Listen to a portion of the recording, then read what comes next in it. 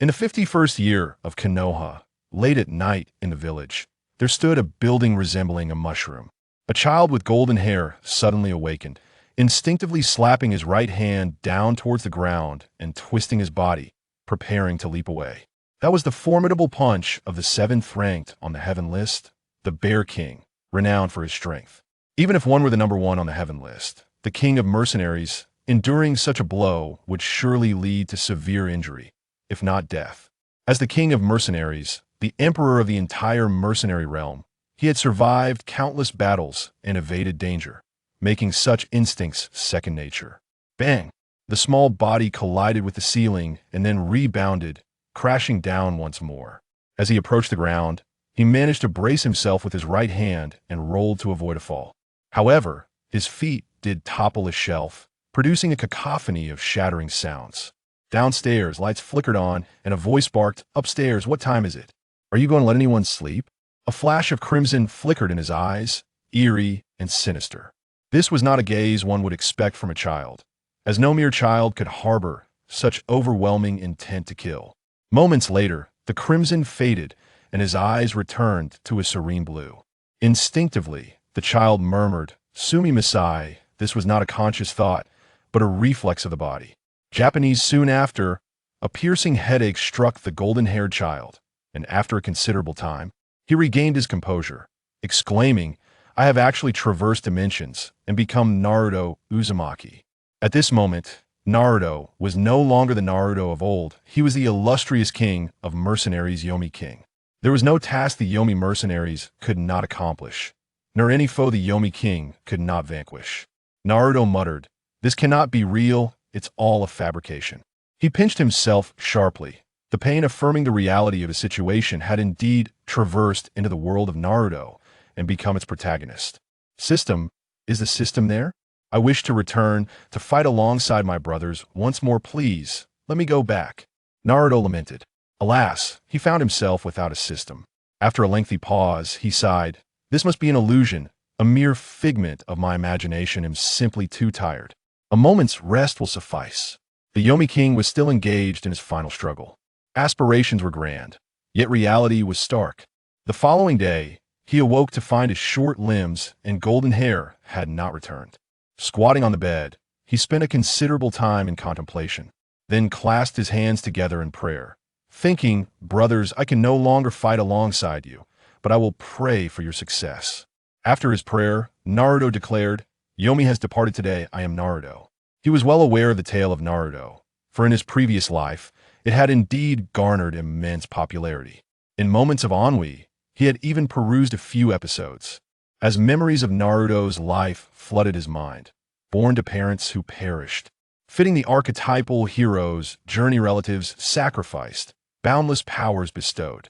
From a young age, he found himself devoid of friends, often regarded as a fox spirit, frequently suffering from hunger, consuming expired milk, receiving meager assistance from 3 generations, and feasting on stale instant noodles.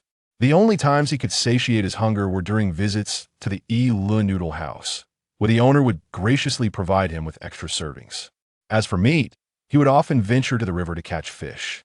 Influenced by the Azura, he embraced a life of optimism, steadfastly pursuing his dream of becoming a ninja, a disciple of Kakashi, and a student of Jiraiya, ultimately training at Meow Mountain. At the age of 16, he attained the form of a sage, contending against the Akatsuki and Uchiha Bido, ultimately bringing peace to the Fourth Shinobi World War and emerging as a hero destined to save the world, culminating in a life blessed with children. Such is the epitome of a fulfilled life. Regrettably, in the eyes of the king of the underworld, this life appeared utterly mundane, a quintessentially failed existence, meticulously orchestrated without the slightest deviation. A faint smile graced Naruto's lips as he mused. The life of a ninja is too singular. Allow me to introduce something novel to this shinobi world and showcase the supremacy of my martial arts. The energy here is significantly more abundant compared to the desolate era of his previous life. It is a veritable sanctuary for cultivation. With such rich energy, after 7 or 8 years of diligent practice, Naruto could surpass the king of the underworld from his past life. After a moment of contemplation, he murmured, I wonder, does the vast sky indeed harbor immortals? In his previous life, Naruto had acquired a technique known as the primordial body refinement technique, which was described as a method for immortality cultivation. However, due to the depletion of celestial energy, he was unable to pursue it. This life, however, seems to present an opportunity. He pondered aloud, should I cultivate the Xian Yuan sword technique or the primordial body refinement technique? The Xian Yuan sword technique was a martial art he practiced, which in his former existence was regarded as the pinnacle of martial prowess. Undoubtedly, cultivating this technique would yield exceptional results after 30 years of training. He had transcended to the pre-heaven realm, stepping into the semi-return to origin stage, reigning supreme in the world. In this life, he could achieve the return to origin stage in less than 10 years of dedicated training. In his past existence, there were also ninjas classified as Genin, Chunin, Jonin, Human Ninja, Earth Ninja, Heaven Ninja, Divine Ninja, and Ninja Ancestors. Naruto had once witnessed a peak Earth Ninja committing heinous acts, which he swiftly ended with a single strike, at that time possessing only pre-heaven strength. This world, however, is shrouded in uncertainty, for the methods of cultivation differ. In his previous life, ninja training involved modifying and creating martial arts from the essence of Huang martial arts, infused with personal elements, resulting in a unique ninja cultivation technique, fundamentally rooted in internal energy principles. Yet here, the chakra extracted by ninjas represents a fusion of spiritual energy and the self-energies of the body, akin to martial arts cultivation, yet fundamentally distinct. Martial arts training entails harnessing an innate energy through techniques, absorbing the energy of heaven and earth to continuously strengthen this energy, forming internal power, unblocking the Ren and Du meridians, solidifying internal power, transforming it into true energy and ultimately into true essence. However, in this world, the chakra cultivated by ninjas appears to be a fusion of spiritual energy and physical energy. Spiritual energy is not merely mental strength, it embodies belief and perseverance. The more resolute and steadfast one's heart, the more potent the spiritual energy becomes. Meanwhile, physical energy is derived from the essence of the body's cells. The amalgamation of these two energies gives rise to chakra. Nevertheless, one might ponder that the disparity should not be too significant. Even innate-level prowess can contend with shadow-level ninjas. The classification of strength in Naruto: Genin, Chunin, Jonin, Elite Jonin, Kage, Super Kage, Legendary Sannin, and Six Paths. Strength does not equate to combat prowess. The longer one accumulates experience, the more stable the foundation, and the greater the combat strength. Naruto murmured, I am still young, am I not merely exploring? With 30 years of memories from my past life, how could I possibly lag behind? Having made his decision, he resolved to practice the primordial body refinement technique. Just as he attempted to organize his thoughts and begin his cultivation, he suddenly sensed someone observing Hyman intuition he had honed over the years. Now that his soul had fused with Naruto's, his perception had heightened. Then he recalled that he was under the watchful gaze of the third Hokage, so he temporarily set aside his training and stepped outside. Upon exiting the building and walking onto the street, he sensed that he was being followed by 4 individuals, each possessing considerable strength. These must be Chunin. Their power is roughly equivalent to that of a second-tier warrior, Naruto mused. In martial arts, the tiers are as follows. Third tier, followed by postnatal, innate, returning to the origin, unity, and the extraordinary. Quickly run. That monster is coming. It will devour people. Why doesn't he just die? Just the sight of him is revolting. On the street, as the citizens beheld Naruto, their words were far from kind, filled with insults, and some even nearly hurled stones. Yet, the current Naruto is no longer the Naruto of your such words. It cannot penetrate his heart, even in the slightest. Once he attains great strength, a mere slap would suffice to silence them all. What vexed Naruto now was the surveillance, truly detestable, utterly intolerable. Fine, I shall not train during the day. I refuse to believe that you, old man, will monitor me under the cover of night. Instead, I shall focus on strengthening my body during the day. Chapter 2. In accord with the 9 tails, without hesitation, Naruto commenced a fervent sprint, and in no time, he found himself at the riverbank outside the village. He did not pause, continuing his reckless dash through the woods. Truly, his body, blessed by an abundance of energy, surpassed that of any ordinary child from his previous life. Naruto mused to himself. After running for what felt like an eternity, he had yet to reach his limits, a testament to his lineage. Unlike typical children of 3 or 4 years, who could barely manage to walk steadily, he effortlessly lifted burdens weighing 20 to 30 pounds. To this end, Naruto hoisted a hefty log of over 10 pounds as additional weight and pressed on. Finally, after an hour of relentless exertion, he collapsed onto the grassy bank by the river, his body weary and parched. In a bid to replenish his energy, he began to circulate his chakra, continuously drawing from the natural energies surrounding him. At that moment, a surge of energy unexpectedly coursed through him. A wave of elation washed over Naruto as he recalled that he was no mere protagonist, but rather a vessel for a tailed beast, whose chakra was unfathomably vast. Even a fragment would suffice for his current training. Entering a meditative state, he found himself within a dark underground waterway after what felt like half an incense stick's time. Deep within the channel, a potent energy pulsated around him, almost beckoning him to absorb it, though he refrained, aware that such an overwhelming force could easily rupture him. He licked his lips and cautiously advanced into the depths. "Little one, come here.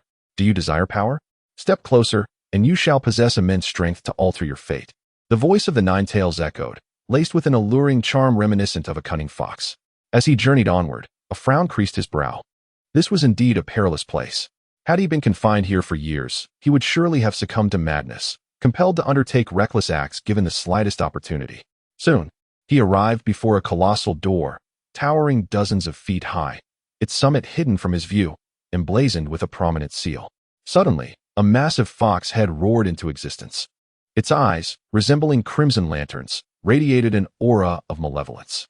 The enormity of its jaws was daunting, and Naruto felt as if he could barely fill the gaps between its teeth, fearing that he might be devoured whole. A sense of overwhelming pressure enveloped him.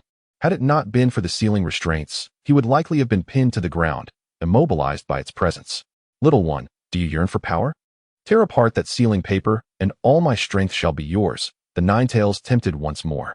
Inwardly, Naruto reflected, had this been his previous life, he would have easily vanquished this red fox with a single sword strike. The creature was undeniably formidable, yet he felt no fear. Noticing Naruto's indifference, the Nine-Tails growled. "Little one." Naruto awakened from his reverie and greeted, "Is that you, Nine-Tails? A pleasure to meet you." The Nine-Tails stared in astonishment. "Little one, you are unafraid of me." Naruto replied, "Why should I fear you? No matter how powerful you may seem, you are but a beast in a cage now." Roar. Naruto struck at its sensitive point, instantly descending into a frenzy, as vibrant red chakra energy surged forth, enveloping the entire ceiling prison.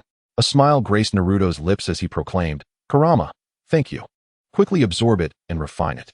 Once he absorbed the emanating red chakra energy, he had already refined 30 strands of primordial energy. The initial step of cultivating the primordial body sovereign technique involves drawing gravity into the body, tempering the flesh, and acquiring primordial energy. Once this energy purifies the body, he would ascend to the primordial body and enter the realm of cultivation. 30 strands of primordial energy were woefully insufficient, far from enough. Naruto rose and said, "Kurama, how about we strike a deal?" Kurama inquired, "How do you know my name?"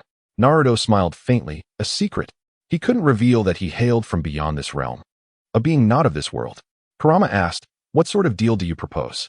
Naruto replied, "Being trapped in this dark and sunless ceiling chamber must be quite unpleasant for you, right?" Kurama's scarlet eyes fixed on Naruto, seemingly questioning, "What are you getting at?" Naruto continued, "Let us make a deal. Once I achieve my cultivation, I will release you. However, I will need you to emit chakra energy to aid my training. What do you think?" Naruto was indifferent to the nature of this chakra. To him, it was merely energy, transformed into primordial energy to cleanse his body. Kurama, somewhat incredulous, responded, "Are you certain?" Naruto affirmed, "Absolutely. However, I will explain certain circumstances when the time comes for your release. The choice will be entirely yours." Surely, he could not genuinely allow it to leave, revealing the plans of the Akatsuki, the resurrection of Uchiha Obito, and the capture of the tailed beasts. It was likely that in this prison, it would feel the utmost safety and would not contemplate escape. In the presence of Uchiha Obito, it had once been easily captured, leaving a psychological shadow over it. Kurama nodded. Very well, I accept your proposal. I hope you will keep your word. The red chakra energy was plentiful, and should it lose some, it could naturally absorb energy to recover. Naruto smiled, of course. With an energy reservoir for cultivation, my strength will surge even faster. Shortly thereafter, Naruto rose once again, eager to continue his training. However, after just a few steps, he stumbled and fell onto the grass. His stomach grumbled loudly, protesting vehemently. He had never been full from a single meal, and after such prolonged exertion, his body had depleted its energy reserves. He was hungry, very hungry. Damn it, Naruto lamented internally. The economy is stiflingly restrictive. He realized that this feeling of constraint would persist for quite some time. Under surveillance, even if he could manage to steal some money, he couldn't spend it freely, as his meager allowance would undoubtedly raise suspicions if it increased. In despair, he trudged to the river to catch fish and shrimp. The Naruto of yore would only catch fish and consume fish, but the current Naruto was different. He caught everything: fish, shrimp, shellfish, and crabs. None were spared. A campfire was ignited, and fish began to roast. In the Hokage Tower, an Umbu reported Naruto's circumstances to the third Hokage. After listening to the Umbu's account, Sarutobi Hiruzen took a puff from his pipe, releasing a cloud of smoke, and remarked, "Does young Naruto aspire to train? Should we allow him to pursue this endeavor?" After a moment's contemplation, he instructed, "No matter, since he wishes to train, let him do so independently. Your duty is merely to protect him, without interference." Understood. The Umbu responded, then withdrew. Sarutobi Hiruzen mused, "The will of fire within him has yet to solidify. Thus, we shall refrain from instructing him in training for now. Until he inherits this will, it is prudent to delay his formal training. Physical conditioning, however, is beneficial. A strong foundation will yield greater achievements in the future. His contributions as Hokage shall remain indelible." Little did he know that Naruto's current physical training diverged from Konoha's traditional taijutsu. Instead, he was mastering a formidable cultivation technique, honing his body to be as resilient as steel, impervious to blade or sword, and possessing immense strength. At that point, mastery would be a mere fantasy. Chapter 3: Shadow Clone Technique. After a hearty meal, Naruto resumed his training, persisting until dusk before returning home.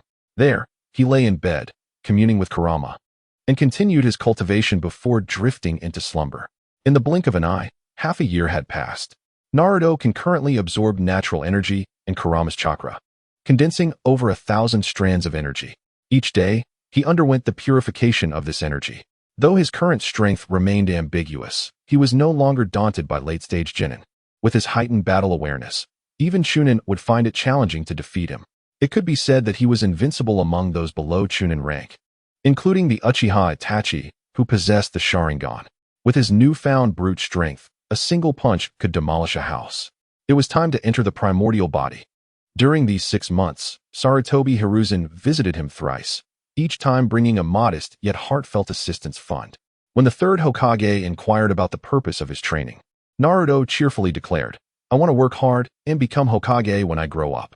This response delighted Sarutobi Hiruzen, who imparted to Naruto rudimentary techniques for chakra absorption, guiding him onto the path of cultivation.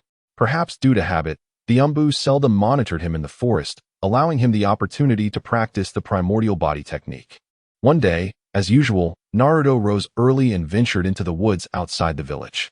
Rising so early, the Umbu did not follow him, which suited Naruto perfectly. He arrived at his secret base in the forest, adjusted himself, and began to harness the primordial energy to refine his physique.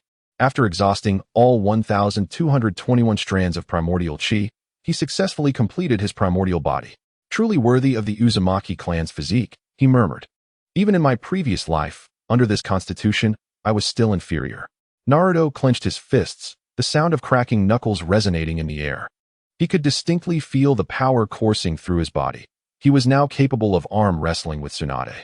However, to assert that he was her equal would be a gross exaggeration. He was merely a being of great physical strength, devoid of chakra, and yet to cultivate his inner energy. Having achieved the state of Hunyuan, Naruto diligently honed his physical form while simultaneously practicing chakra manipulation. As 6 months passed, Naruto turned 4, and a troubling realization dawned upon him. Even lifting weights of 100 pounds bore little benefit to his physical training. far less effective than the cleansing effects of chakra. This thought brought to mind Might Guy, the beloved eighth gate of the village, whose splendid kicks lingered in one's memory. Might Guy was a master of taijutsu, equipped with an array of training apparatuses that Naruto could certainly benefit from. Yet, upon reflection, he dismissed the idea. Such actions would inevitably reveal his intentions. If Might Guy were to discover this, the old man Sarutobi Hiruzen would also find out, and it was likely that he would be subjected to scrutiny. Thus, that path was not feasible. It would be prudent to first enhance his internal cultivation. Naruto shook his head, acknowledging that the elevation of his Hunyuan state would have to wait for another opportunity. The young boy, perplexed, continued to shake his head. The voice of the third Hokage resonated from the forest. Naruto took a deep breath, then broke into a radiant smile, displaying a hint of childish innocence as he exclaimed, "Grandpa Third, you're here." Though not of blood relation, this venerable figure had aged to the point where anyone could be deemed a grandfather. "Steady yourself," he thought, "for I am not yet strong enough to best him." Sarutobi chuckled warmly. "Little Naruto, are you hungry?" Naruto's eyes sparkled with excitement as he replied, "Are you inviting me for Ichiraku ramen, Grandpa Third?" Sarutobi shook his head. "Never mind, I won't join you, but I can treat you. Here, 10,000 ryo should suffice for a meal." 10,000 ryo? Really? For someone of your stature as Hokage, you're quite stingy. Naruto exclaimed joyfully. "Thank you, Grandpa Third." Sarutobi inquired, "How is your training progressing, little Naruto?" Naruto's demeanor faltered slightly as he confessed, "Not well. My rate of absorbing chakra is quite slow, and I have only managed to store a small amount thus far." His expression was one of despondency, eyes clouded with disappointment. "In the ceiling prison," the Ninetail scoffed, "Slow? If this little brat's absorption rate is considered slow, then there is truly no one swift. This child is a prodigy. He has absorbed so much of my chakra energy that any other would have reached the level of a chunin by now. And he continually draws energy from the natural world. As for the current strength of this little brat, I cannot fathom." Sarutobi reassured him, "Do not rush, little Naruto. You are still young. Focus on building a solid foundation, and your progress will come in time." Naruto's breath control technique was executed with remarkable perfection. Even a master of Sarutobi's caliber could not sense him. The young boy declared resolutely, "I will not give up. I intend to become the Hokage." Sarutobi Hiruzen took a deep puff from his pipe, a smile gracing his lips as he said, "I firmly believe that young Naruto will surely succeed. He is destined to become a formidable ninja." Naruto, troubled, replied, "But I haven't learned any jutsu yet, third Hokage. Can you teach me how to train in ninjutsu?" He thought to himself, it would be wonderful to master the shadow clone technique. Once I do, I could play tricks on the Umbu. Hiruzen responded, "Naruto, do not aim too high. To train in ninjutsu, one must first enroll in the academy." Disheartened, Naruto lowered his head and said, "I'm already over 4 years old. In just over a year, I can start school." In Konoha, commoners typically enrolled at the age of 7, while those with exceptional talent could start at 6. Members of esteemed clans could enroll at any time. As the son of a hero, Naruto should have received special treatment, but alas, under the third's machinations, he had been relegated to the status of a commoner, and his circumstances were even worse than that. Hiruzen continued, "How about this, Naruto? I will teach you a simple ninjutsu, one that is quite common and does not violate any regulations." Naruto's eyes sparkled with joy. "What ninjutsu?" Hiruzen replied, "The shadow clone technique. Truly, what one wishes for can come to pass." Overjoyed, Naruto exclaimed, "Thank you, third Hokage." Thus, Naruto acquired the shadow clone technique. After a while, Hiruzen prepared to leave, and Naruto felt reluctant, a tinge of sadness washing over him. However, the third Hokage excused himself, citing many responsibilities, and sent Naruto on his way. Once the Umbu's watchful eyes had departed, Naruto let out a long sigh, thinking, that was exhausting. "Hiruzen, could you perhaps send someone else to deliver the aid? I truly do not favor your presence." Naturally, Hiruzen could not abide such words, and in his heart, he felt quite pleased that Naruto was growing increasingly reliant on him. "Lord Hokage, Danzo wishes to speak with you." Even before reaching the Hokage building, Hiruzen inquired, "What does he want?" The Umbu replied, "That is unclear." Hiruzen swiftly made his way to the Hokage office, entered, and closed the door, leaving just the two of them inside. "Danzo, what is it that you need?"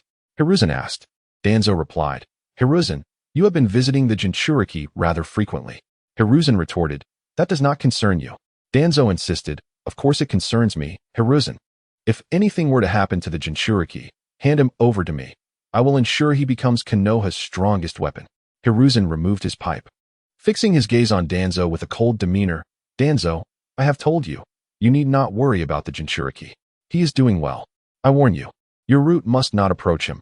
Otherwise, do not blame me for being impolite. I am the Hokage now. I am the Hokage now. This was the source of pain in Danzo's heart. How he yearned for that coveted position. Danzo coldly remarked, Hiruzen, your actions may bring harm to Konoha. Hiruzen replied, under my leadership, Konoha will only grow stronger. The Jinchuriki belongs to no one. He belongs to Konoha. One phrase resonates profoundly. The Jinchuriki belongs to no one. The Naruto of today is not the Naruto of yore. He belongs solely to himself, ungoverned by anyone. Danzo let out a cold snort and turned to leave. His purpose for being there was to observe Sarutobi Hiruzen's stance. Should he detect any sign of leniency, he would covertly abduct the Jinchuriki. The Nine Tails and the Uzumaki bloodline are of immense research value. Alas, Sarutobi's position was resolute, and the Jinchuriki could not be moved for the time being. Chapter 4. Kakashi and Itachi Uchiha. After training alone for a while, Naruto returned to the village. The first order of business, naturally, was to visit Ichiraku Ramen for a hearty meal. One must maintain appearances. Naruto lifted the norin and entered the ramen shop, exclaiming, Tochi-san, one large bowl of ramen, please. Ah, Naruto, have you finished training for today? Tochi greeted him with a warm smile. He was the only person in Konoha who could genuinely offer Naruto a smile. Sarutobi might smile too, but often that smile concealed ulterior motives. Indeed, I came to replenish my energy, Naruto replied. Good, Naruto. Sit tight, the ramen will be ready shortly. Tochi said. As Naruto was about to pass by a young man, he suddenly paused, his gaze fixed on him. The young man had white hair and a cloth covering part of his face, holding a book with an image of an unclad woman, albeit in black and white. The individual was none other than Kakashi, the sixth Hokage. Kakashi turned, sensing someone staring at him. Upon seeing Naruto, he inquired, Hey there, kid. Do you know who I am? Noticing Naruto's tattered clothing, a flicker of sorrow crossed Kakashi's eyes. This was the son of his mentor, the only child of a hero. Yet, the boy was enduring such hardship. It would be hard for anyone to believe that the child of a hero was treated in such a manner. It seemed utterly ridiculous. However, the moment of empathy quickly vanished, replaced by his usual laid-back demeanor. Kakashi was currently in a state of lethargy, still grappling with his inner turmoil. Naruto shook his head, saying, I don't know you. I was merely curious about how you managed to eat with your mouth covered. In a previous life, countless individuals had wished to glimpse the face hidden beneath that mask. Kakashi was the most enigmatic character among all. Even in his youth, he wore that mask, leaving everyone oblivious to his true appearance. Kakashi pondered, isn't the teacher's child supposed to be mischievous? Yet he seems anything but. What could have happened? Tochi arrived with the ramen, announcing, Naruto, your ramen is ready. Oh, you know Lord Kakashi. Indeed, the bowl was larger than usual, more than sufficient for Naruto. Thank you, Tochi-san, Naruto said as he settled down. I don't really know him, but he certainly seems mysterious. The handcrafted words expressed, he is none other than Lord Kakashi, a formidable ninja. Naruto, you may learn from Kakashi-sensei. This statement holds truth. Kakashi is indeed a powerful ninja. However, at present, he does not evoke a sense of danger for Naruto, and so it is. Naruto took a hearty mouthful of ramen, accompanied by a piece of fatty meat. Before stating, my foundation is still weak. I will seek Kakashi-sensei's guidance in the future. Kakashi had not declared any intention of taking Naruto as a disciple, as the matter of being a Jinchuriki was beyond his purview. Naruto faintly sensed a ripple of chakra, and, upon turning his gaze, his eyes widened in astonishment. Truly, what a talent! Utilizing the Sharingan's abilities to consume food, one could only admire such a feat. Kakashi offered Naruto no glance, engrossed in a Riska book, and turned to leave, as if to convey, what makes you think I would reveal my face? The Sharingan, indeed, is a fascinating eye. I must procure a pair to study and ascertain whether the legends hold true, that it requires a familial sacrifice to unlock its boundless power. Having finished his meal, Naruto declared, Uncle Handcrafted, I must take my leave. Handcrafted replied, do come again. As Naruto walked away, he reflected on the events in his mind. In the 54th year of Konoha, the Uchiha clan conspired to rebel, only to be thwarted by Uchiha Shirsue's potent Genjutsu, Kotoeme Tsukumi, ultimately leading to his demise by river. His eyes bequeathed to Uchiha Itachi, enabling him to awaken the Mangeki Sharingan. In the 55th year, the Uchiha clan perished, leaving only the two pillars and Uchiha Itachi. The massacre presented an opportunity to seize the Sharingan. Naruto pondered. This year is 52. In 3 years, the Uchiha clan will be annihilated. Should I intervene? In his previous life, he was the king of the underworld, with countless lives in his hands. Naturally, he did not wish to be alone in this life. Certain members of the Uchiha clan are worthy of alliance, such as Uchiha Shisui, who is powerful, cheerful, and benevolent. Even amidst great conflict, he refrains from causing undue harm to others. Naruto murmured, if change is to be embraced, let it be thorough, and see what kind of sparks may arise, while simultaneously re-establishing my dominion over the underworld. He also contemplated, and then there is Uchiha Itachi. As for the other pillar, he decided against it. That individual's temperament was too dark for Naruto's liking. Indeed, thoughts often manifest in unexpected ways. The next moment, a figure entered Naruto's view. With long black hair and deep, enigmatic lines extending from the corners of his eyes to beneath. Who else could it be but Uchiha Itachi? Naruto gazed into his eyes, which were as profound as an abyss, revealing no signs of the Sharingan. Uchiha Itachi smiled kindly at Naruto, who reciprocated with a slight smile, acknowledging the greeting. This individual possesses immense capability. His only flaw is his obsession with his younger brother, a veritable slave to familial loyalty, willing to battle the world for his sibling. With a heart of pure goodness, he was compelled to accept the task of annihilating his clan, ordered by the higher-ups of Konoha, to protect the village from turmoil. Subsequently infiltrating the Akatsuki organization. Endowed with remarkable abilities, he tragically finds his thoughts distorted, rendering him a quintessential tragic figure. If only he were given a path of righteousness, he could indeed create a magnificent realm. This time, Naruto chose not to rush home. It had been a while since he had the luxury of leisure, meandering slowly through the streets. However, after a short while, he realized that returning home might have been preferable, for he longed to reconnect with those he hadn't seen in ages, only to be met once again with a fresh wave of vitriol. How could he have reappeared? Wasn't it rumored that he had been apprehended by the Hokage? The Hokage, too, was in agreement. The nine-tailed fox ought to be imprisoned to prevent any potential harm it could unleash upon others. As Naruto felt the weight of malevolent gazes upon him, he thought to himself, this village truly offers no sense of belonging. This reflection brought to mind his past life, where online trolls, regardless of the situation, would unleash a torrent of vitriol, seeking to vent their ignorance, cowardice, and fear through the suffering of others, all to satisfy their warped psyches. It is a lamentable and pitiable existence for such individuals, who have never grasped the reins of their own lives, merely pawns in the hands of others. Upon returning home, Naruto reclined quietly on his bed, lost in contemplation, until he decided to seek out his companions for conversation. Chapter 5. Shadow clones absorb chakra individually, extending duration. Little one, you've arrived. Kurama bellowed, his maw agape. He had grown weary of solitude and welcomed the company wholeheartedly. Over time, he had come to appreciate this little boy. Kurama, why do you seem to have gained weight? Have you been indulging too much? Naruto quipped. You glutton, it is you who has overindulged. Kurama retorted, the crimson chakra swirling around them. Calm down, calm down. Excitement is detrimental to your health, Naruto cautioned, as he absorbed the red chakra, transforming it into his own power with astonishing speed. With the current richness of his chakra, he was on the verge of transcending the limits of the mortal realm. Yet, his physical form had yet to reach its limit. Thus, he chose to hold off on breaking through for now, awaiting the moment when his body could also transcend, leading to a significant qualitative leap.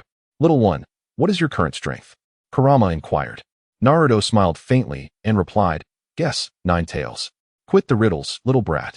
Just tell me. Kurama demanded. Naruto continued, aren't you the mightiest of the tailed beasts? Shouldn't you be able to discern this? After all, you are the 9 tails. How could you not see it? Kurama retorted, you may take your leave. Don't be like that, old friend. We have been together for over a year now. By the way, Kurama, how many ninjutsu techniques do you know? Little one, you've already mastered my tailed beast bomb. What more do you desire? Indeed, Naruto had learned the tailed beast bomb from Kurama. While its potency was somewhat diminished when executed with Naruto's chakra, its power would be exponentially amplified with Kurama's assistance. It must be said that the development of physical capabilities in the world of Naruto is indeed lacking. However, the advancement of ninjutsu surpasses that of ninjas from previous lives. Naruto remarked, "There's no need for too much. Just a few sage techniques will suffice." Kurama retorted, "Kid, just go away." This naive child was simply dreaming. Wishing for sage techniques. Why not just ascend to the heavens? Kurama felt a strange affection for the boy, perplexed by the warmth he felt towards him.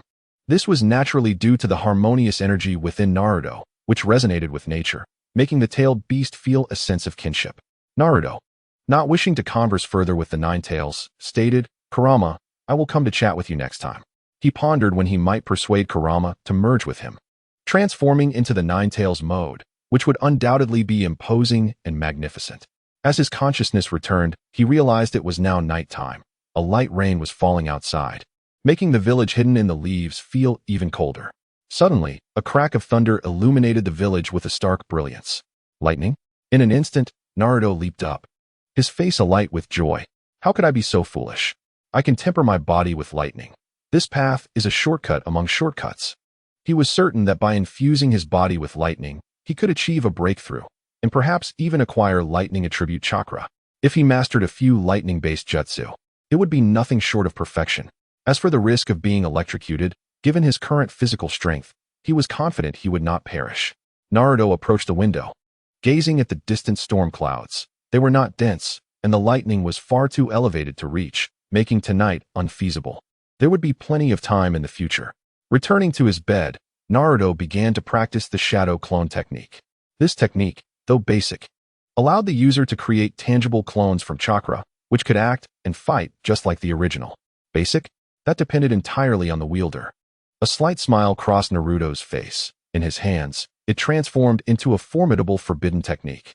He mused, if this were in my previous life, it would be regarded as divine. Each clone possessed an independent consciousness and a degree of resilience. Upon dispelling, the memories and experiences of the clones would return to the original. This understanding of sword intent and profound truths would yield extraordinary results.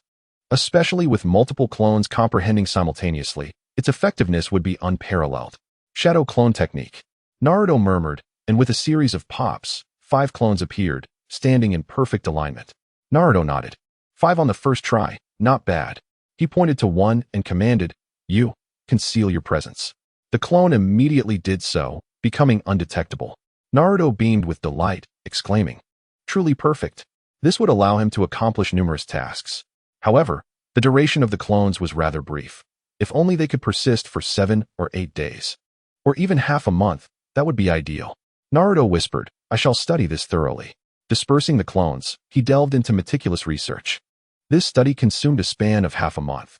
Fate indeed plays tricks on him. Half a month has passed, yet this day is oppressively hot, with no sign of impending rain. With nothing to occupy his time, Naruto wanders aimlessly and stumbles upon a small garden, where a woman is watering a young plant. Inspired, he slaps his forehead, only to find himself ensnared in a misconception. Shadow clones rely on a continuous supply of energy, as long as there is an unending source. They can persist indefinitely. While the training methods of Konoha do not permit the cultivation of shadow clones, my heritage from Yin and Huang is not to be underestimated. This minor energy is hardly likely to escape me. The woman looks up, startled to see Naruto, her face paling as she drops the watering can. In her eyes, he appears as a monstrous being. Naruto chuckles, acknowledging her unwitting inspiration. However, his smile transforms in her gaze into that of a flesh-eating fiend, prompting her to scream and flee into her house, firmly shutting the door behind her. Shaking his head, Naruto hastens home. Upon arrival, he employs the shadow clone technique, summoning a clone and instructing it to circulate energy to absorb the ambient energy. It is effortless. Natural energy flows continuously into the clone. The clone remarks, "Master, I seem to be sustaining myself for a longer duration." Naruto responds, "Excellent. Today will yield great rewards. I must treat myself to a hearty feast." He retrieves his frugal savings of 30,000 ryo to indulge in lavish fish and meat. Unfortunately, after his efforts, he finds no one willing to sell him food, as they refuse his patronage and some even threaten to resort to violence. Naruto smiles faintly and leaves, a hint of melancholy in his departure. Someone is watching him. He must put on a show. As he exits the village, the solitude envelopes him as he reaches the forest beyond. In a mere second, his despondency fades, replaced by tranquility. Why should he starve just because they refuse to sell? That would be absurd.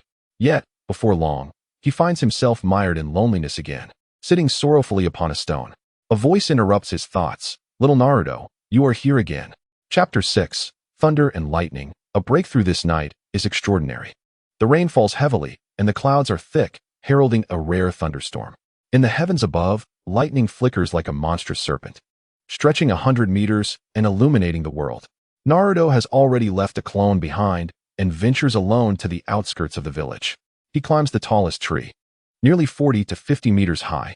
In his hands, he holds a kite, entwined with iron wire, the string also made of iron. This is a contraption he has meticulously crafted, intended to draw down the thunder and assist his physical breakthrough.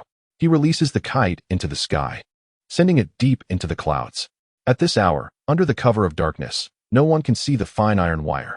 Suddenly, a sharp crack echoed as thunder and lightning converged, striking the kite and pulling it down with immense force. With a resounding thud, a powerful bolt of lightning struck Naruto, causing him to cough up blood and plummet from the treetop. Within him, a series of cracking sounds emerged, as if some shackles had been shattered. "What are you doing, brat?" Kyubi exclaimed. In the depths of the sealed prison, the skies were also filled with intertwining lightning that struck Kyubi. As he descended, Naruto said, "Kyubi, I sincerely apologize for dragging you into this. Thank you for your gift." The lightning coursed through the nine tails, dispersing a considerable amount of chakra, which Naruto then absorbed. Kyubi remarked, "Brat, you are the most absurd ninja I have ever encountered. Practicing with lightning is unprecedented, truly a path to self-destruction." Naruto retorted, "Who told you I was a ninja? Am I not still alive?" "What do you mean?" Kyubi inquired. Naruto replied, "I will explain later." He had just broken through the first level of the primordial body refinement technique, significantly enhancing both his physical strength and capabilities. With his current physical prowess, he could overpower any elite ninja. He quickly collected his blood and vanished into the distance. His objective was achieved. Attracting such potent lightning would surely draw attention, so it was prudent to leave swiftly to avoid detection. As he departed, he took the kite with him, leaving no trace behind, for those individuals had keen senses. Sure enough, not long after Naruto's departure, four individuals arrived at the scene. After a thorough investigation, they confirmed that it was merely a natural lightning phenomenon before departing. Naruto briefly washed himself in the river outside the village before returning home, dispersing his shadow clones and lying on his bed, entering the sealed prison once more. "Kyubi, you're here," Naruto exclaimed. "Kyubi, release some chakra for me. I am still lacking a bit," he continued. Without hesitation, Kyubi released his crimson chakra. Naruto resumed his absorption and cultivation, ultimately storing it in his dantian, concluding the process with a faint aura emanating from him. In that moment, Kyubi felt an intense sense of danger. "Brat, what exactly have you been cultivating?" Naruto replied, "Kyubi, this is not the path of the ninja. It is a new way, which I call the martial way. It is not about being a warrior. It is about the martial way." He emphasized this to prevent the fox from misunderstanding. "The martial way?" Kyubi murmured, asking, "What is the martial way?" Naruto explained, "The martial way is the pursuit of truth through martial practice. The spirit of the martial way seeks to quell conflict and find the ultimate goal of mutual assistance and unity from contradictions and struggles. Martial power is not violence. It is not for the sake of killing or fighting, but rather to swiftly end such actions, to protect and defend all beings. When absolutely necessary, it is employed with a compassionate heart, transforming hostility into camaraderie, harmonizing heaven and earth into one breath. Come, little fox. I welcome you to the culture of the Yanhuang martial way." The Ninetales inquired, "Is it truly possible to embrace benevolence towards others, transforming hostility into camaraderie, and harmonizing heaven and earth into a singular essence?" Naruto responded with conviction, "As long as there is faith and determination, it can undoubtedly be achieved." Raising his head, his eyes ignited with brilliance as he continued, "If there is defiance, then it must be suppressed. If there is resistance, it must be eradicated entirely, establishing a new order to breathe life into existence." The cold glint in Naruto's gaze penetrated the depths of the Ninetales' heart, instilling a profound chill within it. In Naruto, the Ninetales could not discern the prophecy foretold by the Sage of Six Paths. He was not the prophesied child, pondering silently, "How much longer must I wait, old man?" Subsequently, Naruto smiled and remarked, "Ninetales, I have made significant progress in my training, yet it is not yet time to release you. Await another 3 years. And once I acquire what I seek, I shall set you free. The Ninetales conceded, very well. I have waited for many years, so what is a little more time? In the following year, Naruto immersed himself in rigorous training. He did not focus on ninjutsu, but rather, with frugal savings, implored the blacksmith to forge a true blade for him, not a katana, but a genuine sword. He refrained from visiting the blacksmith himself, fully aware that no one would craft a weapon for him. Over the year, Naruto's strength saw little enhancement, remaining at the mid-stage of his innate realm. However, his swordsmanship reached unparalleled heights, and his sword intent ascended to its zenith. A single step further would lead him to the domain of profound understanding, a stage he had only grazed in his previous life. The peculiar nature of Naruto's sword puzzled Sarutobi Hiruzen, who inquired about it. Naruto skillfully allayed the old man's concerns with a web of deception. To maintain his guise, Naruto's shadow clones would collapse to the ground, mirroring the scripted narrative, prompting Sarutobi to offer comfort and encouragement each time, devoid of any tangible action. With his capabilities as a ninja instructor, he could easily guide Naruto to shed his feeble clones or suppress the Ninetales aura, yet he chose not to intervene, not once. The most frequent words exchanged between them were, "Where the leaves of Konoha dance, the fire shall eternally burn. As long as there are fluttering leaves, the flame shall thrive." The light of the fire illuminated the village, nurturing new sprouts, symbolizing the indomitable will of fire. For Naruto, Konoha was not merely an organization. It was a cherished home that birthed and nurtured countless ninjas each year, who would fight, even to the death, to protect what they held dear. The villagers, though lacking blood ties, were, in his eyes, the most important family he could ever have. Each time he heard these words, Naruto felt exasperated, wishing he could silence the old man's incessant chatter. There was also an unfortunate circumstance. At the age of 6, Naruto could not attend school due to his insufficient foundational knowledge, fearing he would fall behind. He would wait until he turned 7 to begin his education. On the surface, Naruto appeared quite lonely. Yet inwardly he felt a surge of joy as he accompanied a group of children to school, a notion he found somewhat difficult to accept. Chapter 7. The fateful encounter that day. Naruto had trained late in the forest, returning only as dusk began to descend, clutching 2 fish he had caught. These were fish he had nurtured for quite some time. Over the past 2 years, he had nearly exhausted the river's supply. So he had dug a small pond to raise the smaller fish until they were large enough to feast upon. Suddenly, a derisive voice pierced the air. "Your eyes are truly nauseating. You must be a monster too, you white-eyed freak." The scene felt inexplicably familiar to Naruto. Could it be a fateful encounter? He mused as he approached, fish in hand. Indeed, in the distance, a few children had gathered around a little girl, who was clad in a pale purple dress and wrapped in a light yellow towel, crying on the ground with her face buried in her hands. Despite the darkness, Naruto could distinctly see the cruel laughter of the 3 children, their faces marred by malice. Since fate had brought them together, he resolved to intervene. Stepping forward, he remarked, "You lot are being excessively cruel. If you weren't all just children, I would have kicked you already. Imagine if an adult were here. I would show them no mercy." One of the boys sneered, "Who are you?" Naruto replied, "Take a good look. Surely you recognize me?" To his dismay, the 3 children did not know who he was and questioned, "Who are you?" Naruto furrowed his brow, cursing inwardly, "Damn it, those shadowy figures again." He declared, "I am Uzumaki Naruto, the future Hokage." This proclamation elicited laughter from the trio, one of whom threw a punch at him. However, this was not the mischievous Naruto of the original tale. Here, he was the king of mercenaries. With a firm grip, he seized the boy's weak punch and flung him aside. Then, he directed a blow at another boy, sending him flying as well. As for the little girl, he decided against striking her. The fear he had instilled was punishment enough. Naruto noted the girl's terror, as she appeared utterly petrified, even to the point of wetting herself. "Aren't you 3 leaving?" he commanded, and the children fled, terrified to linger any longer. Turning to the girl, he asked gently, "Are you all right?" He had his ways of comforting the elderly, but soothing a young girl was a different matter entirely. Hinata lifted her head, her timid demeanor evoking sympathy. With her short blue hair framing her adorable face, she gazed at Naruto with pure eyes, touched, and softly shook her head, murmuring, "I'm fine." Was she adorable? Undoubtedly. However, Naruto had no intentions of pursuing a child bride. To him, she was merely a little girl.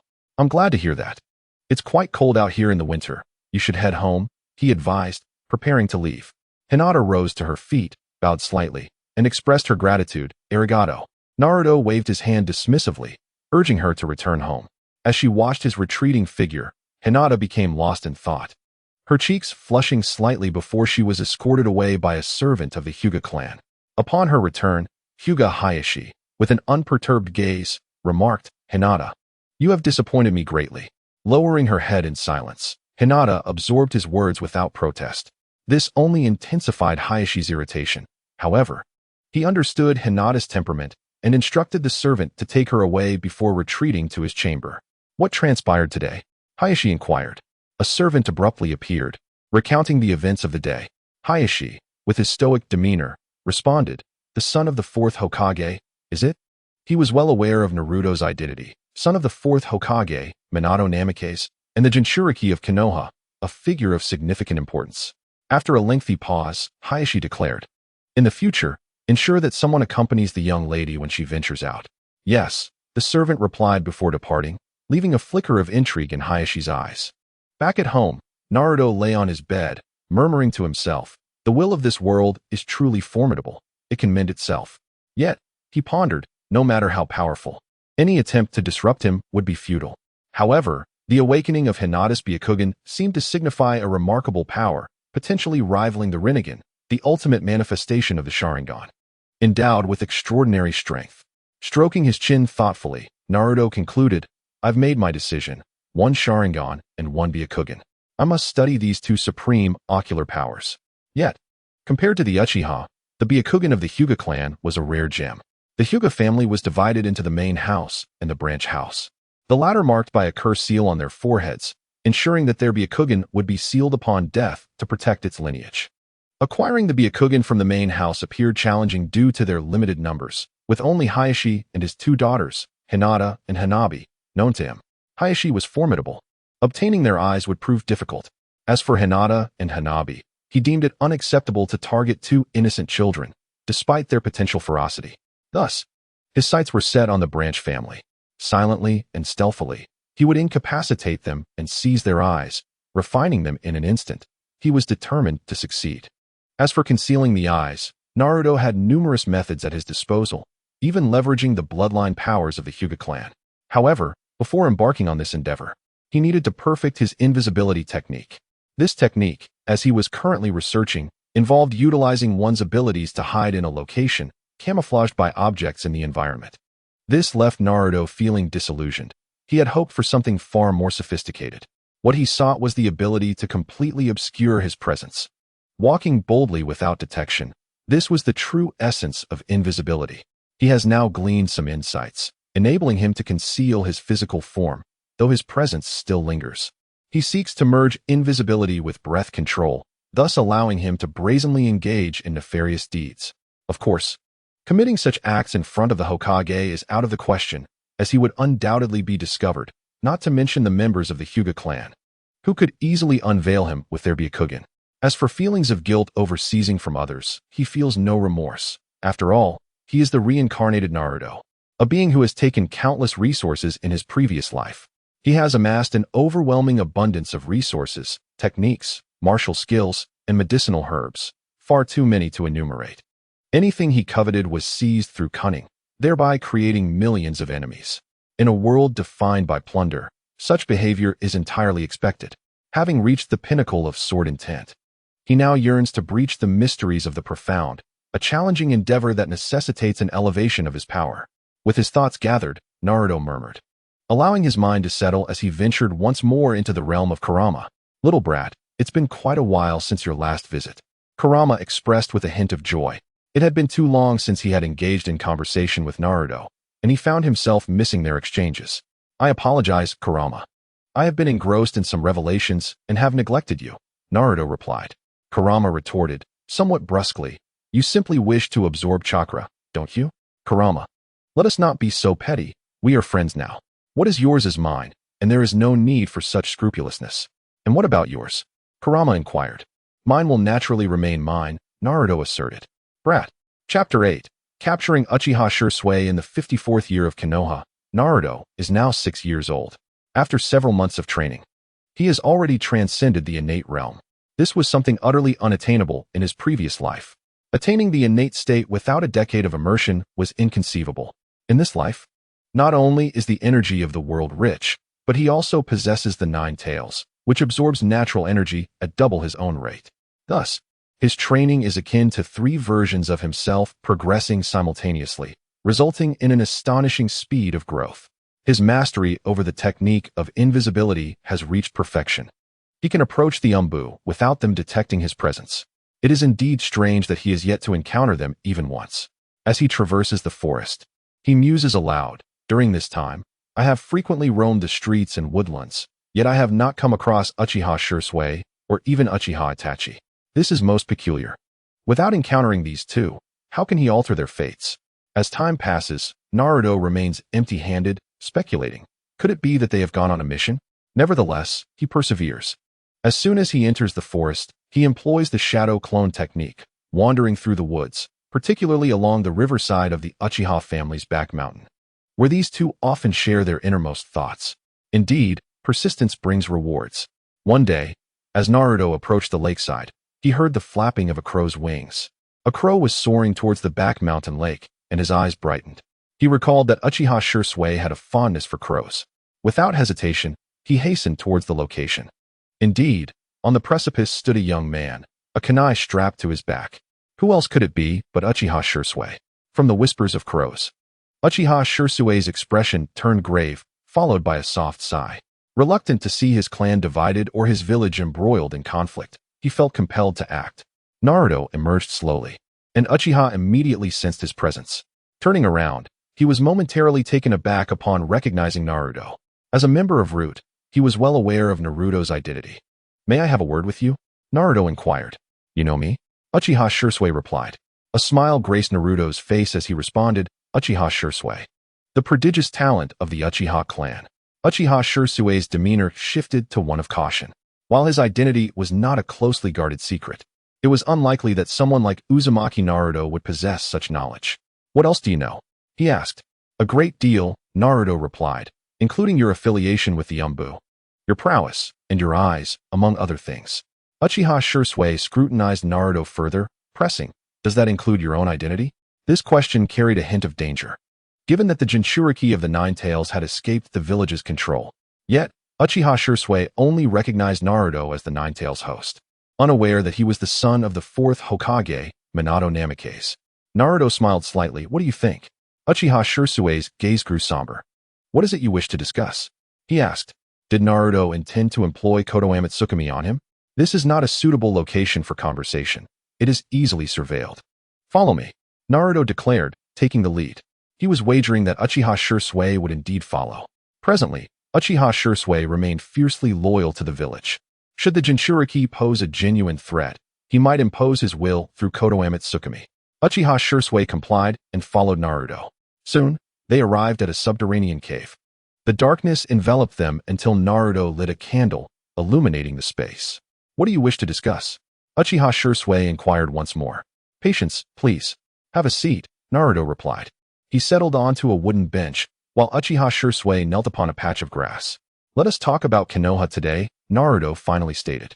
Upon hearing this, Uchiha Shursui's eyes sharpened with vigilance. Indeed, the Jinchuriki harbored concerns. Unfazed, Naruto posed a question. "What do you think of the current state of Konoha?" Uchiha Shursui replied. "It is thriving, flourishing, devoid of bloodshed and darkness, united in camaraderie and love." Naruto's lips curled into a sardonic grin at this statement. "Devoid of bloodshed? Devoid of darkness?" he retorted, then countered, "If there is no bloodshed, then from whence do orphans like us arise?" Uchiha Shursui remained silent, unable to respond, for while war necessitates casualties, not all orphans perish due to conflict. Naruto continued his discourse. "Devoid of darkness? One by one, orphans vanish without a trace. Have you ever investigated their whereabouts? Or are you truly oblivious to their fate? It is regrettable that they lack influential backgrounds. Thus, their plight garners no attention, and they fade into silence. As for solidarity and camaraderie, such notions are nothing short of a grand jest. Do you not, as a member of the Umbu, comprehend the reality of our existence? Consider your own Uchiha clan. When the first Hokage, Hashirama Senju, was still in power, you were integral to Konohagakure. Yet upon his death, and with Tobarama Senju ascending to leadership, the oppression of the Uchiha began. From the very start, his intent was to eradicate your clan. Subsequently, with the third Hokage's rise, the creation of Root, under the leadership of Danzo, both of whom were disciples of Tobirama, intensified the persecution, ultimately driving the Uchiha clan from the village. No longer were there positions of power for the Uchiha, save for a mere security detail, often beset by complaints and baseless accusations from the villagers. At this juncture, Uchiha Shisui found himself at a loss for words. Everything Naruto articulated was the undeniable truth, leaving him no room for rebuttal. Naruto pressed on. To this day, aside from Tsunade, who remains of the once mighty Senju clan, the land of whirlpools has been annihilated, the Uzumaki clan extinguished, who has claimed their secret techniques. Were they not the most genuine allies of Konoha? The wives of the first and fourth Hokages hailed from the Uzumaki clan. Have they not contributed immensely to the village? The tale of Konoha's White Fang, Tsukumo Hatake, who forsook a mission to save a life, became widely known. Why should he be condemned for such a minor lapse when his contributions to the village are undeniable? Did he not save lives? What of the death of Hyuga Hayashi? One question after another struck Uchiha Shisui, leaving his complexion pale. Observing Shisui's reaction, Naruto inquired again, "Do you know who I am?" Uchiha Shisui lifted his gaze, his pale cheeks quivering, seemingly unable to fathom the magnitude of this injustice.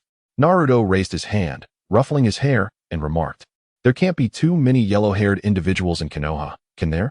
Suddenly, Uchiha Shisui's body stiffened. The only yellow that lingered in his mind belonged to the fourth Hokage, Minato Namikaze. He stood up in disbelief, exclaiming, "Could it be?" Naruto nodded affirmatively. "Indeed, I am Uzumaki Naruto, the son of the fourth Hokage, Minato Namikaze." In that moment, Uchiha Shisui was struck with astonishment. The demon fox, reviled and ridiculed by the villagers, was, in fact, the son of their true hero.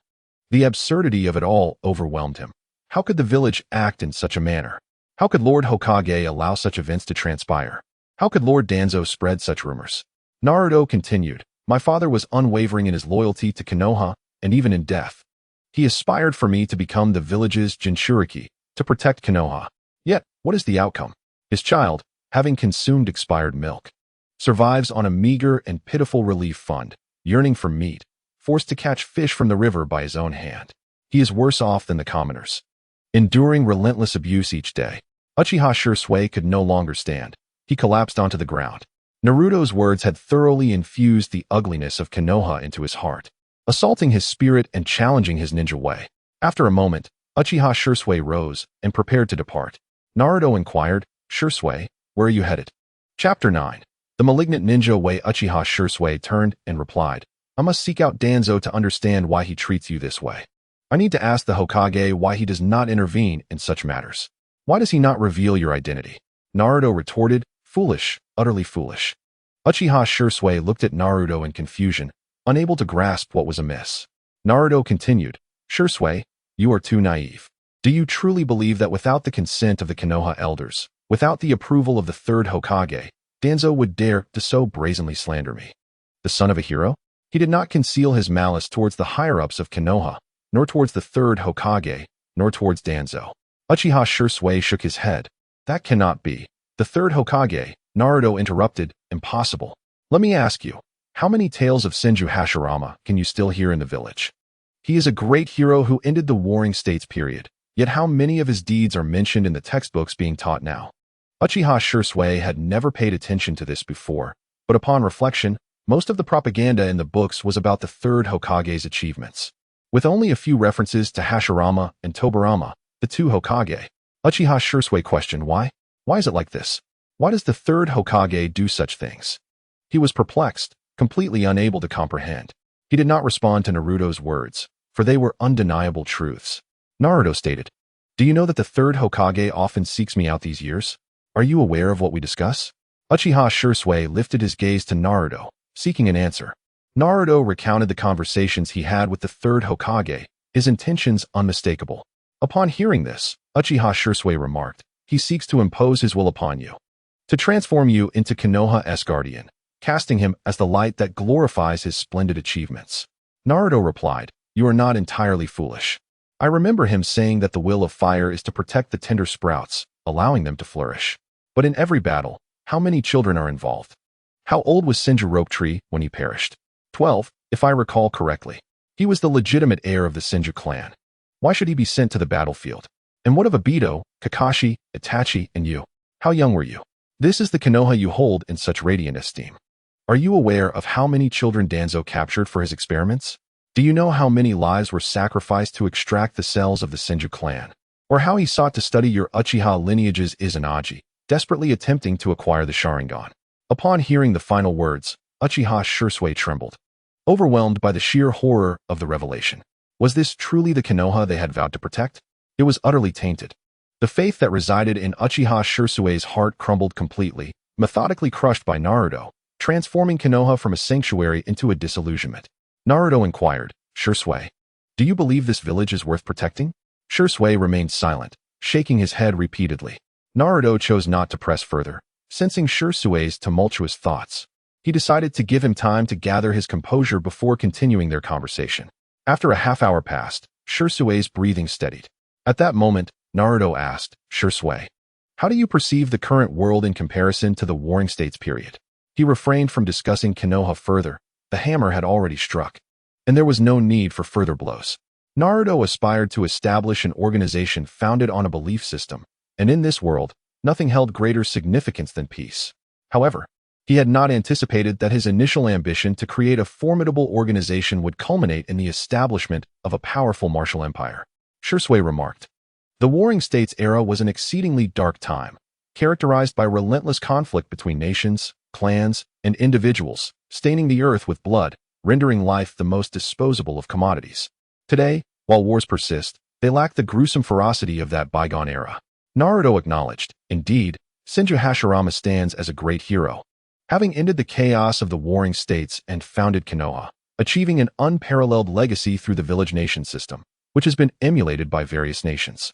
He shook his head, adding, yet, this was applicable only to his time. Shisui queried, why is that? Both Uchiha Madara and Senju Hashirama were his idols, and hearing them dismissed ignited a need to understand the reasoning behind such a statement. Naruto explained, because, during that period, Hashirama was immensely powerful, single-handedly dominating an era, unmatched by any adversary. Furthermore, with Uchiha Madara as his ally, these two extraordinary figures together became formidable engines of war. Who would dare oppose them?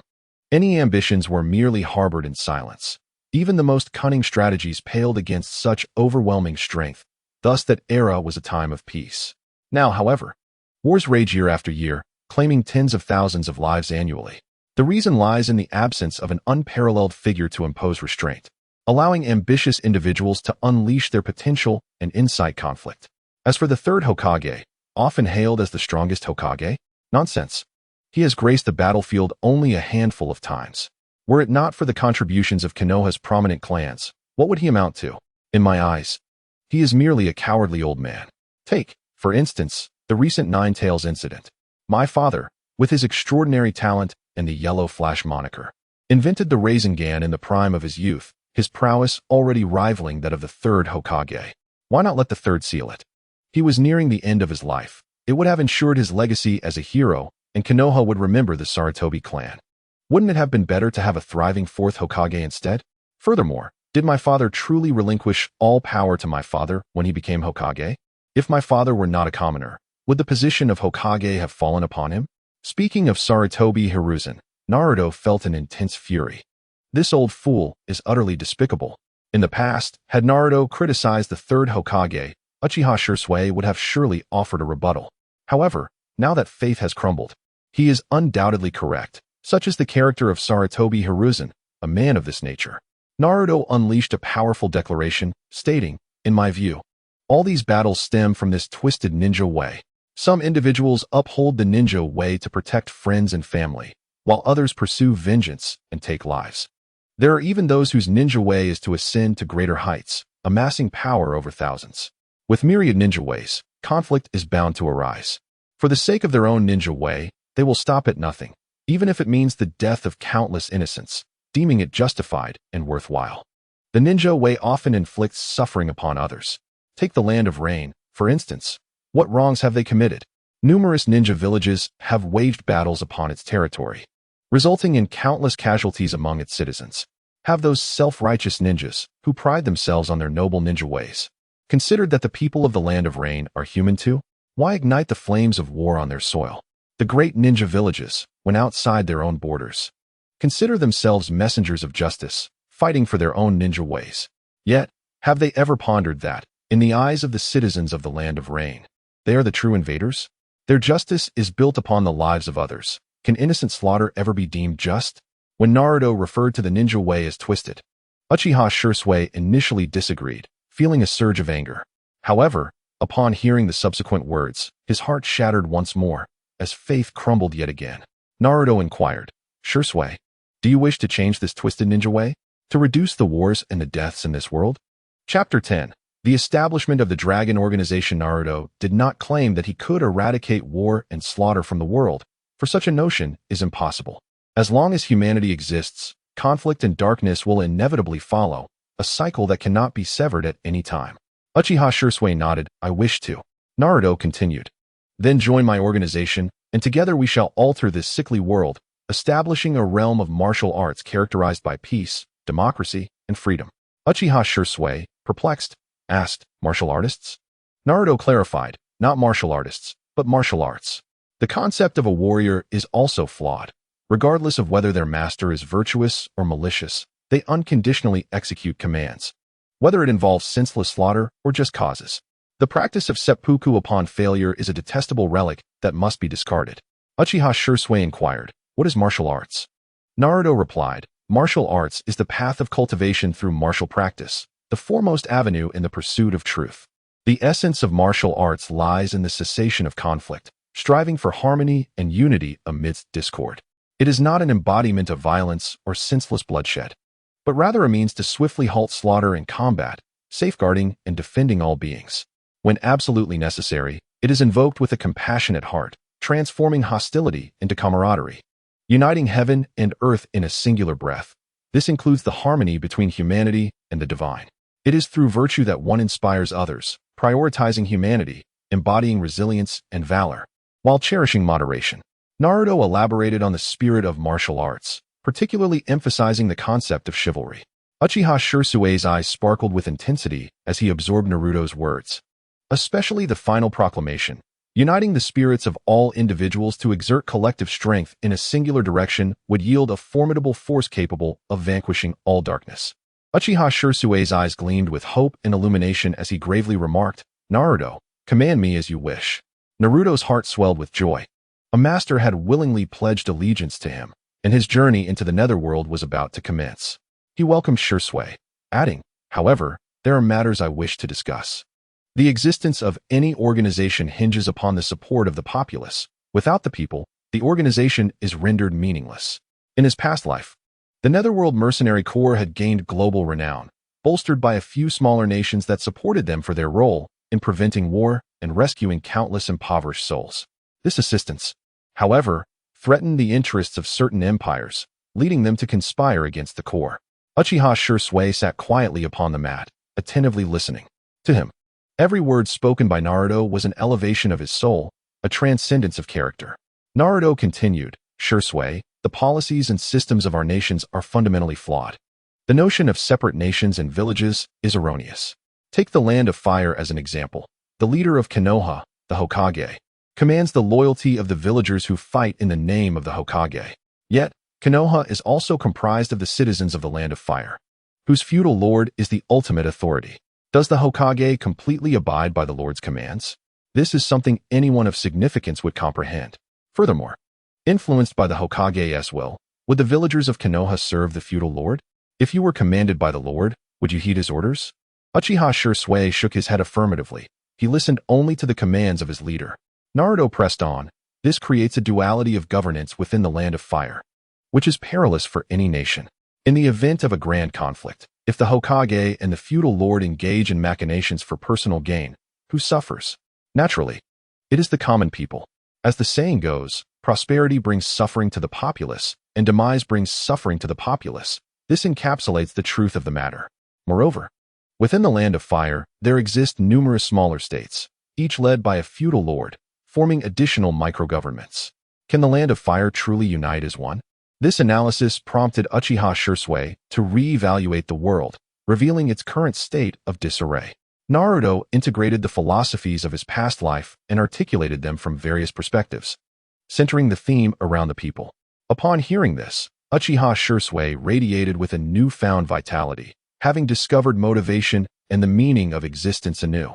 Regardless of the perspective taken, Naruto's ideologies far surpassed the prevailing national policies. Rising to his feet, he bowed respectfully, expressing his gratitude. "Thank you, Naruto-sama." Naruto responded, "Shisui. We are now part of an organization. There is no need for formality. Please, have a seat."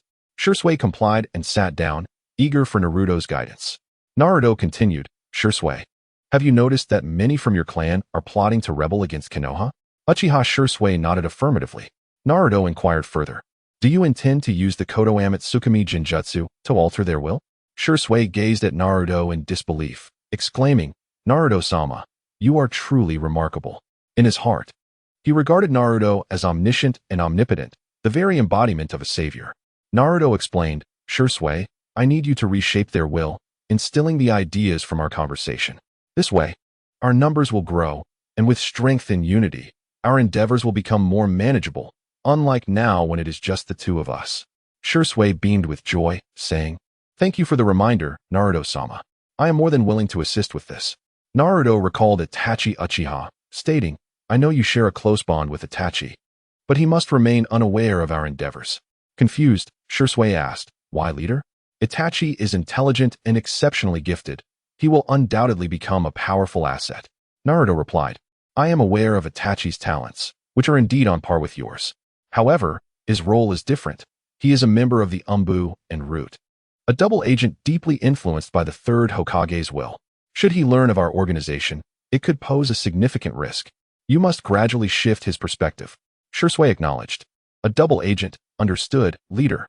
Naruto remarked, "The title leader does not sit well with me. I aspire for a world where all are as dragons. Thus, we shall be known as the Hidden Dragon Organization, and I shall be the Dragon King. All as dragons." "A beautiful aspiration," Shisui declared with conviction. "Yes, Dragon King." Initially, Naruto had considered the title of the Underworld King, but he deemed it too dark for an organization dedicated to justice, opting for a more fitting name instead. Naruto stated, "Shisui, I shall now impart the methods of martial arts cultivation." Shisui questioned, "The methods of martial arts cultivation?" Chapter 11. Time to attend school. Naruto explained, "We must abandon the path of ninjutsu and establish martial arts, which naturally requires a foundation in martial studies. Shisui, I am about to unleash my inner martial energy. Perceive the energy within my body." With that, Naruto retracted his breath control technique, opening the gates of his dantian, and an overwhelming aura surged forth. Wow, this power is incredible. In the depths of the sealed prison, the Nine Tails was roused by the potent energy within Naruto's body, awakening to a profound sense of peril. This young boy has grown remarkably powerful. Uchiha Shisui exclaimed, "So much chakra." If one were to equate the energy within Naruto to Kakashi, it would amount to at least 200 Kakashis. With his current strength, in the village of Konoha, he was virtually invincible, save for the formidable kick of Might Guy, against which Naruto understood that he would likely perish. Naruto articulated, "This is not chakra. I refer to it as true energy." "Shisui, do you not sense that it surpasses chakra?" Uchiha Shisui responded, "Certainly, but it is the realm in which it exists." Naruto interjected, "This is called the dantian. In martial arts, one must possess not only an exterior but also profound inner substance. Much like our organization, we must not only present ourselves well, but also embody a deeper significance that inspires genuine respect and trust." At this moment, Uchiha Shisui was thoroughly captivated by Naruto's words, feeling a sense of pride in joining the organization. "Shisui, the training of ninjutsu is, in essence, a flawed practice. You accumulate chakra, yet it is stored within the flesh and organs, which can inflict significant harm upon the body," Naruto explained. Uchiha Shisui found this difficult to comprehend and humbly requested, "Please, enlighten me, Dragon King." Naruto continued, "Let us start with the extraction of chakra. Chakra is the amalgamation of spiritual energy and physical energy. The spiritual energy represents human conviction. As long as one lives, their beliefs endure. The physical energy is derived from cellular extraction. However, this process can indeed be detrimental to the body. Physical energy is typically sustained through nourishment and relentless training. Our cells are akin to machinery, continuously generating energy, yet this machinery can falter. After several extractions of energy, it may cease to function, accelerating the aging of our cellular structure. He elaborated, as for chakra storage, while chakra is beneficial to the body, moderation is key. Exercise is advantageous, yet overexertion can lead to disability. For instance, if one is capable of lifting 500 pounds, attempting to lift 1,000 would result in collapse. The body, constructed of cells, similarly has its limits. Each cell can only bear a certain amount of chakra. Excessive burden leads to swelling and rupture. Each individual's body is a miniature universe, replete with mysteries awaiting discovery. Such dual damage accelerates the aging process. Upon hearing Naruto's insights, a door of understanding opened for Uchiha Shisui. Naruto imparted the Xian Yuan sword technique to Uchiha Shisui, who, true to his reputation as a prodigy, swiftly grasped the fundamentals under Naruto's guidance. He began to perceive the internal energy, integrating the chakra from his flesh into this newfound energy, transforming it into internal power, which he stored within the acupoints and meridians. Dragon King, I feel a sense of relief, Uchiha Shisui remarked, as he began to experience the benefits of his burgeoning mastery. Naruto remarked, it is only natural. Chakra transforms into internal energy, and the acupoints are the very junctions of the human body where chi converges, storing energy far more effectively than mere cells. Uchiha Shisui replied, Dragon King, I perceive that internal energy is even more refined and powerful than chakra. Naruto responded, this is inevitable. As you integrate chakra energy, you also absorb natural energy. Both types of energy contain certain impurities, yet our bodies possess a self-repair mechanism, expelling waste. When we absorb energy through our meridians and acupoints, it undergoes a purification process, thus resulting in greater potency. Uchiha Shisui inquired, Dragon King, may I transmit this cultivation method to my clan members? Naruto affirmed, yes, but it is permissible only for those within the organization. They must possess steadfast resolve and be taught in stages to prevent it from falling into the wrong hands. Uchiha Shisui responded, understood, Dragon King. His intention to share was naturally directed at the clan members of the esteemed Baitian Shun. He would first gather support among them, and should it succeed, he would proceed accordingly. Uchiha Shisui believed that with martial cultivation, their strength would undoubtedly increase. Naruto cautioned, Shisui, Konoha will not spare your Uchiha clan, so you must act swiftly. Subsequently, train your people to become a formidable fighting force. Uchiha Shisui nodded, yes, Dragon King. Naruto then imparted a method of internal cultivation and body refinement to Uchiha Shisui, explaining, these two cultivation techniques are somewhat inferior in grade. As long as you ensure the integrity of those you recruit, you may teach them. Those who can sense internal energy should learn the internal techniques, while those unable to sense internal chi and who extract chakra slowly should practice the body refinement method to strengthen their physical forms, enabling them to accommodate more chakra. Uchiha Shisui was overjoyed, exclaiming, yes, Dragon King. Naruto warned, especially be wary of Danzo, that old rascal. Be cautious of his ambushes. Your eyes are exceedingly powerful, so guard them well. Uchiha Shisui, now harboring no fondness for Danzo, replied coldly, he will not be my match. Speaking of eyes, Naruto inquired, Shisui, after your clan members pass away, their Sharingan seems to be collected. Could you procure one for me? Uchiha Shisui replied, Dragon King, if you desire an eye, mine could suffice. As the current leader of the organization, my strength will benefit us all. Naruto waved his hand dismissively, no. Your eyes can only reach their full potential while you possess them. I merely wish to refine one for research. Perhaps I can unravel the mysteries of your bloodline limit. If successful, I would like to attempt to evolve it, to test the legendary power of the Rinnegan. A glimmer of joy appeared in Uchiha Shisui's eyes. The Dragon King was exceptionally astute. If he could succeed in his research, it would be a monumental boon for the Uchiha clan. Dragon King, how shall I procure one for you? Uchiha Shisui inquired. Even if you return empty-handed, find a clan member and extract one, or even take your own, Naruto instructed. I often train by the riverside. You may deliver it there. Uchiha Shisui responded, understood. After a brief conversation, Uchiha Shisui departed. His demeanor somber upon arrival, yet invigorated upon leaving. Shortly thereafter, Naruto too took his leave, swiftly returning to the riverbank, dispelling his shadow clones without a trace of flaw. Today was a splendid day. Naruto gazed at the sky, a satisfied smile gracing his lips. However, such blissful moments are often interrupted, as the aged voice of the third Hokage echoed nearby. Little Naruto, what brings you such joy? A diminutive figure emerged from the woods. Naruto beamed. Grandpa Third. You've come. Sarutobi Hiruzen replied. I came to visit you, little Naruto. Do you have any good news to share with your grandpa? Naruto responded. Grandpa Third. Behold the shadow clone technique. With a resounding pop, 2 Narutos appeared. Sarutobi Hiruzen exclaimed. Well done, little Naruto. You've mastered the shadow clone technique. Naruto replied proudly. Of course. I am a genius.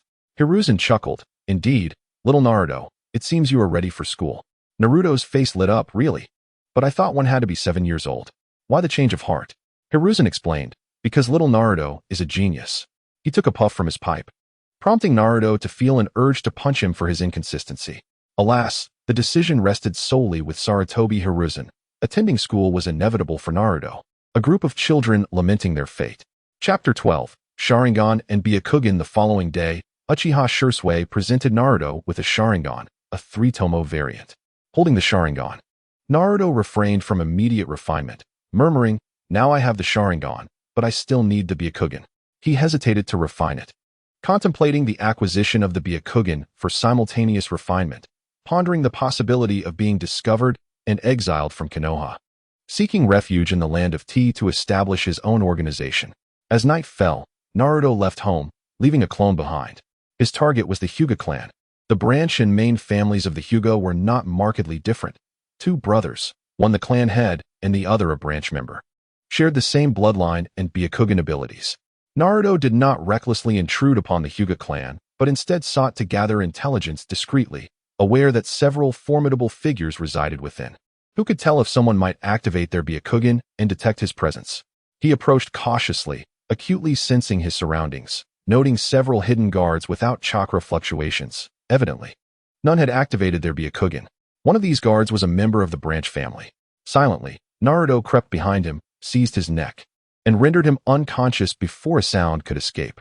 He swiftly extracted the man's eyes and departed hastily, not returning home, fearing potential complications. He resolved to refine the eyes first, making his way to a secluded spot in the forest outside the village to begin the process. The first stage of refining the Sharingan is fraught with suffering, akin to the pain of exchanging one's eyes. However, who is Naruto? He is the king of the underworld, a being who has persevered through countless tribulations, having clawed his way back from the brink of death. Such pain is trivial to him. After approximately 10 minutes, Naruto successfully refined the Sharingan. Yet, before he could even begin his contemplation, a sudden surge of excruciating pain coursed through him, as if roots were relentlessly intruding into his eyes, tearing at his very soul, nearly eliciting a scream from him. The surrounding energy was rapidly drawn towards him, prompting Naruto to exclaim, Kaibai chakra.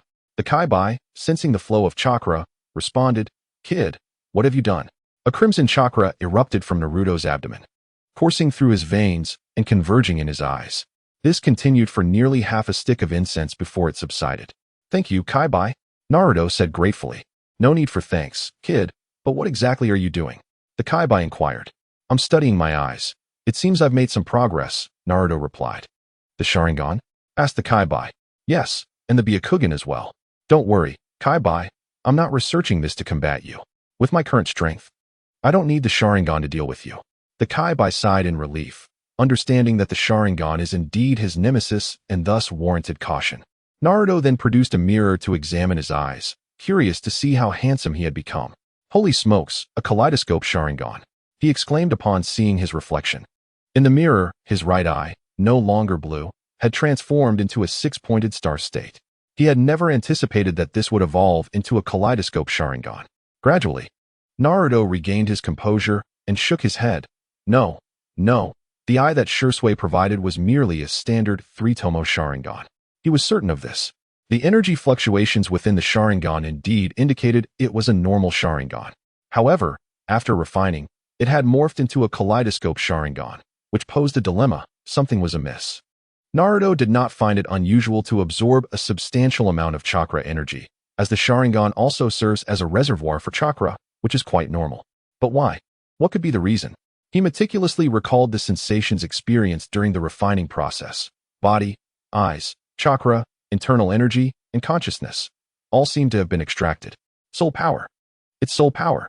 The stronger the soul power, the more potent the Sharingan one can unlock, he exclaimed with excitement. Naruto's current soul power was equivalent to 2 souls, thus immensely strong, enabling him to directly awaken the Kaleidoscope Sharingan. The soul power of the former king of the underworld must have diminished significantly during his crossing over. Even when merged with Naruto, it amounted to less than 60% of its former strength. It seems I need to seek answers from Shisui, Naruto murmured, recalling the Uchiha clan's bloodline limit. To offer one's kin to the heavens, boundless is the magical power. The Uchiha clan's bloodline limit. Could it be that the death of a loved one stimulates the growth of the soul, allowing one to harness more chakra? The more I ponder, the more plausible it seems. I intend to find a moment to inquire thoroughly with Shisui. The notion that one cannot revert the Sharingan without the bloodline limit is utter nonsense. It is merely their inability to control the fusion of chakra and spiritual energy. Thus they must exist in the state of the Sharingan. In this ninja world, most research centers around bloodline limits and ninjutsu, while the study of cultivation remains rather rudimentary. Having recalled the energy, I rubbed my eyes, feeling a twinge of discomfort, and remarked, overexertion will surely lead to blindness. The optic nerve is inherently feeble. And under such immense energy impact, it is nearly impossible not to succumb to blindness. Naruto, having circulated his true energy, swiftly regained his composure, nourishing his neural pathways, ensuring his sight would only improve, certainly not deteriorate. Subsequently, Naruto gauged his own realm. Having reached the pinnacle of the mid-stage of innate power, he had elevated a level. Previously possessing 200 Kakashis, he now had over 250. Naruto extracted the Byakugan, murmuring, as one of the ocular techniques, the Sharingan requires spiritual energy. What does the Byakugan necessitate? I recall that it seemingly involves combining the chakra of the Otsutsuki clan with that of the Hyuga clan's Byakugan, or fusing multiple Byakugan from the Otsutsuki clan to evolve into the Rinnegan. The chakra of the Otsutsuki is of a higher caliber than ordinary chakra. Could it not be energy? The more I contemplate, the more likely this seems. Otherwise, why would one require Otsutsuki chakra? Enough speculation. I shall attempt the fusion. Naruto commenced the refinement of the Byakugan, drawing upon his experience with the Sharingan, thus accelerating the process considerably and with less discomfort. Upon refining the Byakugan, Naruto began to circulate his true energy into his left eye. Once started, it was unstoppable. This was Hunyuan true energy, even more potent than the martial cultivation energy, akin to divine power, surpassing that of the Otsutsuki chakra. The Byakugan absorbed Naruto's true energy at an alarming rate. Within mere minutes, it had completely consumed his energy, leaving his dantian utterly depleted. Feeling a searing heat in his left eye, he exclaimed, "Damn, it truly is so." With his dantian empty, Naruto felt a wave of despair. It would take considerable time to recover, at least 3 months. Yet, this was not the end. The evolution of the Byakugan was only 1/3 complete. 2 more iterations were required for it to fully evolve. The sole consolation was that the Byakugan could also restore itself. Both eyes could regain their azure hue. Chapter 13. The base of operations, in country. The following day, the entirety of Konoha sprang into action. Hyuga Hizashi, upon learning the truth, promptly reported to Sarutobi Hiruzen.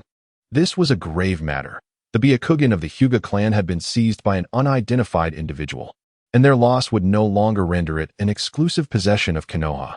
Sarutobi Hiruzen departed to convene a meeting to deliberate on this issue. The covert operatives and roots began mobilizing, with messages being exchanged incessantly. In a daze, it felt as though a great war were impending.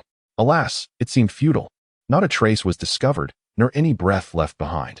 The number of dark agents surrounding Naruto had increased. In the eyes of Sarutobi Hiruzen, the Jinchuriki was paramount, surpassing even the Hyuga clan, prompting the involvement of Jonin.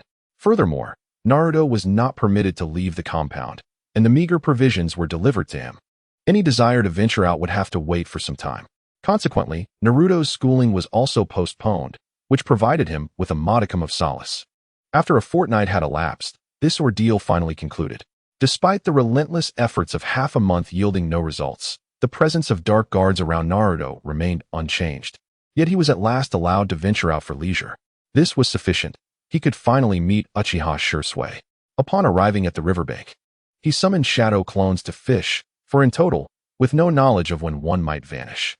Shursui, how have matters unfolded? Naruto inquired upon their encounter. Uchiha Shursui replied, Dragon King, those clan members secretly plotting to betray the village have all been thwarted by my Koto Amatsukami. There were a total of 84. Naruto pressed, what of Uchiha Fugaku? Shursui responded, his strength rivals my own, making him difficult to control. Furthermore, he is wary of me, complicating any attempts to act against him. I apologize for disappointing you. Dragon King, that is already commendable.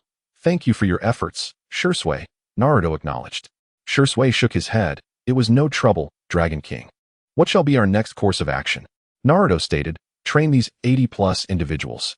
Dismiss all personnel from the security division. Let them focus on their cultivation. The Uchiha clan can support them. Understood. Shursui affirmed. Naruto then asked, have you had any contact with Itachi? Shursui replied, indeed, Dragon King, you are correct. Itachi is a double agent, and my attempts to win him over have failed. I have approached him multiple times, subtly introducing your ideals, yet he remains unimpressed. Seemingly more committed to the village and his clan, desiring only peace for both. Naruto felt a twinge of regret. It appeared that future opportunities would have to be sought. However, without Shursui's impetus, he was unable to unlock the Manjiki Sharingan and advised, for now, refrain from approaching him. Let him remain unaware of our organization's existence. Understood. Shursui replied. Naruto continued, Shursui, when you awakened your Manjiki Sharingan, how did your mental state change? Shursui, anxious, asked, Dragon King. Have you encountered any issues while refining the Sharingan? His concern for Naruto was evident. In his heart, nothing in Konoha held more significance than Naruto. Naruto waved his hand dismissively. No, Shursui, look into my eyes. As he spoke, his gaze began to shift, the six-pointed star manifesting. Shursui exclaimed, this is the Manjiki Sharingan. Indeed, it is the Manjiki Sharingan, Naruto confirmed. Shursui shook his head in disbelief. How is this possible? How can this be? This was the first instance of a Sharingan evolving after being refined by a clan member. Naruto said, this is the purpose of my inquiry. Based on my research on the evolution of the Sharingan, it seems that the key ingredient for its advancement is mental strength. The stronger the mental fortitude, the more rapidly the Sharingan evolves. I suspect that during moments of anger and rage, your bloodline stimulates the growth of mental power. My mental strength surpasses that of many. Hence, once refined, my eyes evolved. Naruto referred to spiritual energy as mental power, which the Uchiha could accept more readily. Uchiha Shursui felt as though an expansive path awaited him. After a moment of reflection, he recounted, Dragon King, when my father died, I was filled with rage and awakened the Manjiki Sharingan. In retrospect, I did not pay much attention to it. Nor did I know if that was when my mental strength increased. Naruto suggested, for instance, before you activated the Manjiki Sharingan, how far could you perceive? You've engaged in numerous missions, so you should be quite aware. After awakening the Manjiki, how much further could you sense? Uchiha Shursui replied, indeed. There is a noticeable difference. The distance has indeed increased. They had not previously contemplated this, for the evolution of their Sharingan naturally signified an enhancement of their abilities. And with enhanced abilities came greater perception. Naruto proposed, how about this? I have researched methods of spiritual cultivation. You should try practicing it to see if it stimulates the evolution of your Sharingan. After all, we are in the world of Naruto. And this is my research. It's rather audacious, but no one can refute it. Uchiha Shursui was overjoyed and expressed, thank you, Dragon King. He then cautioned Naruto, however, Dragon King, the Sharingan should not be overused, or one risks losing their sight. Naruto replied, this brings me to my second point. Upon hearing this, Uchiha Shursui became even more excited, realizing that this could be remedied. Truly, the Dragon King was a deity poised to change the world. Naruto continued, activating the Sharingan is essentially a burden of energy. Much like using a dagger or shuriken, the more it is utilized, the more it deteriorates.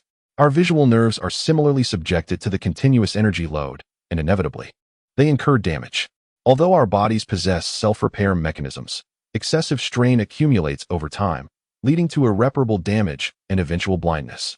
Naruto's explanation was straightforward and easily comprehensible.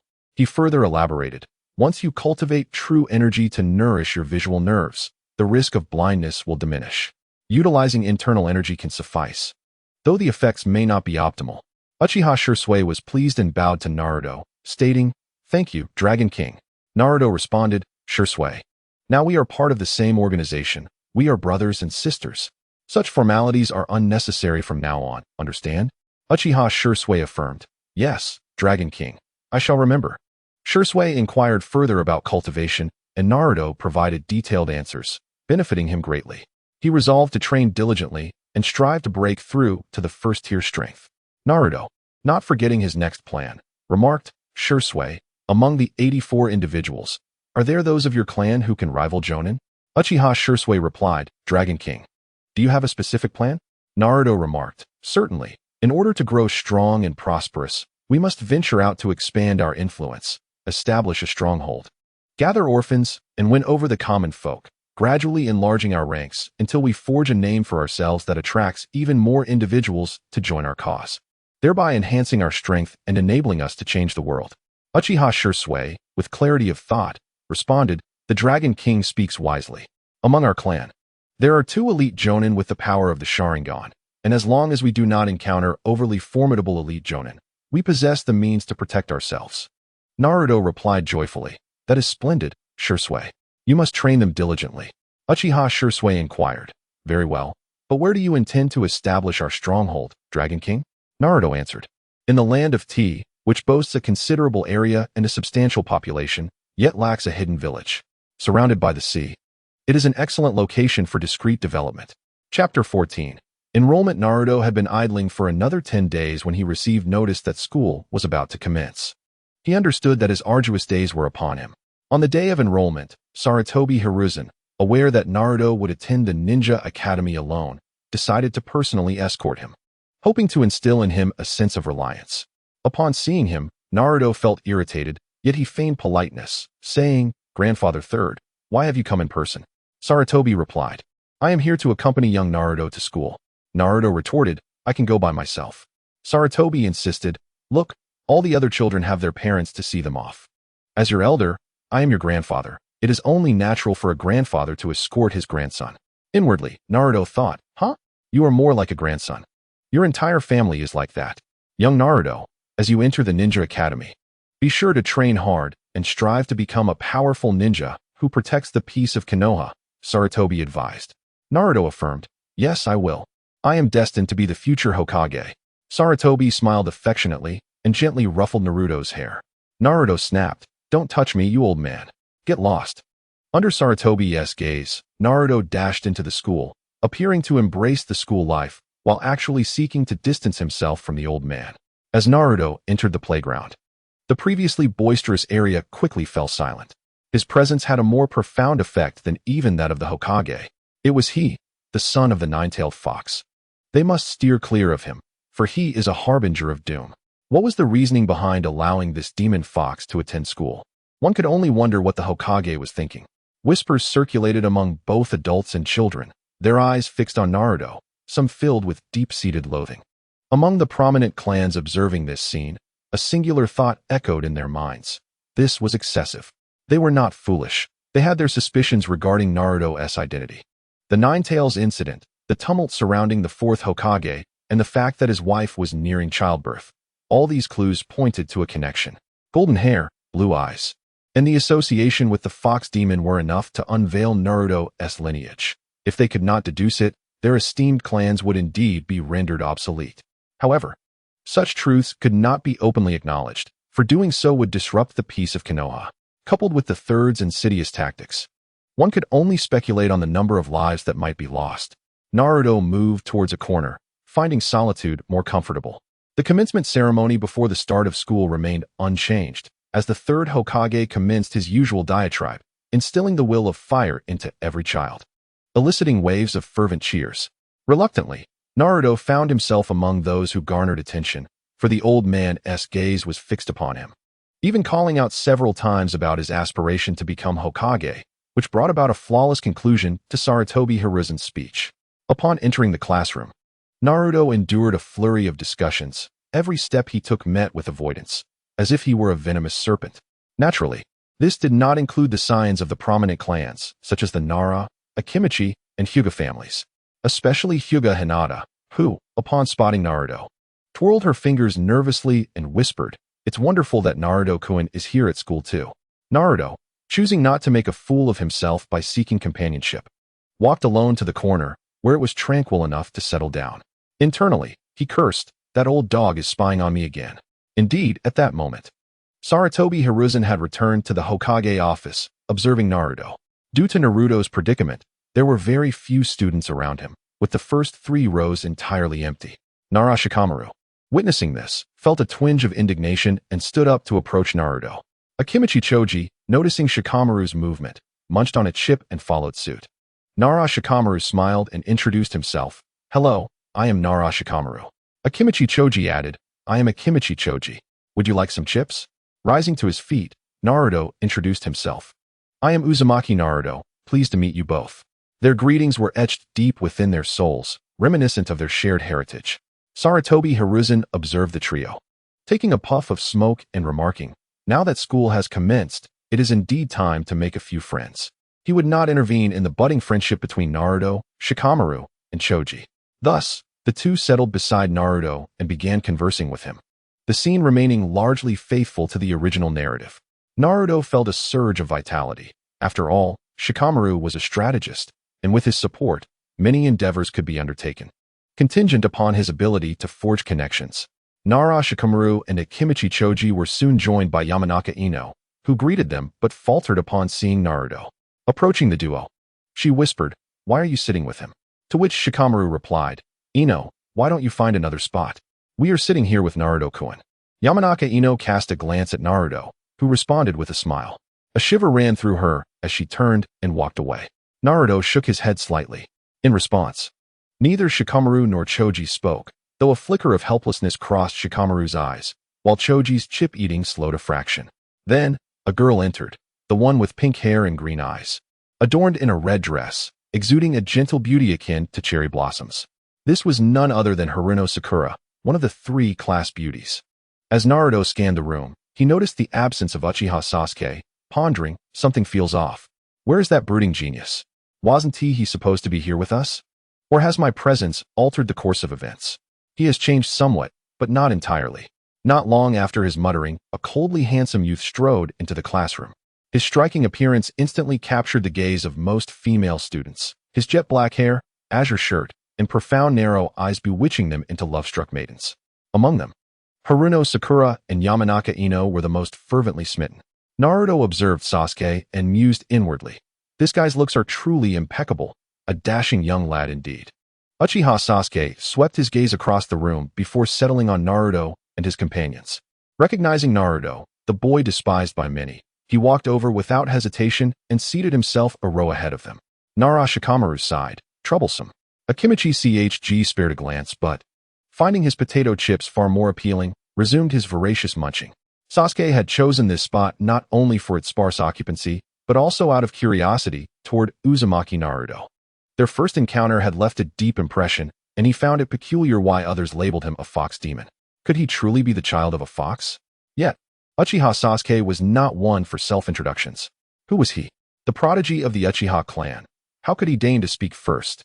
It must be said that the Uchiha's ingrained arrogance ran deep. Even a mere child harbored such notions, a chilling testament to their inevitable downfall. As Sasuke took his seat, Sakura and Ino swiftly flanked him, one on each side. Though displeased, his pride forbade him from uttering a single word of protest. The 2 girls eagerly introduced themselves. Attempting conversation, Naruto remarked, "At least there's a row between us." Shikamaru nodded in silent agreement. Chg, wholly absorbed in his snack, paid no heed. Chapter 15. Introductions. The teacher arrived. Predictably, Iruka.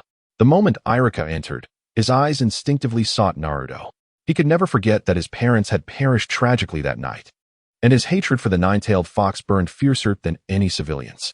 Yet, this was just a child. What could he possibly know? He had been innocent then. How could the sin be his to bear? Still, the sight of him resurrected memories of the 9-tails rampage and his parents' gruesome deaths, stirring an unavoidable conflict within.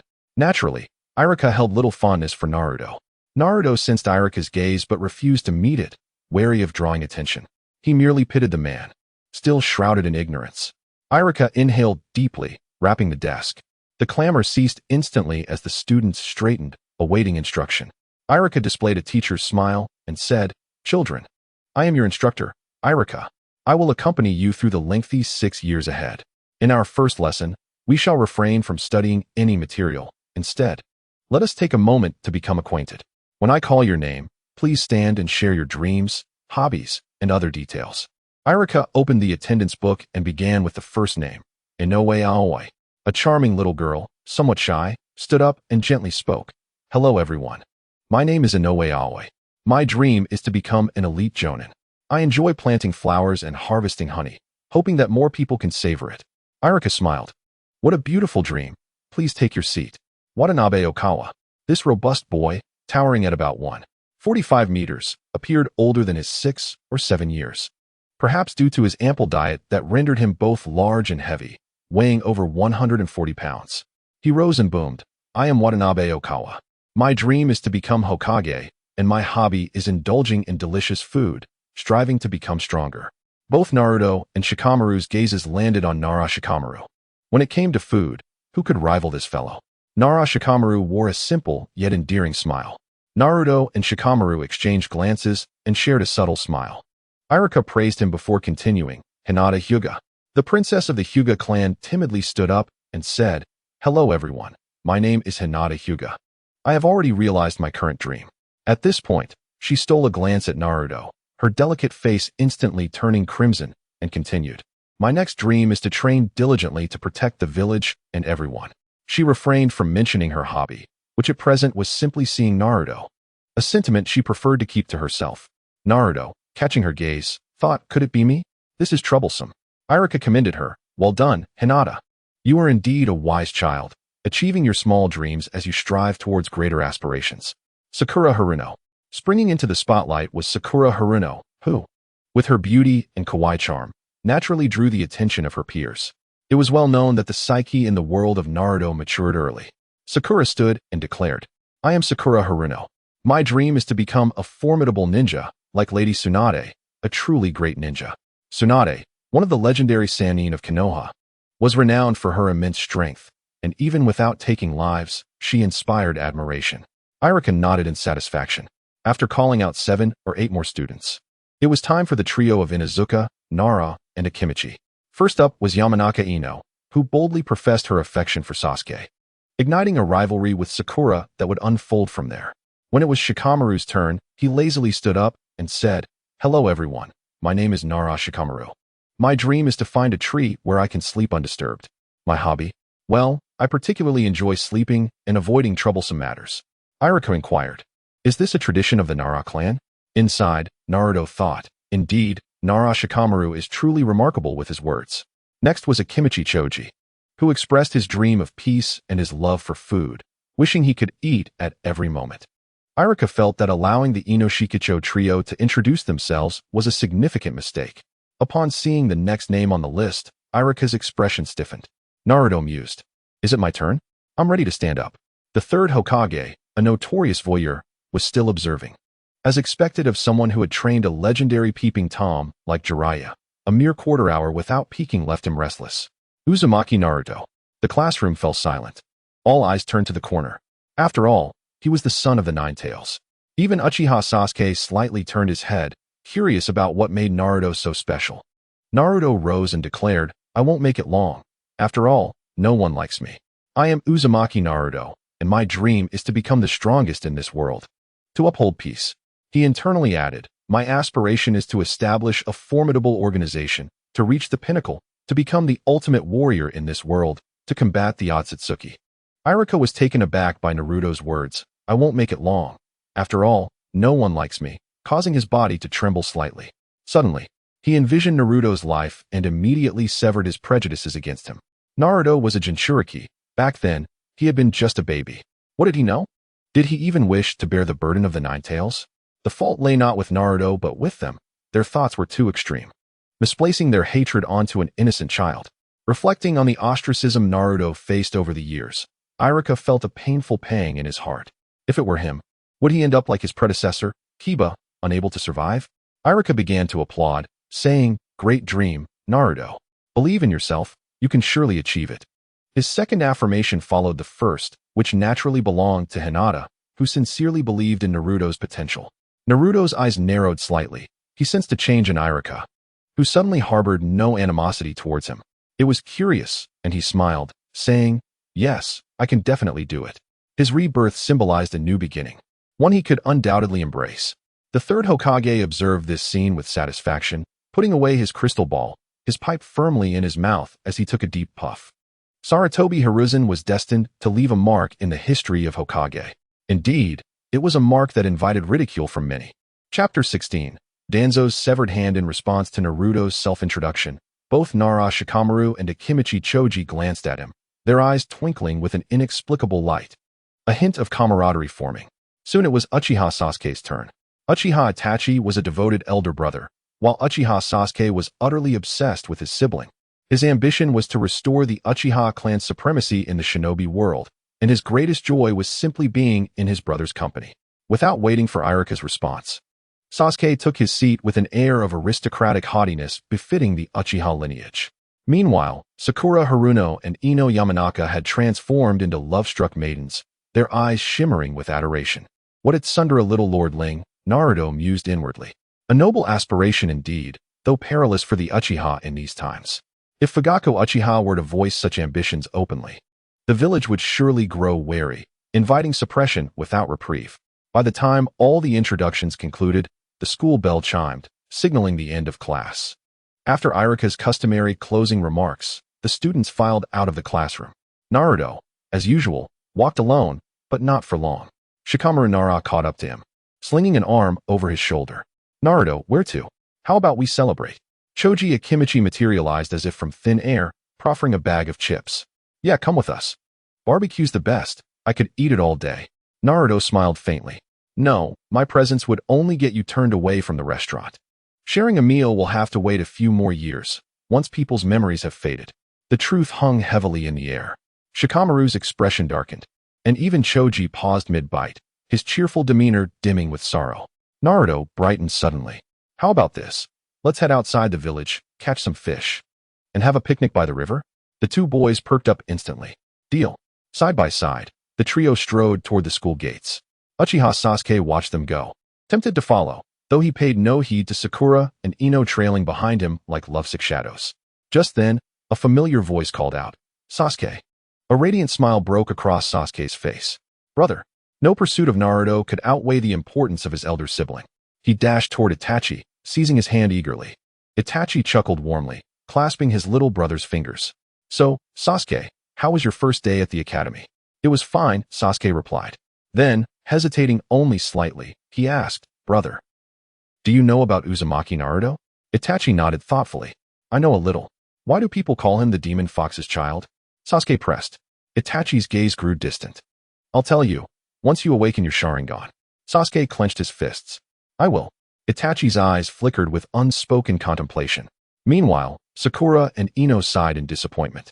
Their chance to walk with Sasuke slipping away. Unbeknownst to them all, an unusually large contingent of 9 Yinbyu operatives shadowed Naruto's group discreetly. By the riverbank, Naruto turned to his friends. "Wait here, I'll catch us some fish." With a swift hand seal, 3 shadow clones splashed into the water, their hands darting beneath the surface in search of supper. This is not a place he frequents. The locations he often visits have long been familiar to him, requiring his own sustenance. Here, fish are scarce, yet before long, Naruto managed to catch 7 or 8 fish, along with a pile of shrimp and shells, sufficient for 3. As he kindled a fire, Naruto began to grill the fish and shrimp. Observing Naruto's deft technique, Choji remarked, "Naruto, you are truly impressive." With a nonchalant air, Naruto replied, "It's nothing. If you practice more, you'll master it too. Practice makes perfect, right?" After nearly an hour, the food was ready, and with Naruto's secret seasoning, the aroma was simply divine, enough to make one salivate at the mere scent. Shikamaru commented, "Naruto, you are extraordinary." Choji, without uttering a word, savored the tiny shrimp. A delicacy beyond compare, eating was the greatest form of respect for the food and the highest praise for Naruto. In the Umbu, Uchiha Shursui visited Danzo. He had been reluctant to come, as Danzo's filth repulsed him. "Shursui, it has been some time since your last visit," Danzo stated coldly. Uchiha Shursui responded calmly, "Indeed." Danzo inquired, "Did you prevent the Uchiha clan's rebellion using Koto Amatsukami?" Shursui nodded affirmatively. Danzo pressed further, "Have you considered that even if you thwarted the rebellion, The conflict between your clan and existence remains unchanged? What will you do? Shursui replied, then I shall choose another path. He had already decided on the path of the Dragon King, for only the Dragon King could lead them toward the light. This was not the answer Danzo sought. And he replied frostily, what path? Shursui maintained his composure. That is of no concern to you, Lord Danzo. His current strength had significantly increased compared to before, bolstering his confidence. In that moment, Danzo realized a change had occurred. Uchiha Shursui dared to address him so boldly, no longer the Shursui of old. Danzo warned, Shursui, do not forget that you are a member of the Umbu. The Umbu were divided into two factions, one directly led by the Hokage, and the other by Danzo himself. As a member of the Umbu, Shursui typically obeyed the Hokage's orders. However, Danzo, as the leader of the root, also had authority over Shursui and could command him within the scope of his power. Shursui declared, that is the purpose of my visit today. I wish to withdraw from the Umbu. Danzo's gaze turned icy. Uchiha Shursui, you are courting death. This place is more than just the Umbu. With that, he reached out to seize Shursui's eyes. Shursui had long anticipated Danzo's intentions and sensed the presence of several root members nearby. Unceremoniously, he drew the blade from his back and struck Danzo's arm, severing it cleanly. Danzo had not anticipated Shursui's resolute stance, as he boldly severed his hand without hesitation. Suddenly, dozens of shinobi appeared, all possessing the strength of Chunin and Jonin. Uchiha Shursui exhibited no fear as he activated his Sharingan, a vibrant green chakra coalescing behind him to form a formidable shape. The Susanoo emerged, radiating an aura of majesty and power, as he coldly declared, those who wish to live, step aside. By the riverbank, Naruto and his companions sensed the disturbance. Naruto narrowed his eyes and remarked, that's the presence of Shursui. Who has provoked him? Could it be Danzo? He felt little concern. After all, in the original narrative, even with one eye lost, Shursui managed to escape. Now, as a stronger version of himself, Danzo would surely stand no chance against him, even with the support of Root. Nara Shikamaru observed, a battle is brewing. Is someone invading the village? Let us go investigate. However, before they could act, two members of the Umbu appeared, stating, Shikamaru, Choji, Naruto, the village will handle this matter. You must return quickly. Reluctantly, the trio complied. Yet, Naruto had anticipated this. Allowing them to intervene would not be in the spirit of Sarutobi Hiruzen's Umbu. Chapter 17. Desire for Memory Extraction. Danzo falls silent. A powerful aura caused waves of energy to ripple through Konohagakure. Sarutobi Hiruzen, recognized for his strength, sensed it first and his expression turned grave, realizing it was the presence of a shadow-level expert. He summoned the Umbu, inquiring, what has transpired? Kakashi arrived, shaking his head in response, unclear. Hiruzen commanded firmly, get to the bottom of this. Understood. Kakashi and his team swiftly made their way to the source. The current Uchiha Shursui was not the same self-sacrificing figure from the original tale, especially with Naruto's warnings in mind. If Danzo could ambush him, it would indeed be miraculous. Uchiha Shursui coldly addressed Danzo. So, you seek to claim my eyes. You are indeed researching Izanagi, old fool. It seems you are also investigating the remains of Lord Hashirama. One day, I will uncover your underground laboratory and reveal your disgraceful visage. Danzo, taken aback, realized the secrecy of his research was compromised. No one had ever emerged from the darkness of that underground lair. How could Shursui know? What else do you know? He demanded. Shursui replied. That is for you to remain ignorant of. I must take my leave now. Will you obstruct me? I wouldn't mind severing a few of your roots. From his conversations with Naruto, he understood the vile deeds committed by Root and held no affection for them. In truth, Shursui yearned for a grand confrontation. But he was alone, and expending his chakra here made escape difficult. Danzo, observing the emerald Susanoo enveloping Shursui, recognized his defeat was inevitable, especially after sustaining an injury. He coldly ordered, let him pass.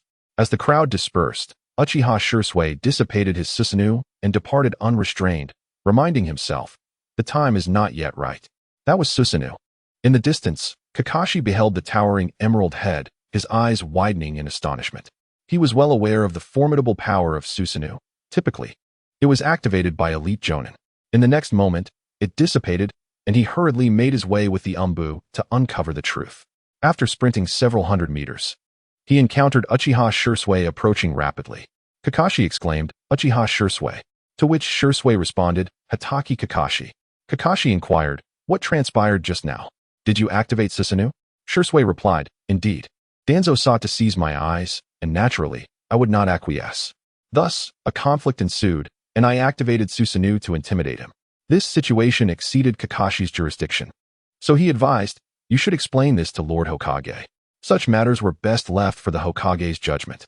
Shisui agreed, having already formulated a strategy, unperturbed. For it was indeed Danzo's fault, an unreasonable act on his part. Kakashi instructed the two individuals behind him, you two take Shisui to the Hokage, while I summon Lord Danzo. Understood. As commotion unfolded, the elder council member, Naruto and Mito Gate, naturally arrived at the scene. With no answers from Sarutobi Hiruzen, they awaited updates from the Umbu. Upon Shisui entering the office, the others were puzzled. Suddenly, Sarutobi Hiruzen recalled something and asked, Shisui, was it you who caused this uproar? Shisui candidly affirmed, revealing no concealment. A flicker of apprehension crossed Hiruzen's eyes. He had not anticipated Shisui's rapid growth to the level of a Kage. Hiruzen queried, what exactly transpired? Shisui responded, we should wait for Danzo to explain himself. Mito Gate interjected, Uchiha boy, you should refer to him as Lord. His dissatisfaction with Shisui's address was palpable, prompting him to reiterate. Shisui glanced back and retorted, respect must be earned. He lacks the qualifications. We shall discuss this later. Having discerned the true nature of the so-called exalted elder council, he felt no obligation to be courteous. Mito Gate warned, boy, do you realize whom you are addressing? Shisui replied, I do, and what of it? This response stirred displeasure in Hiruzen, who admonished, Shisui, do not be so disrespectful. Naruto concurred, indeed, Uchiha boy. Danzo remains your elder, and you should not act so rudely. Shisui countered, does a man who seeks to usurp my eyes merit respect? Uchiha Shisui, do not slander. Danzo and Kakashi entered, fury evident in Danzo's left eye. Hiruzen, Naruto, and Mito Gate all stood upon witnessing Danzo's severed arm. Hiruzen questioned, Danzo, what has happened? Danzo growled viciously, it's none other than that wretched Uchiha brat. Uchiha Shisui cut him off sharply, enough, Danzo. Spare us your meaningless drivel. Words alone prove nothing. Isn't there a soul extractor? Let us examine your memories, see whether you sought to steal my eyes, dissect the secrets of my clan's Izanagi, or tamper with Lord Hashirama's remains. The truth will reveal itself. At these words, every eye in the room turned toward Danzo. For Shisui to speak so boldly, he must have uncovered something damning. Danzo had not anticipated Shisui playing such a ruthless hand. He froze, the demand for a soul extraction paralyzing him. Of course, he dared not consent. Everything would be exposed, including his dealings with Orochimaru. Shisui met Danzo's gaze fearlessly, his eyes taunting. Well, old dog, what now? Those present were no fools. The tension was palpable, and all understood, Danzo had been cornered.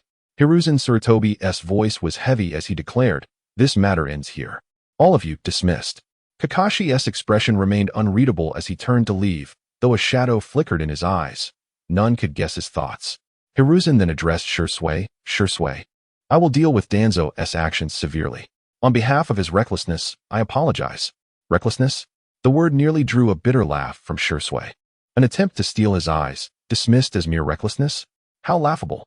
Yet he said nothing, merely replying, thank you, Hokage-sama. But in his heart, the title Hokage-sama had already faded into the past. There was only one sovereign now, the Dragon King. Exiting the Hokage's office, Shisui spotted Kakashi. His eyes narrowed slightly before he swiftly closed the distance, murmuring low, Kakashi. The Lakeside Cliff. Chapter 18. Shisui and Itachi part ways. The Hokage's office was now empty save for Hiruzen and Danzo. Even Hamura Kato and Kohor Udatane had departed. What followed was a clash of wills between the two old rivals. Hiruzen's voice was sharp with fury. Danzo, what have you done? He already knew. Danzo had been experimenting with Lord Hashirama's remains. The body of the first Hokage had been desecrated. If this were to spread, the Leaf's leadership would be humiliated beyond measure. Their authority would crumble, other villages would mock them, and worse, it might provoke the legendary Sannin, Tsunade, into outright hostility against the Leaf. Hiruzen knew Danzo, and Danzo knew Hiruzen. There was no hiding it now. Shisui's single sentence had stripped Danzo of all retreat. Danzo's voice was ice. I act only to make the Leaf supreme. If we could produce another Hashirama, who in this world could oppose us? Hiruzen's face darkened. fury simmering in his eyes. "So you defiled the remains of our predecessors?" Danzo retorted. Hashirama-sama was the god of shinobi, and so their bitter quarrel raged on, neither yielding an inch. However, now Sarutobi Hiruzen has ascended to the position of Hokage, directly dismissing Danzo from his duties, requiring him to engage in deep self-reflection. In response, Danzo coldly remarked, "Hiruzen, you shall come to regret this. Without my roots, Konoha is like a great tree destined to wither." This provoked Sarutobi Hiruzen into a fervent outburst, chakra permeating the entire office, as if the battle unfolded in an instant. With this, the matter seemed to reach its conclusion. As for the punishment, Danzo had his own network. His absence was of little consequence, for he could still dispatch his own people to orchestrate events. Uchiha Shursui, upon hearing of the punishment, revealed a cold smile. Fortunately, he had reached a point of utter disillusionment with Konoha, and he found solace in the presence of the Dragon King, who had illuminated a path to redemption for him. That night, the stars adorned the sky. By the serene lake at the back of the Uchiha clan's mountain, tranquility reigned, the only sound being the gentle flow of water. It was an exceptionally beautiful night. Uchiha Shursui arrived at the cliff, awaiting Kakashi. He believed Kakashi would surely come. Even if not today, then another time. However, instead of Kakashi, Uchiha Itachi arrived. Uchiha Shursui, in good spirits, greeted him. "Itachi, you have come." Uchiha Itachi questioned, "Brother Shursui, why have you chosen this path?" Uchiha Shursui's eyes flickered as he replied, "What do you mean, Itachi?" Itachi pressed on, "Why did you harm Lord Danzo? Are you aware that your actions push our entire clan into opposition against the village?" His thoughts were still occupied with the desire for harmony between their existence and the clan. Uchiha Shursui felt a twinge of disappointment towards Itachi, responding, "So, you believe that as long as it fosters peace between the village and the clan, any sacrifice is justified?" Without hesitation, Itachi nodded, "Indeed." Shursui then asked, "Including the sacrifice of my eyes?" At this, Itachi did not agree, knowing the immense value of Shursui's eyes, which served as a formidable deterrent for both the clan and Konoha. Itachi replied, "But you could have simply stopped Lord Danzo. Why resort to harming him?" Shursui responded, "The villain has already bared his fangs. Is mere intervention truly sufficient?" Itachi fell silent, recognizing that with Danzo's nature, the first strike would inevitably lead to a second. He would undoubtedly seek to acquire the Uchiha clan Sharingan. Shursui remarked, "You are well aware of that old dog's nature. Since he has made his move, I shall deliver him a painful blow." After a considerable pause, Itachi finally spoke, "Brother Shursui, you have changed. You feel so unfamiliar. You are no longer the Shursui I once knew." Shursui replied, "Indeed, I have changed. I have come to see many truths, the reality of Konoha, the essence of the Hokage, and the nature of the Elder Council." Itachi inquired, "But Brother Shursui, why?" Shursui retorted, "What do you mean by why?" Itachi pressed again, "Why do you choose to betray the village and your family?" Uchiha Shursui narrowed his eyes and said, "Who told you I betrayed the village?" "Oh, it seems the Hokage's brainwashing is quite effective. Did he send you to test me?" "Itachi, you truly disappoint me." Uchiha Itachi's heart ached at this moment. He couldn't comprehend why the elder brother he once revered had become like this, so unfamiliar. Then, he burst into a somewhat frenzied laughter, his entire demeanor appearing unhinged. At that very instant, Itachi's eyes began to transform, from the 3-tomo Sharingan into a crimson ripple pattern adorned with 9-tomo. Undeniably, the world's restorative force directly assisted Uchiha Itachi in awakening the Manjiki Sharingan. Upon witnessing this, Uchiha Shursui remarked, "Itachi, congratulations on awakening the Manjiki Sharingan." Uchiha Itachi responded, "From now on, I will keep a close watch on you. If you bring harm to Konoha or our clan, I will stop you without fail." Uchiha Shursui replied indifferently, "Do as you please. Whoever dares to harm my family, I will stand in their way." Itachi cast one last profound glance at Shursui before turning and departing. Their meeting ended in discord. With their ideals diverging, the rift between them widened.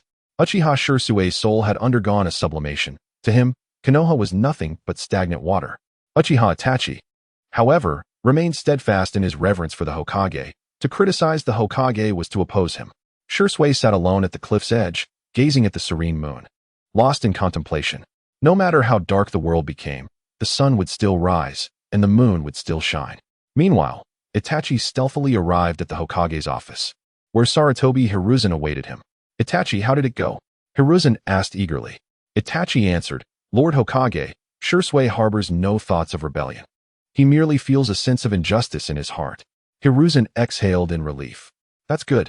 Konoha could ill afford further turmoil, especially from a prodigy like Shisui, a 13-year-old Kage-level shinobi with boundless potential.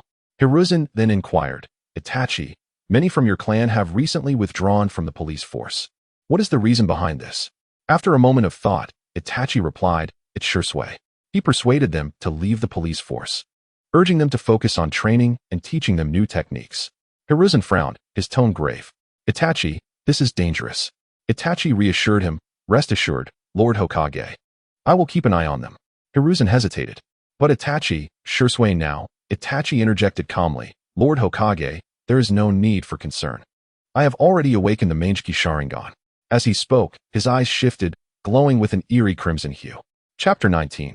Can I trust you? With such significant events unfolding, Naruto naturally found time to meet with Uchiha Shisui.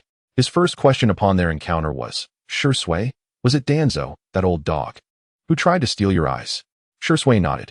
Indeed, that old cur attempted to ambush me. Fortunately, with the Dragon King's warning, I was prepared. Naruto cautioned, however, Shisui, you must be careful. Danzo will not let this opportunity slip. Uchiha Shisui replied, understood, Dragon King. I will remain vigilant against that old cur. Should he dare approach again, I shall sever his head. Naturally, he would exercise caution. At present, the only ones he could trust were the Dragon King and those clan members whose wills had been altered by Kotoame Tsukumi. Anyone else attempting to draw near him harbored ill intentions.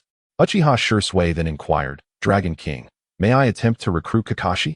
His abilities would be a significant asset to our cause. Naruto responded, if he can be swayed, it would indeed be advantageous. However, it will not be easy. Though the death of the White Fang of Konoha left Kakashi deeply scarred, his loyalty to the village remains steadfast. Persuasion will prove difficult. Nevertheless, we may try. If it fails, we shall reconsider. Uchiha Shisui acknowledged, understood, Dragon King. Recalling Uchiha Itachi, Shisui added, Dragon King, Itachi has awakened his eyes. Naruto questioned, the Mangekyou? Uchiha Shisui nodded. Indeed, it seems my transformation shattered his mental defenses, triggering the awakening of his Mangekyou Sharingan. Naruto mused inwardly, even this remains unchanged. The world's will is formidable indeed, capable of mending such deviations, and all due to Shisui's influence. Moreover, Itachi could not be swayed. Perhaps it was his destiny to fulfill his role, the night of the clan's massacre, paving the way for the final Indra's emergence. Naruto advised, Shisui, from now on, you must act with even greater caution, particularly in guarding those under your protection.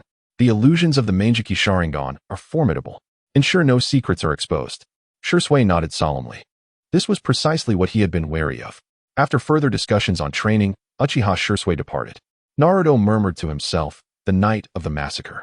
Hiruzen Sarutobi, Danzo, what pretext will you devise this time? Half a month passed.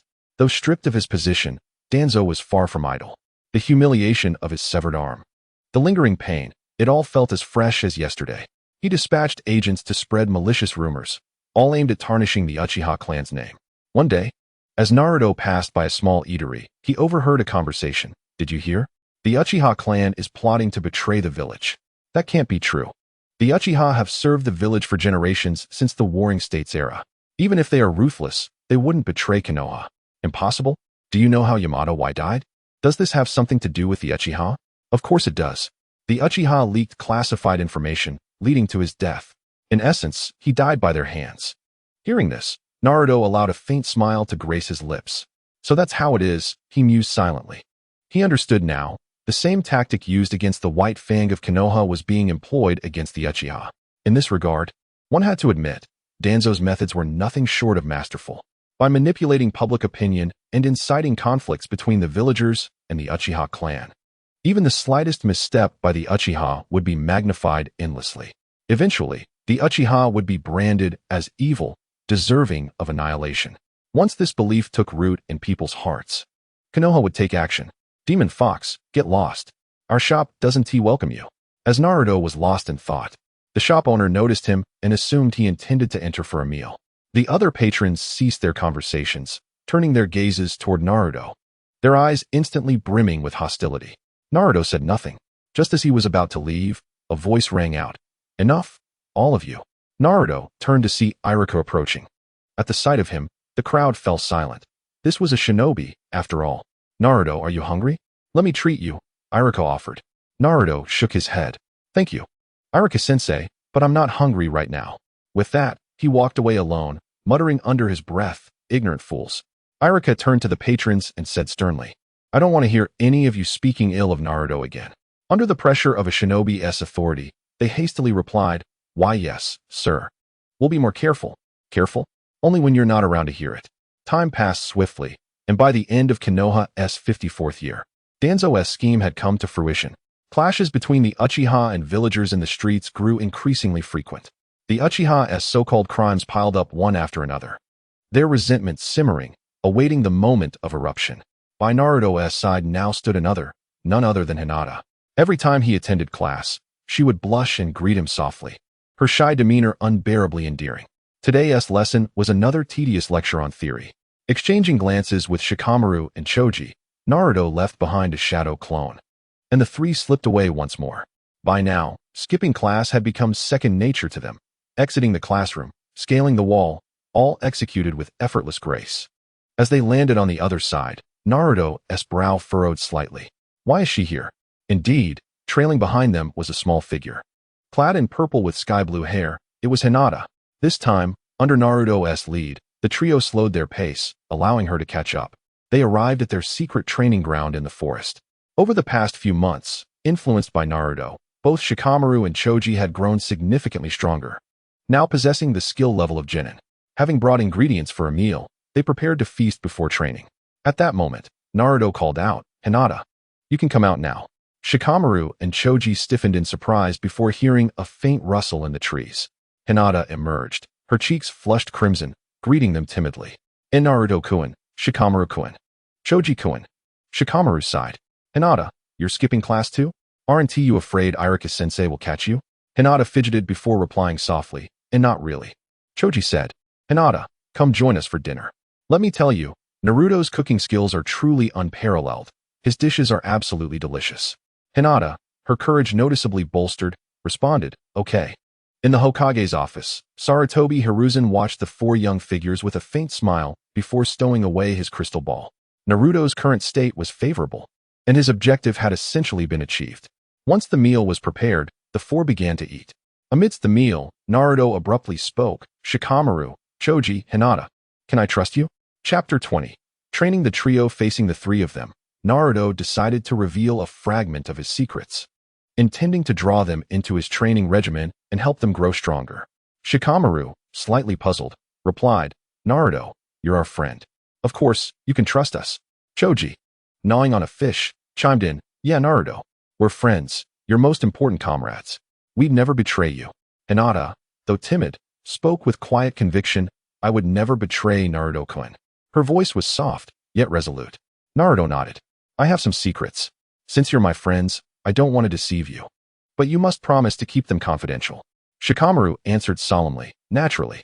Choji and Hinata also vowed never to betray Naruto or reveal even a whisper of his secrets. Naruto continued, my strength. It's not just that of a genin. With that, he extended his palm, forming a Rasengan in his hand before hurling it outward. The explosive force carved a massive crater into the distant mountainside, easily 10 meters wide. This wasn't the true Rasengan, but rather a miniature version modeled after the tailed beast bomb. If he were to unleash the actual technique, Naruto was certain Konoha itself would crumble. Shikamaru and Choji inhaled sharply. Such destructive power was undeniably at the peak of Nin level. Hinata, eyes shining, murmured, Naruto-kun, is amazing. Her heart swelled with nothing but joy for him. But Naruto wasn't finished. Plucking a leaf, he asked, see that little dragonfly on the rock behind me? The three nodded. In an instant, Naruto flicked the leaf, no longer a mere leaf, but a blade-sharp projectile. Thwip! The leaf struck the dragonfly with pinpoint accuracy, embedding itself into the stone. Shikamaru's pupils contracted. A leaf, not a kunai or blade, had pierced solid rock. The sheer force behind it was staggering. Naruto stated, this is my current strength. Not even 1% of it, he added silently. Turning to Shikamaru, he asked, Shikamaru, given your sharp perception, how would you describe the current atmosphere in Konoha? Shikamaru sighed. The Uchiha and the village, sigh. Naruto nodded. Exactly. Tensions between the village and the Uchiha clan are escalating toward inevitable conflict. So we must strengthen ourselves, ensure we're prepared. Choji hesitated. But Naruto, even if unrest breaks out between the village and the Uchiha, surely it wouldn't. Naruto cut in. Choji, you're mistaken. Shikamaru nodded in agreement with Naruto's words. Hinata's pure eyes gazed at Naruto, eager to hear his perspective. Naruto continued. Konoha stands as the foremost village in the shinobi world, unmatched in strength, thanks to its noble clans and the legendary Sannin. Among these clans, the Uchiha are undoubtedly Konoha's sharpest blade, a force feared by many across the lands. Without the Uchiha's deterrent, imagine how other villages would react. Moreover, Orochimaru's defection has already dealt a heavy blow to the village. Shikamaru added, if the village were to wage war against the Uchiha clan, Konoha's strength would inevitably decline. A tiger missing a fang loses much of its intimidation. Naruto nodded. The land of fire possesses the most fertile soil in the shinobi world. Do you really think other nations wouldn't covet such riches? It's only natural to expect war would erupt. In the original timeline, after the third's death, had Tsunade and Jiraiya not returned to deter the opportunists, and had Itachi not been feeding information from the outside, flames of war would have already consumed our land. Shikamaru mused. On the surface, peace may hold, but in the shadows, schemes would fester. Naruto clenched his fist. That's why we must train harder, to gain the strength to protect ourselves before graduation, and in turn, safeguard those we cherish. Choji chimed in, yeah, training. Before resuming his meal with undiminished speed, while Naruto, Hinata, and Shikamaru ate at a more leisurely pace. Hinata shyly asked, Naruto-kun, could you teach me to train? Naruto smiled. Of course. Consider it repayment for the eyes. Guilt? None. The king of the underworld was not one for remorse. Hinata's eyes sparkled with excitement. Thank you, Naruto-kun. Seeing her joy, Naruto, like an elder, gently patted her head. Clang. Hinata stiffened instantly, her face burning crimson. Naruto-kun touched my head. His hand is so warm. Then, she fainted outright. Had Naruto not caught her, she would have collapsed to the ground. Naruto sighed inwardly. This complicates things. The Hige and I are hardly allies. If word of the Byakugan leaks, they'll become enemies. Placing Hinata beneath a tree, leaning against the trunk, he shook his head. One step at a time. If the Hige seek vengeance, I'll grant them 3 chances. Anyone may leave with their life. But if they persist a 4th time, then I won't hold back. Choji, ever oblivious, asked, why did Hinata faint? Shikamaru scratched his head. Well, how to put this? Let's just eat. Choji, right, let's eat. Shikamaru, Choji, did you finish all the meat? Choji grinned. If it's delicious, of course I'd eat more. Shikamaru said. But at least leave some for us. Look, you've eaten everything. Choji replied, I don't feel like I've eaten that much. The two began frantically scrambling for food, leaving Naruto speechless. Watching Shikamaru fight over scraps with a glutton like Choji, what was he thinking? After the meal, Hinata awoke, and the 4 began their training. Naruto taught them basic physical conditioning techniques and methods of absorbing chakra, repeatedly warning them not to reveal these secrets to others. Naturally, they agreed. Observing Hinata's gentle fist and palm techniques, Naruto passed on the art of Tai Chi to her. Once she mastered its essence, she could effortlessly surpass her current skills. Hinata felt overjoyed. Not only was Naruto guiding her training, but he had also personally taught her a new martial art, treating her far better than he did Shikamaru and Choji. They trained until the setting sun dipped below the horizon before finally leaving the hideout. Hinata and Choji returned home, one to discreetly practice, the other to snore away. Only Shikamaru remained restless, Naruto's words echoing in his mind. Eventually, he rose and knocked on his father's door. Shikaku opened it, puzzled. Shikamaru? What is it? Shikamaru said. Father, I need to talk to you. Hearing the gravity in his son's tone, Shikaku knew the matter was serious. Very well. Let's go to the study. Chapter 21. Kakashi keeps his promise. The two sat down, and Shikaku asked, Shikamaru, what troubles you? Shikamaru, though often indifferent and weary of complications, was undeniably sharp, always had been. Otherwise, he wouldn't have secured a wife with a single victory back when he was barely a teenager. Shikamaru said, the Uchiha clan. And the village. Shikaku's expression hardened immediately. If even Shikamaru had sensed it, how could he, the clan head, remain oblivious? Shikamaru, you truly are my son. To have noticed this as well, Shikaku murmured. Shikamaru replied, it's not just me. Shikaku frowned. Who else? That doesn't matter now, father. Is there no way to reconcile this? Shikaku shook his head. None. The tension is beyond repair. He had witnessed it all, the underhanded, despicable methods Konoha employed, pushing the Uchiha toward annihilation. The conflicts would only escalate. Shikamaru asked, who will strike first? Konoha, Shikaku answered. A heavy silence followed before Shikamaru spoke again. Father, did the Uchiha truly commit those crimes? Had they? Of course not. If they had, the Uchiha's pride would have compelled them to admit it. But how could he answer? Any response would tarnish Konoha's image in his son's eyes, breeding doubt. Shikamaru sighed. Never mind, father. I understand. Shikaku smiled bitterly. His son was too perceptive. A mere pause had revealed everything. One last question, Shikamaru said. Father, who is Uzumaki Naruto? Nara Shikaku's expression grew even more solemn. This was Konoha's top secret, yet in the eyes of many, it was transparent. Just the mention of the demon fox's son. What else in this world could be feared by all as the demon fox, if not the Nine Tails? On the surface, they protected Naruto, but any perceptive ninja village could deduce that he was the Nine Tails Jinchuriki. What protection was there, really? Shikamaru asked, is Naruto's identity special? Nara Shikaku replied, yes, very special. Of course it was special. He was Konoha's weapon of war. How could he not be? Shikamaru stared at his father, seeking an explanation.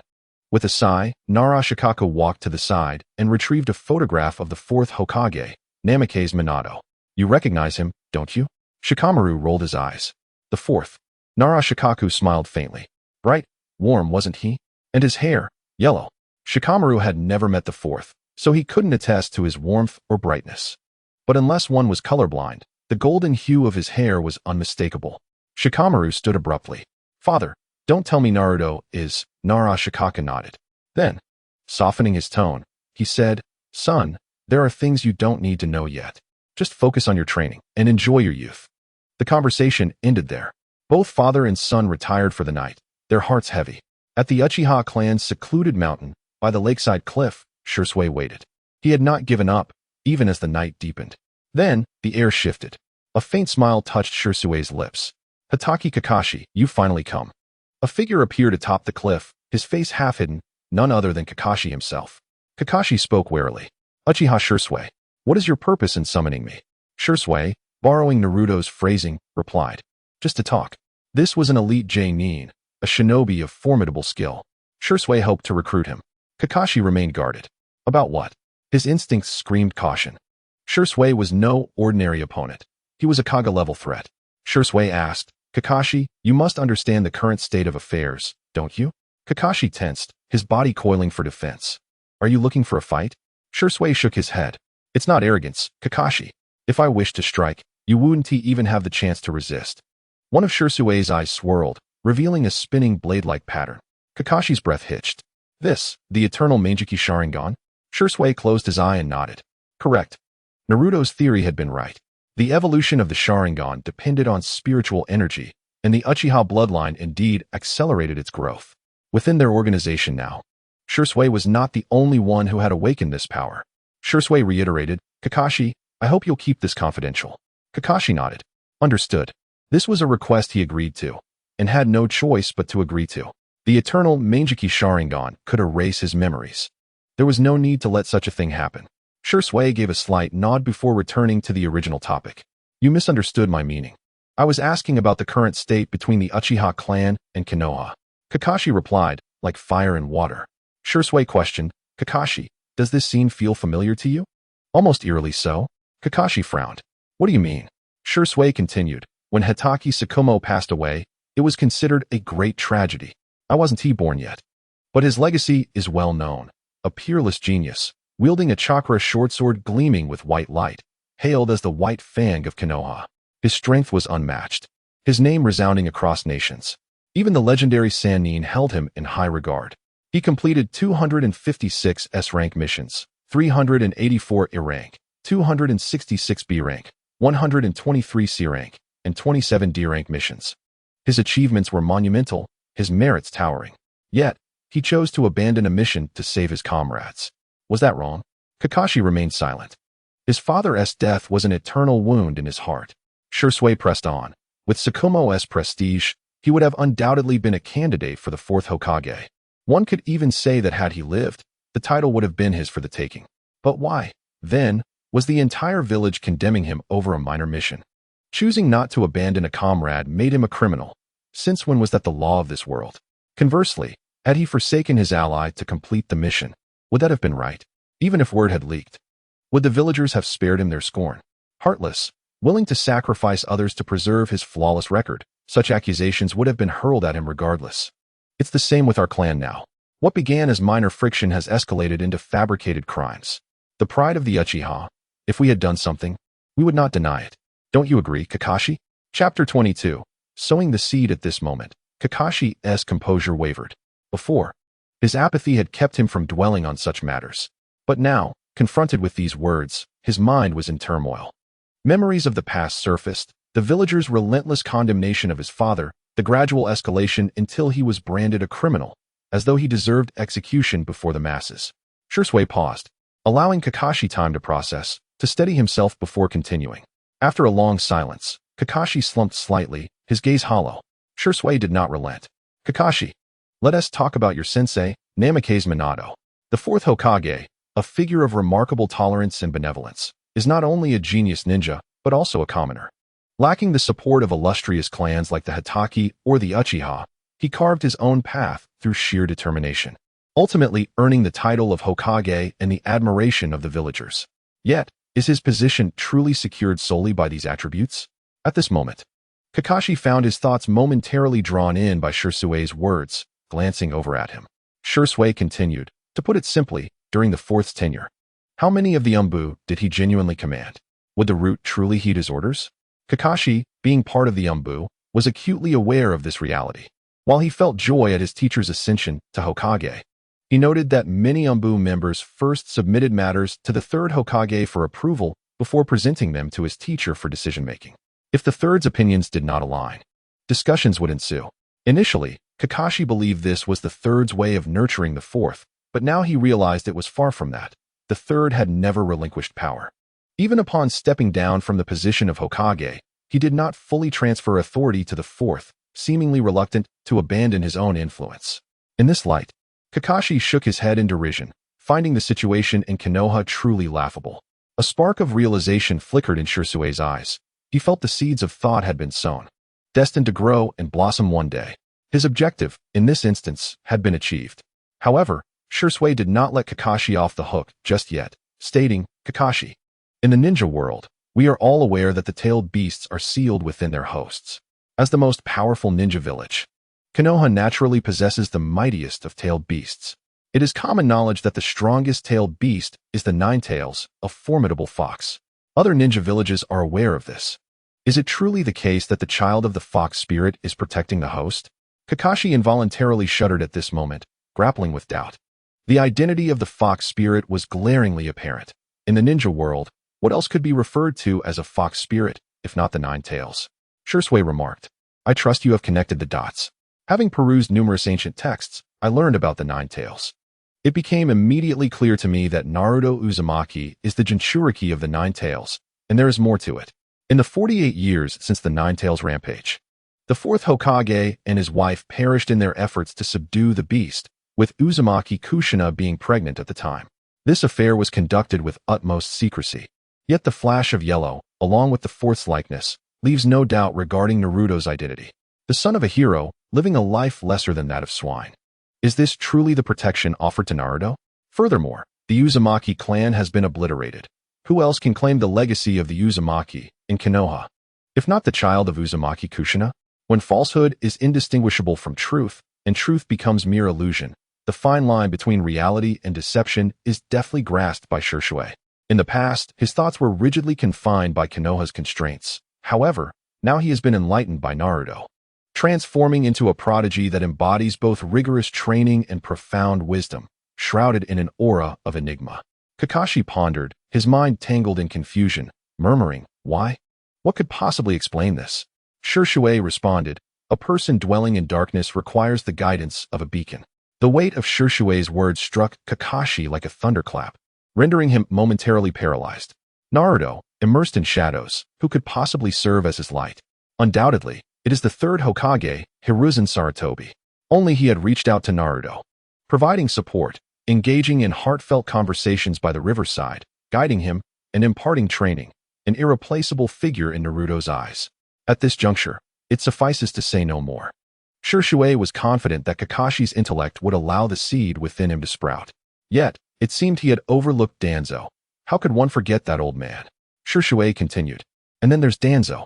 He is indeed conducting experiments on Lord Hashirama's remains. And many innocent children have gone missing under his watch, certainly not fewer than 300 over the years. There was no doubt that Danzo was using children as subjects for his experiments. However, the exact number eluded Shisui, yet it did not hinder his conjecture. The count should not be too high, nor too low, lest it fail to resonate with Kakashi. Kakashi exclaimed, "How is that possible? How dare he?" Shisui replied, "Do not speak of the Hokage lightly. If it were not for him, would Danzo dare to act in such a manner? The Hokage could easily clarify matters. Naruto could thrive under his guidance, yet Danzo has done nothing of the sort." Kakashi felt a wave of impotence wash over him, as if his very essence had been siphoned away. Was this still the Konoha he once knew? No, it had succumbed to the decay of power. Kakashi reminisced about past events, the departure of Tsunade, Jiraiya's journeys, Orochimaru's betrayal. Were they not manifestations of disillusionment with Konoha? Finally, Kakashi inquired, "What is your purpose in telling me this?" Shisui replied, "I merely hope that, in the future, we will not stand as adversaries, but rather as allies and friends." Kakashi questioned, "What do you mean by that? Are you contemplating defection?" Shisui countered, "If Konoha were to seek your demise, what would you do? Await death? Or follow in your father's footsteps and take your own life?" Kakashi asserted, "That will never happen." Shisui pressed, "Are you certain?" Kakashi fell into silence. Could it truly be avoided? Given the current circumstances, reconciliation seemed impossible. Shisui declared, "If they wish to extinguish my Uchiha clan, I shall not acquiesce. I will take my family and leave. Those who dare to obstruct us will face dire consequences." Shishui's words rang with resolute conviction, leaving no room for doubt. With that, he departed from the lakeside cliff, having sown the seed for the future, with hope for opportunities yet to come. Chapter 23. The Devil's Subtlety and the Path of Virtue. Shikamaru, Choji, and Hinata have been diligently engaged in their training, particularly Hinata, whose world has been illuminated by Naruto. In a mere 2 months, she has ascended to the pinnacle of the Genin rank, attaining the peak of the 3rd tier. The novel training methods introduced by Naruto have made their practice considerably more manageable, allowing them to absorb chakra and store it within their chakra pathways. This internal energy flow promotes blood circulation and alleviates stagnation, providing a sense of comfort. Hinata's practice of Tai Chi, despite her lack of full comprehension of its principles, has enhanced her understanding of gentle fist and bagua palm techniques. Coupled with her Byakugan, she can now contend against opponents of Chunin caliber without facing defeat. Shikamaru and Choji have both solidified their 2nd-tier strength, boasting Chunin-level combat prowess. Nevertheless, the trio adheres to Naruto's unconventional approach, appearing merely as novice ninjas on the surface. Naruto, sensing the impending air of conflict, is acutely aware that the night of the Uchiha clan's demise draws near, believing that the village has already begun its preparations for that fateful event. On this day, the 4 of them once again scaled the walls, and soon after, another figure joined them. Clad in a blue short-sleeve shirt adorned with ping-pong motifs, it was none other than Sasuke. By a stroke of chance, Sasuke happened upon Shikamaru as he was forming hand signs that were unmistakably related to ninjutsu, alongside Choji and Hinata. This revelation left him astounded, realizing that the 4 harbored a clandestine secret, prompting him to follow them for a closer look. A subtle smile graced Naruto's lips. It was advantageous to apply some pressure on Sasuke. He had no intention of recruiting him, for the influence of Indra loomed heavily over him, making him an unpredictable bomb, indifferent to the consequences of his actions, even towards his own comrades. As thunder rumbled and rain began to fall, Sasuke limped back. When the skies cleared and the rain ceased, he felt emboldened once more. One could only imagine the extent of his tumultuous nature, had it not been for Itachi's leniency. That arduous battle would have seen him conversing with the Sage of 6 Paths long ago. In the original narrative, it was Naruto's arduous verbal persuasion that ultimately captured him. While his fists were formidable, his words were less so. Unlike Naruto, Sasuke lacked the patience for such dialogue. Hinata gazed at Naruto's subtle smile, thinking to herself, "Naruto-kun is so handsome." Upon arriving at the training grounds, the trio naturally began with sustenance before delving into their practice. Truly, they were training in secret. From a distance, Sasuke observed, murmuring to himself, To provoke Sasuke further, Naruto instructed Hinata to toss leaves into the air, then swiftly threw a kunai, pinning the leaves against a wooden post. Sasuke, watching this display from afar, widened his eyes in astonishment. He had practiced this technique as well. Among his peers in the Uchiha clan, none could rival him. Yet, when compared to Naruto, he felt woefully inadequate, realizing that he could not replicate such feats without visual aid. Sasuke muttered, "So strong." This ignited his competitive spirit, and fueled by the pride of the Uchiha clan, he vowed to surpass Naruto, stealthily departing to return to the academy. Upon witnessing this, Shikamaru remarked, "Naruto, what are you showing off? This is merely child's play for you. There's nothing impressive about it." Naruto replied, "Of course, it's for others to see." Shikamaru retorted, "I've grown tired of it." Naruto, somewhat irritated, responded, "It's not for your eyes." Shikamaru immediately understood that there were others present and asked, "Who?" Naruto answered, "A little boy." Shikamaru inquired, "Uchiha Sasuke?" He had heard Naruto refer to Sasuke in such a manner before. Naruto confirmed, "Yes." Shikamaru continued, "What is he following us for? Besides, someone of the Uchiha's pride wouldn't stoop to such antics." Naruto explained, "He must be curious about us, so he followed to see. Knowing we are secretly training, he will likely intensify his own efforts." Shikamaru remarked, "Then why provoke him?" Naruto replied, "Without him, there would be less fun. Uchiha Sasuke, do not let me down." As expected, after school that afternoon, Uchiha Sasuke eagerly dragged his brother along to learn the art of throwing shuriken. As the dutiful younger brother, Uchiha Itachi naturally acquiesced to Sasuke's request and began his instruction, thinking to himself, "Sasuke, you will have to walk your own path from now on. I believe in you, and I know you can do it." After practicing for a while, Sasuke asked, "Brother, can you do this? With your back to the target, throwing the weapon with precision?" Itachi contemplated for a moment before responding, I can do it, but I cannot guarantee a perfect success rate." Sasuke exclaimed, "But brother, I've seen someone who can do it. 3 consecutive throws, all hitting the mark." Itachi, intrigued, inquired, "Who is this remarkable person?" Sasuke replied, "Naruto Uzumaki. The bottom of our class, the one who only knows how to use shadow clones." Itachi was well aware of Naruto's circumstances. He had been training himself since he was 3 years old as a Jinchuriki. "So it's him," Itachi mused. "It seems his training has yielded some results over the years." He had monitored Naruto, thus he knew of his training regimen. "What?" Sasuke gasped, and then asked, "Brother, what do you mean Naruto Uzumaki has been training for years?" Itachi responded, "Of course. He began physical training at the age of 3. Sasuke, feeling frustrated, tilted his head in annoyance and said, "You bad brother. It's all your fault. Why didn't you tell me so I could have started training earlier?"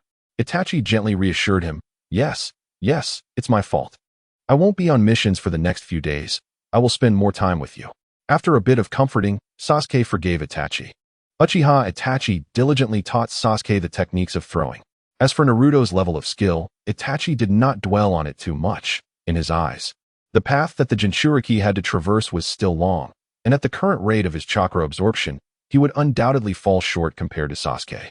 He could never have anticipated that the Nine Tails not only would not hinder Naruto's training but would, in fact, bestow energy upon him, elevating his training speed to unprecedented heights, rendering Uchiha Itachi no longer a match for him. After 2 hours of practice, the two brothers finally returned home. Under the slanting rays of the setting sun, their silhouettes stretched long. A scene that was once beautiful now appeared somewhat lonely and desolate in the stillness of the forest. Once they departed, a figure clad in black emerged, severing a hand. Who else could it be but Danzo? Gazing at the resentful backs of the brothers, he murmured, "Itachi, do not let me down." He then whispered to himself, "Shursue's eyes are absent, but Fugaka's eyes are not without merit. In his soul, I lay boundless greed." His figure melted into the woods, vanishing from sight. As the mantis stalks the cicada, the oriole lies in wait. Perched upon a tree branch in the forest was a young boy, not tall, with a youthful visage, merely 13 or 14 years of age, none other than Uchiha Shursui. Having mastered the invisibility technique imparted by Naruto, with his vigilance, it was impossible for Danzo to detect him. Shursui murmured, "Danzo, you shall have no opportunity." Chapter 24. Inform Sarutobi Hiruzen and the old dog Danzo, "We are leaving Konoha." This night was remarkable. The moon hung high, yet the darkness was profound. There was no wind, but an unusual chill permeated the air. Faintly, The blood-curdling caw of crows could be heard. Uchiha Itachi, bowing before the four elders of Konoha, spoke respectfully. The Uchiha clan has resolved to rebel once more.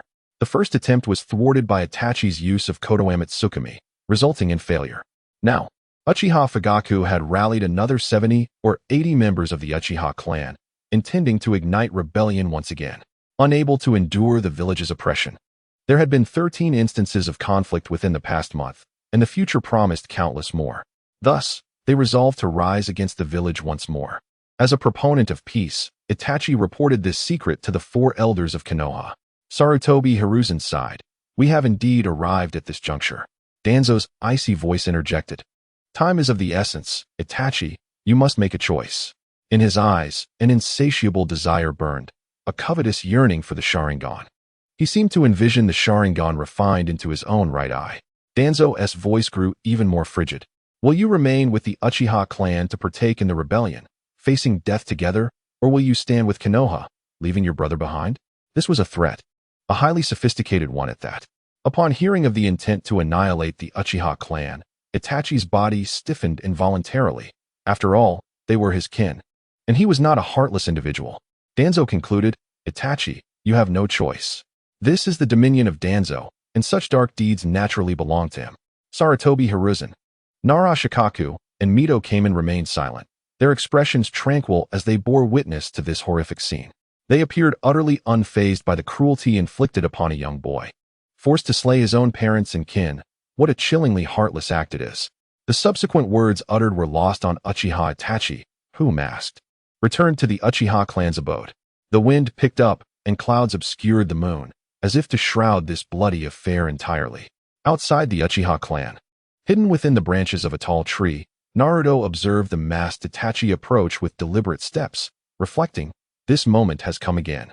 He had received word from Shisui that Itachi's behavior was exceedingly unusual, and Naruto instantly surmised that Itachi had reached a pivotal decision.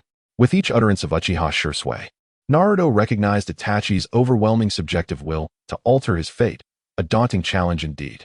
For Itachi's existence appeared to be entwined with the village and Uchiha Sasuke. Speaking of, Sasuke invoked a mysterious force that compelled Itachi towards extreme choices. Uchiha Fugaku contemplated betrayal, and Shisui had indeed sought to converse with him.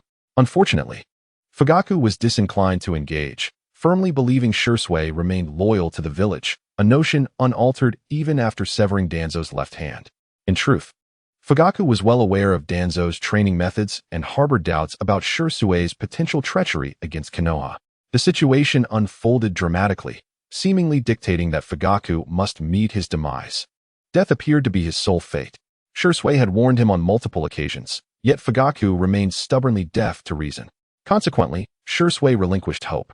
He had engaged in casual discourse with every member of the Uchiha clan, subtly instilling the spirit of martial arts. However, only a little over 20 chose to align with him. In total, Shisui commanded the loyalty of more than 100, representing half of the Uchiha clan's strength. Under his tutelage, merely a handful had yet to awaken their eyes. Yet this was sufficient, it was more than enough.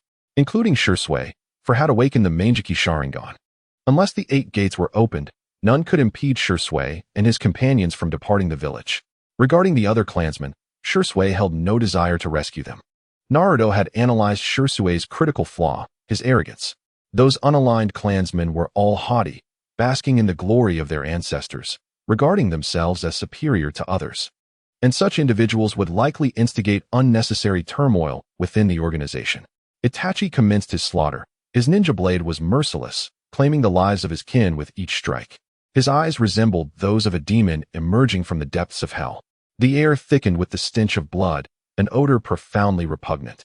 Uchiha Makoto has passed away, departing in serene tranquility, in the embrace of her son's hands, without uttering a single complaint, for she understood that her son had no choice. Uchiha Fugaku smiled and said, Itachi, I trust in your decision. Similarly, he met his demise at the hands of Uchiha Itachi, his eyes remaining forever closed. Even though they were the eyes of the Manjiki, Uchiha Itachi cast his gaze towards the western territory of the clan, his eyes growing colder by the moment. This was the place where Uchiha Shisui gathered the clan members, and he was often barred from entry. Before he could take action, a figure suddenly appeared. Drawing Uchiha Fugaku closer, and extracting his eyes. Several more Uchiha clan members emerged, similarly collecting Sharingan.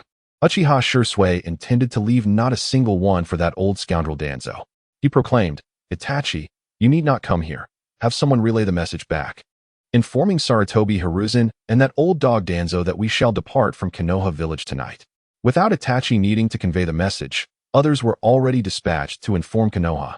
Upon hearing that Uchiha Shisui had obstructed Itachi, Sarutobi Hiruzen and Danzo hurriedly arrived with their forces. Among them were the Umbu and elite J-Nin, totaling more than 16. With Sarutobi Hiruzen himself, a formidable shadow-level expert. As for Danzo, he was not worth mentioning at this moment.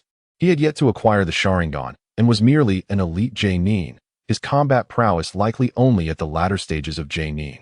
This formidable force, irrespective of the ninja village, wielded immense deterrent power. A significant number had arrived, 40 to 50 Ch-Nin, 16 J-Nin, 1 elite, and 1 hidden ninja. Indeed, quite an impressive gathering. Naruto, perched upon a tree branch, murmured, "Alas, the legendary 3 are absent.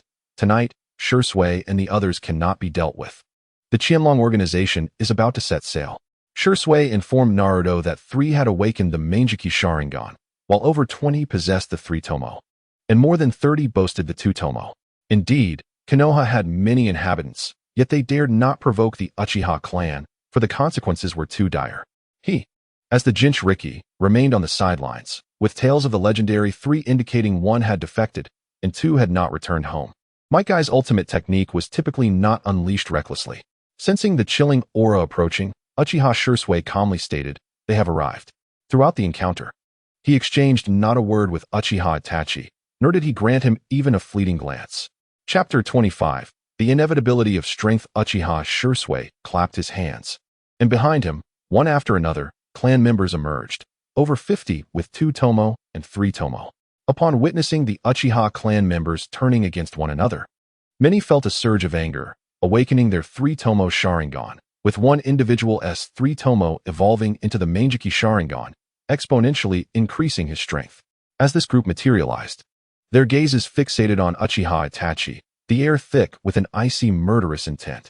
Sarutobi Hiruzen, Danzo, and their entourage stepped into the Uchiha territory.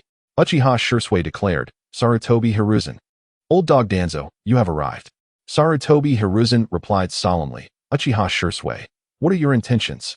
Uchiha Shisui's gaze hardened, his voice cold as he addressed Sarutobi Hiruzen. "What do you intend to do?" The Hokage's disappointment had reached its zenith. Naturally, Sarutobi Hiruzen would deny that the order to annihilate the clan originated from them. He turned to Uchiha Itachi and inquired, "Itachi, what is the meaning of this?" With blood-red eyes, Uchiha Itachi scoffed, "What does it mean? It signifies defection from the village. Is that not what you desired?"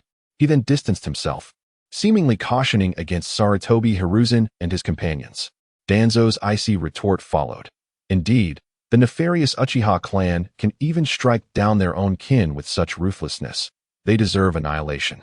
Upon entering, he discovered that Uchiha Fugaka's eyes had been gouged out, taken by Uchiha Shisui, igniting a fiery rage within him.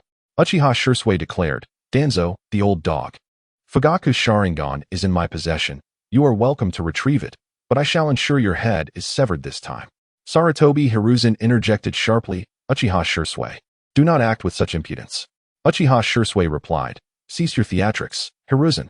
We are all aware of the truth regarding tonight's events. Your arrival signifies your intent to inform us that, as you wished, we shall depart from the village." Hiruzen's eyes darkened slightly as he queried, "Do you intend to betray the village? Are you aware of the consequences?" Uchiha Shisui asserted, "Konoha does not welcome us. Thus, we must depart. As for the consequences, being hunted, the truth has been laid bare. Do I, Uchiha Shisui, fear?" Sarutobi Hiruzen countered, "Konoha is a beloved home for all. No one wishes you ill." Unyielding, Uchiha Shisui produced a stack of papers, stating, "These are Danzo's roots. He has spread rumors to tarnish the Uchiha clan's reputation. You may examine them." He scattered the papers into the air, which fell like autumn leaves. Continuing, Uchiha Shisui remarked, "Moreover, over the past months, the Uchiha have faced numerous conflicts due to these rumors, yet in the end, the blame always falls upon us. As the esteemed Hokage, you must be aware of the veracity of these rumors. Why allow the Uchiha clan to suffer persecution?" Without granting Sarutobi Hiruzen the opportunity to retort, he pressed on. Do not speak of verification. Each incident is meticulously documented. Even if you were to investigate, a few days would suffice. Yet you have chosen to remain blind to it for months. How will you justify that? Sarutobi Hiruzen responded, because of the Uchiha. Uchiha Shursui interjected, So because the Uchiha clan is purported to be traitorous, you would believe them to be true traitors. But pray tell, where is the evidence of Uchiha clan betrayal? You cannot assert that Uchiha Itachi, for killing his own kin and betraying Konoha, follows a logical narrative. What a talent! Naruto exclaimed sincerely, feeling enlightened by Uchiha Shursui's words, which left Sarutobi Hiruzen speechless. Indeed, Hiruzen found himself at a loss for words, unable to formulate a response. For even the slightest flaw in his reasoning could be exploited by Uchiha Shursui. Uchiha Shursui spoke. In days gone by, the Uchiha clan was a proud member of Konoha, contributing significantly to its strength. Though we may have had minor flaws, we have never betrayed the village. Yet, we find ourselves subjected to suspicion and doubt, pushed to the fringes of our own home, now facing the threat of annihilation. I, Uchiha Shursui, shall not acquiesce to such a fate. Today, we depart from the village. Not by choice but by compulsion, in accordance with your desires to see us leave Konoha. Do you have any objections? Danzo interjected. Once you enter Konoha, you are bound to it for life, alive as a Konoha citizen, and in death, a ghost of Konoha. If you wish to depart, you may. But you must leave your lives behind. Uchiha Shursui retorted. Danzo, cease your barking before me. In my eyes, you are naught but an ant. His gaze shifted to Hiruzen Sarutobi, as the final authority lay with the Hokage. Hiruzen replied, Konoha has indeed displayed bias against the Uchiha clan, yet you cannot abandon the village. In time, Konoha shall rectify its past transgressions against your clan. Uchiha Shursui countered, I regret to inform you that I do not trust you. The Uchiha clan does not wish to become like the Senju clan, which now has but Tsunadeheim remaining. Thus, we must depart. I hope you will not hinder us. With that, Uchiha Shursui's eyes turned crimson, the eternal Manjiki Sharingan manifesting, and the formidable Susanoo appeared behind him. 4 pairs of Manjiki Sharingan emerged, alongside 3 Susanoo forms. While one individual had just awakened their Manjiki and could not yet summon Susanoo, the overwhelming aura swept across the area. As more than 33 Tomo Sharingan and over 22 Tomo Sharingan glimmered fiercely, Uchiha Shursui declared imperiously, We shall take our leave. Anyone who dares obstruct us shall face death. Perhaps we will perish tonight, but the number of you who remain will be few. Hiruzen Sarutobi, will you dare to test this? Is it not a threat? Who cannot threaten? It is merely a matter of who possesses the greater might. Witnessing the force Susanoo, many of the Ch-nin were struck with fear. The power was overwhelming. Both Hiruzen and Danzo felt their spirits tremble. For Manjiki, 1 eternal Manjiki, and over 33 Tomo, how could they possibly contend against such strength? Even if Konoha deployed its full might, with the legendary Sannin present, they would suffer grievous losses. This would deal a devastating blow to Konoha, potentially jeopardizing its very existence and leaving it vulnerable to other ninja villages, where even the Jinchuriki might not be safeguarded, leaving Konoha without hope of resurgence. Uchiha Shursui inquired, Have you made your decision? Will it be battle or retreat? Hiruzen inhaled deeply. You may go, Shursui. Konoha will always be a home for the Uchiha. Should you wish to return, you will be welcomed at any time. In truth, Hiruzen regretted his actions against the Uchiha clan. Had it not come to this, such power would have been a cornerstone of Konoha. He held a fleeting hope that Uchiha Shursui might reconsider his stance. Uchiha Shursui retracted his Susanoo, offering Hiruzen a smile as he waved his hand. We are departing. Thus, the farce came to an end. Uchiha Shursui led a formidable procession out of Konoha village, unimpeded by any opposition. As Uchiha Itachi observed this outcome, an inexplicable sentiment surged within him, whispering 3 words. I was wrong. Chapter 26, Sasuke Awakens. As the spectacle concluded, Naruto also rose and departed the village, awaiting Uchiha Shursui ahead. A raven alighted upon Shursui's shoulder, prompting him to inquire, Will you all wait for me here? He stepped forward, vanishing beneath the night sky. Naruto revealed himself, remarking, Shursui, you have performed admirably. With you, great achievements are within reach. Shursui humbly replied, I dare not claim credit. It is all due to the teachings of the Dragon King. His admiration for Naruto had become boundless. for Naruto was the savior who had rescued his clan. Naruto waved his hand dismissively. I cannot accept such praise. I believe that with your astuteness, the Hidden Dragon organization will flourish. However, upon your arrival in the land of Tea, exercise caution regarding a certain organization, the Akatsuki. The Akatsuki? Uchiha Shisui was well aware of this organization, recognizing its formidable strength. Naruto continued. The leader of the Akatsuki possesses a pair of eyes known as the Rinnegan, an immensely powerful asset. As for the origin of these eyes, I shall inform you in due time. The Rinnegan, the ultimate form of the Sharingan, indeed warranted vigilance, especially since his eternal Mangekyou Sharingan could hardly contend with it. Nevertheless, you need not be overly concerned. The leader of the Akatsuki seldom acts personally, relying on his members for their missions. They currently have other matters to attend to and will not seek you for the time being. However, one individual is likely to come looking for you, Naruto stated. Shisui inquired. Who? Naruto replied. A masked individual, one of your clansmen. He was presumed dead but has been resurrected by another and now serves as a member of the Akatsuki. His name is Uchiha Obito.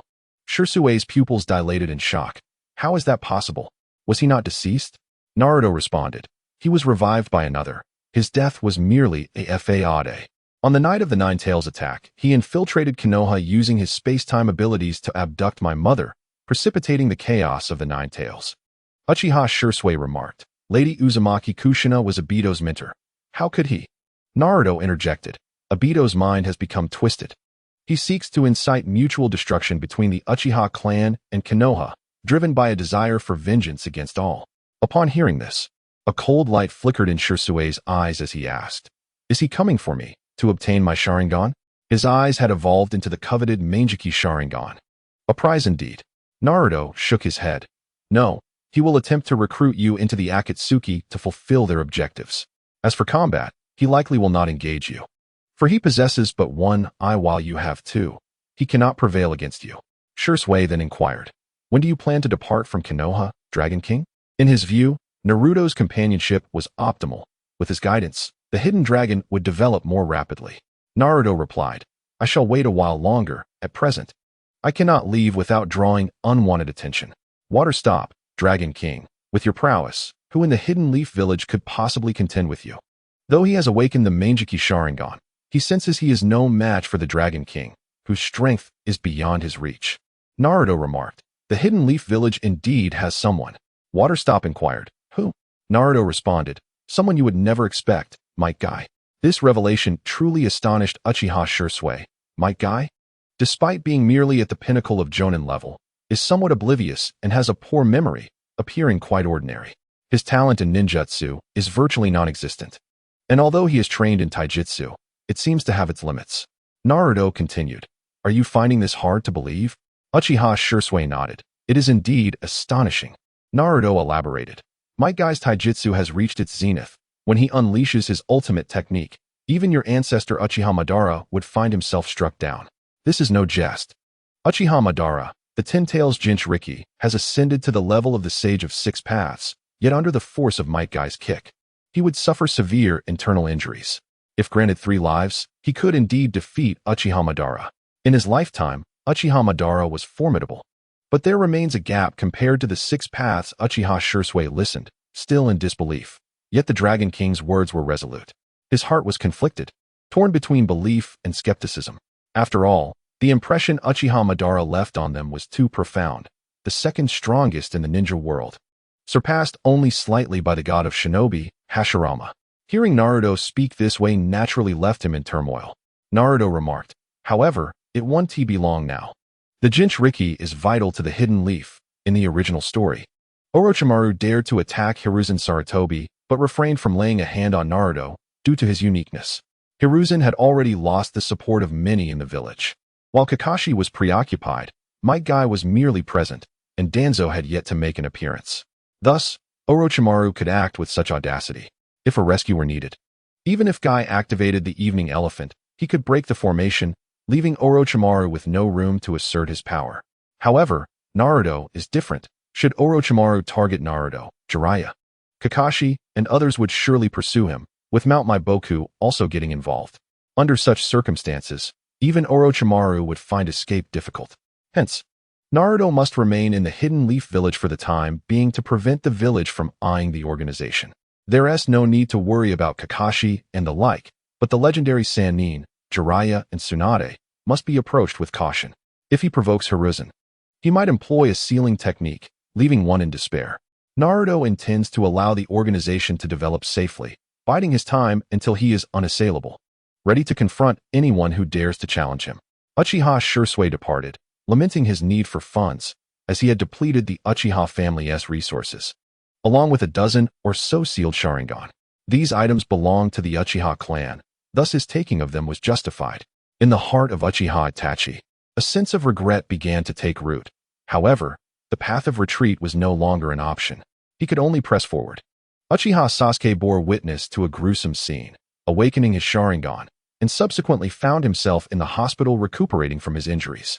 In his dreams, he was haunted by the cold, bloodthirsty eyes of the Uchiha clan, a scornful gaze that penetrated his very bones. Meanwhile, Konoha experienced a sleepless night, as the events surrounding Uchiha Shisui kept Sarutobi Hiruzen and others awake. This force was far more formidable than Orochimaru's defection. A single Orochimaru could not withstand Uchiha Shisui, especially with 4 individuals evolving their Sharingan into the Mangekyou Sharingan. These were the elite shinobi, and the Uchiha clan had grown powerful enough to rival a hidden village, one that could stand shoulder to shoulder with the 5 great shinobi villages. Sarutobi Hiruzen stood by his window, gazing at Naruto's residence, silently wishing, "Little Naruto, you must grow up quickly." He placed all his bets on Naruto, but alas, one reaps what one sows. Sarutobi Hiruzen was fated to face a bitter harvest. Chapter 27. The Ninetales remains upon returning to the village of Konoha. Naruto's consciousness descended into the prison of seals. It was time to fulfill a promise, the promise to release the Ninetales. "Hey, brat, you've come. What do you want from me?" The Ninetales inquired, its demeanor lively. Naruto stepped through the gaps into the sealing chamber and declared, "Ninetales, I am here to honor my promise and set you free." The Ninetales straightened up, its chakra swirling around it. "Really?" it asked. "Of course, Ninetales. Do you think I lack credibility?" Naruto replied. The Ninetales shook its head, "Not at all. It's just that I've been confined for so long. It's quite exhilarating." Naruto continued, "However, the choice is ultimately yours." "What do you mean?" the Ninetales retorted. "Of course, I want to leave this place and gain my freedom." Yet, a flicker of concern crossed its mind. Would this brat attempt to coerce it with conditions? Given Naruto's current strength, any undertaking would not be trivial. Why the expression, "Do you think I need to threaten you?" With my current power, do I need to resort to that? Naruto asked, somewhat irritated. "Indeed, then what is there to choose?" the Ninetales replied. Naruto stated, "You tailed beasts know how you came into existence. Surely, you are well aware." The Ninetales narrowed its eyes. "Brat, just say what you mean. There's no need for riddles." Naruto explained, "You tailed beasts were created from the separation of the Ten Tails chakra by the Sage of 6 Paths. Now, someone seeks to exploit you to summon the malevolent king of the underworld, aiming to annihilate this world and establish a new order." The Ninetales squinted. "If you don't wish to release me, just say so. There's no need to be so roundabout." It doubted Naruto's words, suspecting that he was merely attempting to gain control over it. "Do you remember how you initiated the Konoha Ninetales incident? How you emerged from my mother's womb?" Naruto pressed. "Of course, I was controlled by the Uchiha's eyes," the Ninetales admitted. Naruto remarked, "Indeed, I was controlled by the eyes of the Uchiha. At that time, there was only one person in the village with the Mangekyou Sharingan, making it impossible to dominate you. Given your strength, to control you would require the eternal Mangekyou. So it certainly wasn't one of the Uchiha clan members from the village." Kurama responded, "Are you suggesting that there are Uchiha members outside the village?" Naruto replied, "Naturally. Some have perished, yet others have returned." Kurama slightly trembled, Uchiha Madara. It was evident that the memory of Uchiha Madara resonated deeply within him. Naruto clarified, "Not him, but he is connected. The current individual serves as his vessel, preparing for his resurrection in the realm of the living." Kurama inquired, "The Rinnegan?" Naruto acknowledged, "You are quite astute. The Rinnegan now resides within an individual, and their power is nearing completion. Once Uchiha Itachi joins their ranks, it will be time to capture the tailed beasts." This is not mere alarmism. The leader of this organization is a survivor of war, deeply scarred by conflict, harboring a profound hatred for this world.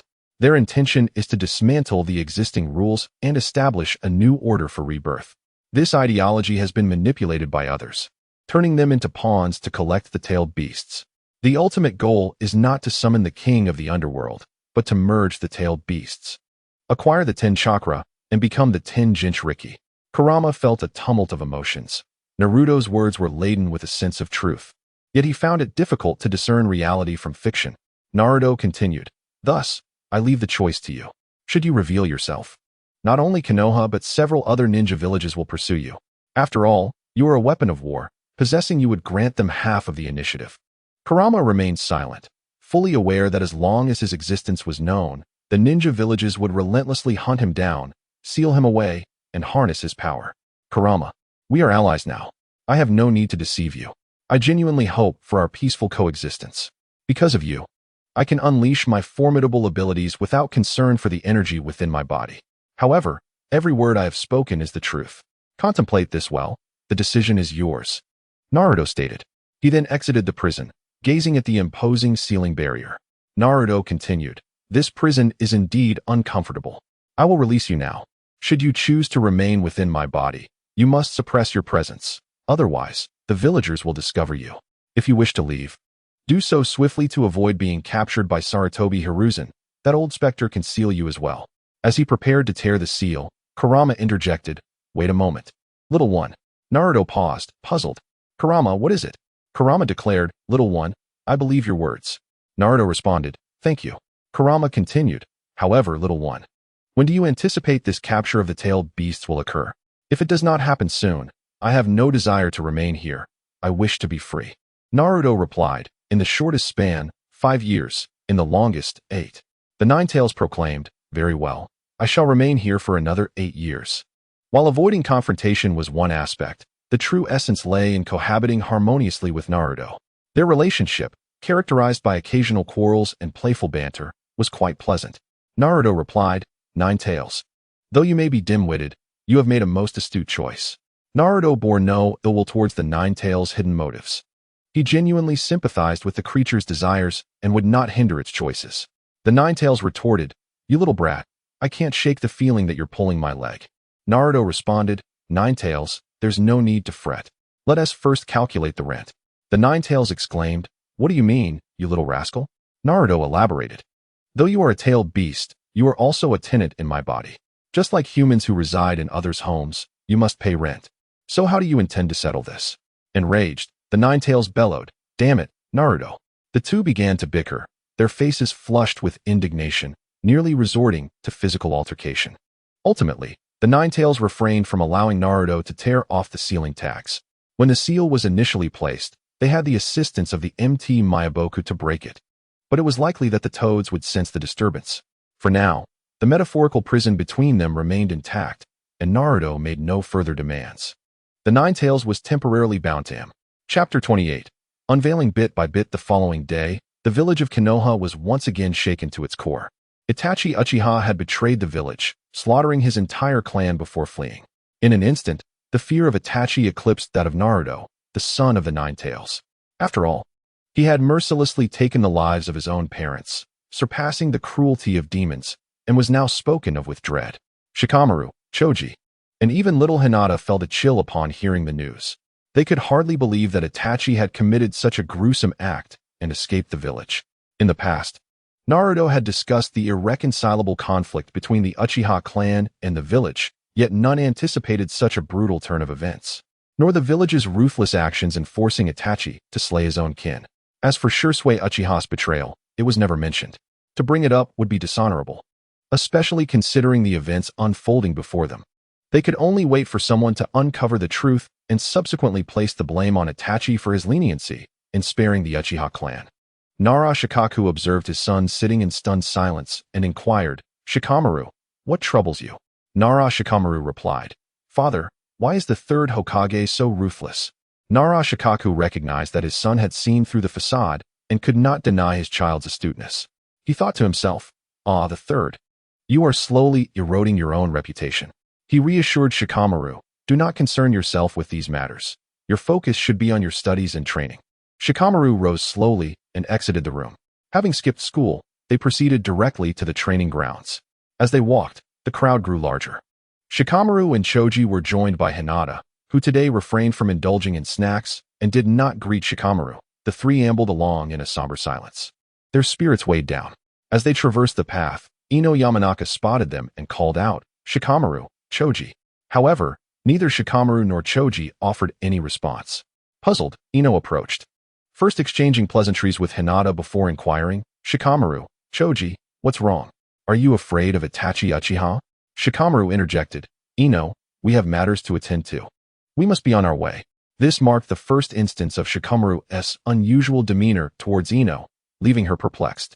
Yet, noticing the trio's strange expressions, she refrained from pressing further and asked, "Shikamaru, Choji, Hinata, I'm going to see Sasuke. Would you like to join?" At the mention of Sasuke, a glimmer of light ignited in Ino's eyes, for he was her cherished star. The trio shook their heads in unison, with Shikamaru stating, "We won't be going. You go ahead." They then continued their exit from the village. Upon reaching the training area, they found Naruto already present. Noticing the trio's demeanor, he inquired, "What's the matter with you three?" Hinata whispered, "Naruto-kun, haven't you heard about the Uchiha clan?" Naruto nodded, "Of course. I've heard that the Uchiha clan has been reduced to just one survivor. What's the big deal? Not only have I heard about it, but I've also witnessed quite the spectacle." Shikamaru and Choji raised their heads to meet Naruto's gaze, their expressions tinged with surprise. Naruto continued, "It seems you are not well versed in the history of Konoha. During the tenure of the second Hokage, Tobirama Senju, the Uchiha clan was heavily marginalized and deemed a nefarious lineage. From that point onward, they faced systematic oppression. The third Hokage and Danzo were both products of Tobirama's era, naturally inheriting his disdain and continuing the discrimination against the Uchiha, ultimately driving them from the village. Hence, is this outcome not somewhat expected?" In an attempt to win Shikamaru over, Naruto aimed to gradually unveil the darker truths of Konoha, hoping to diminish Shikamaru's fervor for the village. The revelations Naruto shared were indeed foreign to them. As they absorbed his words, the three involuntarily trembled, sensing the shadows lurking within Konoha that they had yet to uncover. Naruto directed his attention to Shikamaru, saying, "Especially you, Shikamaru. There are many matters of which you should be the first to take note." This left Shikamaru bewildered, prompting him to ask, "Please enlighten me, Naruto-kun." Naruto posed a question. If you were to undertake a mission and Choji found himself in peril, would you abandon the mission or forsake Choji? Shikamaru replied, "Naturally, I would abandon the mission. My comrades are paramount, though it would depend on the nature of the task." CHG remarked, "The mission is indeed significant." Naruto replied, "Of course, some missions require careful consideration. However, in Konoha, there was an incident where abandoning a classified mission to save a comrade led to a tragic demise. Although the mission was secretive, it could have been salvaged, resulting in only financial losses. After all, money cannot buy life. Yet, this esteemed elder still perished." Shikamaru had heard some whispers about this and inquired, "Naruto, are you referring to the legendary White Fang?" Naruto smiled. "It appears you are aware of him, Shikamaru." Shikamaru continued, "Indeed. The White Fang of Konoha was a name that resonated throughout the ninja world. He was my idol, having undertaken hundreds of missions with only one failure." Naruto affirmed, "Yes. It was this last failure that led to his death." Shikamaru, "Do you know how he met his end?" Shikamaru responded, "I have heard from elders that it was suicide." CHG and Hinata were perplexed. How could such a heroic figure choose to take his own life? Naruto explained, "Perhaps the reasons behind it are unknown to you, Shikamaru." Shikamaru admitted, "Indeed. I have not heard." Naruto continued, "The secrecy surrounding this matter was quite effective. At that time, the White Fang chose to abandon a mission to save his comrades. Yet the information was leaked by someone, resulting in endless scorn and accusations from the villagers, coupled with the reproaches from his comrades. He was ultimately driven to take his own life. A tragic end for a great hero," Naruto added. "This bears a striking resemblance to the persecution faced by the Uchiha clan. Is it not the same method?" Shikamaru, unable to comprehend, questioned, "Why? Why would this happen? Wouldn't Konoha be stronger with the White Fang?" Naruto replied, "How should I put this? Let's say that Tsukumo Hatake was the ideal candidate for the position of the fourth Hokage." A thought suddenly emerged in the minds of the three. Could it be that the fourth was him? Naruto, taken aback, exclaimed, "Dante jumped to conclusions. The fourth is not that kind of person. Let me clarify. If Tsukumo had become the fourth Hokage, the Hitaki clan would have thrived. At that time, Kakashi was a genius, and the prestige of the Hitaki clan would have soared once more. However, some individuals might not have welcomed this. Consider the implications of the fourth Hokage being a mere commoner. Chapter 29. Hinata confronts Sasuke. This revelation laid bare the situation before them, leaving CHG and Hinata disheartened. Yet, Shikamaru's expression changed dramatically. Something within him shattered, leaving him drained and despondent. Naruto encouraged, Shikamaru, there's no need to dwell on this. Let us go. We have class to attend. The four of them, supporting Shikamaru's weary form, returned to the Ninja Academy. They naturally arrived late. But Iruka did not reprimand them. Naruto's gaze fell upon Sasuke's seat. He was present. However, an aura of chilling hostility emanated from him, creating an atmosphere that warned others to keep their distance, lest they face dire consequences. The coldness surrounding him was palpable, a presence that none dared to approach. Subtly pulsating with chakra, in the tranquil setting of spring, Sakura Haruno and Ino Yamanaka sat at a distance, their expressions filled with concern as they observed Sasuke Uchiha. They longed to alleviate his suffering, yet felt powerless to do so. Sasuke cast a glance at Naruto, seemingly arriving at a resolution. Instantly, Naruto speculated on his decision, murmuring, "Do you wish to train with me? I could teach you a few techniques, but no more. Given your current state, you possess little loyalty. Should I impart any knowledge, you might turn it against me." Having checked in at school, Naruto noticed Shikamaru and his companions lacked vitality. With a hint of exasperation, he declared, "Let us venture outside and wander a bit." The three nodded in agreement, and together they departed from the school. Iruka observed their exit, choosing to turn a blind eye, as instructed by the Hokage. However, this time, Sasuke trailed closely behind. Naruto remarked, "Is this truly beyond your endurance? Do not make me lose faith in you. The darkness of Konoha is beyond your imagination. While you wallow in despair, what can you achieve? Without strength, you are nothing. If you possess the power of a shadow, you could question the reasons behind this predicament. Instead of languishing here, it would be wiser to train diligently. With strength, you could accomplish anything." His words finally resonated, leading them to forego their meals and commence training. The trio heeded Naruto's advice, pushing their bodies to the limits, hastening the absorption of chakra, determined to exhaust themselves. Observing their efforts, Naruto called out, "Sasuke Uchiha, step forward." In response, a blue figure emerged, landing before Naruto with a cold gaze. Naruto spoke, "I understand your intentions, but we shall discuss that later." Sensing the watchful eyes of Sarutobi Hiruzen upon him, he quickly adjusted his tone. Naruto then donned a weighted vest and shouted, "Sasuke, join me." Sasuke was momentarily taken aback by Naruto's transformation. One was composed, the other impulsive. Yet, this suited him well. Without uttering a word, he shouldered the weight, and the five began their training. Sarutobi observed thoughtfully, stroking his beard before retracting the crystal ball. Meanwhile, Naruto shed his burden and turned to Sasuke. Aware that Naruto wished to speak with him, Sasuke also discarded his weight and approached. "I know you seek my guidance in training," Naruto stated directly. Sasuke replied, "Indeed. I wish for you to teach me the throwing techniques of ninjutsu." Naruto responded, "That is agreeable, but there is a condition." Sasuke inquired, "What is it?" For the sake of vengeance, he was prepared to barter his very soul. Naruto continued, "Whether you wish to confront your brother or challenge Konoha, I will not interfere, provided you do not harm my friends," gesturing towards the trio engaged in training. Sasuke questioned, "Is that all?" Naruto added, "Just one more thing. Do not disclose any information regarding my teachings." Sasuke nodded, "Understood. I accept." Naruto proclaimed, "I hope you keep your word." He called out to Hinata in the distance, "Hinata." Hinata paused, set down her burdens, and approached Naruto and Sasuke. "Naruto-kun," she exclaimed. Naruto pointed at Uchiha Sasuke and instructed, "Hinata, give him a good beating." Hinata gasped, utterly perplexed. Could Naruto be so ruthless as to have her strike Sasuke? Sasuke remained silent, merely observing Naruto. Naruto continued, "There's no need to look at me.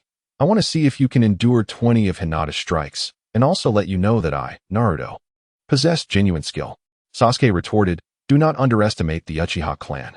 He believed that Hinata would not prove to be his rival. Naruto replied, "I do not underestimate you, but you truly cannot match Hinata. Besides, the Uchiha clan has ceased to exist in Konoha. It has become a thing of the past." Provoked by these words, a faint red gleam flickered in Sasuke's eyes as he declared, I will show you what true genius is.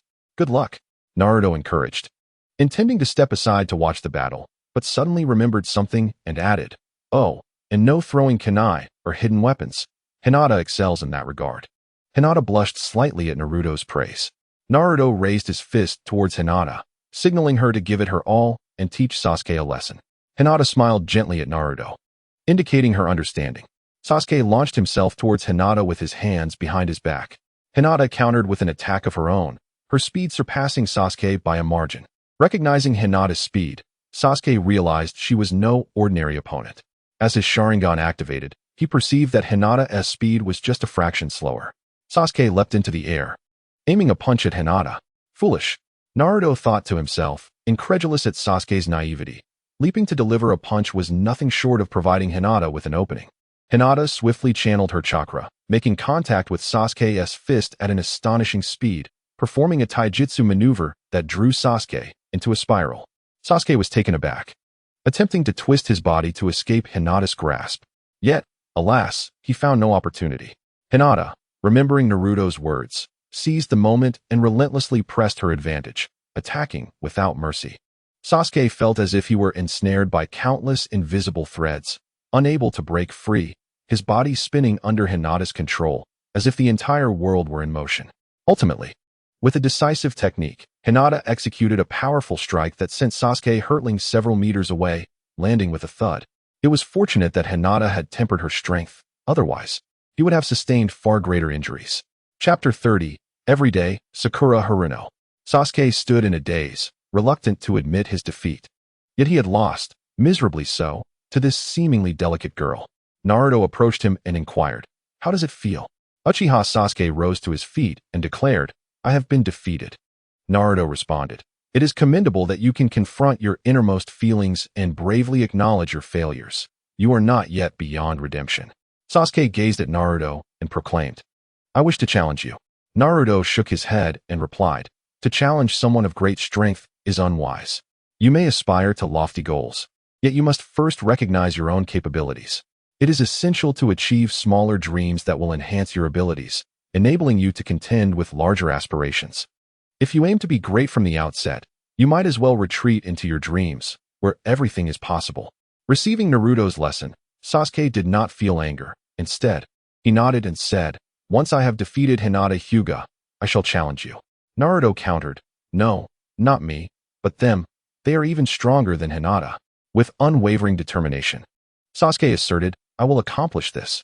Naruto imparted some fundamental training methods, including the techniques of the Tang sect's concealed weapons, which would suffice for a period of practice. Sarutobi Hiruzen periodically observed the group and, upon seeing their diligent training, felt a sense of satisfaction, recognizing them as the future of Konoha. By afternoon, Naruto and his companions departed the base, each returning home. As Naruto passed an intersection, a familiar pink figure caught his eye, an attire etched in his memory, impossible to forget. He retraced his steps to behold a small figure clad in a pink cheapao with a small collar, her hair styled in an intricate bun, distinct from other girls. This was not a girl from the world of Naruto. She was a little girl from the distant Dragon Kingdom. This was Tion Tion, a prodigy of ninja tools from one of the 12 teams in the Naruto series. The sight of that familiar cheapao and hairstyle momentarily transported Naruto through time and space, back to the land of Yin and Huang. At that moment, Tion Tion held a concealed weapon, a meteor dart, which she had just been spinning.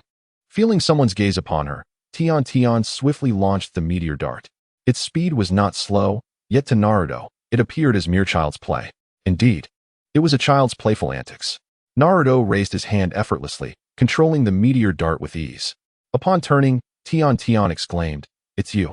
Naturally, she recognized Naruto, who was infamous for being disliked by many. It was impossible for anyone to forget him, as discussions followed him wherever he went. Naruto replied, "Yes, it is I. I recall your name is Tion Tion, correct?" She responded affirmatively, "Yes, do you need something?" Her expression bore a hint of caution as she regarded Naruto. He inquired, "Do you have an affinity for ninja tools?" Tion Tion remained silent, her eyes fixed on Naruto, seemingly awaiting his next words. Naruto turned and said, "If you wish to train, come to the west side of the village by the water pool tomorrow. I can teach you." With a swift motion, he tossed the meteor dart, which spun around Tion before embedding itself in the wall beside her. Beneath it was a spider the size of a thumb. Every day, I gaze at Naruto's departing silhouette. From the moment he caught my meteor shuriken with his bare hands, I understood that his prowess extended far beyond mere shadow clones.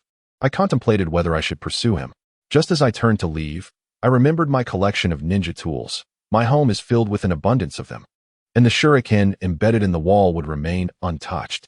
Yet, in the next instant, I found myself stiffly turning back, my gaze fixated on the shuriken. My eyes wide with astonishment as I murmured, "Is it mere coincidence?" Naruto approached my training with utmost seriousness. In me, he sensed a tranquil soul, reminiscent of the comforting essence of home. For the sake of that singular feeling, should I express the desire to learn? He would impart the entirety of Tongmen's secret techniques and superior internal martial arts to me.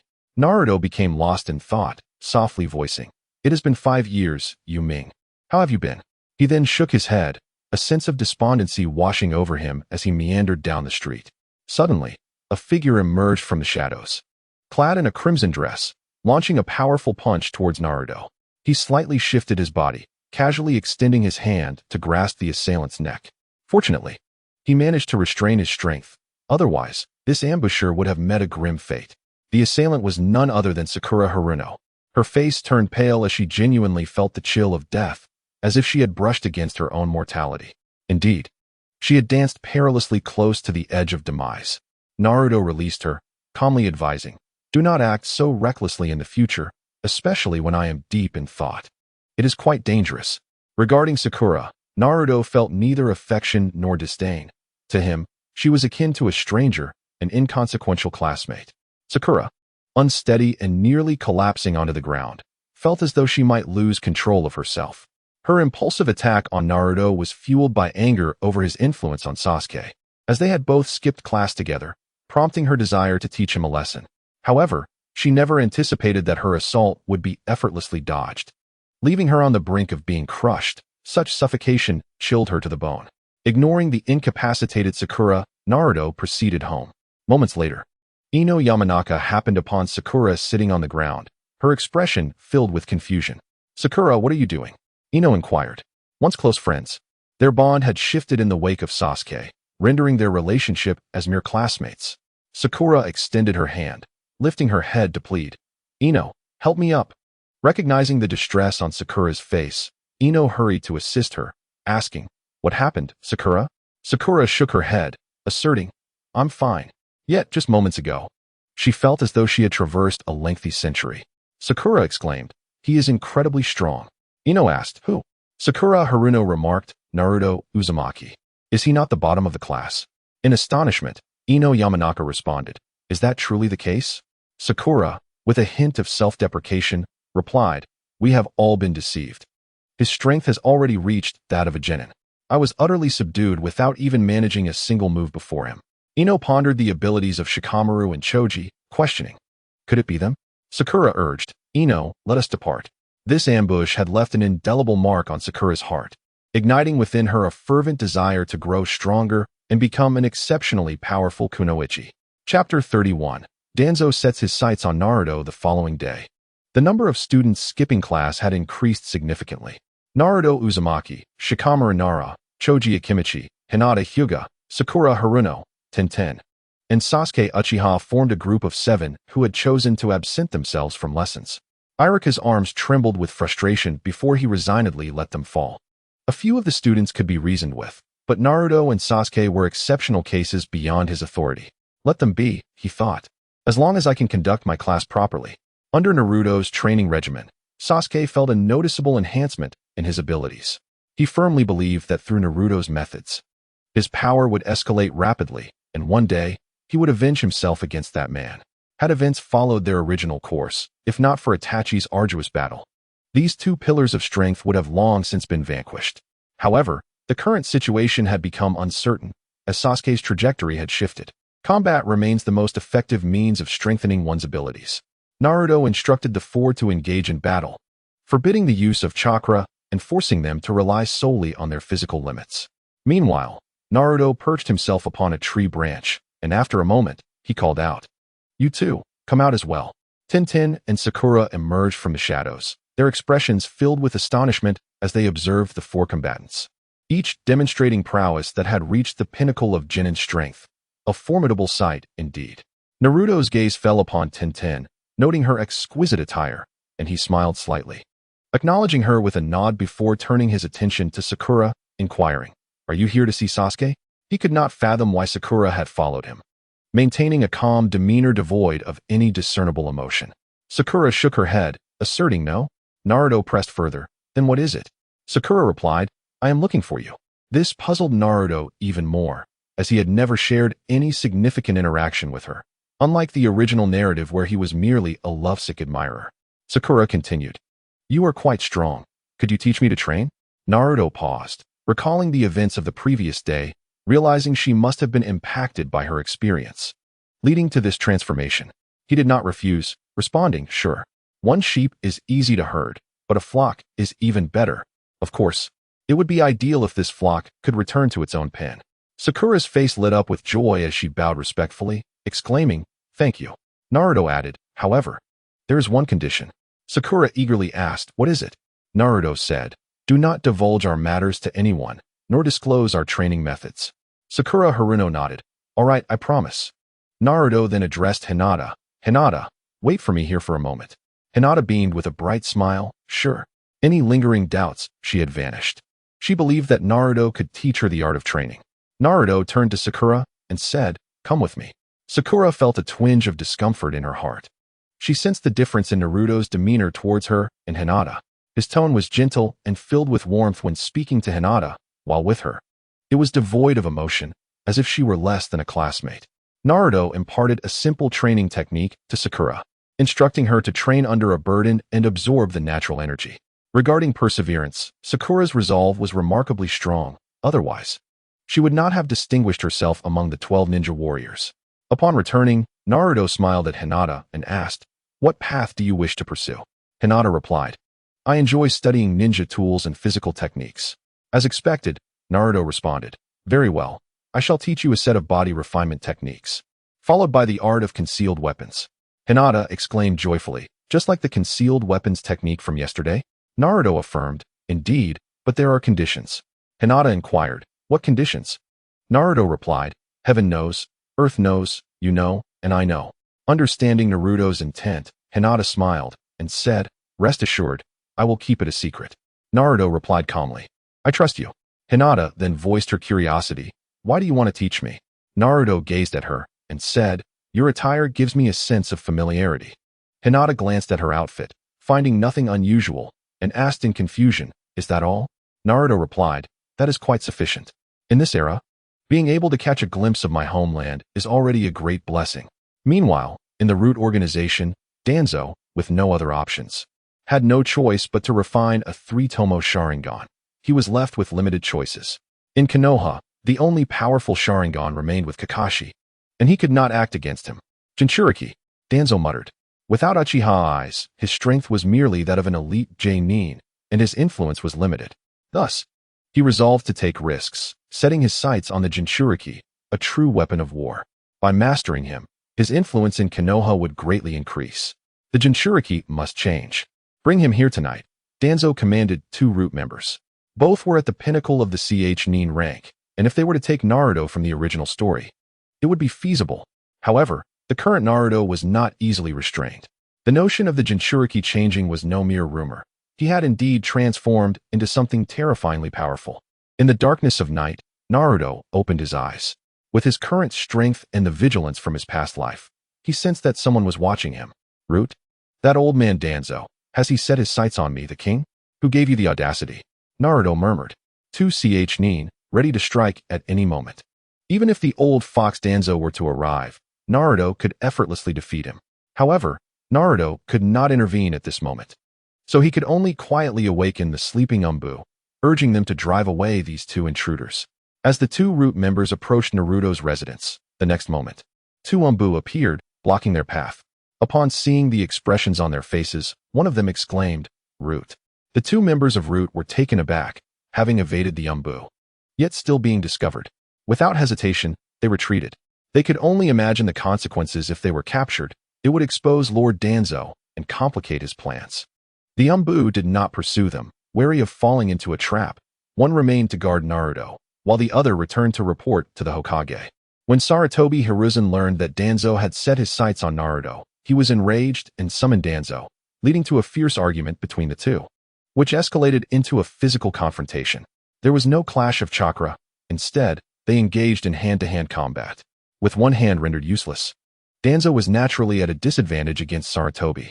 Naruto sensed the commotion and chuckled, remarking, "What a loving couple. This scene is quite thrilling." He believed that after this incident, Danzo would remain quiet for a while and would not seek trouble with him. Chapter 32.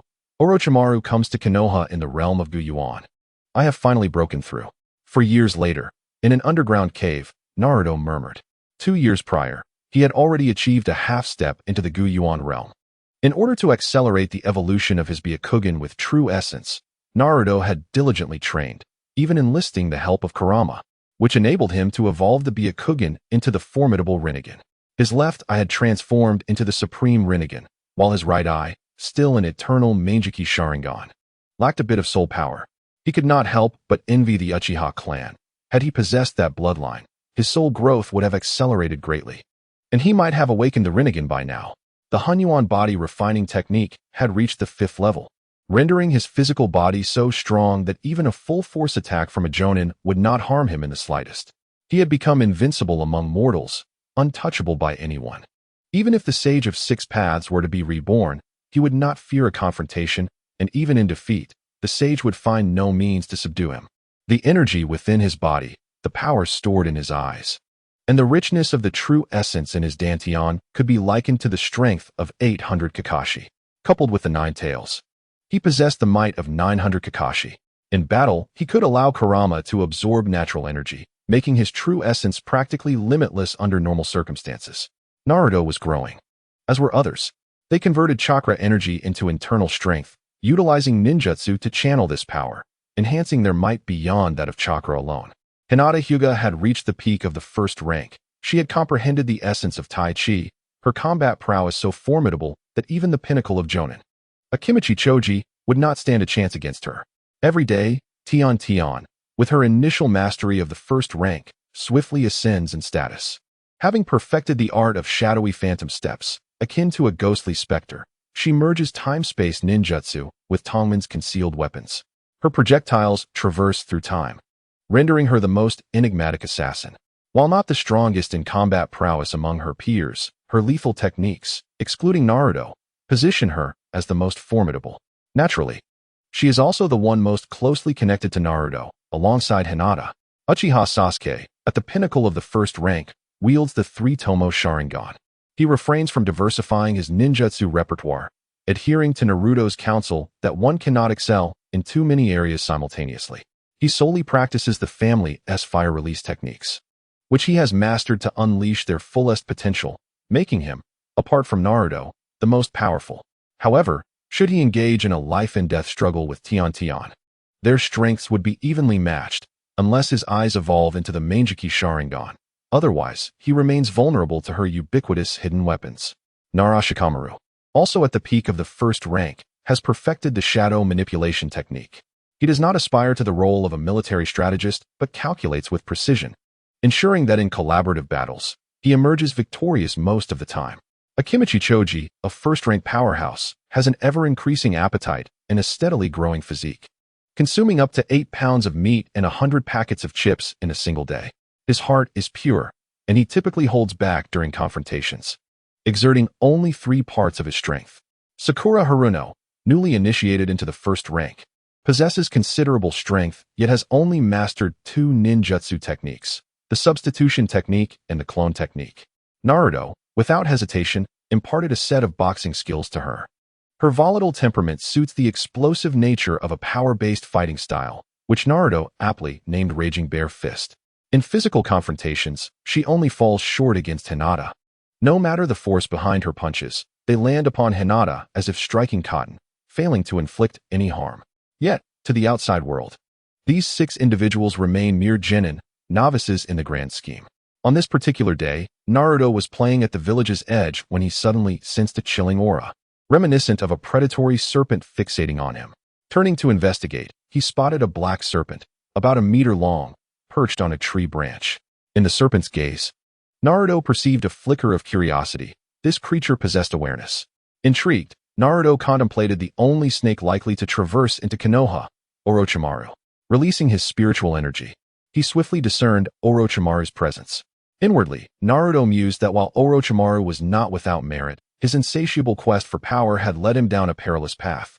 With a few swift movements, Naruto vanished into the forest, leaving the serpent astonished as it descended from the tree, unsure of its next course. Arriving at a dense thicket, Naruto declared, "Orochimaru, I know you are here. Come forth." From a hollow in a tree, a serpent's head emerged, gradually expanding until Orochimaru was revealed. "Ugh!" Naruto exclaimed in distaste. "Orochimaru, your entrance is utterly repulsive. I find it quite unappealing." Orochimaru, restoring his form and extending his long tongue, elicited another wave of nausea in Naruto. In a past life, countless affluent women would have been captivated by him. He was nothing short of a divine artifact. With an eerie tone, Orochimaru queried, "Little brat, who are you?" Naruto retorted, "Orochimaru, is it truly amusing to ask that? Surely, you must know who I am." Orochimaru chuckled sinisterly. "How intriguing, Uzumaki Naruto. It appears you have concealed a great deal." Naruto replied, "Naturally, is it not better to live freely?" Orochimaru smirked. "You are indeed an interesting Jinchuriki." Naruto challenged, "Do you dare to take me away?" Orochimaru shook his head, "I do not dare." This was the truth. He genuinely feared the wrath of Konoha should he attempt to abduct a Jinchuriki. Naruto smiled faintly. "Orochimaru, you have come to devise a plan, haven't you?" Orochimaru's eyes narrowed. His demeanor akin to a coiled serpent, ready to strike. "Little brat, I cannot comprehend your words." Naruto pressed, "Do not feign ignorance. Kabuto is one of yours. Is he not?" Orochimaru's chakra surged ominously as he retorted, "What else do you know, little brat?" Naruto coldly declared, "Refrain from exuding your killing intent, or I shall end you." Subtly, his true essence surged forth, bearing down on Orochimaru, who staggered back, astonished by Naruto's overwhelming pressure. He was no match. Yet there was more. Naruto's right eye spun like 6 intersecting blades, the eternal Mangekyou Sharingan manifesting. Orochimaru's expression shifted dramatically as he exclaimed, "Eternal Mangekyou Sharingan." Naruto stated, "I am aware of your curse seal technique, which allows you to resurrect yourself through others. But believe me when I say, I can eradicate you one by one." Orochimaru admitted, "I believe you." Naruto continued, "I know your purpose for coming here. It is to execute your plan for Konoha's downfall, is it not?" Orochimaru's visage changed as he realized only his inner circle should be privy to such knowledge. Could there be a traitor? Unlikely. They were all his loyal subordinates. Naruto reassured him, "Do not ponder too deeply. Your people have not betrayed you. As for how I know, that is inconsequential." Orochimaru composed himself and inquired, "Naruto-kun, what is it that you seek from me?" Naruto replied, "I understand your pursuit of power, which is why I extend an invitation for you to join our organization." Orochimaru queried, "You have an organization?" Naruto responded, "Have you heard of the Qianlong organization?" Chapter 33. Foiling Orochimaru's plan. The Qianlong organization has firmly established its presence in this world, its reputation spreading far and wide. Uchiha Shisui, a formidable individual, altered the will of the feudal lords of the land of Tea using his Kotoa Tsukumi, swiftly seizing control and secretly amassing power. A year later, the Qianlong organization was founded. During this year, under Naruto's guidance, Uchiha Shisui transformed the land of Tea into what would become the land of Flame. A year later, under Naruto's direction, the economy of the land of Tea quintupled, with ninjas aiding in various tasks, achieving remarkable efficiency, and all civilians enjoyed a prosperous life. Shisui signaled the renaming to the Land of Flame, significantly enhancing the nation's strength and establishing the Qianlong Martial Arts Academy, which welcomed numerous apprentices. Other villages sent scouts, only to be intimidated by the might of the Qianlong organization. Possessing the formidable strength of 5 elite shinobi ranks, along with an impressive roster of 40 to 50 jounin. The power of the Yanlong nation is on par with any ninja village, boasting high-level combat prowess that even surpasses that of the Mist and Sand villages. After 3 years of development, the strength of the Yanlong nation has once again ascended, with the number of lower-tier shinobi reaching 3,000. While this may pale in comparison to the 5 great villages, the high-end combat strength is undeniably robust. Orochimaru's eyes gleamed with intrigue as he remarked, "Naruto-kun, you are also a member of the Qianlong organization." This group represents a formidable force, helmed by Uchiha Shisui, who has awakened the eternal Mangeki Sharingan, surpassing even the elite shinobi. In recent years, the Yanlong Nation has been exporting an array of goods such as salt, rice, and sea cucumbers to various countries, particularly the exquisite and sought-after flavor of the sea cucumbers, which are in high demand yet scarce. I am the Dragon King, the leader of the Qianlong organization, proclaimed Naruto. Orochimaru gazed at him in astonishment, fully aware that the Qianlong organization had a Dragon King, the true leader of their faction. Yet, apart from Uchiha Shisui, no one had ever laid eyes upon this Dragon King. One thing was certain: the Dragon King must possess extraordinary strength to lead such an organization. However, he never anticipated that the Dragon King of the Qianlong organization would actually be Naruto Uzumaki, the Jinchuriki of Konoha. Hard to fathom, isn't it? Naruto continued. Indeed, I never would have guessed. It would be hard for anyone to believe if I were to speak of it, Orochimaru admitted. So what do you say? Will you join us? Together, we shall explore the essence of martial arts and delve into its profound truths. He then began to share the twisted philosophies of Uchiha Shisui with Orochimaru, aiming to unveil the harsh realities of the shinobi world. A distorted realm where only martial arts could usher in peace and safeguard the ordinary populace. To further demonstrate his formidable physical prowess, Naruto forcefully struck his flesh with a dagger, producing a resounding clang as the blade shattered without leaving a single mark upon his skin. This was not merely the result of abundant chakra, it represented true physical refinement, achieving such defense without compromising the integrity of his body. Orochimaru felt the intensity of his own chakra tremble in response, realizing that even 100 of his own wouldn't measure up to this vast reservoir of energy. I am willing, Orochimaru declared. Excellent, Orochimaru. You have made a wise choice. However, I must stress a few matters. You may conduct your experiments, but do not resort to using humans. Otherwise, I will have no choice but to take action and end your life myself. Naruto harbored a strong aversion to such practices. Orochimaru assured him, Naruto-kun, I promise I shall never again use human subjects for my experiments. I hope you keep your word, Naruto replied, sensing the sincerity in Orochimaru's promise. The opportunity he provided opened a new door for Orochimaru, making research seem far more intriguing than mere experimentation. Do you have a pen? Naruto inquired. Orochimaru summoned a snake, using its blood as ink, allowing Naruto to write. Naruto inscribed characters in Chinese, a secret known only to him and Shisui. He taught Shisui to master these characters, maintaining communication through crows, ensuring that even if intercepted, the content remained unintelligible. After completing his writing, he handed it to Orochimaru, instructing him to travel to the Land of Flames and seek out Shisui, who would guide him in his training. Orochimaru, eager to depart, acknowledged, understood. However, Naruto cautioned, Orochimaru, abandon your plan. Confused, Orochimaru asked why. He harbored little fondness for Sarutobi Hiruzen and genuinely wished to eliminate him. Naruto replied, to discipline a person, killing is not the sole method. For someone like Sarutobi, who is centered on power, isolating him is the greatest punishment. After a moment of contemplation, Orochimaru agreed. You speak wisely. This would indeed be his greatest punishment. Naruto continued, bring Kabuto back. He will be appreciated in the Land of Flames. Nurture him well. He has great potential. Orochimaru affirmed, understood. With that, he departed, and Naruto returned to the training base with the others. Under Naruto's subtle guidance, Tintin's attire transformed, reminiscent of an ancient girl from a past life. Each time Naruto beheld her, a gentle smile graced his lips, solidifying his resolve to bring many cherished aspects of his former life to the Land of Flames once he left Konoha. Naruto, Tintin exclaimed, leaping onto his back. Over the years, she had felt a familial bond with him, and in her heart, he was her greatest support. Having lost her parents in the turmoil of war, she barely remembered them, but they had left her a significant inheritance, enough for her to indulge.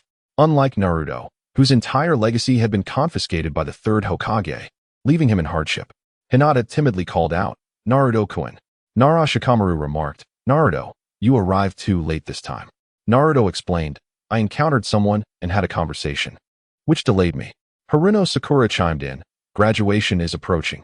I truly hope we can be placed in the same class. Now, Sakura's feelings toward Sasuke had shifted. She was no longer captivated solely by his looks. In her heart, Naruto's presence grew ever more vivid and towering. Shikamaru added, There's no need to ponder. A teacher can only mentor a handful of students, and it's impossible for all 7 of us to be together. Naruto recalled that the new teacher would conduct an assessment, and with their 7-member team, they could easily overpower the instructor without revealing their true abilities. Hinata softly expressed, "Being in the same class as Naruto-kun would be wonderful." Naruto chuckled softly. Hinata's affection for him was profound, woven into the very fabric of her being. He pondered the saying, "When one does not cut off, one invites chaos." Gently setting Tenten down, he turned to Hinata and said, "Hinata, I have matters to discuss with you. Please follow me." "All right," Hinata replied quietly. Her courage had grown significantly compared to the original, yet she still blushed in front of Naruto, though she no longer fainted. Chapter 34. Hinata's defeat by Neji. The two ventured deep into the forest, and Hinata's charming face still bore a lingering blush. She softly inquired, "Naruto-kun, what is it you wish to discuss?" Should Naruto-kun require assistance, she would spare no effort.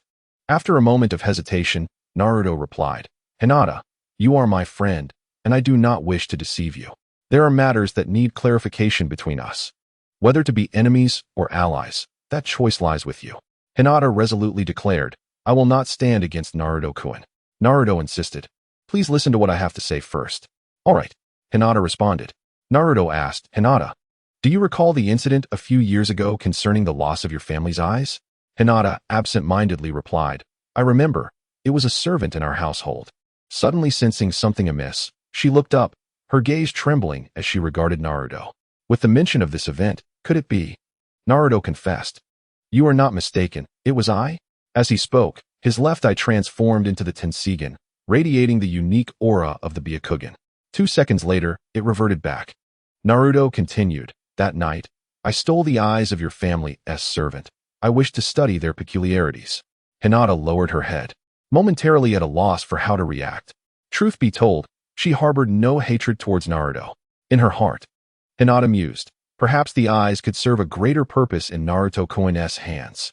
Yet, would he require the secret techniques of her clan? No, that cannot be. The eyes are the most vital support of the clan, the foundation of their lineage. But Naruto-kun needs help. This is unacceptable. How could she be so selfish? Hinata's inner turmoil revolved around her conflicting loyalties, leaning ever so slightly away from her clan. Naruto explained, the Byakugan and Sharingan were once the powerful eyes of Konoha. In truth, the Byakugan can evolve as well, but it requires a higher tier chakra. You may understand this as a more advanced form of energy. The internal energy you cultivate differs in quality from the chakra stored within your body. The superior energy can facilitate the evolution of your eyes. This revelation could be seen as Naruto's remorse towards Hinata. As for the Hyuga clan, he felt no guilt. Even if he were to steal from the entire clan, it would not weigh on his conscience. But Hinata was different. She was pure and kind-hearted. Softly, Hinata said, "Naruto-kun, I'm feeling a bit confused. I need to think." Afterward, she walked away from the woods. Naruto sighed, alas. Hinata wandered aimlessly back home.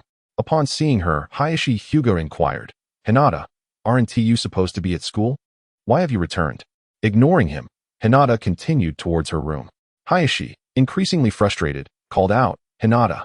Only then did Hinata react, immediately responding, "Father." Hayashi, visibly angry, stated, "Hinata, you have been training for 4 or 5 years now. It is time to assess your strength. Come with me." Hinata did not resist and followed behind the Hyuga clan. Upon arriving at the Hyuga family's training grounds, Hayashi summoned Neji, who possessed the peak strength of a genin, with combat prowess just shy of entering the ranks of a chunin. However, such strength would be utterly inadequate against Hinata, who could repel his every move with ease. "Hinata," she called to her older brother, Neji. He regarded her with sternness, his demeanor grave as he nodded slightly. "Lady Hinata." Hayashi then instructed, "Hinata, I want you to endure 30 exchanges against Neji." Suddenly, an idea struck Hinata, and after a considerable pause, she summoned her courage to speak. "Father, if I withstand 30 exchanges, I wish for one of your eyes." This was the first time Hayashi had witnessed such bravery from his daughter, and his mind raced with thoughts, pondering the significance of her request. The eyes of the Hyuga clan were of utmost importance, and he could not fathom why she would desire one. Ultimately, his thoughts settled on Naruto. Surely, her actions were for him, and he inquired, "Is it for Naruto?" Hinata affirmed resolutely, "Yes." To prevent any deterioration in her relationship with Naruto, Hinata forced herself to maintain her composure, though her hands trembled beneath her sleeves, and her heart raced vigorously. Hayashi, consumed by anger, could hardly contain his frustration at her defiance. He snapped, "Very well, Hinata, if you can endure 100 exchanges, I shall grant your wish." Niji's gaze turned icy as he fixated on Hinata, determined not to hold back this time. For the sake of an outsider, he would not allow a branch family member to sacrifice an eye. Little did he know, the Hinata before him was far from a frail girl. Her strength surpassed his own. Hinata's heart soared with joy. "Father, you must not go back on your word." Hayashi replied firmly, "I will not." Yet, an unsettling feeling stirred within him. Hinata bowed respectfully to Niji. "Brother Niji, I ask for your guidance." Niji warned, "Lady Hinata, be cautious." His expression remained cold as he prepared for an earnest confrontation. The rift between the main and branch families of the Hyuga clan was no secret in Konoha, with the main family alone possessing the highest secret techniques, which the branch family was forbidden to learn, inciting discontent among many, including Niji. This confrontation was a perfect opportunity for him to express his frustrations. Hayashi remained vigilant, aware that he must protect his daughter from Niji's potential aggression. Niji activated his Byakugan and swiftly launched himself at Hinata, executing the Hyuga clan's taijutsu, the 8 trigrams empty palm. Hinata responded with Tai Chi, and as her understanding deepened, she recognized the extraordinary nature of this martial art, far surpassing many of the clan's techniques. Eager to claim her prize, Hinata seized Niji's hands, using his force against him to throw him off balance, and with a swift movement, she unleashed a powerful strike that sent him flying away, without sustaining any injuries. Hinata did not exert herself, yet suffered a humiliating defeat. At this moment, Hayashi Hyuga stood in stunned silence, fully aware of Niji's formidable strength, a definite pinnacle of a genin. Even a chunin would require numerous exchanges to subdue him. However, he was effortlessly thrown aside by his own daughter in a single move. Hinata shrugged and declared, "Father, I have won." Hayashi felt a twinge of awkwardness. It was inconceivable to him that his daughter could withstand even 100 of Niji's strikes. Yet Hinata's victory was so decisive. He inquired, "Hinata, have you now attained chunin-level strength?" Hinata did not respond verbally, but her gaze remained fixed on her father. Hayashi continued, "Very well, I shall grant you a Byakugan later." He had previously disdained Hinata's timid nature, yet now, given her burgeoning strength, he pondered what heights she might reach in a few years. Bestowing a Byakugan upon a Jinchuriki seemed a commendable notion, a gesture of gratitude towards Naruto for mentoring Hinata. Nonetheless, even with the Byakugan, its efficacy would be significantly diminished without the Hyuga clan's secret techniques. At present, the paramount concern was Hinata's happiness, fulfilling her desires. Hinata nodded earnestly, her expression grave, leaving Hayashi uncertain of her sincerity. She possessed not merely chunin capabilities, but rather the prowess of a first-rate martial artist, standing at the pinnacle of jounin strength. Chapter 35. Niji's inclusion. Upon the demise of a branch member of the Hyuga clan, their Byakugan would vanish. However, the main family's eyes would remain, likely concealed in secrecy, known only to the clan head. Elated by her acquisition of the Byakugan, Hinata was eager to leave her home. As she stepped outside, a voice called out, "Lady Hinata." Turning around, she smiled, "Brother Niji." Niji Hyuga remarked, "Lady Hinata, your strength is impressive. It seems you did not exert yourself fully." This was evident, for had Hinata unleashed her full potential, Niji would undoubtedly be hospitalized for months. Hinata replied, "Brother Niji is family. I cannot harm him." Niji said, "Lady Hinata, your recent technique was powerful. Could you teach me?" Although he held little hope, believing it to be a secret technique of the clan, he could not help but inquire. Hinata responded, "I'm sorry, Brother Niji, but I cannot make that decision." Disappointed yet mentally prepared, Niji shook his head. "It is all right, Lady Hinata." Noticing Niji's discomfort, Hinata felt a pang of empathy and decided, "Come with me, Brother Niji." She then led him outside the village. Naruto, puzzled by Hinata's return alongside Niji, recalled that in the original narrative, Niji had been rather disrespectful towards him. However, he chose to let bygones be bygones, as Niji had taken no further action against him. Upon seeing Naruto, Hinata joyfully ran over and greeted him with a smile, "Naruto-kun." "Naruto, Hinata, you." Subsequently, Hinata presented him with an eye, saying, "Naruto-kun, this is for you." Upon seeing this eye, Naruto's heart quivered. Hinata had devised this means to reconcile his relationship with the Hyuga clan. It would be disingenuous to say he was not moved. He gently ruffled her hair and remarked, "Silly girl." Hinata, feeling the warmth of Naruto's palm, bowed her head, overwhelmed with happiness. Naruto turned to Neji and inquired, "Hinata, did you bring Neji here for a reason?" Hinata replied, "Naruto-kun, may I teach my brother Neji the Tai Chi? He wishes to learn." She posed the question cautiously, fearing Naruto's ire. Neji's eyes widened in disbelief. This was not a secret technique of the Hyuga clan, but rather a technique belonging to the son of the Nine Tails, which was quite astonishing. Naruto smiled gently and said, "Of course you can, and do share the training methods with him as well. Neji possesses considerable talent, but remember, my dear, don't let him surpass you." Hinata's heart blossomed with joy as she gazed at Naruto, her eyes brimming with emotion. "Thank you, Naruto-kun." Naruto addressed Neji. "Since Hinata wishes to teach you, you should train diligently. Your current strength is insufficient. Hinata has already reached the late stage of Jonin. You must accelerate your training. However, one thing, you cannot share this knowledge with anyone else, nor can you disclose any secrets. Oh, if Hyuga Hayashi inquires, you may share Tai Chi with him, considering he is a senior." Neji looked at Hinata in disbelief. Late-stage Jonin. Was he imagining things? Hinata softly added, "It is thanks to Naruto-kun." Naruto gently stroked Hinata's hair and said, "Hinata, go train. I need to speak with Neji." Hinata replied, "Mem." Her heart soared. She could train alongside Naruto again. Naruto said, "Neji, I understand you harbor resentment towards the Hyuga clan due to the caged bird seal. But Hinata has always regarded you as a brother. She is kind-hearted and hopes you will not harm her." Neji nodded. "Understood. I will protect Lady Hinata." Naruto responded, "I hope you keep your word. Now go. Allow Hinata to teach you. With your talent, you can catch up to everyone else swiftly, aside from Sasuke." The identity of the two pillars is formidable, being the reincarnation of Indra, one who cannot perish. Their strength will gradually increase, naturally incomparable. Neji asked, "Are they all Jonin now?" Naruto nodded. "Indeed." Neji inquired, "And you?" Naruto smiled. "I am stronger than all of them." Neji replied, "I will catch up to you."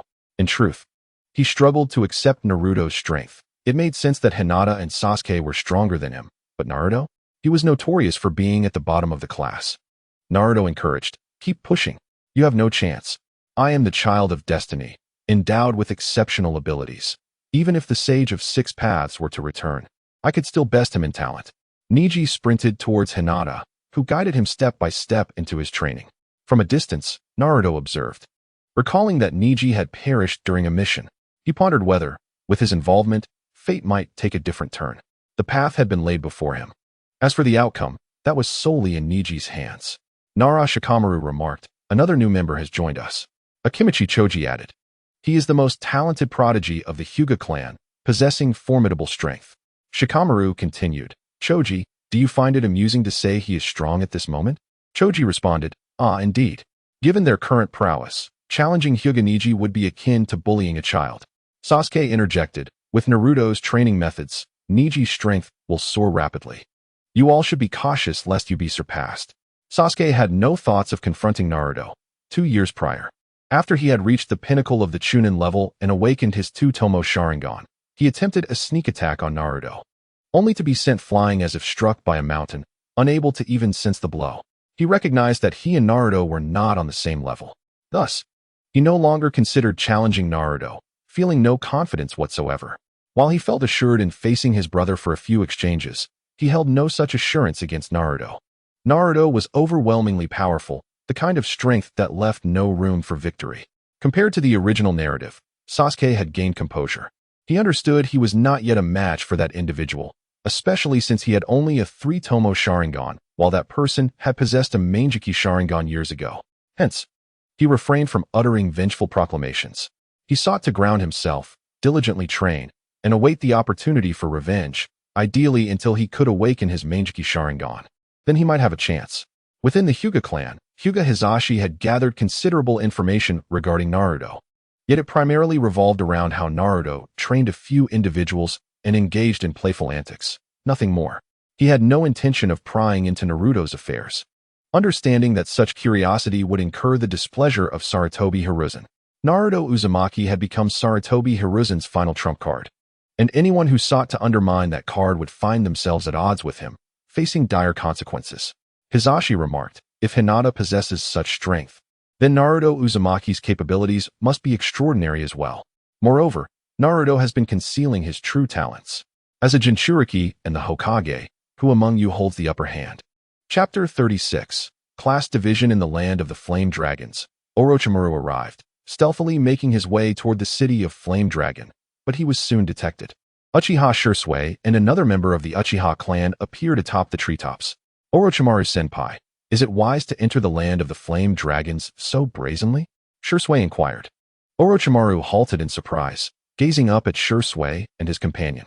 As expected of Lord Ri's capable subordinate, Shursui, your strength has surpassed mine, Orochimaru sincerely acknowledged. Shursui replied, have you encountered Lord Ri?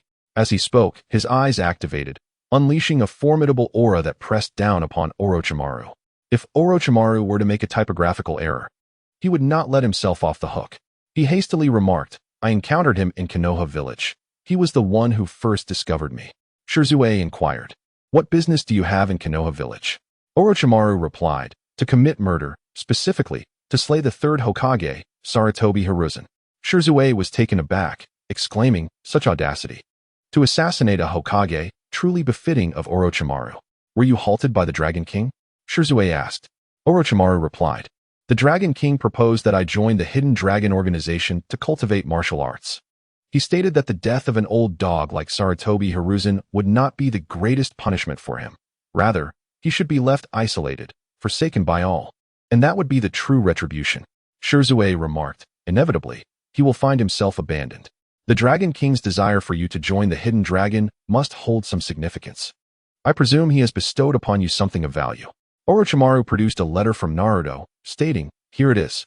He could discern only a few characters, which proved of little utility, as he did not comprehend the rest. Shursui took the letter, and upon recognizing the handwriting, he immediately identified it as Naruto's. After reading its contents, he said, welcome, esteemed Orochimaru. Thus, Orochimaru was welcomed into Flame Dragon City, where he was imparted with methods of cultivation. As one of the legendary Sannin, his innate talent was beyond question. In the original narrative, his sole significant defeat occurred during his encounter with Itachi, where he was utterly vanquished by Itachi's Jinjutsu. Had it not been for Kabuto's timely intervention, he would have surely perished. After half a month of practicing the Xian Yuan sword technique, he distinctly felt a surge in his power, accompanied by a long-lost sense of lightness. His physical form was no longer burdened by the overwhelming chakra of yore. He felt rejuvenated. Orochimaru sought out Uchiha Shursui, who sensed Orochimaru's presence and remarked, congratulations, esteemed Orochimaru. Your strength has once again ascended. Orochimaru acknowledged, this is largely thanks to the Dragon King and you, Shursui. Uchiha Shursui replied, the credit is not mine. It belongs to the Dragon King. Orochimaru then inquired, Shursui, having cultivated martial arts, do you also feel a newfound lightness in your body, unencumbered as before? Uchiha Shursui affirmed. Indeed. Orochimaru probed further, what is the reason behind this?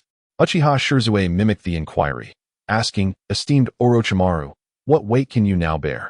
After a moment of contemplation, Orochimaru responded, without chakra, it is true essence energy, approximately 500 pounds. Uchiha Shursui queried, and what if it were 1,000 pounds? Orochimaru replied, I would be crushed.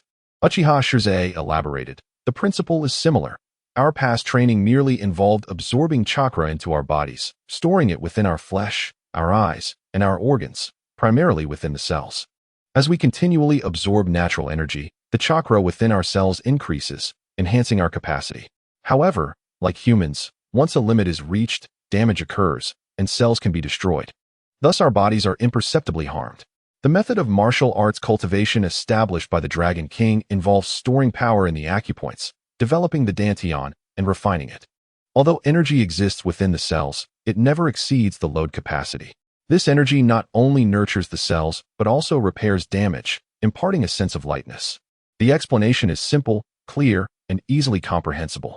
Orochimaru, upon hearing this, could not help but express his admiration, exclaiming, Lord Dragon King, a deity indeed. The malevolent and sinister Orochimaru had completely become a fervent disciple of Naruto. This sentiment was echoed by Uchiha Shursui, who concurred. Indeed, The Dragon King must be a god destined to save the world. Subsequently, Shursui reiterated this pathological ninja philosophy, further redirecting Orochimaru's path and planting the seeds of belief within him. Finally, Shursui inquired, Orochimaru-senpai, your sound ninja village can relocate here. Orochimaru replied, certainly. This is where the sunlight graces us. He smiled, no longer with a sinister grin but rather a radiant one, for he had found vitality and a direction to strive towards. Naruto, however, remained unaware of the transformations in Shursui and Orochimaru as he sat drowsily in the classroom. To his left sat Hinata, and to his right, Tenten. Life was blissful. In the front row were Shikamaru, Choji, and Sakura, while further ahead was Sasuke, who was accompanied by a blonde girl. Naturally, it was Ino, who monopolized Sasuke's attention. Regrettably, Sasuke's indifference towards love rendered him more affectionate towards Naruto than even towards Ino. Iruka stood at the teacher's podium, proclaiming, congratulations. From this day forth, you shall be independent ninjas. However, he added, you are merely genin. A long and arduous journey lies ahead, and this is only the beginning. Henceforth, you will be divided into teams of 3 to cooperate and grow together. Naruto, feeling drowsy, found Iruka's words rather tedious. Nevertheless, he could not deny that Iruka was an excellent teacher. He contemplated whether he should recruit him to be a teacher at the Flame Dragon Martial Arts Academy upon graduation. The notion of forming teams of 3 ignited excitement in the room. Many girls turned their gazes towards Sasuke, silently wishing to be placed in his group. Hinata declared, being in a group with Naruto-kun would suffice. Tenten added, I do not wish to part from Naruto and Aiken. Shikamaru remarked, it seems we must separate. Choji chimed in, we can still play with Naruto-kun and enjoy his cooking and grilled meats. Sasuke remained silent. In his mind, aside from a few individuals, the addition of 2 more members merely constituted an increased burden. Of course, if he were to team up with Naruto, he would become the burden himself. The trajectory remained unchanged as Iruka began announcing the members of Team 7. Naruto lifted his eyelids, following suit. Uzumaki Naruto, Uchiha Sasuke, Haruno Sakura. Sakura beamed, not solely for being in the same team as Sasuke, but rather for sharing it with Naruto. Hinata felt disheartened, while Tenten lamented, what a pity. Sasuke mused, being in the same team as Naruto-kun is beneficial, for it shall enhance our strength. In the mountains, Ino Yamanaka felt a surge of indignation, nearly on the brink of an outburst. The 8th team consisted of Hinata Hyuga, Kiba Inuzuka, and Shino Aburame. The 9th team included Tenten, Rock Lee, and Niji Hyuga. The 10th team was made up of Shikamaru Nara, Choji Akimichi, and Ino Yamanaka. In Chapter 37, titled The Master and Apprentice of the Emperor. Once the teams had been allocated, they were, of course, escorted by their respective instructors. It was needless to say that Kakashi was the slowest of them all. Unlike the original Naruto, who would often play pranks on Kakashi, this time he merely rested his head on the desk, succumbing to slumber. Sakura Haruno was contemplating whether to sit in the back row alongside Naruto. As for Sasuke, he remained coolly seated, indifferent to his Jonin instructor, feeling that there was nothing left for him to learn. At that moment, Naruto abruptly spoke, Sasuke, are you thinking that a Jonin instructor is insufficient to teach you? Sasuke, without a hint of hesitation, replied coolly, yes. Naruto continued, sometimes, humility is a form of strength. Kakashi was already a genin at the age of 5. He possesses the skills of an elite Jonin and knows many ninjutsu.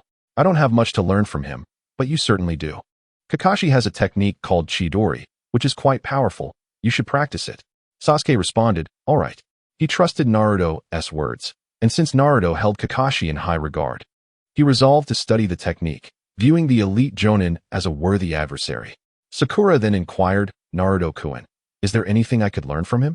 Given Sakura's aggressive demeanor, it would be more fitting for her to seek guidance from Tsunade, the renowned medical ninja, rather than from Kakashi. Naruto advised, focus on honing your own fighting style and mastering healing ninjutsu. Absorb Kakashi's experiences, and as for finding a mentor, that can wait. If she returns, you can seek her guidance. Sakura mumbled softly, I believe you, Naruto-kun, are the best teacher. She then asked, who is she? Naruto replied, your idol, Lady Tsunade. It wasn't until the afternoon that Kakashi finally appeared, apologizing for his tardiness. He led the trio out of the classroom and onto a narrow path at the edge of the school, where he stopped and perched himself on a railing, stating, this is where we'll pause. Let us begin with self-introductions. I am Kakashi Hitaki. As for what I like and dislike, I prefer to keep that private for now. There are many interesting things to discuss, so let us hear from you. Naruto seemed unfazed, but Sasuke and Sakura were left dumbfounded. Was this truly the nature of their instructor? Aside from his name, he revealed nothing, only displaying half of his face. Naruto then declared, "I'll go first. I am Naruto Uzumaki, which everyone here knows. I enjoy reading magazines, particularly those with pictures, though it's essential they include a descriptive text. I particularly dislike incomplete stories. They leave me frustrated. As for my dreams, I've mentioned them before." At this, Kakashi was momentarily taken aback. Naruto's self-introduction was even more impressive than his own, and he was intrigued that this young man had discerned his interests. Sakura Haruno and Sasuke Uchiha found themselves in a state of confusion, truly unable to comprehend what was unfolding before them. Despite their precociousness, they remained but two endearing children. Sasuke introduced himself, declaring, "I am Sasuke Uchiha. My greatest passion lies in training. There are many things I detest, but the most loathsome is when I am disturbed during my practice. My ambition is to eliminate that person and restore the Uchiha clan to its former glory." Both Naruto and Sakura were already aware of this, and thus found nothing peculiar in his words. In the depths of Kakashi's mind, he mused, that person, could it be Itachi? A tragic figure indeed. Suddenly, memories of Shisui Uchiha flooded his thoughts, as did recollections of the organization known as the, which had stirred the ninja world and commanded respect from all. Furthermore, the had gained considerable acclaim within the Land of Fire, being embraced by the populace for its egalitarian principles, devoid of hierarchies or oppression. Lost in contemplation, Kakashi inadvertently overlooked Sakura's self-introduction. Naruto interjected, "Kakashi-sensei, stop daydreaming. We've finished our introductions." At the sound of Naruto's voice, Kakashi returned his focus, seemingly ignoring Naruto's comment, and remarked, "All three of you are quite intriguing. We shall commence our missions starting tomorrow." Naruto retorted, "Kakashi-sensei, we refuse to undertake trivial tasks like catching kittens or searching for puppies. We might as well dedicate our time to training." Sasuke concurred, "Indeed. Are these even considered missions? They are nothing but a waste of time." Sakura smiled quietly, content with whatever came her way. Kakashi sighed.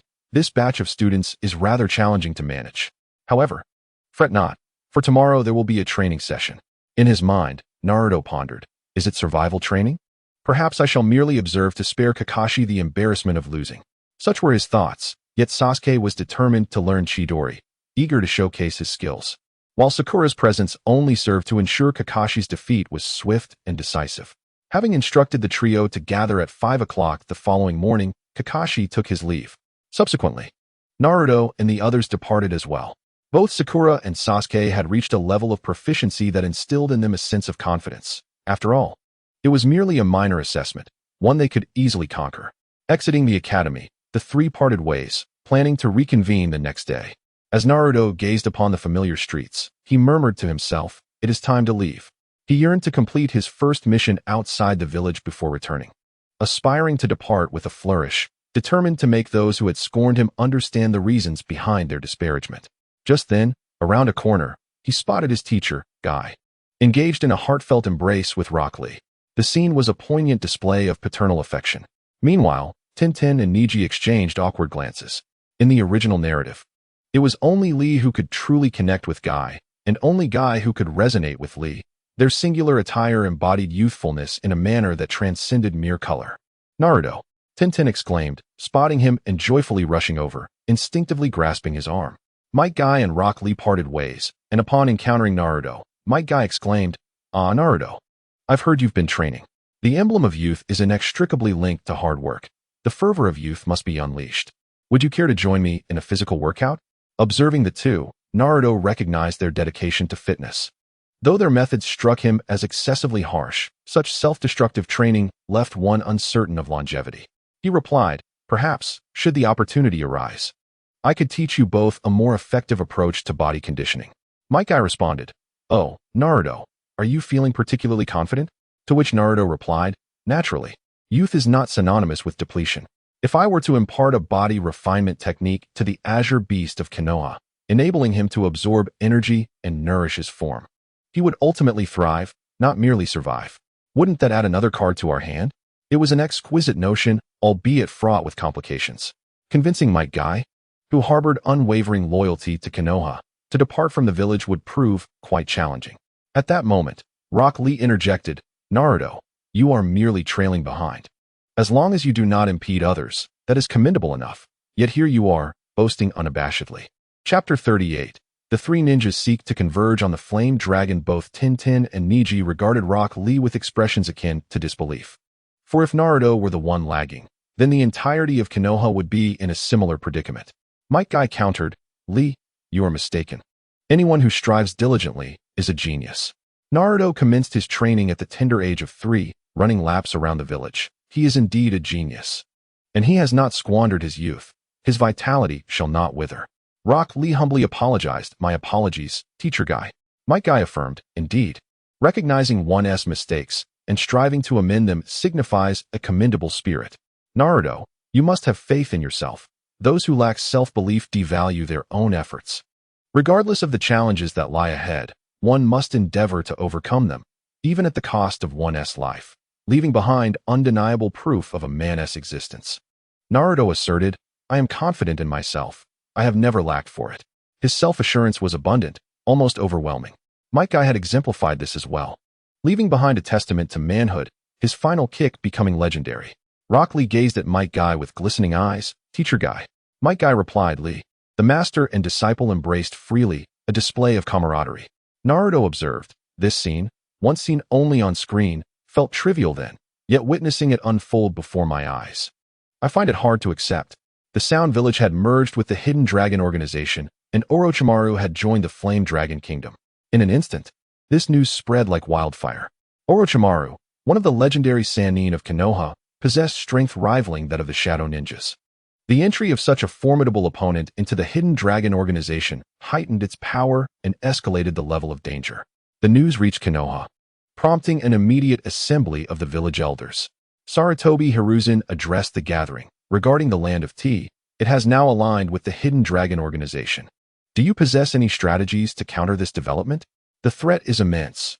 How can one find solace on a couch while a lion lies beside them? When hunger strikes, it will devour you in a heartbeat."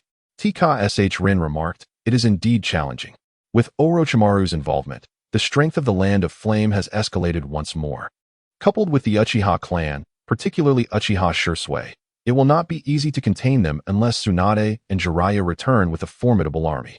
This is a sentiment shared by the few present, who know not to harbor false hopes.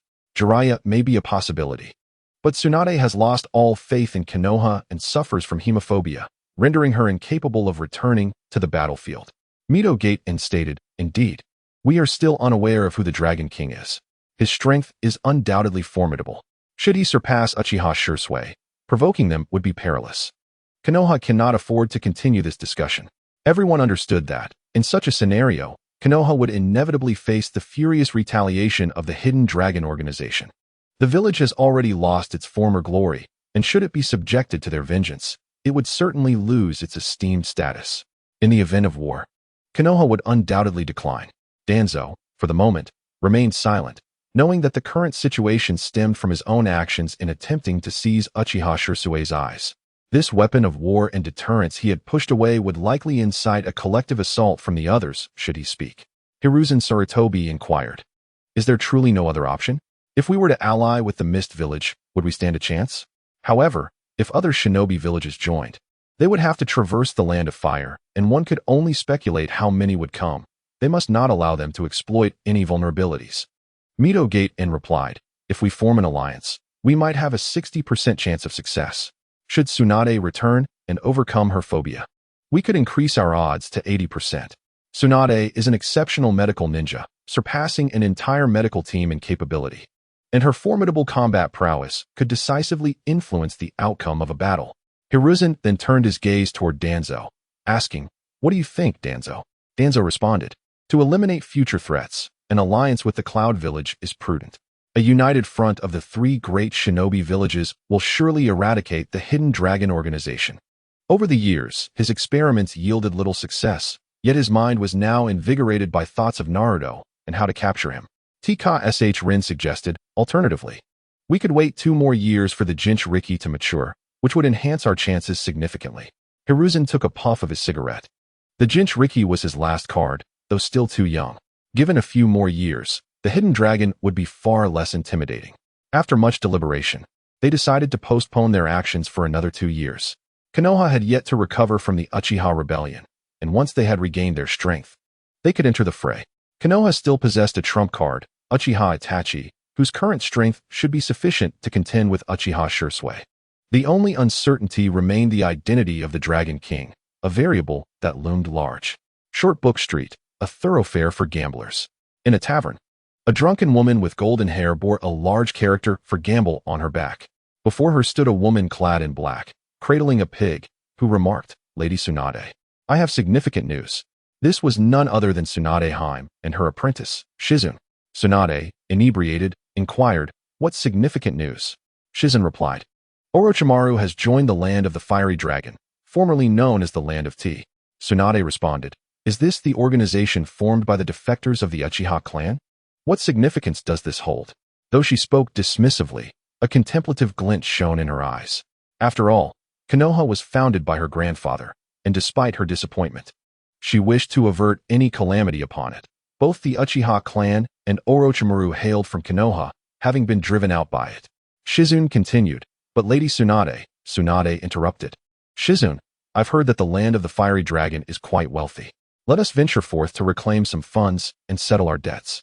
Shizune remained silent. After years of gambling, not only had they exhausted their resources, but they were also burdened by countless debts, having never won a single game. In the Land of Fire, at a women's bathing establishment, numerous maidens indulged in their ablutions amidst the misty, fragrant atmosphere. A man with long white hair donned in a crimson robe, adorned with an oil character headband, was none other than Jiraiya, one of the legendary Sannin of Konoha. Initially eager to gather material, he lost interest upon overhearing certain conversations and discreetly departed, an unusual occurrence of evading detection. Jiraiya muttered, "Old man, this is yet another of your muddled accounts. With you in the Hokage position, Konoha will only continue to weaken." Alas, he altered his travel plans, intending to explore the potential of the Qianlong organization and the Martial Arts Academy, curious to ascertain the nature of this organization. Gathering material there would also afford him the opportunity to observe Orochimaru's intentions. Chapter 39. Obito arrives and departs again amidst the stir caused by Orochimaru. Uchiha Obito finally found the time to arrive in the land of the Fiery Dragon. Possessing the power of Kamui, he made his way to the heart of the Fiery Dragon City, where he was finally detected. He sought to infiltrate the city unnoticed, yet a figure blocked his path, halting him at the gates of the city. It was Uchiha Shursui. Obito paused, gazing at the suddenly materialized Shursui, and spoke in a low voice. Shursui replied, "As expected of one who wields the power of Kamui, it is only upon your arrival here that we have discerned your presence." Confronted by Shursui's piercing gaze, Obito felt an unsettling sensation, as if his true identity was laid bare before this younger generation. Indeed, Shursui had already uncovered his identity. Obito remarked, "No wonder you are hailed as the hero who led the Uchiha clan in rebellion against Konoha. You have discovered me." Shursui responded, "I am aware you hail from the Akatsuki. If you come to visit our land of the Fiery Dragon, you are most welcome. However, should you harbor ulterior motives here, even as a member of the Uchiha clan, I will not hesitate to eliminate you." As he spoke, his eyes shifted, revealing the eternal kaleidoscope Sharingan, an overwhelming aura emanating from him. Uchiha Obito fixed his gaze upon Shursui and declared, "Eternal kaleidoscope Sharingan." There was a hint of avarice lurking beneath the surface. Shursui replied, "What? Do you wish to seize my eyes?" Obito responded, "A pair of eyes so exquisite, if I could possess them, it would indeed be splendid." Shursui calmly stated, "I would not hesitate to alter your memories and sever your ties with the Akatsuki." Obito remarked, "It seems you are well informed." Shursui affirmed, "Indeed, I possess considerable knowledge." Obito continued, "Shursui, this world is a twisted realm, rife with slaughter. Join us, break the shackles of this world, and reforge a perfect existence. Terminate the chaos, cease the suffering, end the carnage, and establish a new order." Shursui countered, "Is that so? Yet your arrival has wrought considerable anguish. In pursuit of your objectives, you tread upon countless corpses to achieve your vile aims. Forgive me, but I cannot comply. Do you recall your original intention? It was to bring peace to your nation. Pray tell, has your nation known peace since its inception?" A colossal serpent materialized. Orochimaru perched upon its head, exclaiming, "Ah, Obito." Obito responded, "Orochimaru, it has been a while." Orochimaru stated, "Obito, it has indeed been a while, but you are not welcome here. I was once a member of the Akatsuki, and I am aware of its true motives." Shursui, with his crimson eyes, gazed at the myriad serpents beneath Orochimaru and declared, "Should you harm even a single soul from the Flame Dragon Nation, I shall ensure that one day, even if pursued into the depths of the earth, I will bring you to your end." Before the serpents could respond, Orochimaru assured, "Fear not, Shursui, they shall not harm anyone. My guarantee pertains to other beings." Shursui remarked, "The farming oxen are commendable. I could offer them too." Orochimaru replied, "Indeed, Shursui." Truth be told, he had grown fond of Flame Dragon City, where no one coveted power, but rather diligently followed the directives of the Dragon King. Soon after, 7 individuals emerged, members of the Uchiha clan, each possessing eyes that had reached the level of the kaleidoscope. Witnessing this scene, Obito could not help but draw a sharp breath. 7 kaleidoscopes, their presence formidable, all having ascended to the level of shadow ninjas. Shursui addressed Obito, stating, "As I have said before, if you come to Flame Dragon as a guest, we welcome you. However, should you provoke us, turning into wolves, we shall unleash our blades freely." This was a phrase borrowed from Naruto, which he had appropriated. Obito implored, "Shursui, trust in my sincerity, I mean no malice."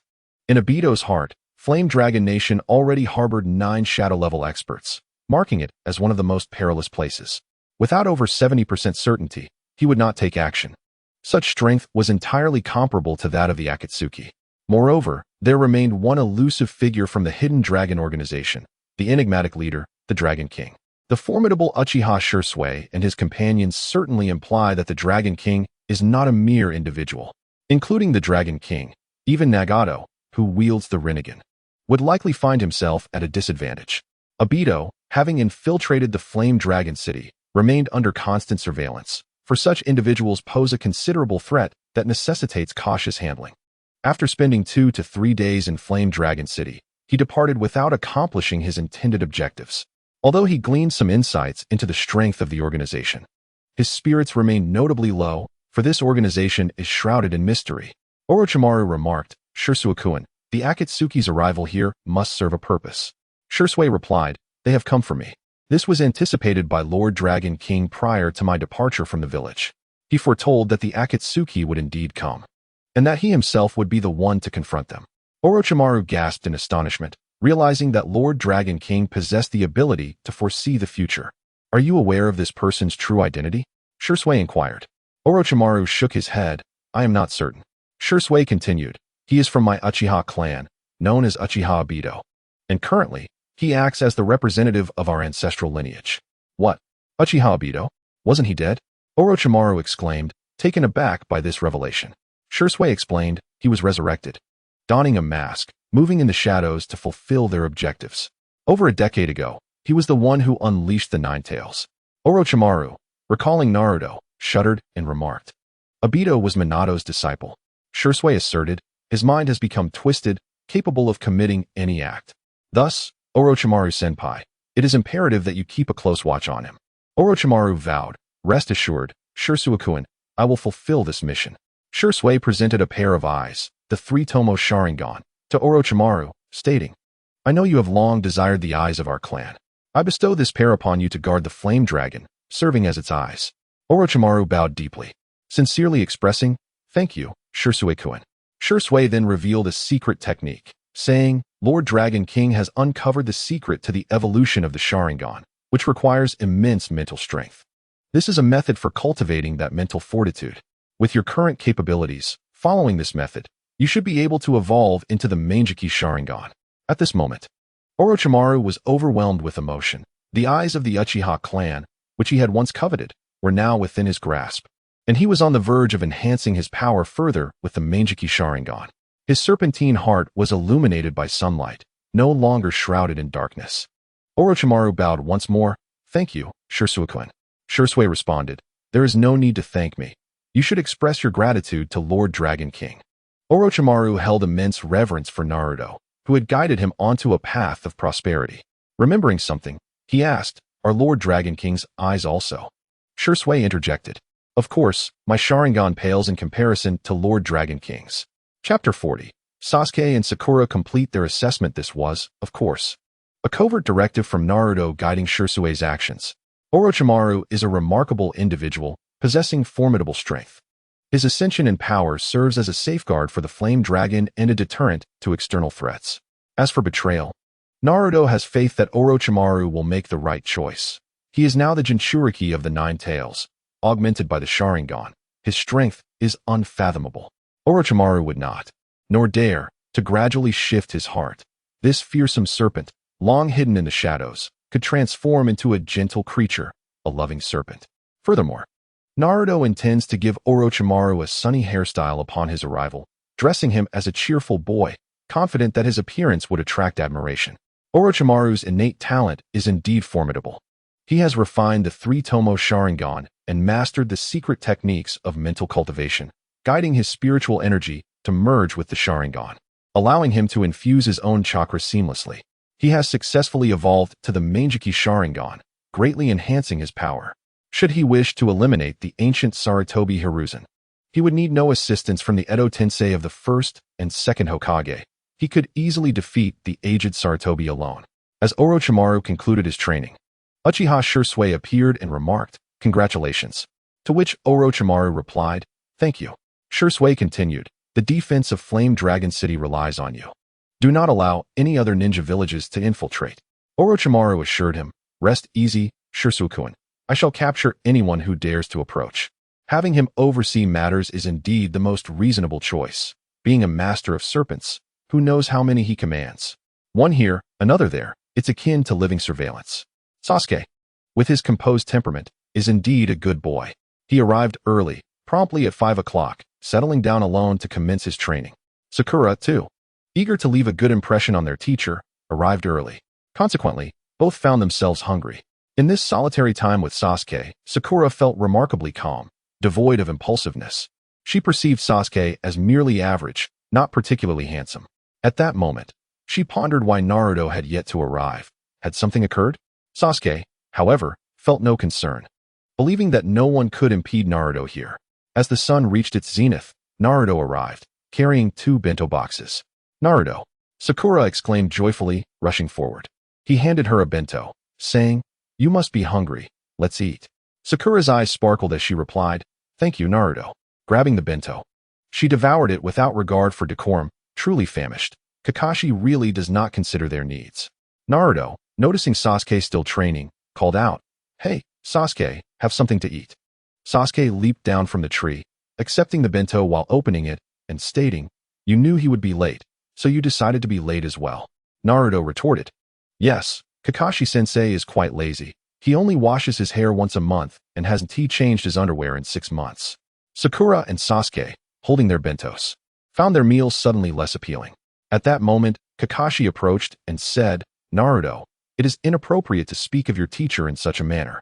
Naruto glanced at the sun overhead and remarked, "Kakashi-sensei, only the indolent could sleep in until this hour." Kakashi replied, "Well, you see, there was a black cat earlier." Naruto interjected, "Do not use that as an excuse. You must have been up late reading Jiraiya-sama's latest publication. Has it finally been released? It seems you must have gathered quite the material." Kakashi was taken aback and said, "You actually know about Jiraiya-sama?" Naruto replied, "Is that even a question? He is one of the legendary Sannin.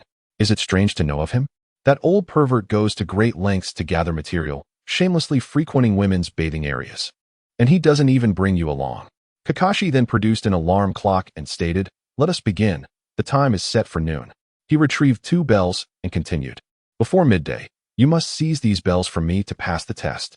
Naruto said, "Sasuke, Sakura, you can entertain Kakashi-sensei. I shall sit this one out." Sakura and Sasuke nodded in agreement. "Sounds good. It's reasonable. Naruto can take advantage of Kakashi-sensei, and they won't get a chance to perform." Kakashi warned, "Naruto, if you do not acquire the bells, you shall go hungry." Naruto confidently replied, "I have already eaten, no need to worry." Kakashi further threatened, "You will stand on a wooden post for an entire day and be sent back to the Ninja Academy." Naruto assured him, "Do not fret. I will think of a way." Kakashi replied, "I shall await the outcome." Kakashi began his demonstration, saying, 2 bells mean that one of you will fail and be sent back to school for retraining. Of course, there is a possibility that all of you may be sent back. Therefore, you must exert your utmost effort, employing all means at your disposal, including shuriken. If you do not possess the determination to defeat me, you will never seize the bells. Sakura and Sasuke remained calm, while Naruto walked aside, seemingly indifferent, thinking to himself, Kakashi-sensei, your bravado is amusing. With utmost effort, even excrement could be fashioned. Kakashi's strength was indeed formidable, yet Sakura and Sasuke could easily thwart him together. Ultimately, Sakura, with her kind nature, said, Kakashi-sensei, let us forego the shuriken. That would be quite dangerous. Kakashi, perhaps aiming to provoke Naruto, remarked, in this world, it is only the weakest who boast the loudest. Danger is the realm of the feeble and the laggards. Naruto, catching Kakashi's gaze, smiled slightly, unperturbed. This was trivial compared to the insults he had previously endured. Sakura understood whom Kakashi was referencing and felt anger rise within her as she firmly stated, Kakashi-sensei, let us begin. Sasuke also readied himself. Instead of hiding as they did in the original narrative, the two approached directly. Sasuke initiated the attack, with Sakura closely following. Their movements swift and coordinated. Kakashi's eyes widened in surprise. Their speed was far from ordinary for ninjas. Sasuke swiftly employed his shadow clone technique, launching 5 clones to attack, while Sakura delivered a powerful punch directed at Kakashi. Kakashi evaded Sasuke's assault with remarkable agility, bracing himself for Sakura's formidable blow. Of course, Sasuke's attack was merely a feint, allowing him to gauge Kakashi's vigilance. Upon the instant of contact with Sakura's fist, Kakashi was overwhelmed by an immense force that propelled him backward uncontrollably. At that moment, a figure flashed past, the bells adorning him having vanished. Sasuke tossed a bell to Sakura, granting each of them one, thus effortlessly completing the assessment. Chapter 41. Undertaking the mission, Shikamaru's speculation. Sasuke remarked, was this test truly so simple? We haven't even begun, yet it is already over. Sakura remained silent, her grip on the bell producing a soft chime, her demeanor unmistakably clear. Kakashi rose to his feet, stating, it appears you are not mere lower-tier ninjas. Sasuke replied confidently. Naturally, as he spoke, his 3-tomo Sharingan spun, radiating an ominous crimson hue. I have yet to unveil my full power, Sasuke declared with pride. Kakashi's eyes flickered. 3-tomo, it seems you have concealed considerable strength. Sasuke responded, that is a secret. Kakashi then turned to Sakura, saying, your strength is also beyond that of a mere genin. Sakura smiled and replied, I simply possess great strength. Kakashi announced, you two have passed. He had not anticipated such a swift defeat. They had succeeded in mere moments. A feat that had never occurred before under his supervision, as no one had ever passed his tests. Kakashi glanced at Naruto, inquiring, they have passed. What about you? How do you intend to succeed? Naruto requested that Sakura and Sasuke hand him their bells. Approaching Kakashi, he stated, actually, these bells must be attached to your person without making a sound. You also need to create a clone to distract them. Look, I have acquired a bell as well. As he spoke, Naruto affixed the bell to Kakashi before carefully withdrawing a few steps. Kakashi-sensei, does this count as passing? Kakashi felt a wave of frustration, yet found himself at a loss for words. Had he truly passed? It certainly seemed so, as the bell had been obtained from him without breaching any rules. Kakashi conceded, you have passed, you clever little rascal, finding a way to succeed in such a manner. Naruto responded, that is called strategy. While in the face of strength all strategies may become futile, this is not a battlefield. Thus, one must employ clever methods. Kakashi nodded, acknowledging, Naruto is correct. At all times, one must maintain a clear mind. To celebrate your success, I invite you all to a meal, and also to commemorate the establishment of our Team 7. For a while, they either busied themselves with trivial tasks like finding kittens and puppies or chopping wood and fetching water. These missions were truly dull. At long last, a village mission had arrived. The so-called bridge builder, Dezina, requested that Konoha escort him back to the Land of Waves, ensuring his safety during the construction period, shielding him from the malicious merchant, Kato. Before their departure, the group reconvened at the training grounds. Hinata and Tintin were understandably reluctant to see Naruto embark on his mission, clinging to his arms with tear-filled eyes, yearning to accompany him. Naruto imparted the final secret technique to them, the art of invisibility, urging them to practice diligently, particularly during missions, as a means of self-protection. This marked the last lesson he would bestow upon them in Konoha. He also issued a stern warning to each, especially regarding Danzo. If he were to make a request, they must resolutely refuse. The group was left puzzled, feeling that today Naruto was acting rather motherly, nagging incessantly.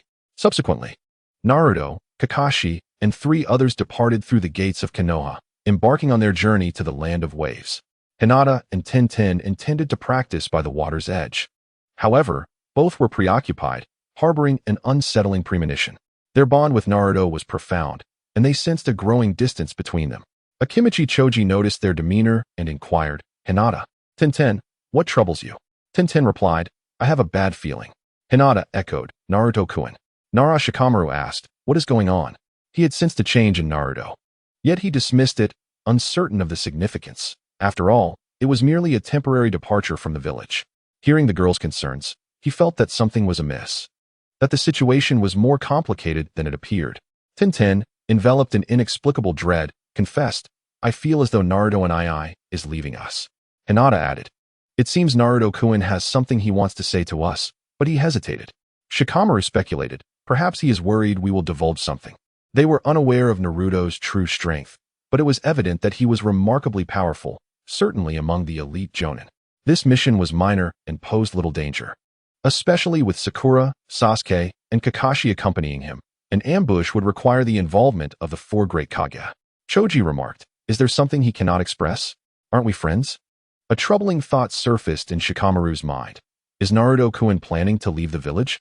Although it seemed absurd, it was the only explanation that resonated with him. Naruto's demeanor before leaving felt almost like a farewell. Shikamaru wrestled with a sense of disappointment, wishing to intervene, but realizing he could not. Were he in Naruto's position, he might have departed long ago. Tintin asked Shikamaru, "Have you thought of something?" Shikamaru replied gravely, "Come to my house tonight. I have some important matters to discuss." It was the first time they had seen him so serious, and the 4 nodded in agreement. All right. As Naruto departed, the 4 did not abandon their training. Instead, they intensified their efforts. In the afternoon, they accompanied Shikamaru to his home, ostensibly as guests. Nara Shikaku remarked, "Shikamaru, oh, we have visitors. Everyone, please come in and take a seat." Tintin, Hinata, Niji, and Choji bowed in unison, expressing their gratitude with a chorus of "Thank you, uncle." Shikamaru then addressed his father, stating, "Father, we need to use your secret chamber. We have matters to discuss." Instantly, Nara Shikaku surmised the nature of the conversation, inquiring, "Shikamaru, have you made up your mind?" Shikamaru nodded affirmatively, "Yes." Shikaku replied, "Very well, I trust you." He did not intervene, placing his faith in his son's judgment. As the 3rd Hokage had evidently lost the people's support, upon entering the secret chamber, the 5 gathered in a circle. Shikamaru began, "Today, I wish to speak of Naruto's true identity." Niji interjected, "Naruto is not the son of a commoner." His suspicion was well-founded. Naruto's exceptional talent was not typical of an ordinary individual, though he lived as one, reliant on meager relief funds for his sustenance. Shikamaru revealed, Naruto's father was the 4th Hokage. This revelation struck the 4 like thunder, leaving them in stunned silence. The 4th Hokage, a hero of Konoha who sacrificed everything for the village, had left behind a child who faced such unjust treatment and scorn from the masses. Shikamaru continued, "This is true. The 3rd Hokage's heart is cold, and power has blinded him." Chapter 42. The resolution of assassins determined to convey the entire truth. Shikamaru recounted Konoha's dark history, the Senju clan, the White Fang of Konoha, the Uchiha clan, the 4 Hokages, and Hinata's father, among all that he knew, unveiling the shadows lurking beneath Konoha's peace. Much of this knowledge was beyond Shikamaru's own awareness, yet during conversations with Naruto, the latter had undoubtedly shared stories that illuminated these truths. As Niji learned of his father's fate, betrayed in such a manner, his anger surged to a boiling point. The decisions made in Konoha had chilled his heart. He vowed that one day he would seek answers. Tintin and Hinata, reflecting on Naruto's trials over the years, could not help but shed tears. Their conviction solidified. Regardless of Naruto's path, they would stand by him. Choji clenched his fists, resolved to train diligently so that he might one day assist Naruto. Shikamaru concluded, "Naruto must make a choice. I share this only so that you will not interfere with his decisions in the future." Shikamaru escorted the 4 out of the secret chamber, bidding them farewell as they exited his home. Nara Shikaku did not intervene, watching quietly, realizing it was time for him to have a heart-to-heart with Shikamaru. He said, "Shikamaru, let us converse." Shikamaru replied, "Certainly, but before that, I would like to spar with you, father, to exchange insights." Nara Shikahisa narrowed his eyes slightly, sensing that his son was about to surprise him. He nodded and said, "All right, let us head to the training ground for a sparring session. I wish to witness your growth over these past years." The father and son made their way to the training arena, commencing their duel. Being a father-son match, it naturally involved shurikens, hidden weapons, and body techniques, as well as shadow battles. Nara Shikahisa was astonished. His son had reached the pinnacle of Genin strength, and his combat experience was quite rich, even surpassing Shikahisa in some aspects of shadow binding. This was to be expected, as they had been sparring against each other for years, honing their battle skills. However, when it came to lethal techniques, Shikamaru was still no match for Shikahisa. After several hundred exchanges, Shikamaru reluctantly conceded defeat, having been restrained by his father. In comparison to Shikahisa, he still fell short. Nara Shikahisa remarked, "Well done, my boy. You've quietly reached Genin strength, hiding your capabilities quite well." Shikamaru replied, "All credit goes to Naruto-kun. Compared to him, I am nothing." Nara Shikahisa inquired, "Has Naruto also advanced to Genin level?" Shikamaru shook his head, "Not just him. Except for Niji, who arrived last, everyone else has attained Genin strength." Hiss. Even with Nara Shikahisa's composure, he couldn't help but gasp in astonishment. What kind of monster could achieve such prowess? "Shikamaru, did all of this come from Naruto's teachings?" Nara Shikahisa asked. Shikamaru nodded. "Indeed, I mention this only to request that you refrain from involving yourself in Naruto's affairs. His choices are none of our concern." Nara Shikahisa's gaze shifted. "Have you revealed his identity to him?" Shikamaru responded, "No need for me to say. He likely already knows. And he must make his own choices now." Nara Shikahisa said, "Very well, I shall not intervene."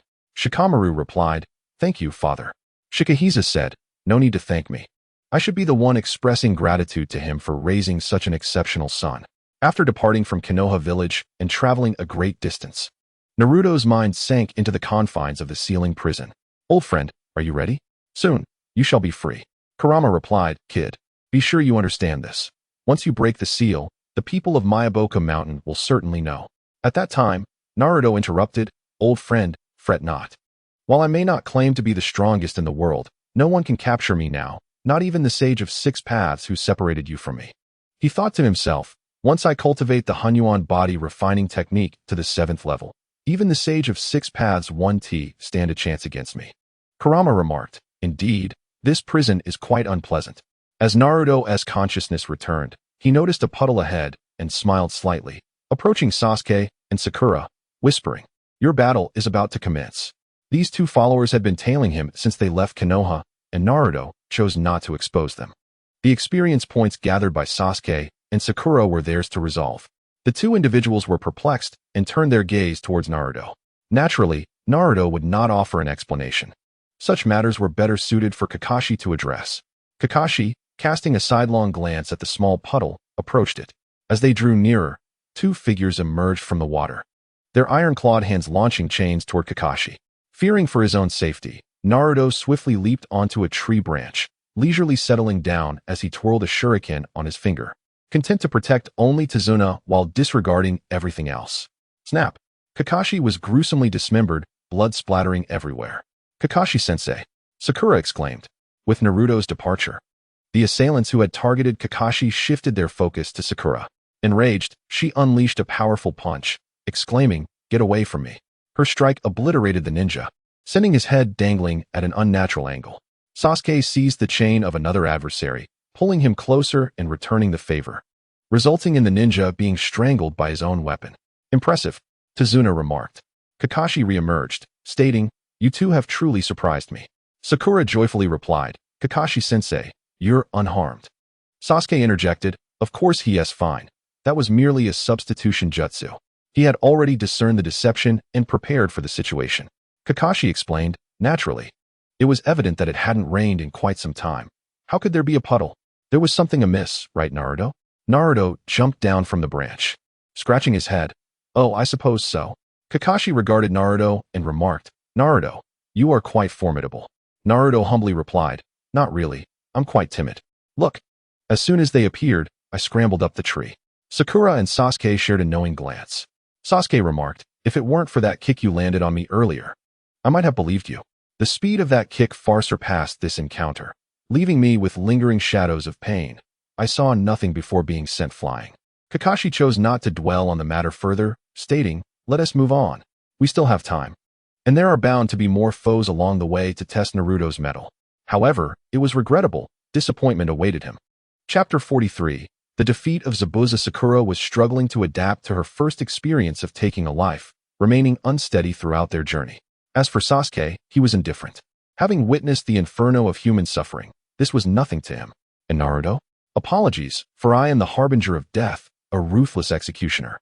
While sailing across the sea, Naruto sought to console Sakura, saying, "Sakura, it's just one life lost. What's the big deal? Consider it the demise of a common creature. This is merely your first step towards becoming a ninja. Once you become accustomed to the sight of thousands perishing, you will comprehend the true darkness of this world. That is the real hell on earth." Sakura responded, "That can't be true. We are in a time of peace." Sasuke coldly retorted, "How can that possibly be? One by one, your loved ones fall before you, collapsing in pools of blood. And you come to understand the true meaning of dread."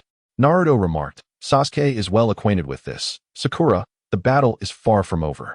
Our mission has merely commenced, and further confrontations await us.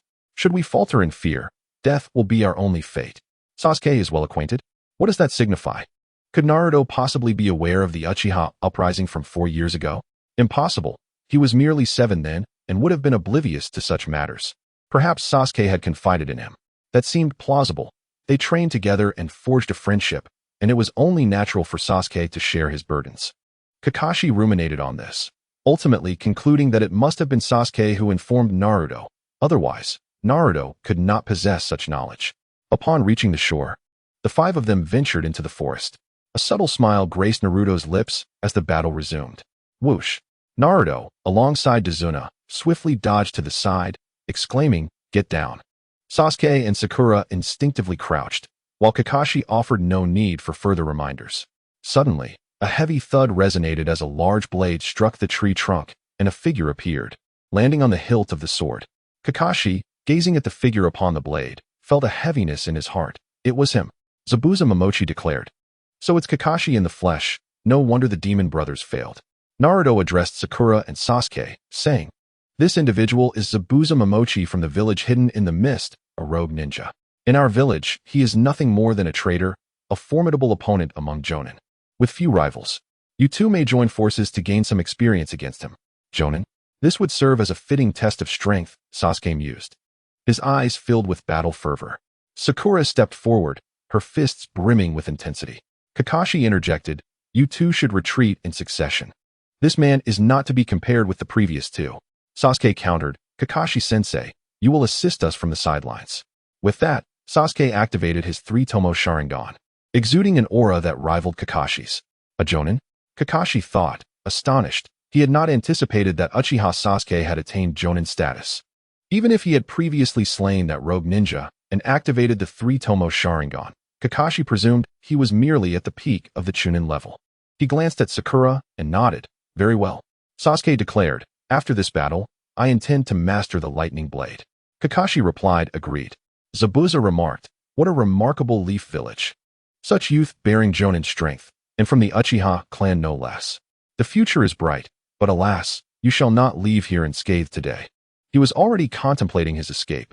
Dealing with Kakashi alone would be arduous enough, and now he faced a Uchiha with 3-tomo Sharingan, 2 Jonin, and even that young girl, whose presence exuded a formidable energy that instilled a subtle sense of peril within him. Of course, Zabuza had not forgotten Naruto, the first to detect his attack. The boy bore no discernible aura, nor did he exhibit any awareness of impending danger. However, the one who could first perceive his attack must certainly be an extraordinary individual. Naruto remarked, "Zabuza Momochi, you need not look at me. I will not strike you. If you can surpass those two and then defeat our teacher Kakashi, only then will you be worthy to face me."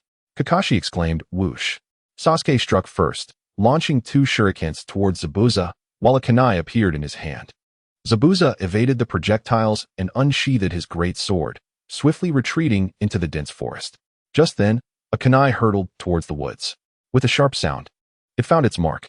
Zabuza had indeed been hit, showcasing Sasuke's remarkable skill to strike his target without the need for sight. Sasuke leaped into the forest, and Sakura followed suit, ready to assist him. The mist enveloped the woods, thick and obscuring the surrounding trees. Sasuke, adept at concealing his presence, moved stealthily, while Sakura advanced cautiously, appearing somewhat sluggish. At that moment, Zabuza emerged from behind Sakura, delivering a swift strike aimed at her waist. With a crack, she was cleaved in two, blood scattering before her form transformed into wooden splinters, her two halves becoming mere pieces of wood. Sasuke formed hand seals, and then a sphere of raging fire ignited, representing the Uchiha clan's fundamental fire release technique, the Great Fireball Jutsu. Zabuza's body melted away, transforming into water vapor, revealing his water clone. Flash! From behind Sasuke, Zabuza's great sword swept through the air. With a hissing sound, Sasuke's form was severed, dissipating into a puddle of water. Zabuza remarked, "The Sharingan, capable of replication? Truly monstrous." Whoosh!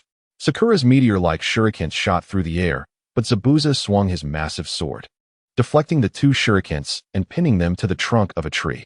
Sasuke formed hand seals once more, unleashing a roaring fire dragon that surged towards Zabuza, a manifestation of the powerful fire release, Great Dragon Fire technique.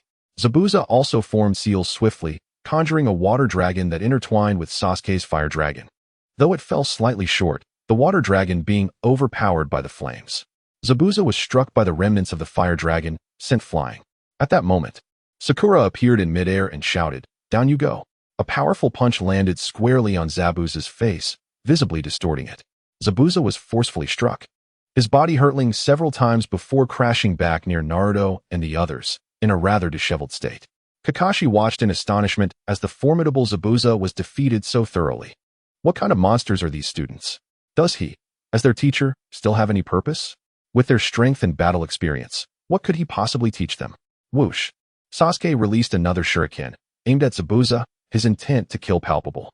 Chapter 44. An overwhelming presence. Naruto extended his hand, drawing a shuriken into his grasp. He then waved his hand, and the mist was swept away by a powerful gust of wind. "I still have my uses. I cannot die," he declared to Sasuke. Sasuke nonchalantly replied, "Oh." With a flick of his finger, Naruto released the shuriken, sending two steel needles aimed at Zabuza flying, impaling them into the trunk of a tree. "Are you the pursuing ninjas from the Mist Village? The ones I intend to protect are off limits. You may leave now, or I shall not hesitate to show no mercy." The figures lurking in the shadows began to retreat, seemingly aware of Naruto's formidable strength. They understood that he was not someone they could handle at this moment. "Kakashi-sensei," Naruto said, "there shouldn't be any more assassination attempts. This old man is in your care. I shall have a word with Zabuza." With Zabuza's body in tow, Naruto vanished into the depths of the forest. Kakashi did not attempt to intervene, for he recognized that he was utterly incapable of doing so.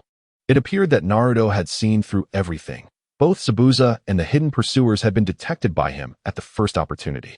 Naruto's power seemed to have surpassed his reach. Sasuke and Sakura, although formidable among the Jonin, possessed a chakra that was somewhat peculiar. In a moment of danger, Dazuna invited them to his home as guests. Naruto carried Zabuza deeper into the woods and channeled a surge of energy to heal his wounds. "What kind of medical ninjutsu is this? It's incredible," Zabuza exclaimed, feeling his body gradually mending. "This is not ninjutsu," Naruto replied. Zabuza inquired, puzzled. "If this is not ninjutsu, then what is it?" Naruto answered, "This is the power of martial arts.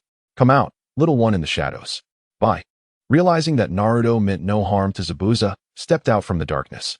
Zabuza gasped, "The power of martial arts? Is this what the Martial Arts Academy of the Kingdom of the Flaming Dragon speaks of?"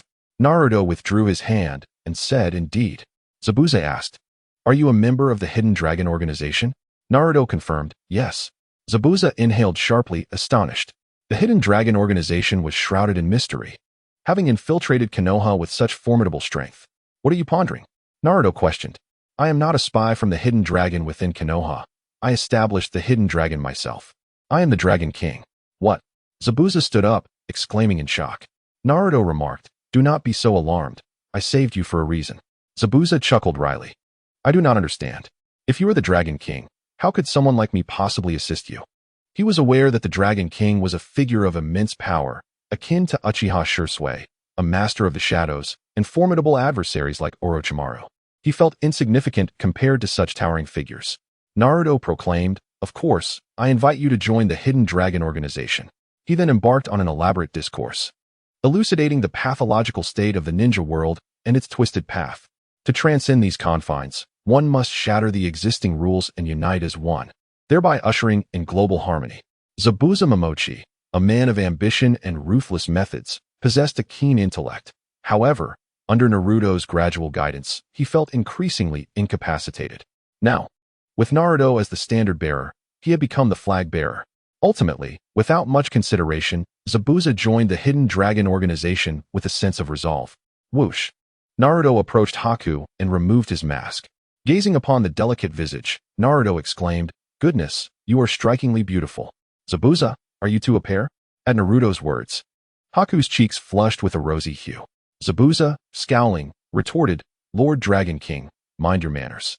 He then turned to Haku, glaring, "Haku, why are you blushing?" Haku offered a faint smile, replying, "It's nothing. Pure and untainted, untouched by the world's corruption." Naruto remarked, "I feel as though I've just consumed a bag of dog food." Zabuza's expression darkened further. Naruto instructed, "Zabuza, conjure a water curtain and transform it into a grand mirror." Inquisitively, Zabuza asked, "Lord Dragon King, what is your intention?" Naruto replied, "I simply wish to see if this form is impressive." Zabuza, though perplexed by Naruto's motives, complied and created a water curtain that morphed into a mirror. Naruto then said, "Kaibai, let us merge and see if the appearance is truly striking." The Kaibai, overwhelmed with exasperation, thought, "This brat merely wishes to see if he looks impressive using my power." Nevertheless, he decided to indulge the young man's whim. "Naruto, how many tails do you desire?" he inquired. Naruto responded, "With this barrier in place, you can only manifest 8 tails. Let it be 8. The Kaibai agreed, "Fine. 8 tails it is. Brace yourself, little Naruto, and feel the might of my power." A torrent of chakra surged into Naruto's body, transforming him into a radiant crimson figure, with 8 elongated tails swirling around him, emanating an aura of malevolence and dominance. "Wow, this is truly magnificent," Naruto marveled. At that moment, Haku turned pale, collapsing to the ground in shock. Zabuza, relinquishing his concentration, allowed the water curtain to dissipate, succumbing to the overwhelming chakra radiated by Naruto, and sat down, murmuring, "What in the world is this monstrosity?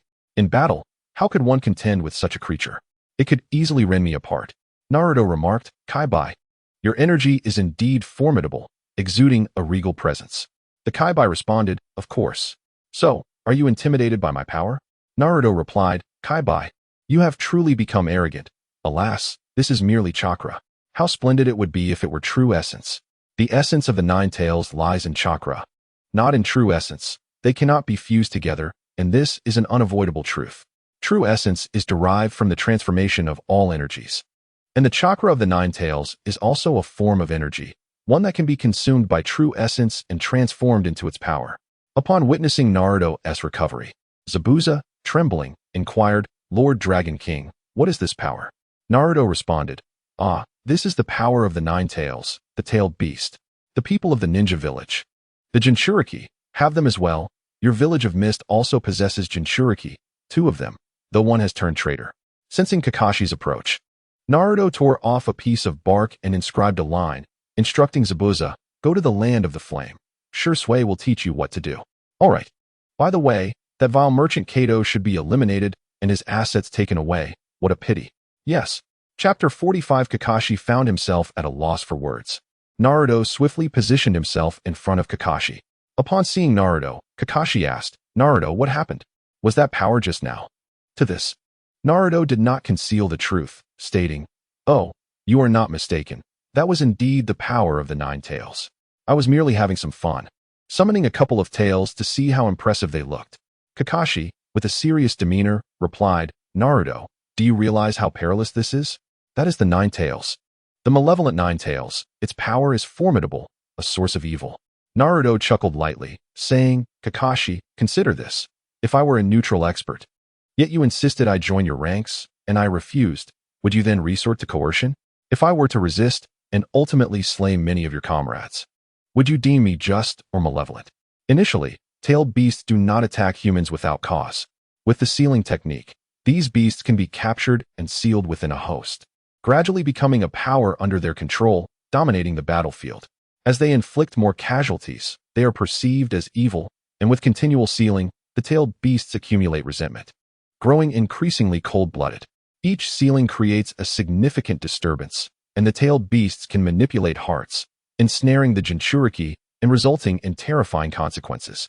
Kakashi was left speechless. Was this not the plight of the tailed beasts?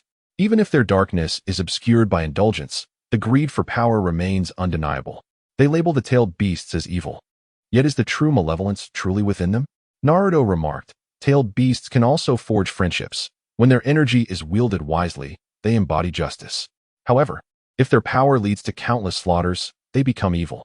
The concept of evil does not originate from the tailed beasts, but from humanity. Having spoken, Naruto took his leave, returning to Tezuna's home, allowing Kakashi time for reflection. Tezuna, with a warm smile, greeted, Lord Naruto, you have returned. Initially, he held a low opinion of Naruto, but ultimately recognized him as the strongest, thus holding him in great respect. Naruto remarked, I have returned. Please continue your construction of the bridge. Our nation must strive for prosperity, and communication is indispensable. Rest assured, no one shall disturb you, for Kato has no opportunity to interfere. Dezina replied, Yes, Lord Naruto. With Kato's obstruction eliminated, I shall expedite the bridge's construction. Naruto nodded and entered the house. Naruto, Sakura exclaimed, rising with joy. Naruto acknowledged her with a nod and seated himself nearby. Sasuke turned to Naruto, inquiring, Did you just emanate a sinister power? Naruto answered, Indeed. Sasuke pressed, What kind of power is it? Naruto replied, I shall have the chance to show you. It's quite impressive, very stylish, and somewhat adorable.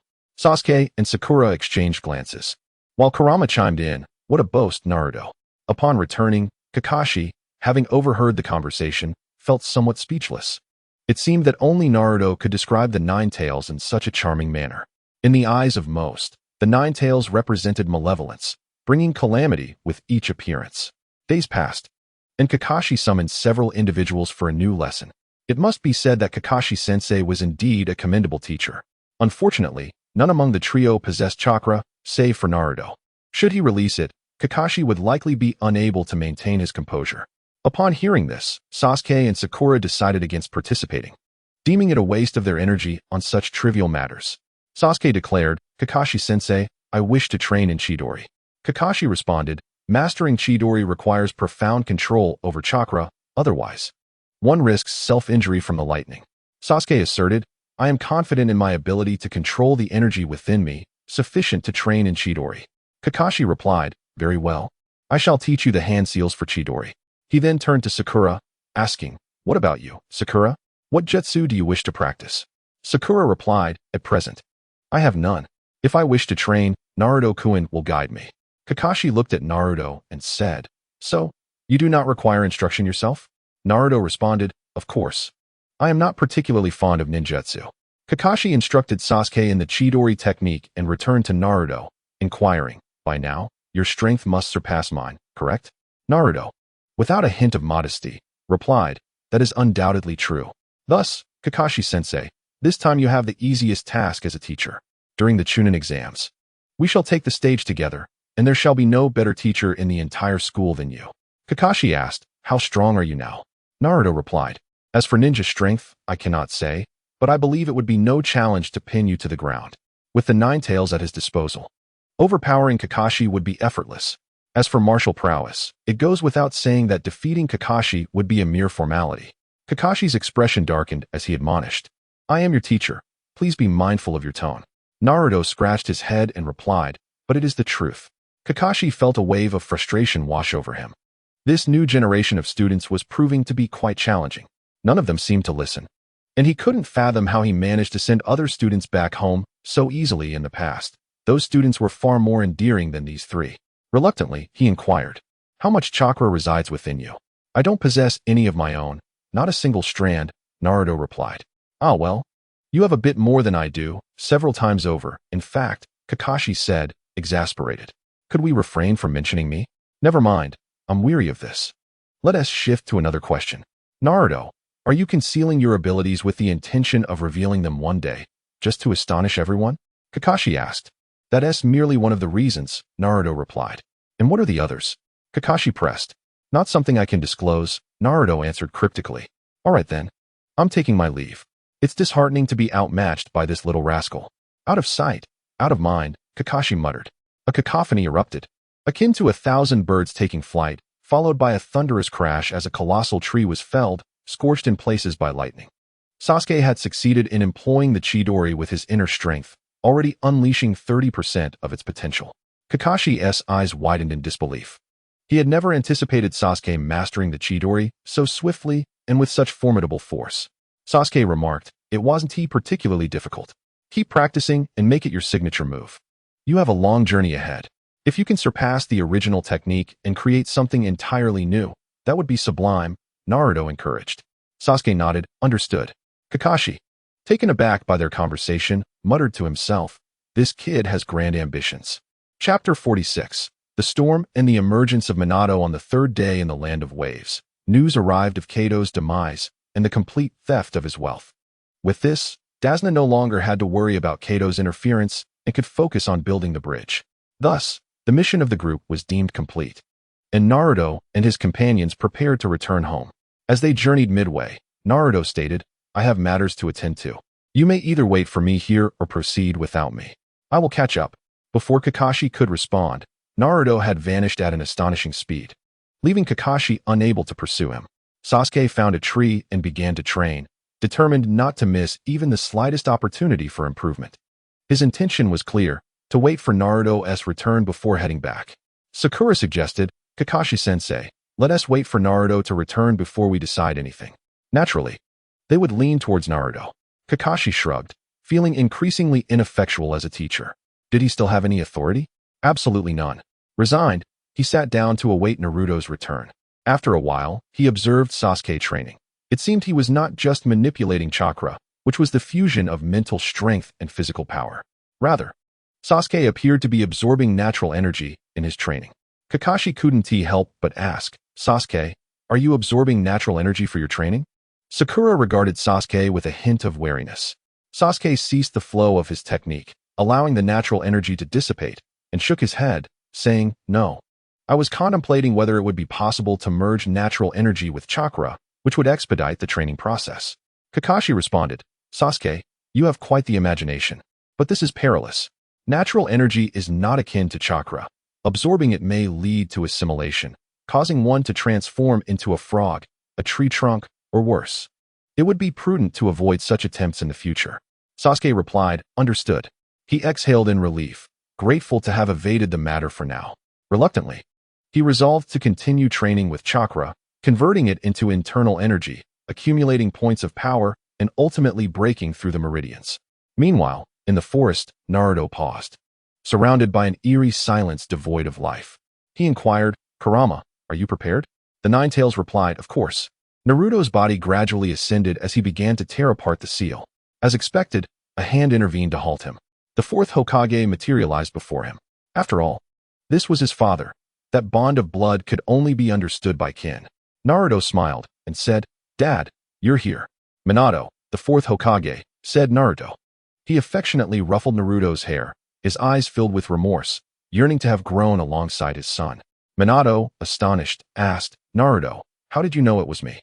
Naruto explained, "In a fleeting moment, I seemed to recall events from my birth. As if I witnessed your and Mother's immense claws penetrating through, I recognized you as my father. Moreover, only close kin can evoke such a strong connection through blood." Minato replied, "My son is truly wise." He turned coldly to the Ninetales, saying, "It appears the sealing techniques I left behind have indeed weakened, allowing you to manipulate my son. At merely 12 years of age, he is ill-equipped to withstand the power of the Ninetales." The Ninetales seethed with hatred, roaring, "Fourth Hokage, you are already dead. Otherwise, I would tear you to shreds." Naruto interjected, "Kurama, he is my father. He once considered my well-being, so temper your fury." The Ninetales retorted, "Naruto, you fool." Naruto comforted, All right. I intend to release you, don't worry." Observing the dynamic between his son and the Ninetales, Minato felt a sense of comfort, yet cautioned, "Naruto, you must not." Naruto assured, "Rest easy, Dad. The current Ninetales is powerful, but it cannot best me. My strength has surpassed yours. As for Kurama, if it dares venture out, It will surely be sealed by a planetary devastation technique. The Ninetales recognized this as a forbidden technique of the Rinnegan. Snorting disdainfully and lying still like a remarkably obedient fox, Minato remarked with satisfaction, "It seems the third has trained you well." Naruto replied, "Dad, is there some misunderstanding? Hiruzen Sarutobi trained me excellently? You must be jesting. My current prowess is the result of my own diligence, with little relation to him. Merely surviving is a considerable achievement." FK Watergate inquired, "What is the matter?" He had expected the third Hokage to take good care of his son, yet it seemed to differ from his expectations. In response, Naruto began his narrative, recounting how he had traversed the path of life since his earliest memories, likening it to walking a tightrope, where one misstep could lead to a plummet into the abyss. Fortunately, guided by Naruto, FK Watergate did not resemble the saintly figure from the original tale. His anger flared as he exclaimed, "What a splendid Sarutobi Hiruzen! What a fierce will of fire!" Naruto replied, "It's nothing, Dad. Compared to the Uchiha clan, I have fared rather well." FK Watergate, intrigued by Naruto's words, asked, "Naruto, has the Uchiha clan betrayed us?" Upon hearing this, Naruto surmised that Sarutobi Hiruzen had shared quite a bit with his father. He recounted a series of events, unveiling the malevolent nature of Konoha. And even FK Watergate felt a chill within. Konoha was indeed ruthless, excessively so. Naruto remarked, "This pathological will of fire, father, do you believe it should be inherited?" FK Watergate shook his head, saying, "No, Naruto. Regardless of what the third may say, do not heed it. When the time is right, leave Konoha. Depart from this frigid village." Naruto expressed his gratitude. "Thank you for understanding, father. It was only natural for a father and son, connected by blood, to share such a bond." FK Watergate gently ruffled Naruto's hair, apologizing, "Child, I am truly sorry for not being able to grow up alongside you, for the burdens you have had to bear." Naruto reassured him, "Do not worry, father. Enduring hardship is the path to greatness. Have I not grown up now?" FK Watergate responded with warmth, "You speak wisely, my son. Having you is our blessing. I am proud to call you my son." As time passed, FK Watergate's figure began to fade into the ether. Naruto felt a pang of sadness and murmured, "The Rinnegan, the power to reshape life. Is it truly possible?" Shaking his head, he dismissed such thoughts and returned to the task of unsealing. Chapter 47. I intend to leave the village roar. The moment the seal was lifted, the fierce chakra of the Ninetales surged forth, erupting in a violent outburst directed at Naruto. His body was also filled with a torrent of crimson chakra. Naruto calmly stated, "Ninetales, do you wish to witness my martial prowess? Very well, I shall oblige you, and show that ninjutsu must bow before the might of martial arts." With that, he pointed and commanded, "Sword domain." The essence of the sword surged forth, a multitude of blade lights descending heavily upon his foe. In an instant, he confined the Ninetales within a water prison, rendering it immobile. Naruto inquired, "How do you feel, Ninetales?" The Ninetales, begrudgingly conceding, responded, "Impressive." It understood that this was merely a casual strike from Naruto, far from his full potential. Naruto withdrew his imposing aura and said, "If you wish to depart now, it is an opportune moment. You will not be disturbed." The Ninetales, gathering its chakra, intertwined its claws and rested on the ground, stating, "I have proclaimed it for 8 years. We have only traversed half the journey, with 4 years remaining." Naruto remarked, "What a pity, without the mother fox. I would have found one for you regardless." The Ninetales, indifferent, did not even lift its eyelids, dismissing Naruto entirely. Realizing he could not engage further, Naruto withdrew, absorbing chakra to refine it into true essence while making his way back. As Naruto tore apart the seal, the great toad sage of Myaboka Mountain, who was lost in dreams, sensed the disturbance and awakened, exclaiming, "What is happening? The seal of the Ninetales has been broken." He promptly summoned Shinzaku and Jiraiya. Shinzaku inquired, "Great Sage, have you summoned us for a specific reason?" The great toad sage responded, "The seal of the Ninetales has been breached. You must fetch Jiraiya." The Jinchuriki has undergone a transformation. In his dream, this generation's Jinchuriki was of paramount importance, thus any anomaly would be immediately detected. "What?" Jiraiya exclaimed, asking, "Great Sage, what is going on?" The great toad sage replied, "I do not know the details. We can only send Jiraiya to investigate." Shinzaku and Jiraiya withdrew, dispatching a toad to locate Jiraiya. Currently, Jiraiya was en route to the land of fire dragons when suddenly, a large toad appeared. "Toadju, is that you?" What brings you here? Jiraiya queried. Toadyu replied, Jiraiya, the seal of the Nine-Tails Jinchuriki has been broken. The great sage requests your presence at Myaboku Mountain. Upon hearing this, Jiraiya's expression altered drastically. His journey to the land of fire dragons was abandoned. The priority was the Jinchuriki of Konoha. Thus, he accompanied Toadyu to Myaboku Mountain. Upon encountering Shinzaku and Jiraiya, Jiraiya eagerly asked, What is happening, my friends? Shinzaku explained, Little Jiraiya, we are also unaware of the cause. Let us meet the great sage. He will provide clarity. The trio proceeded to consult the great Toad Sage. The great Toad Sage, lazily puffing on a pipe, greeted Jiraiya with a drowsy tone. Ah, Jiraiya, you have arrived. Jiraiya responded, Great Toad Sage. The sage continued, Do you recall the dreams I once shared with you? The great Toad Sage's dreams often foretold the future. Indeed, I remember, Jiraiya affirmed, recalling how the sage had foretold that despite his shortcomings, he would one day become an extraordinary ninja, and indeed, he had achieved greatness. The great Toad Sage then stated, However, the circumstances have shifted, your disciple's destiny has waned, and the shinobi world is on the brink of significant transformation, leading to the gradual disappearance of the ninja way. What? Jiraiya gasped, realizing that the vanishing of the ninja way implied the extinction of ninjas themselves. Great Toad Sage, how can we avert this? The great Toad Sage did not respond directly to Jiraiya's query, but continued, I once dreamt that the child of this generation's Nine-Tails Jinchuriki would be your disciple, destined to alter the landscape of the shinobi world. Yet now, that opportunity has slipped away, and I cannot discern his path. Jiraiya pondered, could the disappearance of the great sage Toad herald a transformation brought about by him? The great sage Toad replied, It is uncertain, my dreams have awakened, and I shall no longer dream of him. With a heavy heart, Jiraiya departed from Mount Myaboku, as urgency compelled him to return and ascertain what had transpired with the Jinchuriki and why the seal of the Nine-Tails had been breached. Upon his return, Kakashi observed Naruto, sensing an ominous aura surrounding him, and inquired, What have you done? Naruto reassured him, Do not worry, it's merely a jest with the Nine-Tails.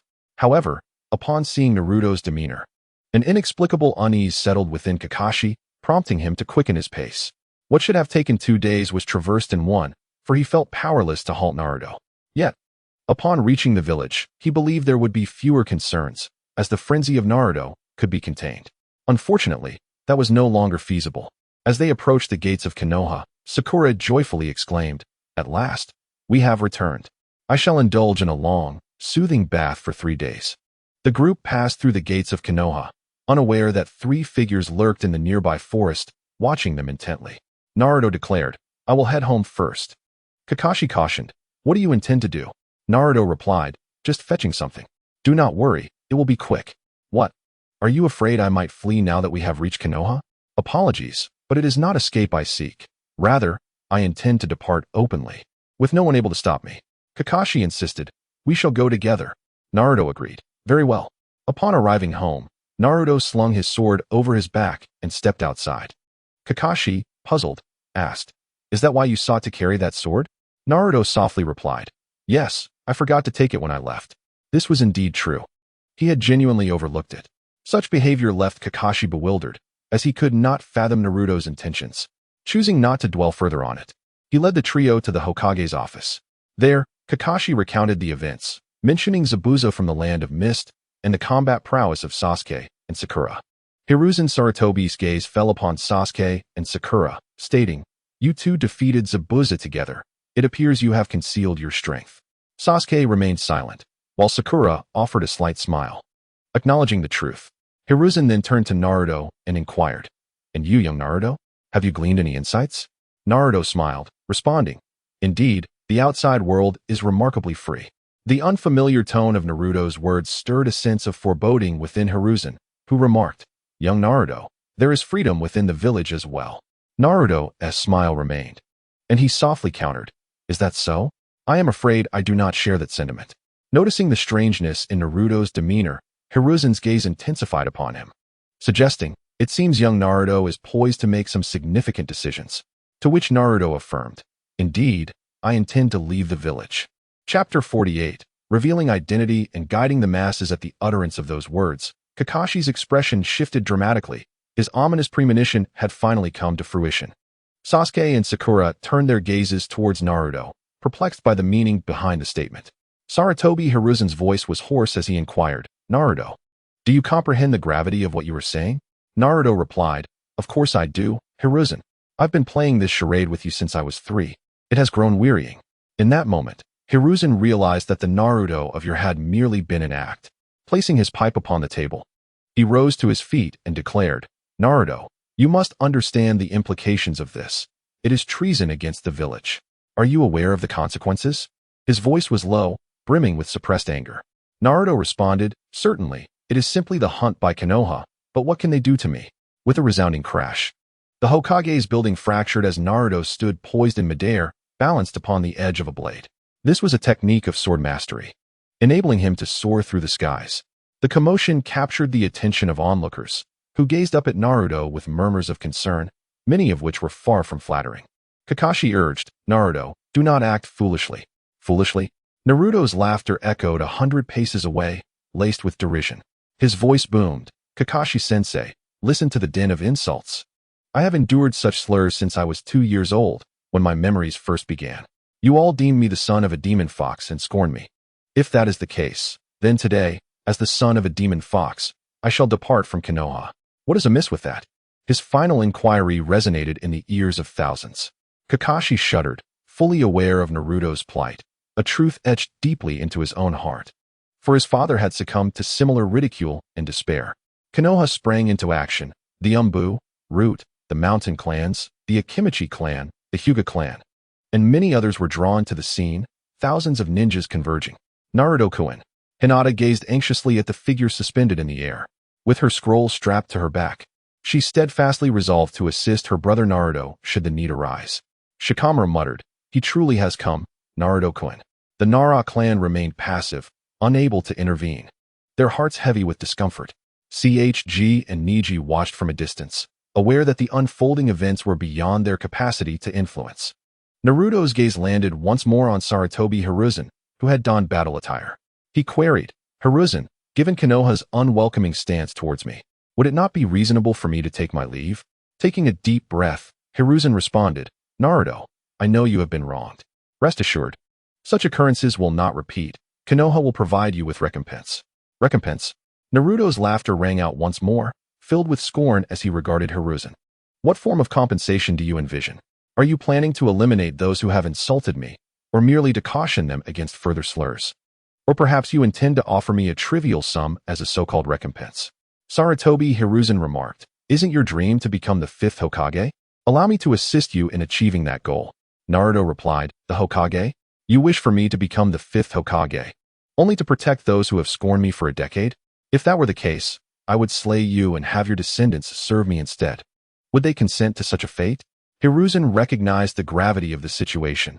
Naruto was no longer the naive youth he once was, and his words were irrefutable. With a heavy heart, he responded, Naruto, the past transgressions were indeed the fault of Konoha. Naruto countered, Hiruzen, spare me the emotional appeals. Do you recall the question posed by Uchiha Shisui? Are you truly unaware of the underlying causes? Hiruzen's expression shifted dramatically as he inquired, were you present at that time? Naruto nodded affirmatively. Yes, I was there. Hiruzen exclaimed, how is that possible? How could you? Naruto interjected, let us not dwell on that. I have a question for you. Hiruzen replied, what would you like to ask? Regardless of the circumstances, the Jinchuriki could not be allowed to depart, even if it cost him his life. He would not permit their departure. However, it was unfortunate that even if he sacrificed his own life, he could not prevent Naruto from leaving. Naruto questioned, who am I truly? Am I, Uzumaki Naruto, merely the son of a commoner? Hiruzen's face turned pale. You are aware of your heritage? Naruto responded, I know my lineage. Is there anything strange about that? Am I not entitled to know my origins? Hiruzen displayed a sorrowful expression, declaring, child, this is all for your own good. Your identity is of utmost importance. If other villages were to discover it, it could result in dire consequences for you. At that moment, the multitude of onlookers began to murmur among themselves. This son of the Nine Tails indeed possessed another identity. Naruto asked, then who am I? In response, Hiruzen solemnly revealed Naruto's identity to the villagers, stating, people of the village, I have deceived you all. To protect Naruto and prevent his identity from being disclosed, I concealed the truth. He is not an orphan, nor is he merely the son of the Nine Tails. He is the child of our hero, the fourth Hokage. A collective gasp echoed through the crowd as the mention of the fourth Hokage stirred emotions. He was a hero who sacrificed his life to protect the village. Many struggled to accept this revelation, bursting into tears as they realized their transgressions against the child of their savior. The atmosphere grew chaotic. Iruka stumbled back several steps. Unable to fathom the truth, his initial attitude towards Naruto weighing heavily on his heart, causing him great distress as he murmured, "Why, Lord Hokage, why is this so?" Hinata, filled with compassion, exclaimed, "Naruto-kun." She had long known the truth, yet her heart trembled uncontrollably. She had witnessed the villagers' scorn towards Naruto, and the pain of those 10 years was a burden only he truly understood.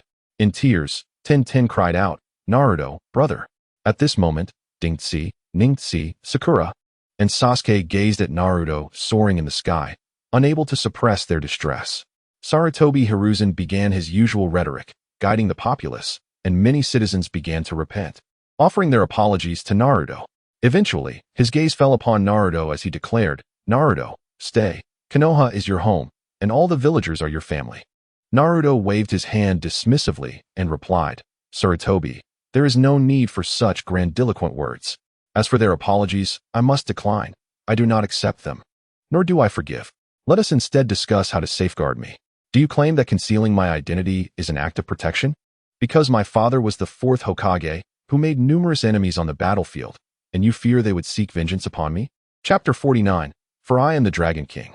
Naruto's tenacity was well known, yet Sarutobi had a ready answer in his heart and affirmed, "Indeed." Naruto continued, "Then let us dissect this matter. Uzumaki Naruto, bearing the Uzumaki surname. If I am not mistaken, the land of the Whirlpool was annihilated during the Second Shinobi World War, reduced to ruins, with only a few remnants surviving. Among them, naturally, is my mother, Kushina Uzumaki, and in Konoha, she was the sole Uzumaki clan member. Thus, this presents a flaw. Should another Uzumaki appear, they would undoubtedly attract the attention of other ninja villages. It is well known that the Uzumaki clan is renowned for its sealing techniques, capable of making pacts with the Shinigami and sealing even the formidable Nine Tails.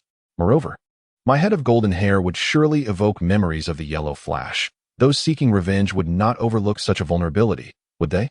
I find that hard to believe. Therefore, these 2 points suffice. Concealing my identity is mere empty talk. I ask you, how many of Konoha's higher-ups are truly unaware of my identity? Danzo, Shizune Mito, Nara Shikaku, Hyuga Hizashi, Kakashi. 6 years ago, you may not have known my specific circumstances, but are you truly oblivious to my identity? Upon uttering these words, Kakashi and the others lowered their heads, for how could they be ignorant? Sarutobi's face turned ashen. He had not anticipated Naruto's words to be so incisive and his analysis so astute. Naruto, not willing to let Sarutobi off the hook, continued, "Furthermore, there are rumors of the son of the Nine Tails. Observe as I draw someone from the heavens." He beckoned, and an individual was pulled from the sky. "Why did you once refer to me as the son of the Nine Tails?" The individual, nearly quaking in fear, stammered, "Because of the Nine Tails." Naruto did not harm him. Instead, he returned him to the ground and said, "Because of the Nine Tails, what in this shinobi world could be designated as a Nine Tails? Clearly, it is the Nine-Tails Fox. This is something that any shinobi village leader with a modicum of intelligence could deduce. I am a Jinchuriki, and when connected to the previous Jinchuriki, my mother, Kushina Uzumaki. My identity is self-evident, is it not? In truth, I find myself perplexed. If the intention were genuinely to protect me, my identity should be thoroughly concealed, ensuring that no one is aware of my existence. Why, then, has the tale of the son of the nine-tailed fox been allowed to circulate, making my village known to all? Furthermore, why is it that whispers of a son of the fox spirit in the land of fire have emerged? Does this not present a contradiction? Moreover, my father, as the esteemed Hokage of Konoha, must have left behind some wealth, yet upon his demise, I find myself reduced to consuming expired milk and relying on meager welfare, living in conditions worse than those in an orphanage. This, Sarutobi Hiruzen. Do you not owe me an explanation? Under Naruto's guidance, many have shown that they are not fools. They firmly believe in the will of fire. Yet, as Naruto has pointed out, the situation defies reason. Cultivating chakra requires a fusion of spiritual and physical energy without adequate nourishment. How can one ensure the vitality of the body? Sarutobi Hiruzen, once held in high regard, now faces his most challenging moment. Can he offer an explanation? No. He hesitates to speak, feeling more powerless than Uchiha Shisui, fearing that further words will only reveal more inconsistencies. In the shadows, Danzo murmured to himself, "Has my opportunity arrived?" The Jinchuriki cannot be allowed to escape, yet Naruto Uzumaki's resolve is unwavering and his strength commendable. It seems the only recourse is to resort to the Reaper Death Seal once more. With this thought, Danzo's left eye glinted with fervor. Naruto declared, "It seems I have become a pawn in someone else's game. Thus, I must depart. Is there any objection?" Sarutobi Hiruzen also expressed his stance, stating, "Naruto, I apologize for past events, but you cannot leave." Before Naruto could respond, a voice rang out. "Oh, is it quite lively here?" Jiraiya had finally arrived. Perched atop a building, grinning widely. Jiraiya's reputation was immense. The name Lord Jiraiya echoed repeatedly. Sarutobi Hiruzen rejoiced, exclaiming, "Jiraiya, your return is most timely." Jiraiya sensed the tension and inquired, "Old man, what is happening here?" Before Sarutobi Hiruzen could respond, Naruto interjected, stating, "It is I who wishes to leave Konoha." Jiraiya, aware of Naruto's identity as the new Jinchuriki and the child of his student, asked, "Why?" Reluctantly, Naruto recounted the hardships of his past decade, elucidating the reasons for his desire to depart. Naruto implored, "Lord Jiraiya, with Konoha treating me thus, is it not reasonable for me to leave? If my parents' sacrifices do not mitigate this treatment, then Konoha must indeed be devoid of compassion. Moreover, Lord Jiraiya, what was your reason for wandering?" Sarutobi Hiruzen remained ensnared by the flames of his own predicament, while at that moment, Jiraiya found himself similarly entrapped by Naruto's plight. If Naruto were to be denied his departure, how could Konoha maintain its sense of fairness and righteousness? It would inevitably lose its integrity and be ridiculed by many. Jiraiya responded, "Naruto, while I may not be fully aware of past events, I have returned. I shall advocate for your grievances. Stay with us, for Konoha needs you." Naruto declared, "No, what Konoha needs is not me, but my arduous efforts, the power of the nine tails within me. Today, I wish to depart. And I hope you will not impede me. Otherwise, the consequences will be dire." His aura subtly emanated, surpassing even that of the Kaga-level shinobi. Both Jiraiya and Hiruzen Sarutobi wore grave expressions, astonished by Naruto's formidable prowess that had ascended to such heights. Jiraiya remarked, "Isn't this contrary to the way of the shinobi? The energy within you does not belong to chakra." To which Naruto responded, "Is it not evident? As expected of the great Jiraiya. Indeed, this is martial arts training. I am cultivating not chakra, but the energy of heaven and earth." "Martial arts?" Hiruzen Sarutobi exclaimed in surprise. "Are you perhaps a spy for the Dragon Organization?" Naruto replied, "Not quite, for I am the Dragon King." With that, Naruto's eyes shifted, revealing the eternal Manjiki Sharingan. From him, a Susanoo arose, an enlarged version, a crimson swordsman. The Sharingan. Both Jiraiya and Hiruzen gasped, their hearts sinking at the gravity of the situation. This was the eternal Manjiki Sharingan, and within Naruto resided an additional trump card, the formidable Nine Tails. Naruto refrained from revealing his Rinnegan and reiterated, "I wish to leave now. I do not desire conflict with Konoha, but should you force me to stay, you may attempt to see if you can." Chapter 50. Enlightening Sasuke. Jiraiya sighed, recognizing that retaining Naruto was beyond the current capabilities of Konoha. Even with his Sage Mode combined with Hiruzen's Shiki F gene, the cost would be exorbitant. Before anyone could contemplate further, three figures descended from the sky, forming a triangular perimeter around Naruto. One among them stated, "If you wish to detain our Dragon King, we shall not acquiesce." The newcomers were none other than Uchiha Shisui, Orochimaru, and Uchiha Izumi. Izumi, who once held a fondness for Itachi Uchiha, found her admiration plummeting upon witnessing his willingness to sacrifice his family to protect his brother. Had Itachi been a ruthless executioner, she would not have cared, but facing his own parents with such brutality was a darkness she could not bear to admire. The three Susanoo figures, each possessing strength beyond that of a Kage, posed a significant threat. Should battle ensue, Konoha would undoubtedly suffer immense losses and would be unable to retain the four. Jiraiya commented, "Orochimaru, you have grown stronger." Orochimaru replied, "With the eyes of the Uchiha clan.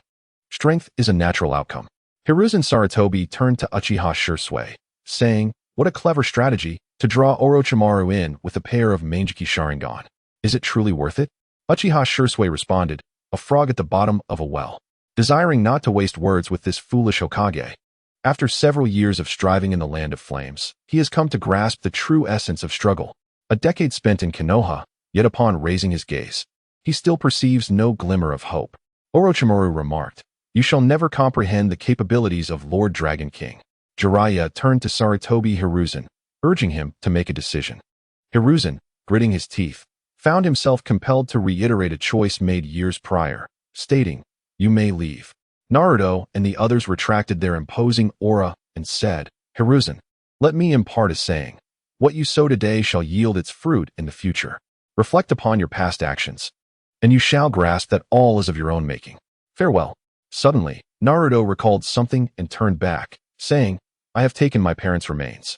I harbor a profound disdain for Danzo, that old rascal, for he is aware that my father's body has already been tampered with. Were it not for the necessity of his life being preserved for others, he would not survive this day." Accompanied by Itachi and his companions, they departed from Konoha. Upon exiting the gates, Naruto's shadow clone had already retrieved the coffins of his parents. Uchiha Itachi and Orochimaru shouldered the coffins, and the four of them vanished into the distance. Sarutobi Hiruzen gazed at the devastation, his heart brimming with bitterness. Age had truly caught up with him. In his youth, he possessed formidable strength, rivaling that of the strongest shinobi, yet now he felt the weight of years. Even if he were still youthful, the outcome of today's events would remain unchanged. The surrounding clans stepped back, having witnessed a spectacle, and under Naruto's overwhelming power, many felt a chill. A number of them developed a keen interest in martial cultivation, their minds becoming animated. Of course, witnessing Sarutobi's humiliation brought joy to many. The lofty Hokage too had his day of reckoning, and it was indeed satisfying.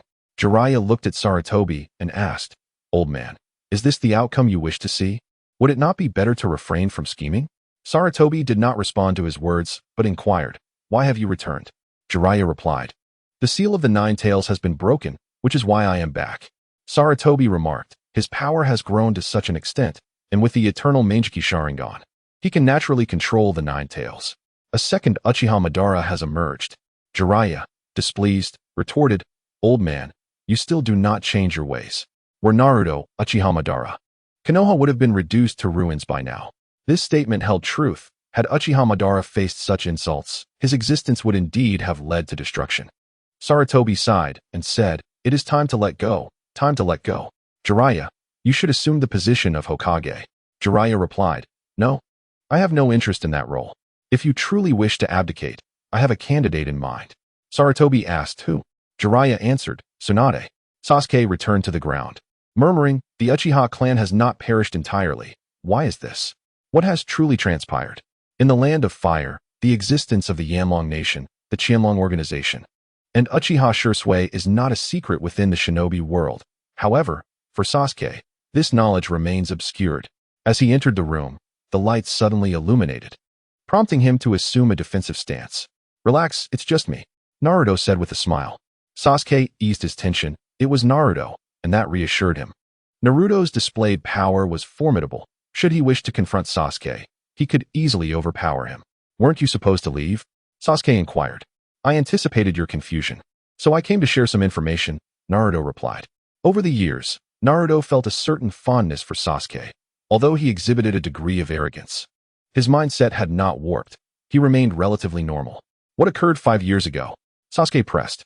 5 years ago, the Uchiha clan attempted to incite rebellion twice. The first time, I managed to persuade your brother Shursui, who thwarted the uprising using his Kotoeme Tsukumi technique, forcibly instilling the ideology of the Qianlong organization within the clan. This laid the foundation for their beliefs. The second attempt involved Danzo, who sought to seize your clan's eyes, secretly inciting discord between your family and the village. Your father considered instigating another rebellion against the village.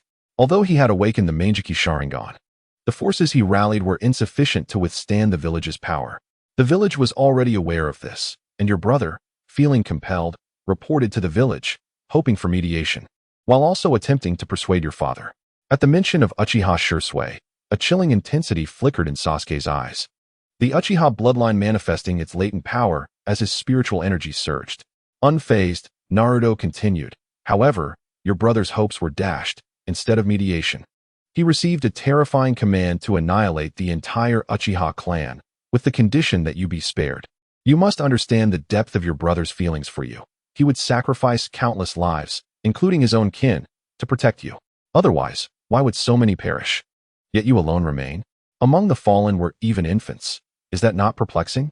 Sasuke, overwhelmed by Naruto's revelations, curled up on the ground. In that moment, Naruto meticulously sensed Sasuke's transformation. His spiritual power was steadily amplifying, merging with the energy drawn from his very flesh, ultimately converging within his eyes, prompting their evolution. Moreover, to ensure your safety in Konoha, he infiltrated the Akatsuki organization to gather intelligence for the village. Naruto further provoked Sasuke. Sasuke let out a silent groan. And after a significant pause, the anguish subsided, allowing him to rise and sit up. At that moment, his eyes had transcended the three Tomo, evolving into the Mangekyou Sharingan. Naruto nodded in approval. Congratulations, your eyes have evolved, and your power has once again increased. Thank you, Naruto, Sasuke replied gratefully. The evolution of his eyes was a direct result of Naruto's deliberate provocation. Don't mention it, Naruto said. Sasuke inquired, Naruto, is this true? Naruto replied, indeed. This order was issued personally by Danzo, and it was under the threat of you. A cold, bloodthirsty smile crept onto Sasuke's lips as he remarked, so, my true enemy is Konoha. In that moment, Konoha transformed in his eyes from a sanctuary into a hostile camp. Naruto frowned, sensing that Sasuke was viewing everyone in the village as adversaries. He said, Sasuke, you may confront the four elders of Konoha, sever ties with the root, and annihilate the Umbu, but many within Konoha are ordinary people. Numerous clans have never held grievances against the Uchiha clan. To extend your vengeance to the innocent is utterly reprehensible. There is a saying, every grievance has its origin, and every debt has its owner. If you seek revenge, you must identify the true debtor. It is unbecoming of a man to involve the innocent in his vendetta. Sasuke was taken aback by Naruto's words. After all, he had been scorned since childhood. Why would his adversary counsel him to spare them? Confused, he asked, Naruto, do you not wish for revenge? Do you not want to punish those individuals? Naruto responded, Sasuke, in truth, they are quite pitiable. They possess no subjective opinions of their own, merely pawns in another's game, living in shadows until death. What need is there to slay such wretched beings? Moreover, I have already laid bare the truth. They once reviled me with such malice, and now they will experience profound regret. Their anguish will linger in their hearts for a lifetime. Is that not more satisfying than death? Sasuke absorbed this and declared, then I shall seek out the true debtors, Danzo, Hiruzen Sarutobi, Kamachi, and Mito Gate. Naruto replied, it is permissible to eliminate Danzo, Kamachi, and Mito. But do you not find Sarutobi pitiable now? Sasuke paused, recalling how Hiruzen had placed all hope upon Naruto. With Naruto's departure, Hiruzen's trump card was lost, and a smile appeared on Sasuke's face as he said, you are right, Naruto. If several clans were to withdraw their support, Sarutobi would be utterly forsaken. Naruto raised his thumb, thinking, could it be that this stubborn one possesses some wit? A glimmer of light shone in Naruto's eyes as he softly remarked, in truth, the conflict between you and your brother is not insurmountable. It all depends on your choices. He wished to ascertain Sasuke's current inclinations, testing his resolve. Sasuke stood, bowing to Naruto, and stated, I humbly seek your guidance, Naruto. Naruto smiled, sensing that Sasuke might be swayed, yet he remained vigilant, aware that the influence of Indra was not to be underestimated. Naruto continued, the ultimate evolution of the Sharingan is the Rinnegan. Through the process of reincarnation, one may revive their parents at the cost of their vitality. Sasuke exclaimed, is that true? Can my father and mother really be resurrected? Naruto nodded, it should be possible, but you will need the Rinnegan.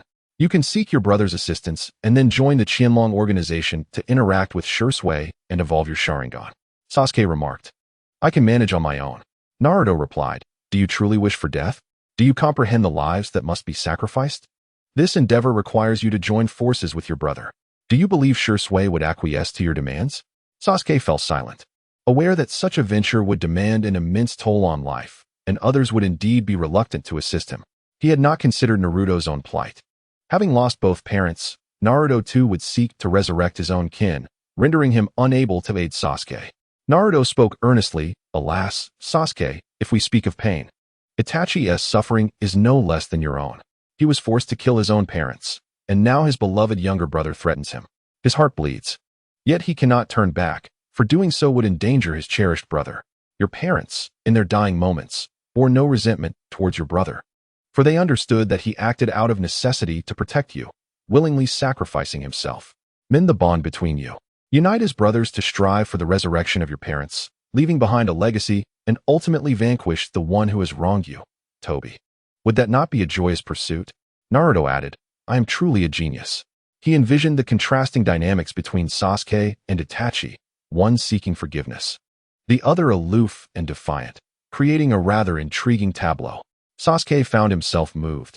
His hatred for Itachi was genuine, as was his desire to end his life, yet deep down, his affection for Itachi remained undeniable. These conflicting emotions led him to continuously grapple with his own soul.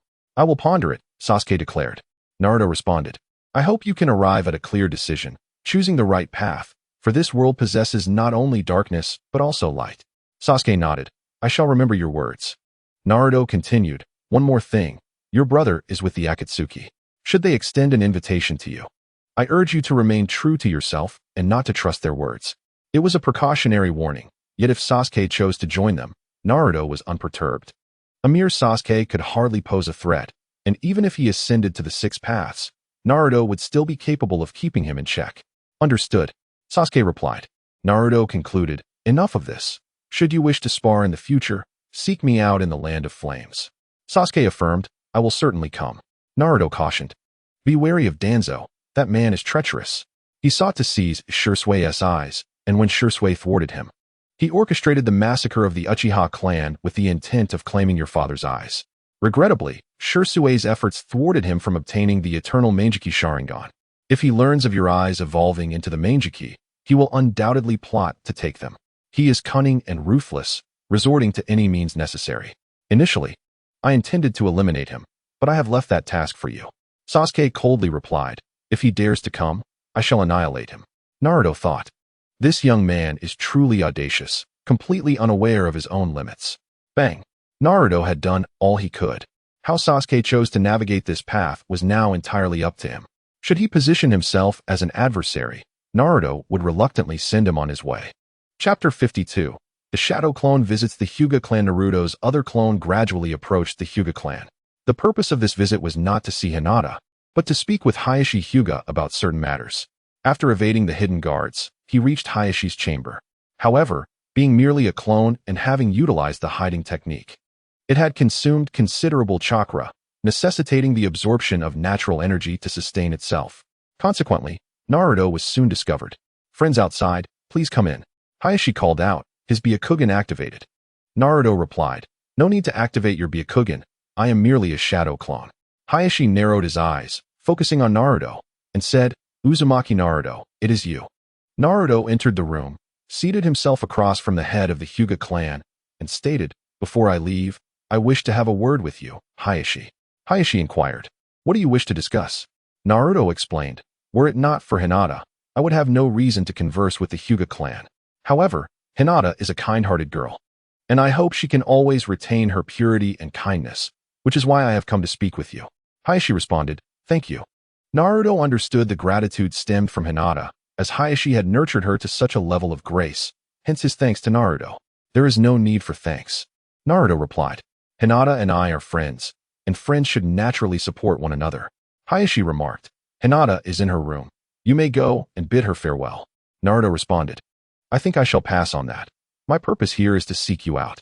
Hayashi asked, what do you seek me for? Naruto replied, it is about Hinata. Hayashi inquired, is it possible for this clan head to dispel your clone? Naruto answered, in truth, the Byakugan, like the Sharingan, is capable of evolution. As the head of the Hyuga clan, you must be aware of this. Hayashi remained silent, prompting, what is it you wish to convey? Naruto stated, the ultimate evolution of the Byakugan is the Tenseigan, and I have already mastered this power. Hayashi abruptly stood, exclaiming, what? Naruto produced an eye, saying, I have not used Hinata's eyes. Hayashi asked, then what about yours? Naruto responded, your clan lost an eye several years ago. Hayashi gasped, was it you? Naruto continued, I informed Hinata. She did not wish for me to clash with the Hyuga clan, hence this approach. Hayashi remarked, so, you had attained Shadow Ninja level prowess years ago? Naruto asserted, I am a genius. Hayashi conceded, well, that is indeed hard to refute, Naruto's current strength far surpasses that of Konoha. Naruto added, I have already taught Hinata the evolution of the Byakugan. If possible, I hope you will refrain from assigning her missions for the time being, allowing her to focus on her training to evolve her eyes into Tensigan. When the time comes, once her eyes awaken, the Hyuga clan's intentions will not be dictated by the Hokage, and the events concerning your predecessor, Hizashi, shall not repeat, shall they? Creak. Hinata Hizashi clenched his fist, a manifestation of the pain that resided within him. Naruto's words resonated deeply. His daughter was on the brink of being abducted, and ultimately, he would have to sacrifice his own brother. How profoundly tragic. I will consider your advice, Hizashi stated. Naruto continued. The one you owe the greatest apology to is not merely anyone, but Neji. Neji perished for your sake, yet you treat his offspring in such a manner. Do not speak of clan loyalty. The rules of a clan are not immutable. A noble family is akin to a nation. Observe how the edicts have transformed from the Warring States period to the present. How many have been revised? How many vestiges of the past have been discarded? The stipulations of a clan must also be refined. Practices like the caged bird seal only serve to exacerbate familial discord. If a clan leader were to be a tyrant, it would spell doom for the entire lineage. Furthermore, should someone desire to seize your eyes, like myself, fixated upon the Byakugan of your esteemed clan, unless you all were to become blind, how could you possibly thwart them? Moreover, the caged bird seal only absorbs the Byakugan's abilities post-mortem. Should one be rendered unconscious and taken away, what recourse would you have? Therefore, the caged bird seal must be abolished, for it can only lead to disunity and the decline of the clan. Cherish Neji. He shall bring glory to the Hyuga family. Upon hearing Naruto's words, Hizashi felt a stirring within his heart. Naruto made a compelling argument. If the eyes of the Hyuga clan were indeed targeted, could they truly safeguard them? It was only through unity between the main family and the branch family that their strength would flourish. After a moment of contemplation, Hizashi declared, You have persuaded me. Young one, I will send Neji away. Is the Qianlong organization willing to accept him? Ah, esteemed patriarch of the Hyuga, you truly grasp my intent, Naruto thought to himself. His spirits lifted. He genuinely harbored such aspirations. Without a doubt, Neji's talents surpassed even Hinata's. In just a few years, he would undoubtedly become a pillar of the Qianlong organization. Naruto replied, The Flame Dragon Kingdom fears no power. The Qianlong organization welcomes all, regardless of their past, be they wicked or benign, as long as they seek redemption. However, should you wish to seek refuge within the Qianlong organization, I must regretfully inform you that our methods are far more ruthless than others. Hizashi responded, Very well, I shall send Neji forth. Consider it a means to alleviate my guilt. Excellent. I shall dispatch someone to retrieve him, Naruto affirmed. Thus, the matter was amicably settled. Hizashi inquired, May I pursue the path of martial arts? He was indeed quite intrigued by the practices of martial cultivation. Having observed Neji's training through his Byakugan, he noted that the chakra within Neji's body, though unaware that this was distinct from internal energy, was predominantly stored within his chakra points and meridians. The expansion of these points allowed for energy to reside within the flesh, albeit in moderation, thus avoiding cellular burden. In comparison to others, Neji appeared both physically and mentally at ease, and Hinata's fair visage seemed even more delicate than Hanabi's. Naruto replied, Certainly, let your daughter instruct you, along with your younger daughter. As for the others, you understand. Hinata Hizashi stated clearly, Naruto, it is likely that Sarutobi Hiruzen and others suspect I might pass on the martial arts to Hinata and her companions. Therefore, you must exercise caution. Should they attempt to forcibly capture anyone, send word to me, and I shall deal with them decisively. Hinata Hizashi smiled and replied, Understood. As they parted, he gifted Naruto 2 eyes, the Byakugan of Hizashi, meant for Neji, which had been extracted and sealed prior to Hizashi's demise. The Hyuga clan indeed preserves the eyes of deceased members, yet the potency of these eyes is not eternal. As time elapses, their power gradually wanes, making long-term preservation exceedingly challenging. Chapter 53. Sasuke's departure from Konoha. Konoha had endured Naruto's defection. Despite some turmoil, the village continued to function, albeit with noticeable changes. Many individuals appeared lost in thought, evidently unaccustomed to Naruto's absence. Although Naruto had left, Kakashi's team remained intact, while Sasuke and Sakura formed a separate unit. Kakashi lacked the focus to conduct lessons, and both Sakura and Sasuke were disinterested in attending class, opting instead to pursue their individual endeavors. Sasuke practiced diligently at home, his Sharingan evolving into the Manjiki, enhancing the speed of his training.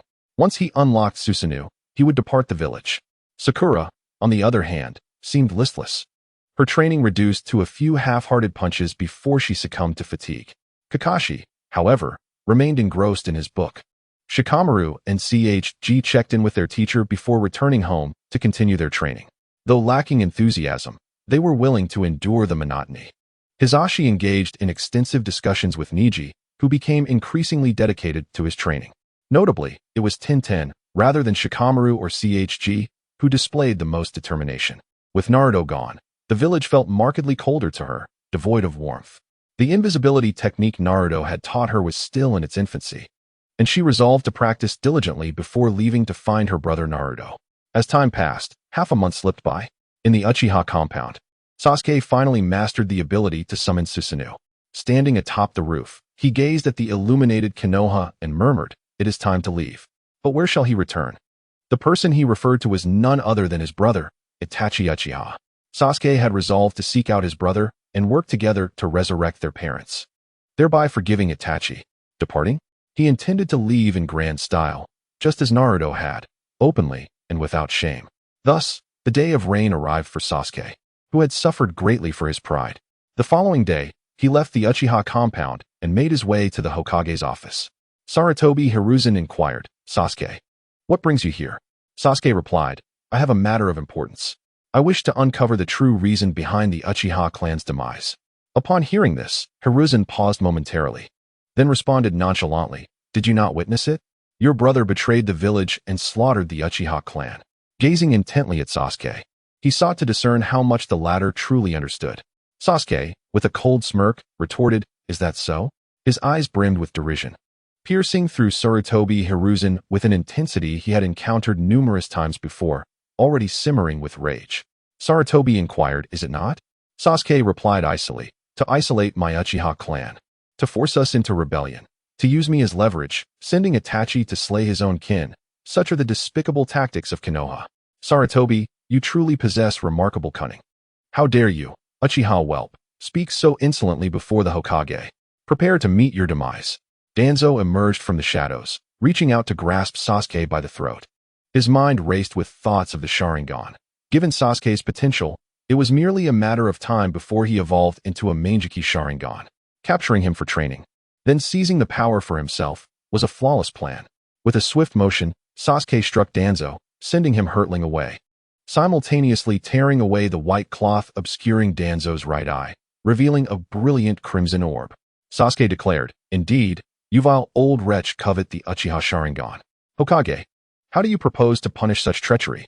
Danzo, propelled by Sasuke's strike, crashed through the Hokage building, his body obliterating a section of it, drawing immediate attention from many onlookers. As Danzo's crimson eye became visible, several recognized it, exclaiming, "The Sharingan." At that moment, Sasuke leapt from the Hokage building, standing majestically atop a high structure, and proclaimed loudly, "Hokage, is your will of fire not one of fairness and justice? In the past, when Danzo sought to see Shirsue's eyes, you dealt him a lenient punishment due to a lack of evidence. Now, with ample proof, Danzo's machinations to persecute my Uchiha clan and acquire the Sharingan amount to betrayal of the village, do they not? I wish to know how you shall deal with traitors." Mito Kazan interjected, "Evil Uchiha brat." Sasuke shot back, "Silence, you old dog. By what merit do you sit among the elders? Was it the annihilation of the Whirlpool Nation or the vanishing of the Senju clan?" If Naruto were present, he would surely applaud Sasuke, astonished that this typically combative figure could wield such sharp words. This subtly signaled to the villagers of Konoha that the Senju clan, indeed, had been reduced to but a single remnant. Sometimes, a small breakthrough can be meticulously unearthed. Naturally, murmurs of speculation arose, causing Sarutobi's expression to darken. Though he was not yet consumed by fury, he stated, "Sasuke, we are ninjas. The battlefield is our home. Without it, how can there be peace in Konoha?" Sasuke countered, "So we are to be sacrificed, is that it?" Sarutobi responded gravely, "Sasuke, your clan is plotting rebellion against the village. If left unchecked, it will threaten the entire community." Sasuke asserted, "I have perused many records about the Uchiha clan. Once, we were part of the village, yet gradually, we were pushed to its outskirts. What was the cause of this?" Sarutobi Hiruzen remarked. Due to the discord between your family and the village, you have voluntarily chosen to leave. Sasuke, with a confrontational demeanor, retorted, is that so? Yet, from the records, I have not seen any evidence of our clan ever persecuting anyone, let alone the Hidden Leaf Village. What then is the source of this discord? The Uchiha clan has fought valiantly for the village, safeguarding countless villagers. Logically, the villagers should express their gratitude toward us. Yet we find ourselves in a position where we must thank them. If we do not comply with their demands, we are unjustly labeled as the antagonists. Does such reasoning hold any merit? Furthermore, my brother Itachi left behind a trove of evidence that proves Danzo's slander against the Uchiha clan. Sarutobi Hiruzen, would you care to examine it? I find it quite perplexing that, while our family has been insulted by the villagers, you, as the Hokage, did not step forward to clarify matters, allowing us to be ostracized by the very people we protected. With the evidence in hand, Sasuke's sarcasm intensified, chilling Sarutobi Hiruzen's gaze. Indeed, Itachi had prepared 2 copies of the evidence. One was meant for him, but since Itachi never returned, it fell into Sasuke's hands. Sarutobi Hiruzen inhaled deeply and asked solemnly, so, you intend to defect from the village today? He wished to avoid further discourse, as prolonging the conversation would only worsen his predicament. Sasuke replied, Naruto-kun makes a valid point. If you do not welcome me, why should I remain here? Regrettably, Naruto did not hear this statement. Otherwise, his eyes would have widened in disbelief. Was this truly the same Sasuke? His verbal prowess rivaled that of Naruto from the original timeline. Sarutobi Hiruzen coldly stated, you wish to defect, but such desires shall not come to fruition. Chapter 54. Constantly rescuing Sasuke. Sasuke responded, is that so? I will leave, and you cannot stop me. With that, he activated his Sharingan, and the aura he emitted surpassed that of Danzo, marking him as a true elite shinobi. Moreover, a purple ethereal form materialized around him, manifesting Susanoo in the air. In that moment, Sarutobi Hiruzen felt an overwhelming sense of despair. The Manjiki Sharingan, reminiscent of Itachi, had once been a formidable asset to the Hidden Leaf Village. Yet now it stood as a threat. Sarutobi Hiruzen's heart ached at the transformation of his once loyal shinobi. Alas, while Sasuke was indeed powerful, he still paled in comparison to Naruto. His strength was not sufficient to endanger Sarutobi Hiruzen. It was indisputable that Hiruzen's own abilities had diminished, but he still retained prowess near that of a Kage-level shinobi. If he were to pay the price of his life, he could summon the strength of a Kage. In the original narrative, Orochimaru had slain Sarutobi Hiruzen, had it not been for the reanimation jutsu that resurrected the first and second Hokage. He would have had little chance of success. For ANBU elite shinobi surrounded Sasuke, and he was taken aback, as this was not in line with his expectations. His arrogance was excessive. Had he departed in secret, Konoha would have struggled to detect his absence. However, lacking Naruto's formidable strength, he sought to project an image of might and consequently found himself on the receiving end of a thrashing. Yet, at this moment, he had not gathered his forces. He retracted his Susanoo and swiftly fled. Sarutobi Hiruzen commanded, pursue. We cannot allow Sasuke to escape. Konoha still requires Uchiha Itachi and, of course, the prowess of Sasuke. Sasuke was not a gentle soul. Devoid of Naruto's compassion, he activated his right eye and unleashed Amaterasu upon one of the J-nin, igniting him in black flames that enveloped his form. Instantly, Sasuke felt a weight upon him, a profound fatigue. Had it not been for his pure inner energy sustaining him, he may have needed assistance to remain upright. In the original narrative, Sasuke's first use of Amaterasu was to capture the 8 tails, leaving him physically weakened and needing support. With blood streaming from his eyes, the wretched cries echoed as the black flames proved indomitable, consuming the J-nin until he was reduced to ashes. Finally liberated from his torment, witnessing the demise of his subordinate, Sarutobi's eyes blazed with fury. You wicked little brat, I shall ruin you, he declared. With swift hand seals, a head of an earth dragon emerged from the ground, opening its maw to unleash a torrent of mud. Sasuke, sensing the impending danger, executed a series of swift movements to evade the assault. However, in that moment, he was engulfed by the mud stream. This was, of course, not his true self, but merely a shadow clone. The earth dragon head was a ninjutsu he had replicated, possessing less power than that wielded by the experienced Sarutobi. Yet it served to impede his pursuer. Realizing he had acted foolishly, Sasuke noted Sarutobi's relentless determination to capture him. Such was the nature of the Uchiha. In moments of heated passion, He often acted impulsively, a trait that was quintessentially his. With a fierce glint in his eyes, Sasuke proclaimed, "If that is the case, then come." His Susanoo surged once more, forcibly activating its ultimate technique, drawing the bow of the heavenly Magatama. Lightning crackled, and an overwhelming aura surged forth. Sarutobi's countenance shifted dramatically. He advanced, swiftly forming hand seals and uttering, "Earth release, earth flow wall." A solid earthen barrier rose to confront Sasuke's lightning arrow. Upon impact, the arrow unleashed a deafening roar, sending violent shockwaves radiating outward. Sasuke's complexion paled. The exit to Konoha was tantalizingly close, and he yearned to escape. Just then, a flurry of shurikens and other projectiles, including meteor nails and flying blades, surged toward him. Weakened, with less than a tenth of his inner strength remaining, he narrowly avoided fatal wounds, yet sustained 7 strikes. Danzo's cold and sinister voice echoed, "Uchiha brat, you think you can leave? Leave your eyes behind." With one hand poised to grasp Sasuke's throat, he could not overlook the allure of Sasuke's eyes, the coveted Manjiki Sharingan. Countless schemes had been devised to obtain it. This desire had morphed into an obsession.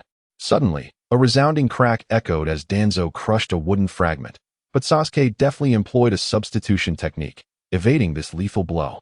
"You old dog, Danzo, one day I shall annihilate your entire clan. If even a single member of the Danzo family survives, it will be the testament of my failure to live." Sasuke's voice was steeped in menace, instilling dread in those who heard it. Danzo retorted, "It is a pity you cannot escape today." As he prepared to lead several root members through the gate, his expression shifted dramatically, causing him to recoil. Whoosh! Compared to the previous projectiles, this was the true king of hidden weapons. Projectiles surged from all directions, untraceable and relentless. With a sickening sound, Danzo's left leg was pierced through by a hidden weapon, blood gushing forth.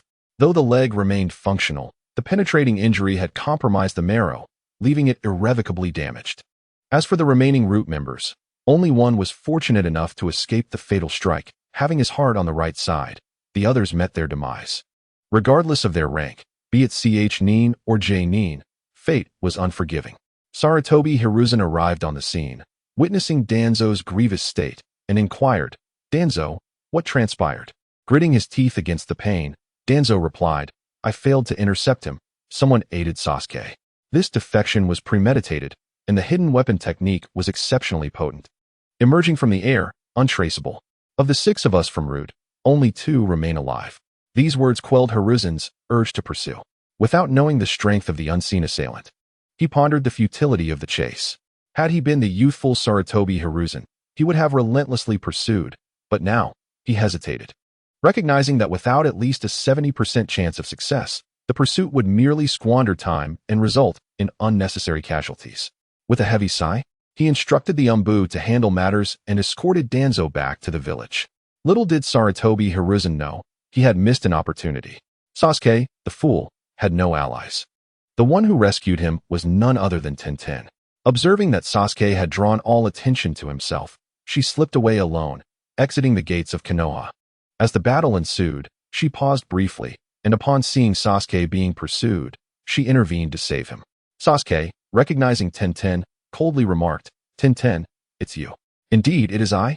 Tenten smiled, revealing the space-time scroll on her back. Sasuke inquired, "Tenten, what are you planning?" She responded, "I intend to leave the village to find Naruto." Chapter 55. Hyuga leaves Konoha. Sasuke's second defection unsettled the villagers of Konoha. The prestige of the third Hokage was waning in their minds, giving rise to an unspoken sense of disappointment towards him. However, this did not pose a challenge for Sarutobi Hiruzen. Under his covert guidance, the situation swiftly stabilized. Whispers circulated that the esteemed Hokage was too reluctant to eliminate a youth like Uchiha Sasuke, and held faith that Sasuke would eventually return to Konohagakure. One could not help but admire Sarutobi Hiruzen's cunning. After a bit of persuasion, the villagers rallied in support of him once more. In the Hyuga clan, Hinata, upon receiving the report, remarked with certainty, "It must be Tenten." She firmly believed that only Tenten possessed such remarkable abilities in this ninja world. Hyuga Hayashi stated, "Indeed, it is she." He had investigated Naruto and was aware of Tenten's prowess, feeling a sense of wonder at how such a seemingly fragile girl could wield such formidable strength. Hinata continued, "Tenten must have defected from the village. she is likely seeking Naruto. At that moment, she felt a pang of envy for Tenten, who could train alongside Naruto while she remained constrained by the responsibilities of the Hyuga clan. Hyuga Hayashi suggested, "Let us confirm this matter first." Hinata asserted, "Only Tenten possesses such capabilities. She has combined space ninjutsu with hidden weapons. Naruto has mentioned that while her combat strength may not be the greatest, her assassination techniques are unparalleled among us." Hyuga Hayashi acknowledged, "Indeed, her skills are remarkable. In an instant, even Danzo was injured. Had it not been to rescue Sasuke, Danzo could have been in grave danger." He turned to Neji and inquired, "Neji, are you prepared?" Neji replied, "Uncle, I am ready." After the caged bird seal was lifted, Hayashi requested that Neji refer to him as uncle and discuss the matter of leaving the village, allowing Neji to make his own choice. Neji expressed gratitude. "Thank you, uncle. I am indeed ready." Hayashi patted his shoulder, assuring him, "You will undoubtedly become a powerful ninja." Moments later, Hayashi unleashed a surge of formidable chakra, followed by a thunderous roar, gouge out Neji's eyes and expel him from the Hyuga clan. "He does not deserve to be one of us." This powerful outburst drew the attention of the Hokage. Sarutobi Hiruzen, nearly pulling his hair out in frustration, summoned the Umbu and instructed them to investigate the situation. A quarter of an hour later, Hayashi arrived. Sarutobi Hiruzen straightened himself and inquired, "Hayashi, what transpired?" This was a prominent clan in Konohagakure, and one could not afford to offend them lightly. Hayashi explained, "It concerns the branch family." Neji, in his discontent over his father's death, harbored deep resentment towards the main family. During a spar with Hinata, he not only injured her, but nearly caused her demise. Hiruzen frowned, realizing the gravity of the matter. He was aware that Hinata was the princess of the Hyuga clan and a key figure in its future. Her injury was of utmost significance and had indeed crossed Hayashi's threshold of tolerance. Hayashi, feeling somewhat despondent, remarked, "Alas, Hokage, if there is nothing else, I shall take my leave." Hiruzen replied, "Very well." He understood that Hyuga Hayashi was in a state of deep conflict. He harbored the desire to eliminate Hyuga Neji. Yet Neji was the sole child of his brother. In the past, Hyuga Hizashi had sacrificed himself for the sake of the clan, and it was unthinkable to impose suffering upon his only child. This was a line he could not cross. The other clans of Konoha, upon learning of the situation, remained silent, as the discord between the main and branch families of the Hyuga clan seemed to adhere to a certain logic. Many cast fleeting glances at the fallen Neji, only to shake their heads in quiet disapproval before departing. Neji, devoid of his vision, resembled a toothless tiger, no longer a source of fear, and devoid of any value for rescue. Even Danzo of the Root had no inclination to intervene. Initially, it was anticipated that the extermination of the Uchiha clan would yield numerous Sharingan, yet the reality was disappointing. Only 4 or 5 Sharingan, and merely one with 3 Tomo. These few eyes were insufficient even for his own use. Thus, despite Neji's considerable talent, he would not waste a Sharingan on saving him. Informed of the developments, CHG and Shikamaru stepped out, seeking Neji's whereabouts, ultimately finding him in a dim alley. Neji spoke, "Shikamaru, CHG, is that you?"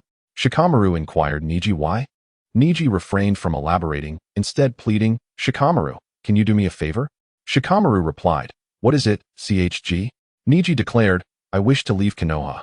Even if I must die, I want to do so outside." His words resonated with disappointment towards Konoha, reflecting a heart grown cold. After a moment's contemplation, Shikamaru responded, "Very well, we shall assist you." Meanwhile, Sarutobi Hiruzen, troubled by various matters, paid little heed to Neji's departure from the village, considering him an inconsequential existence and allowing him to leave as he wished. Thus, Hyuga Neji departed the village, vanishing into an unknown corner without a trace. Following Neji's departure, Hayashi returned to the clan, deeply concerned for his brother's only son. He practiced the invisibility technique taught by Naruto, silently safeguarding him. On the streets, Haruno Sakura spotted Shikamaru and CHG and hurried over, asking, "Shikamaru, CHG, where is Neji now?" Lacking any source of information, she had not found Neji first. She believed that with their backgrounds, the two would surely locate him. Shikamaru replied, "Neji has left the village." Sakura, perplexed, asked why? "Why would you let him go?" Shikamaru interjected, "This is his final wish." Sakura opened her mouth, yet the words she intended to speak were swallowed back. The three of them wandered aimlessly, a sense of desolation enveloping them. Once a group of 8, Now only 3 remained, leaving them feeling somewhat isolated. Wai Kurenai visited the Hyuga clan to check on her beloved disciple. Upon seeing Hinata weakly lying in bed, her face pale, Kurenai felt a pang of sorrow. After a lengthy conversation with Hinata, she eventually exited the room. Hayashi remarked, Hinata's injuries will require an extended period of recovery at home. Her studies will inevitably suffer. This time, having suffered a blow to her heart, her cultivation progress will likely have to start anew. Yuhi Kurenai remarked, Hinata is a promising talent. She is destined to become a formidable ninja. Hyuga Hayashi nodded in agreement, stating, I too believe in her.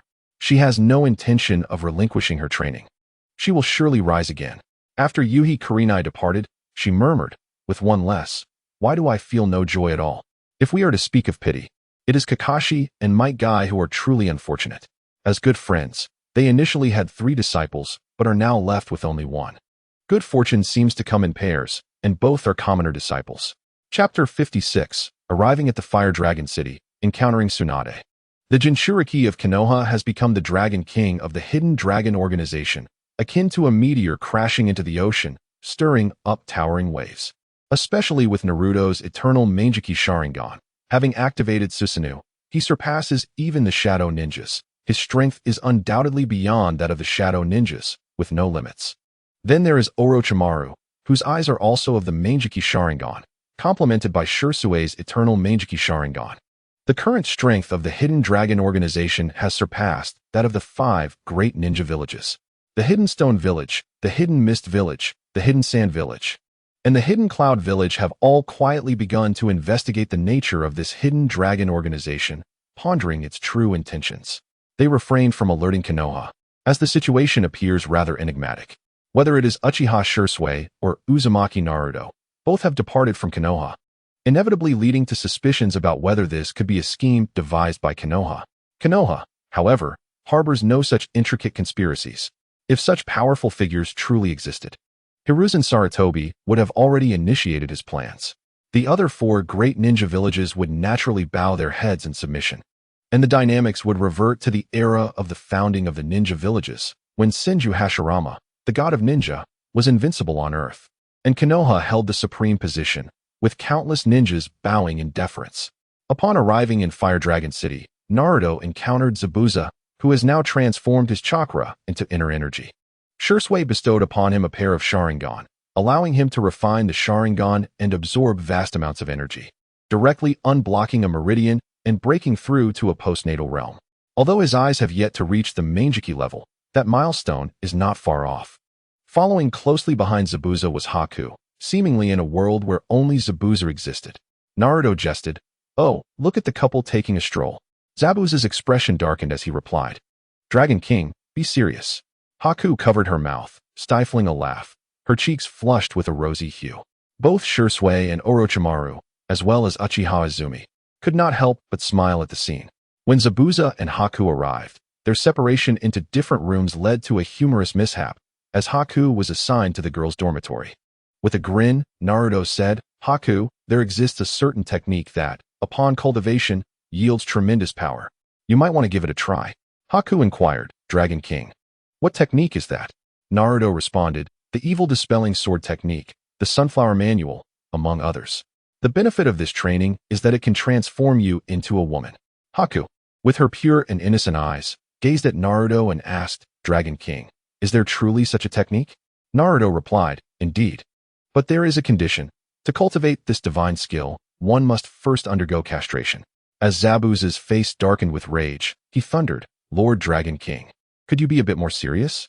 Naruto chuckled amiably, all right, just a jest, no need to be angry."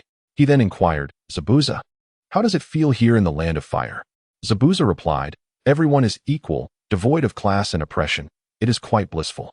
Naruto responded, "Equality, devoid of class and oppression, is the ultimate ideal. However, wherever humans reside, disputes will inevitably arise. Countless hearts harbor self-interest, which, when magnified, transforms into ambition, leading to myriad conflicts. Our task is to suppress this self-interest." Zabuza nodded, somewhat comprehending yet still perplexed. At that moment, a voice interrupted, "Hey, kid, quite the orator, aren't you?" Naruto turned to see 2 women approaching. Upon citing their formidable attributes, he mused, truly, the foremost kunoichi of the ninja world, the unrivaled medical ninja. The newcomers were none other than Tsunade and Shizune. Tsunade, revered in the ninja world as the goddess of life in Konoha, remarked, "You know of me, little boy?"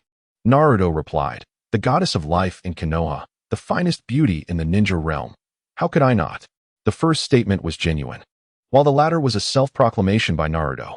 Tsunade smiled, a hint of approval in her expression, and said, "You aren't so unbearable after all. Setting aside other matters, you possess quite the discerning eye." Naruto replied, "I've heard it said that those who bow their heads cannot see their own beauty." Tsunade responded with a smirk, "Ah, so you are a little lecher, are you?" She puffed her chest proudly, exuding confidence. "The fabric is exquisite. Which manufacturer is responsible for this?" "A poor review," Naruto thought to himself. Uchiha Izumi glanced down, catching sight of her dainty feet. Meanwhile, Shiro nodded, internally asserting, "I do not." Zabuza's expression darkened further. Yet he could not afford to lose his temper at that moment. Naruto's gaze fell upon Tsunade's forehead, pondering, "Is this the 100 healings mark?" Tsunade, feeling a surge of caution, inquired, "Kid, what are you staring at? Can it be that this little brat has discerned my secret?" Naruto smiled, "The 100 healings mark. Lady Tsunade, no wonder you appear so youthful. If you wish to uncover the secret of eternal youth, follow me." With that, Naruto leaped into the air, soaring into the distance. Eternal life is a captivating allure not only for Tsunade but for every woman. Naturally intrigued, Tsunade pursued him casually. However, she was running on the ground, while Naruto, forgetting that in the ninja world, there is no concept of lightness in movement, typically travels by jumping and sprinting. Only a select few techniques allow for flight, such as the heavenly curse mark, paper dance, earth release, ultra-lightweight rock technique, butterfly transformation, and Susanoo. Naruto unleashed his chakra, drawing Tsunade into the sky alongside him. Tsunade's face bore a look of astonishment, her heart shaken. This power was undeniably formidable. Even if she were to unseal the 100 healings mark, she would not stand a chance against Naruto. He led Tsunade to a small mountain peak and set her down gently. Tsunade remarked, "You brought me here, little brat, with another purpose in mind, did you not?" Naruto replied, "Indeed, Lady Tsunade. You are the foremost medical ninja in the ninja world. If I could persuade you to join the Hidden Dragon, it would not only vex Sarutobi Hiruzen, but also significantly enhance our strength." Tsunade questioned, "Are you so confident?" Naruto admitted, "There is no guarantee, but after all, Konoha was founded by your grandfather. Although you feel disillusioned with it, deep down, you harbor a connection to Konoha."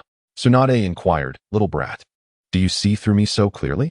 A gust of wind swept through, causing Tsunade's two braids to sway gracefully. Naruto, captivated, mused internally, holding on to her feels undeniably powerful. He was no longer the naive child of the original story. He had matured into the king of the underworld, not a villain, but not a saint either. With many romantic entanglements, yet not one to indulge in debauchery. Tsunade queried, "What are you staring at?" Naruto stammered, accelerating, "Oh no, your hair is simply beautiful." Chapter 57. Persuading Tsunade. Tsunade comprehended the literal meaning of his words, yet sensed that Naruto's intentions were far from innocent. "All right, let's discuss serious matters," he said, finding a suitable spot to sit. "It will take some time. Lady Tsunade, please have a seat." Tsunade complied, her expression turning serious as she asked, "What exactly do you intend to do?" Naruto met her gaze earnestly and replied, "I only wish to establish a realm of freedom." Tsunade countered, "Konoha could also be free, as could the land of fire." Naruto responded, "Lady Tsunade, are you jesting? If that were true, why did you leave Konoha? Was it truly just because your brother and beloved perished? Have you lost faith in Konoha?" Tsunade fell silent. The darkness of Konoha repulsed her, leaving her devoid of hope, which compelled her to depart. Naruto stated bluntly, "Konoha disgusts me, especially the elders, who sit high on their thrones, dictating the fates of others. Were it not for my curiosity about their end, I would have eliminated them." Tsunade did not contest this. Naruto Uzumaki was indeed powerful. One must not forget that within him resided a monstrous force, the Nine-Tails Fox. Without sealing techniques, only a Super Saiyan could suppress it. And Naruto could indeed turn Konoha upside down. Tsunade remarked, "The land of the Flame Dragon is indeed much happier compared to the land of Tea. Is there truly no significant distinction from other nations?" As she stepped into the land of the Flame Dragon, the happiness of its citizens was palpable. Not to mention, In terms of physical prowess, many from Konoha could not match their strength, indicating one crucial fact. The system of the Land of the Flame Dragon was remarkably successful. As Naruto regained his composure, he pondered how to initiate a conversation, and then he spoke up, asserting that distinctions indeed exist. He proceeded to impart his thoughts, emphasizing a people-centric approach. He also articulated the shortcomings of the policy of one nation, one village, delivering a discourse that left Tsunade questioning her very existence. She had long believed that her grandfather was infallible, yet now, under the weight of Naruto's rhetoric, she found herself engulfed in self-doubt. She murmured, "So, does that imply my grandfather was mistaken?" Naruto replied, "Not at all." Tsunade gazed intently at him, wondering if he was mocking her. He continued, "In his time, he was not wrong, for he possessed formidable strength capable of suppressing that era. However, upon his demise, those with ambitions revealed their true nature, leading to several great ninja wars." Tsunade responded, "Then." Naruto interjected, "Indeed, he was correct." Tsunade stated, "I have yet to finish my thought." With a subtle smile, Naruto replied, "I am aware, yet we share a connection of understanding. I anticipate your inquiry." Tsunade tossed her hair back and jested, "You little imp. Are you attempting to woo me? Alas, you are far too young." Naruto retorted, "One day, I shall grow, and I will be formidable." Tsunade found herself at a loss for words, astonished by the audacity of this young boy. She decided to shift the conversation and asked, "So, what do you think I wish to say?" Naruto responded, "Is it not regarding the correctness of Uchiha Obito's philosophy?" My answer is affirmative. Yet there is a caveat. He too shall be deemed a failure. Tsunade inquired, "What do you mean by that?" Naruto explained, "It is quite simple. He lacks governance skills. For he venerates strength. A powerful fist can dictate terms, yet it fails to win hearts, as he holds disdain for common folk." Tsunade began to comprehend. Naruto's assertions resonated with her. Obito's reverence for power placed him above the ordinary, regarding those unable to cultivate their abilities as insignificant, thus fostering the arrogance of the Uchiha clan. Tsunade remarked, "I grasp your intent. Now, enlighten me on the method to achieve eternal youth." Naruto replied, "It is quite straightforward. Join the Qianlong organization and train with us to mitigate the effects of aging." Tsunade rose in indignation, exclaiming, "You little rascal, are you mocking me?" Naruto responded, "Mocking? Not in the least. Come, take a seat. Let us discuss this further." Tsunade obliged, intrigued to discover what Naruto would unveil. He addressed her, "Lady Tsunade, as the most exceptional medical ninja, have you not made any discoveries?" Tsunade queried, "What discoveries?" Naruto elaborated, "As a distinguished medical ninja, you are aware that cellular regeneration is a constant. The process of regeneration determines the length of human life, while chakra production and storage are intricately linked to cellular longevity. It is well understood that chakra is derived from the fusion of spiritual energy and physical energy.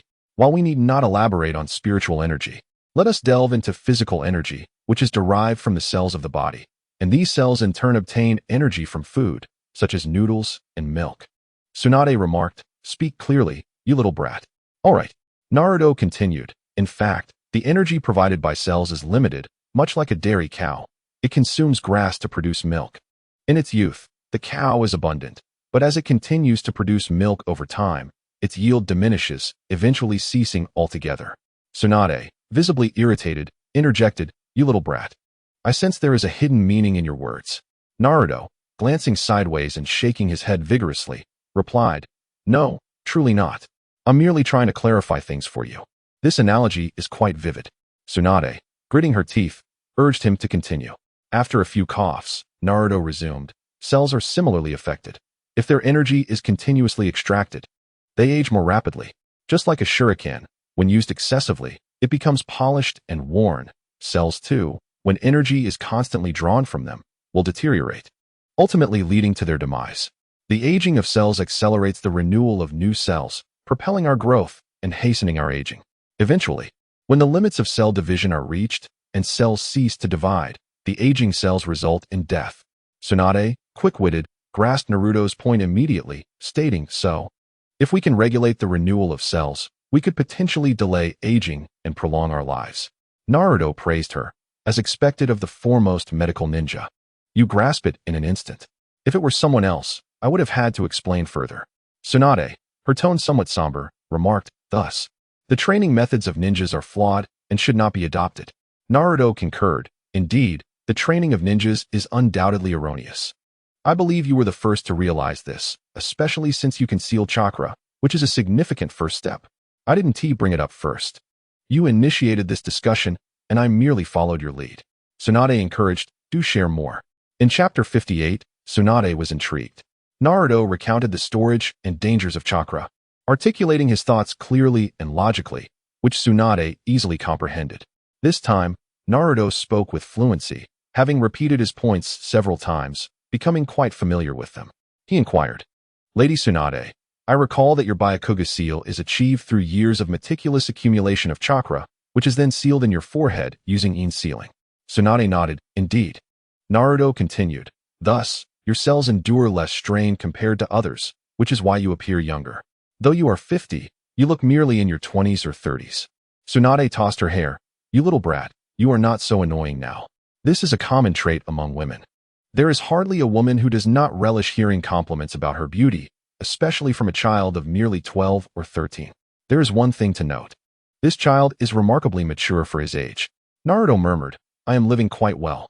Tsunade inquired, what did you say? Naruto, with an expressionless face, replied, nothing. Nothing at all. Tsunade, not wishing to dwell on it, asked, is there anything unique about your martial arts training? Naruto responded, indeed, there is. Listen closely.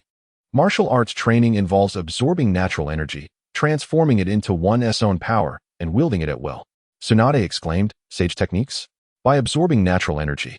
Upon reaching a certain threshold, one can unlock sage arts and enter sage mode. Naruto clarified, it is not the same as your sage arts. Within each of us resides a vital energy, which I term inner breath. We perceive this inner breath, gather it through our meridians, store it in our acupoints, absorb natural forces, and amplify our inner breath, thereby enhancing the internal power of our martial arts. Tsunade questioned, but can the acupoints and meridians accommodate enough energy to support the execution of ninjutsu? Naruto replied, that pertains to your acupoints and meridians. In martial arts, these will gradually expand and thicken.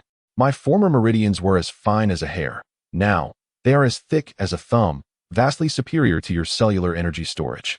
He continued, our bodies indeed possess cells that store energy, but this energy does not burden the cells. Rather, it sustains them over time. Tsunade remarked, difficult to separate. Resistant to aging, leading to a longer life. Naruto smiled, precisely. Tsunade grew increasingly intrigued by martial arts training. After careful consideration, she asked, how can I begin my martial arts training? Naruto responded, you must join our organization, the Hidden Dragon. Tsunade inquired, is that all? Naruto replied, that is indeed all. But there is one condition. You must swear before the public to support martial arts. I trust Orochimaru. His lifelong pursuit of power has opened the door of martial arts for him, and he will not betray it. However, you cannot be so certain. As you are the granddaughter of Hashirama Senju, your heart will lean towards Konoha, and thus I cannot be at ease. Nevertheless, with your oath, you shall be bound. For as the granddaughter of the god of shinobi, Hashirama Senju, any breach of your vow would bring shame upon him as well. Tsunade retorted angrily, you little rascal. You are as cunning as a fox. Naruto, not missing the chance to tease Kurama, said, foolish fox, did you hear that? Your cunning is immense. Kurama exclaimed, damn it. Naruto continued, if Orochimaru were to betray us, I would deal with him, but you are different.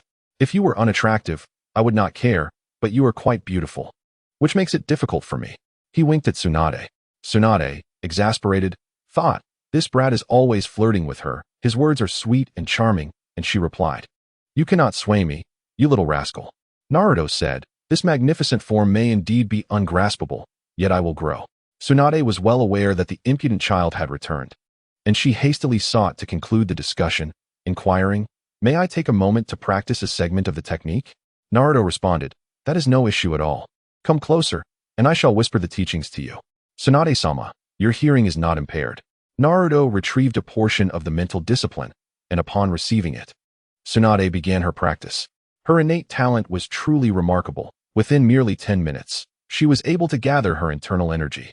Soon after, she transformed a portion of her chakra into internal strength. A glimmer of brilliance sparkled in her eyes as she remarked, you truly excel, little one.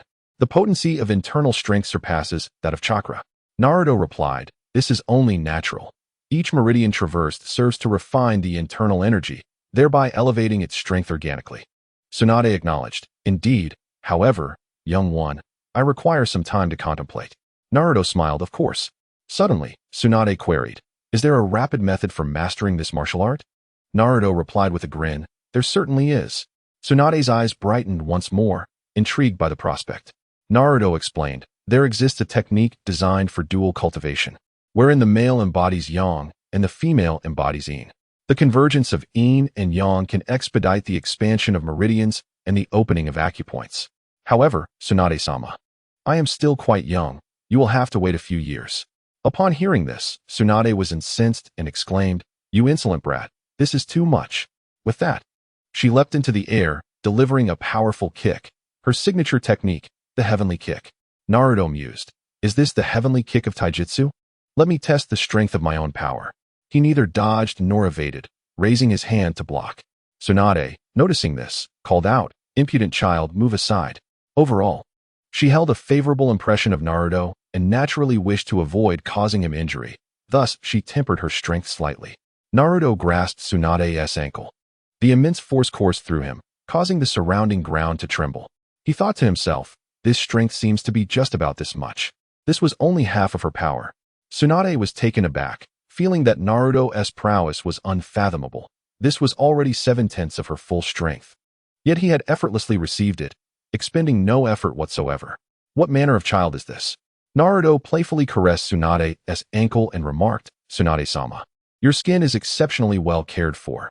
It is quite smooth, enough to entertain me for a year." At that moment, Tsunade felt a blush creeping to her cheeks. Before she could voice her indignation, Naruto had already taken flight with his sword, departing from the mountaintop, his voice trailing behind. "Tsunade-sama, I await your decision." Tsunade gazed at his retreating figure, muttering under her breath, "This insufferable brat, truly small in stature, yet grand in audacity." Unbeknownst to her, she seemed to have brightened considerably, feeling a sense of ease in both body and spirit compared to her former self. Chapter 59. Jiraiya arrives at the Flame Dragon territory. Upon returning to the Lord's residence in Flame Dragon City, Naruto was approached by Shisui and Orochimaru, who greeted him with, "Lord Dragon King."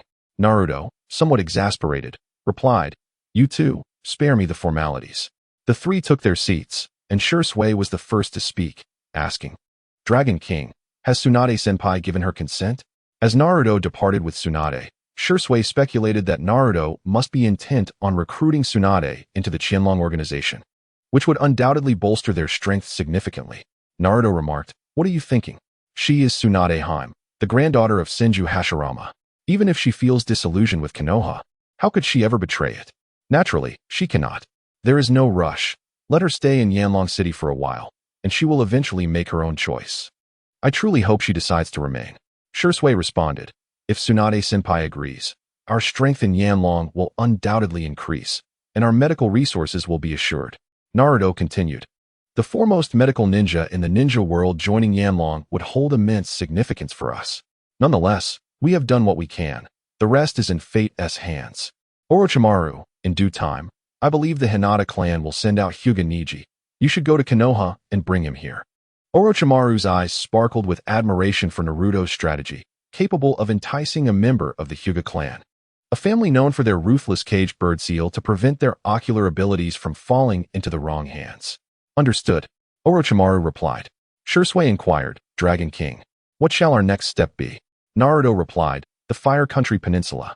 The Yanlong Kingdom borders the Fire Country, forming a peninsula that also connects to the Whirlpool Country." Shisui stated, "I will proceed to modify the daimyo's memories." Naruto added, "Not only that, Shisui, you must first send someone to covertly convey our intentions to the Fire Country, allowing them to see a promising path. Once I conclude my seclusion, we shall seize the Fire Country Peninsula."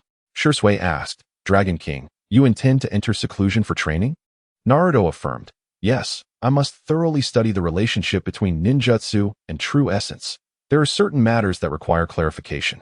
He could practice basic ninjutsu such as the body flicker technique, shadow clone technique, and substitution technique, yet there were other techniques he found impossible to master. While Shisui and others cultivated martial arts, their inner energy was distinctly channeled through ninjutsu, manifesting elemental attributes like lightning and fire. Orochimaru could also do this, but Naruto could not. Hence, he needed to unravel this mystery. Naruto sought refuge on a secluded island overseas to enter his period of intensive training. Upon Tsunade's return, Shizen breathed a sigh of relief, saying, "Lady Tsunade, you are back." Tsunade, lost in thought, replied, "Yes, I have returned." She pondered Naruto's words, contemplating whether to join the Qianlong organization and shift her focus to martial arts. Noticing Tsunade's contemplation, Shizun refrained from interrupting, observing that Tsunade appeared remarkably relaxed today. A stark contrast to her former gloom. She seemed to radiate a subtle glow, as if she had broken free from some constraints. After a moment, Shizun ventured, "Lady Tsunade." "What of Naruto?" Tsunade responded, "He is an exceptionally powerful individual, a rather lecherous young man." Upon hearing of Naruto's strength, Shizun inquired, "Lady Tsunade, are you unable to contend with him?" Tsunade asserted, "No."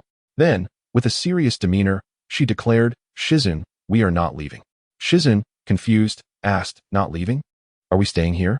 Tsunade lifted her head and replied, "No, I intend to join the Qianlong organization. I have grown fond of this place." She made a decision to stay and observe how far Naruto could go. Tsunade remarked, "But Lady Tsunade, there are no more kin left in Konoha." Not allowing Shizun a chance to respond, Tsunade ascended the stairs and reclined in a chair, savoring a delightful sip of wine. Soon, more than 10 days passed. After parting from Sasuke, Tintin arrived alone at the Flame Dragon City. Upon entering the Flame Dragon Kingdom, she was already under scrutiny. Once in the city, Shisui personally met with Tintin. These were Naruto's companions from Konoha, all possessing considerable strength and maintaining excellent relations with Naruto, thus necessitating caution. Shisui appeared and asked, "You are Tintin. How did you leave Konoha?" Relieved to see Shisui, Tintin replied, "I came to find brother Naruto." Shisui inquired, "Have you also defected from the village?" Tintin explained, "Sasuke defected, and I discreetly left Konoha without anyone noticing." Shisui remarked, "You are quite the audacious girl. However, you cannot meet the Dragon King now, as he is in seclusion for training, and it is uncertain when he will emerge." Tintin smiled, saying, "Well, when brother Naruto comes out, I want to give him a surprise." 2 days later, Orochimaru returned with Neji. Shisui approached Neji, saying, "Neji, welcome to the organization." Neji responded, "Thank you, senior." Shisui continued, "Before entering seclusion, the Dragon King left you his eyes, but you must choose." Neji asked, "What are my options, Senior Shisui?" Shisui explained, "First, you can implant both of your father's eyes. Second, you can implant one Byakugan and one Sharingan. The Dragon King has already devised the evolutionary secrets for these 2 types of eyes, so there is no need to worry about the evolution issue." Neji naturally desired to implant his father's eyes, yet they were Sharingan, powerful eyes that made decision-making difficult. He hesitated, not wanting to let his father's eyes go, yet also wanting to gain the Sharingan. After a long moment, he finally said, "I choose the second option." Shisui replied, "A wise choice." Jiraiya, in his search, learned that Tsunade had arrived at Flame Dragon City, prompting him to rush there with great haste. As he passed through the land of Fire Peninsula, he came across a small village. Within a humble courtyard, he discovered a gathering of 20 to 30 people, with one person on stage expounding the thoughts and policies of the Flame Dragon Kingdom. This ideology captivated Jiraiya, emphasizing equality among all and a people-centered approach. Particularly striking was the vibrant depiction of the current lives of the citizens of the Flame Dragon Kingdom.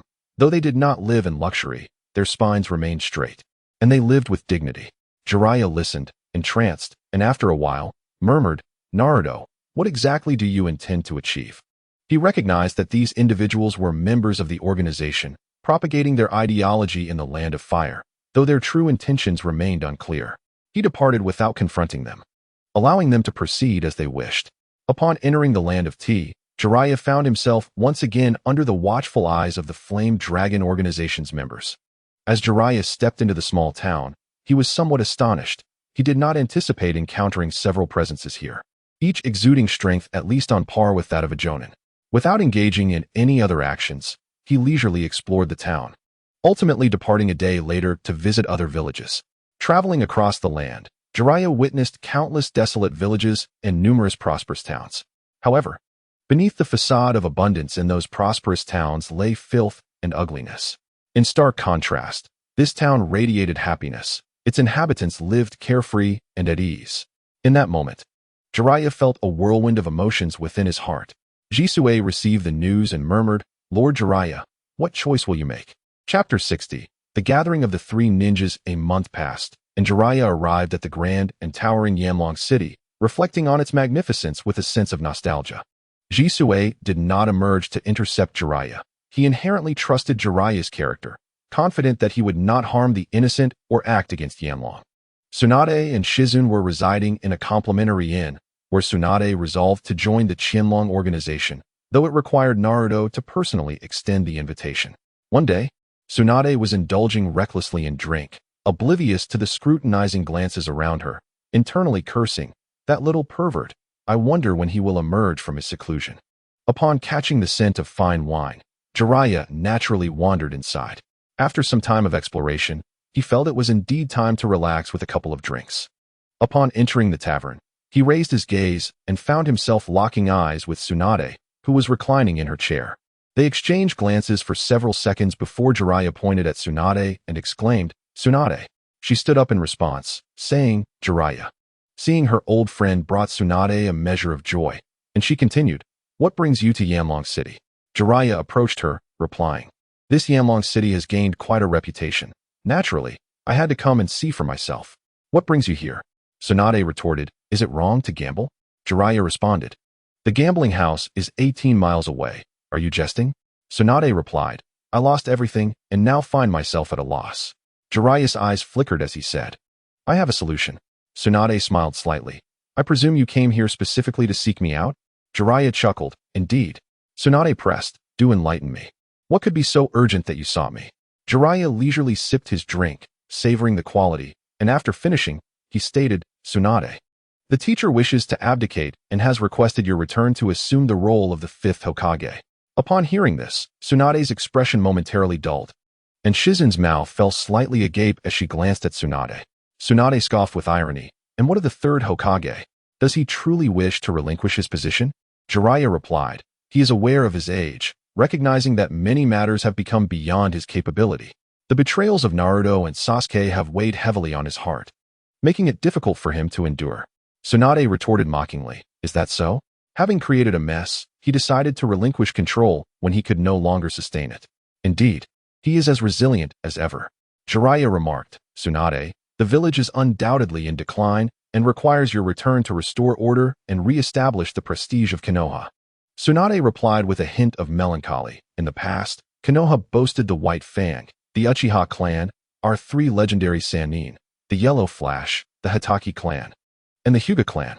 But now what remains? The White Fang has perished, the Yellow Flash has vanished, the Uchiha clan is no more, Neji has fallen, and the last Jinchuriki of the 9 Tails has betrayed us. We are bereft of our swords. How can we hope to revive ourselves?" Jiraiya responded, "But we still have the younger generation." Tsunade smiled wryly and asked, "The younger generation?"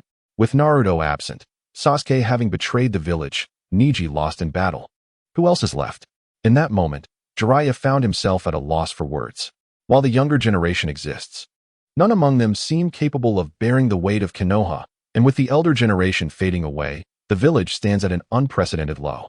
Tsunade continued, "It is indeed a lost cause, which is why I must decline. I intend to join the Qianlong organization and the Flame Dragon Nation.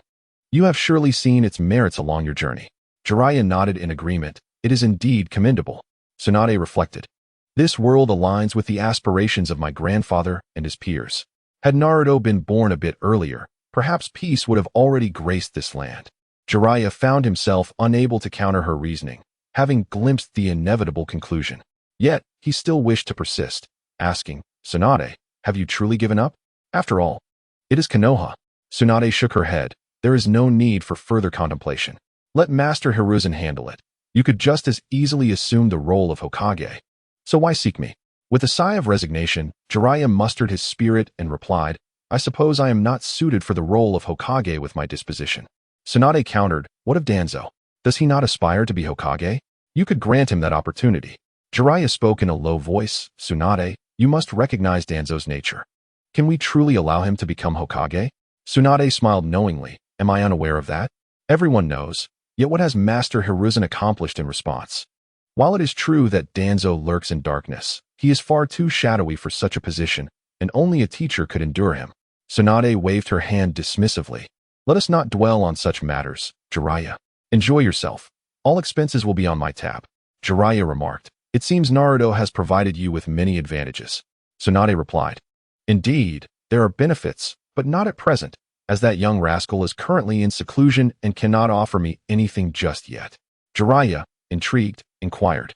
What mysterious advantages has this boy granted you? Tsunade answered, eternal youth. Jiraiya responded, that boy has truly found your weakness, yet you are not old. There is no need for such concerns. Tsunade adjusted her hair and remarked, we will grow old eventually, so preparations must be made in advance. I am also curious about the extraordinary aspects of the martial arts established by that insufferable brat. At that moment, a figure entered the establishment. A person exuding an ominous aura. However, the employees within the shop were unperturbed. Instead, they greeted him with cheerful smiles, saying, Lord Orochimaru, what a pleasant surprise to see you in our humble shop. Orochimaru displayed a smile and replied, I have come to meet two friends. The shopkeeper then chimed in. If the Lord's friends are our friends, today we shall treat you. Orochimaru maintained his smile, saying, no need, as you have already extended your hospitality. As Orochimaru approached Tsunade and Jiraiya, the shopkeeper understood and instructed the staff to prepare more dishes.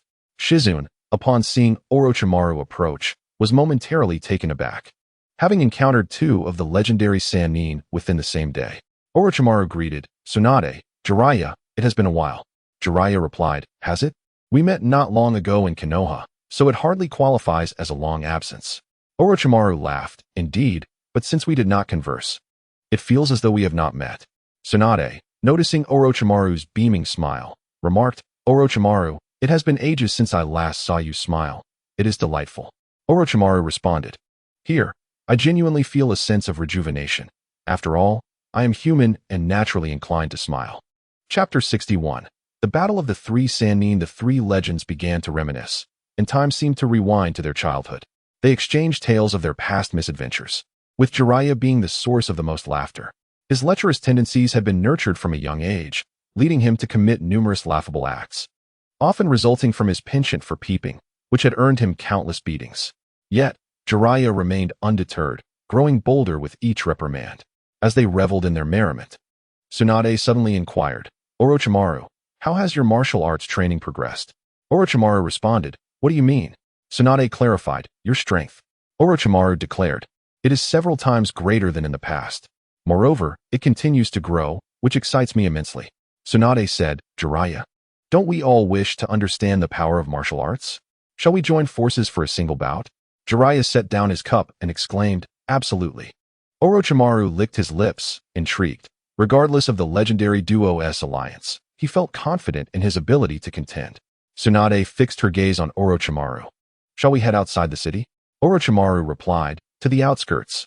The three promptly exited the tavern and raced toward the city limits.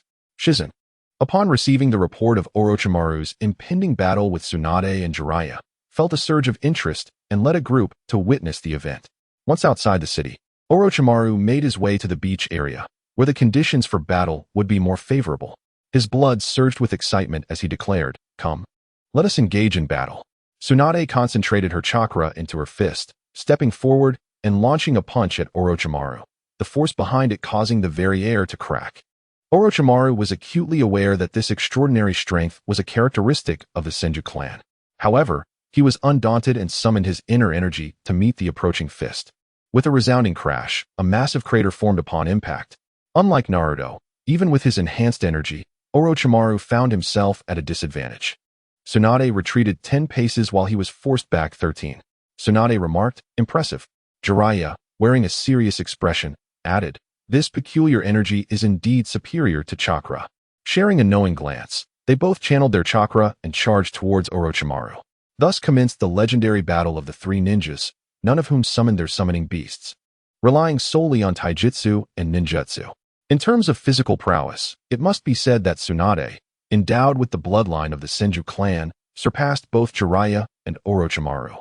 Though Orochimaru's abilities had undeniably improved, he still found himself outmatched by the duo's combined efforts. However, it was no easy task for Jiraiya and Tsunade to defeat Orochimaru. The three masters of ninjutsu bore witness to a fierce confrontation of techniques. As Jiraiya arrived, he swiftly formed a Rasengan, But he did not stop there.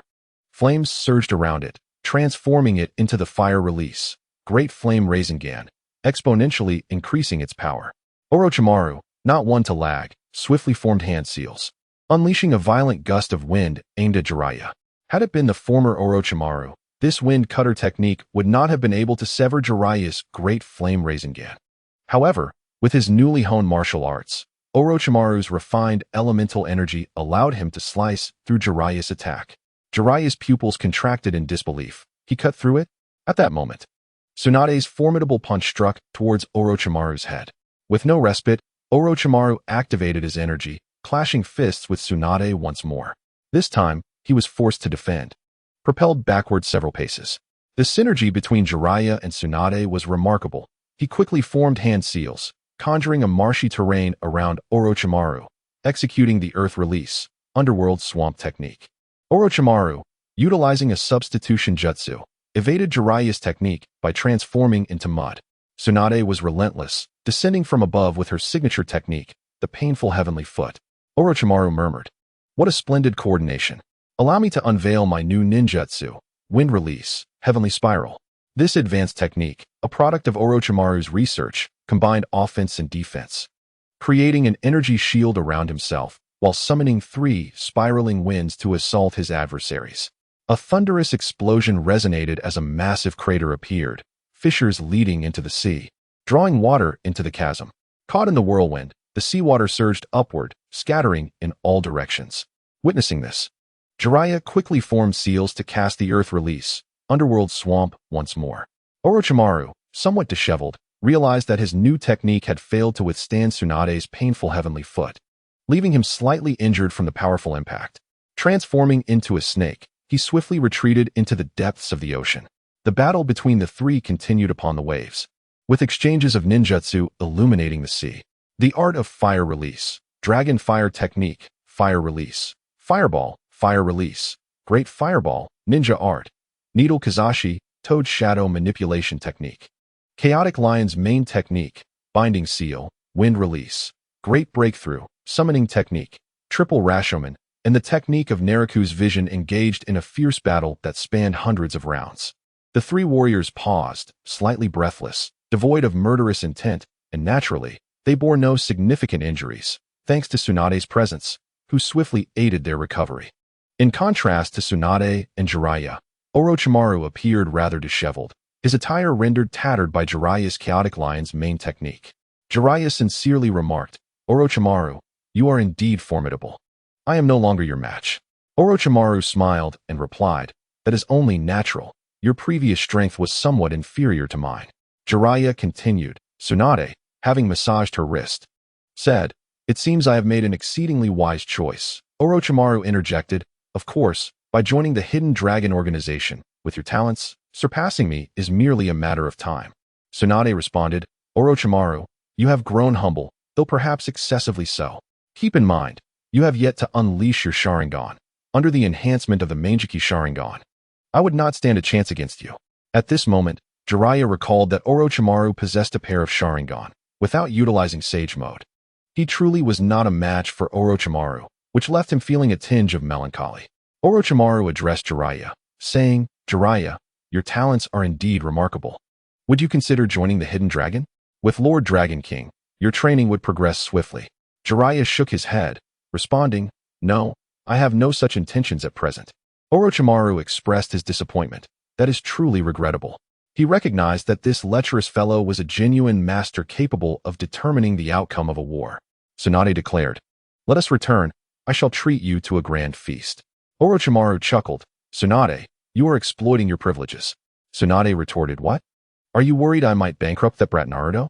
Orochimaru replied, "Not at all."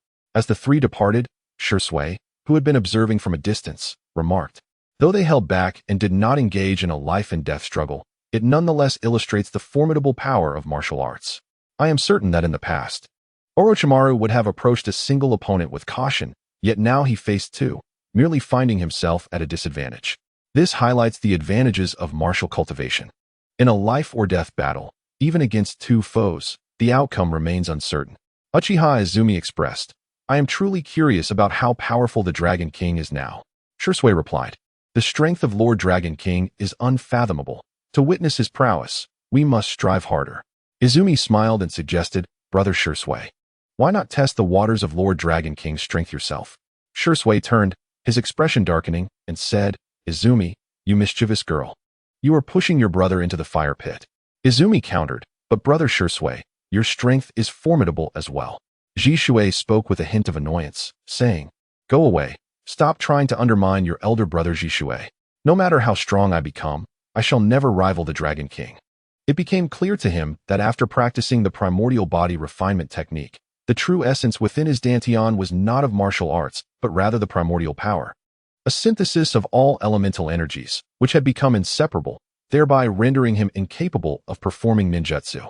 After more than a month of contemplation, Naruto deduced that his inability to execute other ninjutsu stemmed from his mastery of the primordial body refinement technique. He felt indifferent about this revelation, for he had never held an affinity for ninjutsu. To him, it seemed tedious, especially in comparison to the liberation of his sword that cleaves through the void. Murmuring to himself, he pondered, sage techniques. At present, it appears that only Jiraiya comprehends them. However, he requires the assistance of two toads to harness sage power. I wonder how the sage arts measure against my martial arts realm. The martial path allows one to grasp its essence, such as the intent of sword, blade, and fist. Conversely, ninjutsu combines one's chakra with natural energy to produce sage chakra, which facilitates one's transformation into a sage, significantly enhancing attack, speed, and physicality. Yet, there exists a distinction between the two. The martial path is boundless, ascending through levels of intent, while ninjutsu, akin to the ninja way, has its limits. Life is fleeting. Kyubi, do you possess the sage arts of the six paths? Naruto inquired. The Ninetales replied, I do not. The old man's abilities can only be wielded by him alone. Naruto remarked, what a pity. The Ninetales questioned, what is so regrettable? Naruto responded, if only you could wield sage techniques. I would have relished the opportunity to duel with you. The Ninetales retorted, no way, I cannot hope to defeat you. The proud Ninetales conceded that 10 days prior, Naruto had successfully combined a mass of chakra with natural energy, activating Sage Mode, which was formidable. However, Naruto soon dispelled Sage Mode, and an acute force enveloped him. As if to pierce the very heavens, this power, so potent, subtly eclipsed the might of Sage Arts. At that moment, Naruto muttered something that the Ninetales distinctly heard. Is the power of Sage Arts merely at the pinnacle of sword intent? What of its essence? While it did not comprehend the nature of essence, the Ninetales understood that the strength of essence surpassed that of sage power, and it recalled Naruto's previous declaration of having entered the realm of essence. Thus, it resolved to avoid combat with Naruto at all costs. Who could fathom just how formidable he had become? Naruto lamented, what a shame, for I genuinely wished to grasp the true power of sage arts. You foolish fox. Know nothing of it. The Ninetales exclaimed, damn it, Naruto. In a frenzy of output, Naruto's consciousness had already escaped. Contemplating, he decided to fuse some chakra, absorb natural energy, and merge it again. He intended to further study sage arts, and moments later, a visage appeared upon his countenance, a mark indicating his entry into sage mode. Naruto meticulously sensed his own body. The regeneration of his cells had doubled, his strength had increased by 30%, and the quality of his physical form remained unchanged. This was all he could discern. As for the operation of his true energy, he felt nothing, for true energy would devour the chakra from this sage mode, rendering it counterproductive. After persisting for 15 seconds, the sage mode dissipated. Naruto conducted another careful assessment of his body. There was a slight soreness. Yet it did not hinder him. A slight soreness, perhaps? This ninjutsu appears to hold promise. If it could be developed into martial arts, it would undoubtedly serve as a means of self-preservation, he murmured.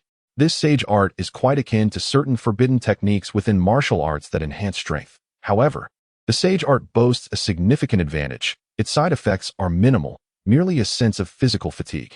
In contrast, the forbidden techniques known to Naruto in martial arts often draw upon one's vitality, shorten lifespan, or require a sacrifice of strength, each with considerable costs.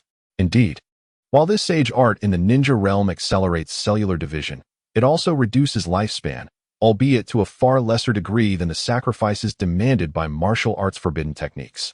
In martial arts cultivation, once one reaches the innate realm, chakra becomes exceedingly difficult to maintain within the body. Any present will be devoured by true energy, which is quite domineering. Therefore, it is utterly unrealistic for members of the organization to cultivate sage arts after much effort.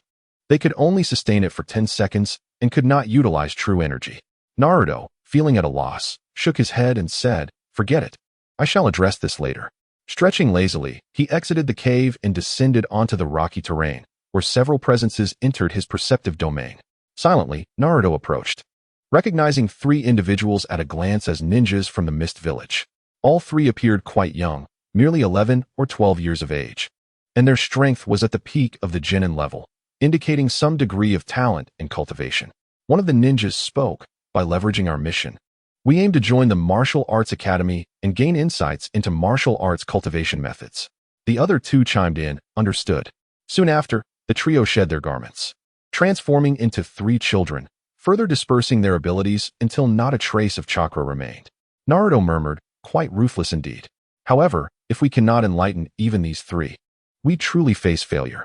He refrained from taking action against them, intending instead to educate these youths, imparting his thoughts to them, allowing them to bask in the warmth of sunlight, ultimately transforming them into citizens of the Flame Dragon Kingdom, thereby turning them into spies infiltrating the Mist Village. The trio enacted their charade thoroughly. As they approached populated areas, they submerged into the sea, disguising themselves as shipwrecked fishermen, eventually being discovered by nearby villagers. Naruto remarked, "Truly clever."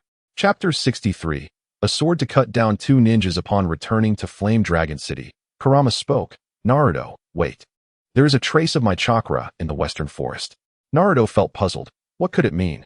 Had someone resurrected his father? Or was it merely a remnant of the Fire Temple's essence? Related to the 9 tails, regardless of the circumstances, one must venture to witness it. Anyone able to approach the Flame Dragon City is surely not an ordinary individual. Let us not harm the citizens of the Flame Dragon Kingdom. Meanwhile, Shirzue had naturally detected Naruto soaring through the air, poised to greet him, but soon realized that Naruto had departed from Flame Dragon City, seemingly having uncovered something significant. Shirzue summoned Orochimaru and pursued him. Within the city, Tsunade and Jiraiya noticed the movements of Shirzue and Orochimaru, and they too followed suit. As Naruto glided through the air, he sensed the presence of 2 individuals who exuded an aura of despair yet possessed the unmistakable chakra of the 9 tails. He called out from above, "Show yourselves." "Ha ha. Truly worthy of the Dragon King, whom even Konoha cannot contend with, for you have discovered us, presumably due to the 9 tails." The 2 figures revealed themselves, each adorned with 2 horns. One had silver hair, while the other sported golden locks. They were none other than the notorious Kin and Jin from the Cloud Village. In their attempt to vanquish the second Hokage, they had met their demise, only to be resurrected now through the technique of impure world reincarnation. Naruto inquired, "Who is responsible for your impure world reincarnation?"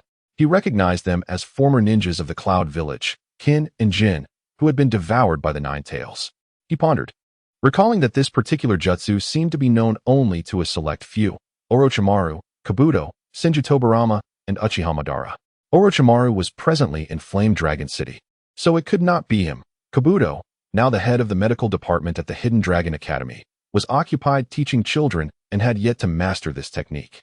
Senju Tobirama had perished alongside these 2, leaving only Uchiha Madara as a possibility.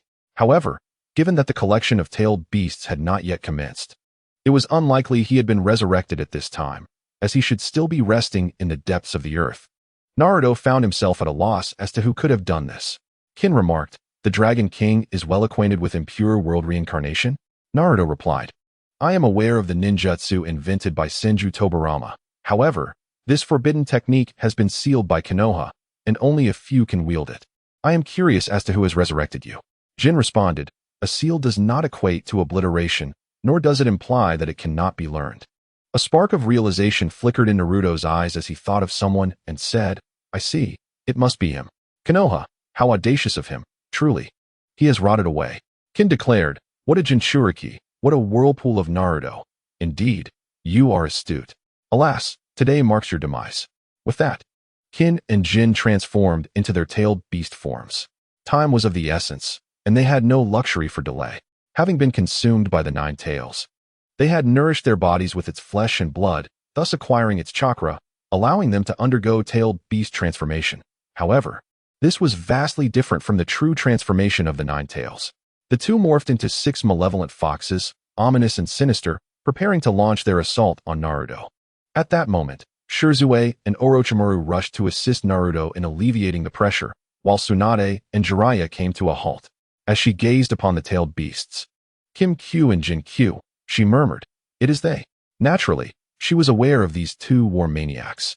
Jiraiya remarked, "Is this the forbidden technique? Who could it be?" He understood some aspects of the Doton Tensei, a forbidden jutsu developed by the second Hokage, which was inaccessible to ordinary ninjas. The essence of decay emanated from Kim Q and Jin Q, devoid of life, unmistakably the aura of Doton Tensei. Naruto raised his hand, halting Shirzue and Orochimaru from advancing, and addressed Kim Q and Jin Q. "Since you wish to take the lead, I shall oblige." With a long sword in hand, Naruto declared, "Behold, this is the martial arts sword technique."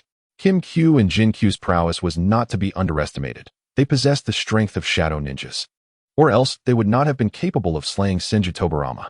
Shirzue and Orochimaru understood that this was directed at them, both focusing intently, awaiting Naruto's display of might. Naruto pointed his sword at Kim Q and Jin Q, stating, "If you can withstand a single strike from me, you may depart." Kim Q replied, "You youngling, do not underestimate us, the two brothers." Naruto retorted, "However, in my eyes, you are merely worthless." Roaring fiercely, the brothers unleashed their tails to ensnare Naruto. He remarked, "Is this all you can muster in terms of brutish attacks? I am sorely disappointed. Dealing with you requires no secret techniques." Suddenly, an aura of sharpness emanated from Naruto, as if he could contend with the heavens themselves. With a mere flick of his wrist, he effortlessly severed the approaching tails, their crimson remnants dissipating into the air, transforming into natural energy. "Is that it? Unleash your ultimate techniques, and provide me with some challenge," he urged. Tsunade exclaimed, "What power is this?" Jiraiya responded, "I am uncertain. This is not the power of sage techniques, which do not possess such purity. Could this be the essence of martial arts?" Yet, the response from Naruto's adversaries remained brutish attacks, leaving him somewhat disillusioned. As they could not even manage the tailed beast bomb, pathetic. "Why may sway?" Naruto intoned gravely, unleashing a sword strike that surged with brilliance, causing the very fabric of space to tremble. The sword light locked onto Kim Q and Jin Q, and before they could react, they were struck, disintegrating into clouds of dust scattered across the sky. The sword's arc carved a chasm 100 feet long in the forest, its residual aura intertwining ominously. "Weak. Far too weak," Naruto proclaimed. It was not mere bravado, they were genuinely weak. Despite being of shadow ninja caliber, they now barely reached elite J-nin status. And before him, they were undeniably feeble. Shirzue and Orochimaru were astounded. They recognized Naruto's strength, but had not anticipated it to be to such an extent.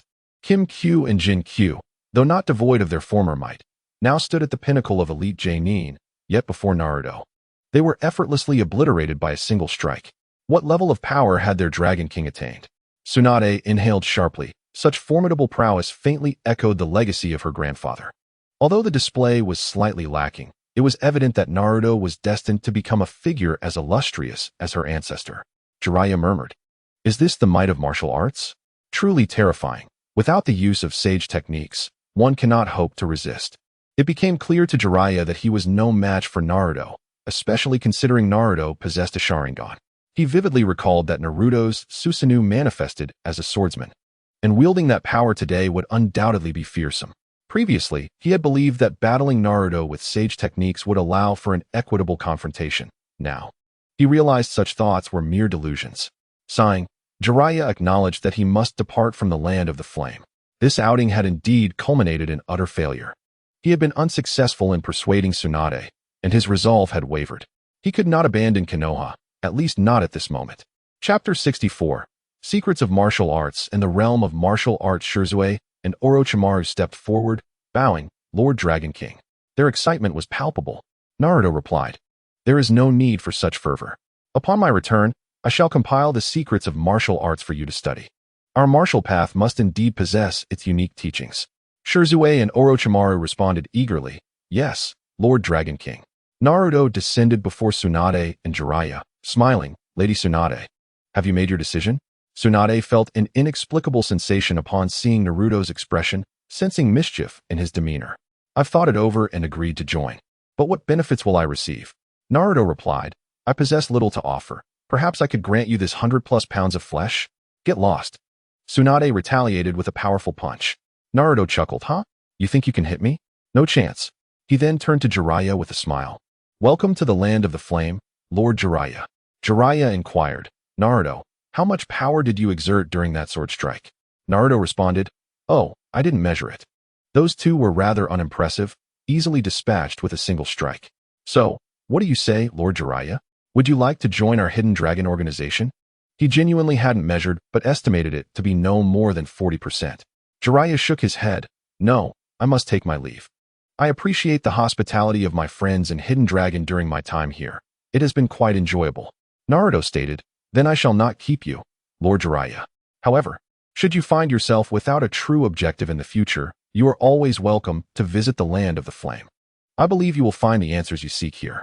Jiraiya smiled faintly. Make sure you have fine wine and exquisite dishes. Naruto replied, that can be arranged. As for beautiful women, that depends on your charm. With a hearty laugh, Jiraiya took his leave, his laughter resonating with a mix of openness and resignation. Tsunade watched Jiraiya's retreating figure and remarked, Jiraiya, you have endured much. Orochimaru mused, Jiraiya, there are moments in life when change is not only possible, but necessary. Persistence is not always virtuous. Sometimes it is through transformation that one discovers myriad paths. Upon their return to the city of Flame Dragon, Naruto was approached by a young girl clad in a cheap how, who, in the blink of an eye, had leapt onto his back. Naruto and I, she exclaimed, her voice tinged with a hint of sorrow. Surprised, Naruto inquired, Tintin, what brings you to the city of Flame Dragon? Have you forsaken the village as well? I missed you, Naruto and I, Tintin replied earnestly. Very well, from now on, this will be your home. With your brother here, no one shall dare to bully you. Naruto reassured her. Filled with joy, Tintin responded, thank you, brother. Upon arriving at the Lord's mansion of the city of Flame Dragon, Naruto spotted Neji and smiled. Welcome, Neji. Neji, having undergone an eye transplant, had enhanced his prowess to mid-jonin level. Gratefully, he remarked, thank you. He had continuously dispelled the caged bird curse mark, significantly augmenting his strength, fully aware that all of this was due to Naruto, who had granted him a second chance at life. Keep pushing yourself, train diligently. This city needs your steadfast protection, Naruto encouraged. I shall, Neji vowed. Anyone who seeks to oppress here must first tread over my fallen body. Though he had not been in the city long, he had developed a fondness for it. Here, warriors were not mere cold, mechanical fighters. Nor were there any who regarded themselves as superior. He relished this atmosphere. After several days, Naruto meticulously transcribed 14 volumes of martial arts secrets for everyone to practice. The techniques were fresh and innovative, featuring close combat skills and long-range ninjutsu, harmonized with the application of inner strength, yielding tremendous power. At the Martial Arts Academy, nobody was delving into ninjutsu or taijutsu. All were engrossed in the study of these martial secrets. These martial arts secrets not only enhanced physical attributes and facilitated the flow of meridians, but also increased inner strength cultivation. This advantage surpassed that of ninjutsu and taijutsu, leading many to eschew the latter. One day, Naruto gathered nearly 20 individuals, including Shizune, Orochimaru, Tsunade, Tintin, Ino, and Neji. He asked, Tsunade, Orochimaru, you are both aware that beyond ninjutsu, there exists a technique known as sage art. Tsunade nodded. Indeed. My grandfather was invincible in his time due to his mastery of sage art. Orochimaru remarked, sage art grants the user tremendous chakra and rapid recovery capabilities, enhancing ninjutsu, taijutsu, and jinjutsu alike. The Dragon Cave harbors the legacy of sage art. Regrettably, my inferior aptitude renders me unable to practice it. Mastering sage art requires the fusion of chakra with natural energy, a balance I cannot achieve. Naruto nodded in agreement. Precisely, much like myself. Having absorbed natural energy and integrated it with the Kyuubi's chakra, Naruto had attained sage mode. Shizune and the others gazed at Naruto in astonishment. Their Lord Dragon could indeed wield sage mode, prompting reflections on Naruto's formidable combat capabilities. He seemed to possess an abundance of hidden strengths. Naruto stated, please refrain from overthinking. The martial arts cannot cultivate the sage techniques of ninjutsu. The practice of sage techniques requires the fusion of spiritual energy, physical energy, and natural energy in a precise one. 1 ratio to manifest Sage Chakra and enter Sage mode. However, both chakra and natural energy will be transformed into inner strength and true chi by us, rendering them incapable of becoming Sage Chakra. As long as one operates with inner strength or true chi, it will be absorbed and dissipated, making it impossible to maintain Sage mode. Tion inquired, "Can you not do it either, Naruto brother?" Naruto replied, "Of course, my cultivation method is somewhat more potent. My true essence is rather domineering, as it directly absorbs this Sage Chakra as soon as the technique is activated." He continued, "Nonetheless, while ninjutsu encompasses Sage techniques, our martial arts possess their own profound truths. The essence of martial arts lies in the cultivation of spirit, energy, and body, refining the corporeal form and honing the flesh, while spirit refers to mental fortitude and the understanding of one's own path. For instance, I follow the path of the sword, and my intent embodies the essence of the sword." As he spoke, Naruto's sword intent erupted, filling the entire conference hall with a palpable aura of sword energy. Tsunade Shirzue and Orochimaru felt this sword intent firsthand. Its formidable essence was undoubtedly superior to Sage techniques. Naruto elaborated, "To comprehend the essence of intent, one must first grasp the concept of momentum." What is momentum? A simple example. When we behold a towering mountain, we experience a sense of awe. This is the inherent momentum of the mountain. Similarly, when we gaze upon the vast ocean, its grandeur and boundlessness evoke a sense of majesty. That is the momentum of the sea. Naruto articulated his thoughts clearly, yet the others felt a sense of ethereality, as though a mist obscured their understanding. In the depths of this fog, something beckoned them, compelling them to explore further and gradually draw nearer. He added, "During this period, immerse yourselves in contemplation, setting aside all martial arts and ninjutsu. Remember this, where your heart directs you is the true shortcut." Chapter 65. Jiraiya returns to Konoha. Jiraiya returned to Konoha, sensing an unusual atmosphere. The village seemed to have grown considerably colder. He pondered, "Is it my mindset that has shifted, or has Konoha itself changed?" Before he could enter, a member of the Umbu intercepted him. "Lord Jiraiya, the Hokage has summoned you to the Hokage Tower." "Understood," he replied, gazing up at the Hokage Tower, which had once stood majestic but now resembled a hunchbacked elder. "Why does it feel as though Konoha is no longer thriving?" he mused as he approached the tower, his steps involuntarily slowing. This sensation was unfamiliar to him. He hesitated to enter the Hokage Tower. Nevertheless, he proceeded into the tower and entered the Hokage's office. 4 familiar faces awaited him: Hiruzen Sarutobi, Danzo, Koharu Udatane, and Hamuramito Kato. Jiraiya spoke, "Old man, I have returned." He held deep respect for Hiruzen Sarutobi, who had nurtured Konoha's growth during his youth and had been an excellent mentor, guiding him on many shortcuts in his ninja journey. Hiruzen inquired, "Jiraiya, does Tsunade wish to return?" He posed the essential question, one that he was eager to know and, undoubtedly, his greatest concern. The organization known as the Hidden Dragon was shrouded in mystery. If Tsunade succumbed to persuasion and joined their ranks, Jiraiya remarked, "She is unwilling. She has declined." Upon hearing this, Danzo's eyes flickered with a faint glimmer of light, as if an opportunity was presenting itself. Jiraiya continued, his countenance darkening. The gathered individuals sensed that ill tidings were about to unfold, and Sarutobi Hiruzen regarded Jiraiya with apprehension. Jiraiya stated, "Tsunade has indeed joined the Hidden Dragon organization, aligning herself with the Land of the Flame." With a creaking sound, Sarutobi's gaze turned as cold as ice, his pipes splintering under pressure, revealing the magnitude of his fury. This was the most unwelcome news for all. Should Tsunade ally with the Hidden Dragon organization, given her understanding of the significance of war? Danzo spoke in a grave tone. "Jiraiya, you must comprehend that Tsunade belongs solely to the people of Konoha. Her joining the Hidden Dragon amounts to betrayal." Jiraiya interjected, "If it is possible, you shall advance as the vanguard, and I will steadfastly follow your lead. Whatever your charge, I shall not retreat a single step." He would never raise a hand against Tsunade, not even if presented with countless opportunities, for she was a woman he had cherished for decades. Moreover, attacking the Hidden Dragon members in the Land of the Flame was a task beyond even the combined might of the 5 Kage. His partnership with Tsunade against Orochimaru would yield only a slight advantage, especially with the presence of Uchiha Itachi and others. Furthermore, with Naruto in the vicinity, who would dare act recklessly in the Land of the Flame? A glint of frostiness flashed in Danzo's eyes, and he chose to remain silent. Sarutobi laid down his pipe and spoke.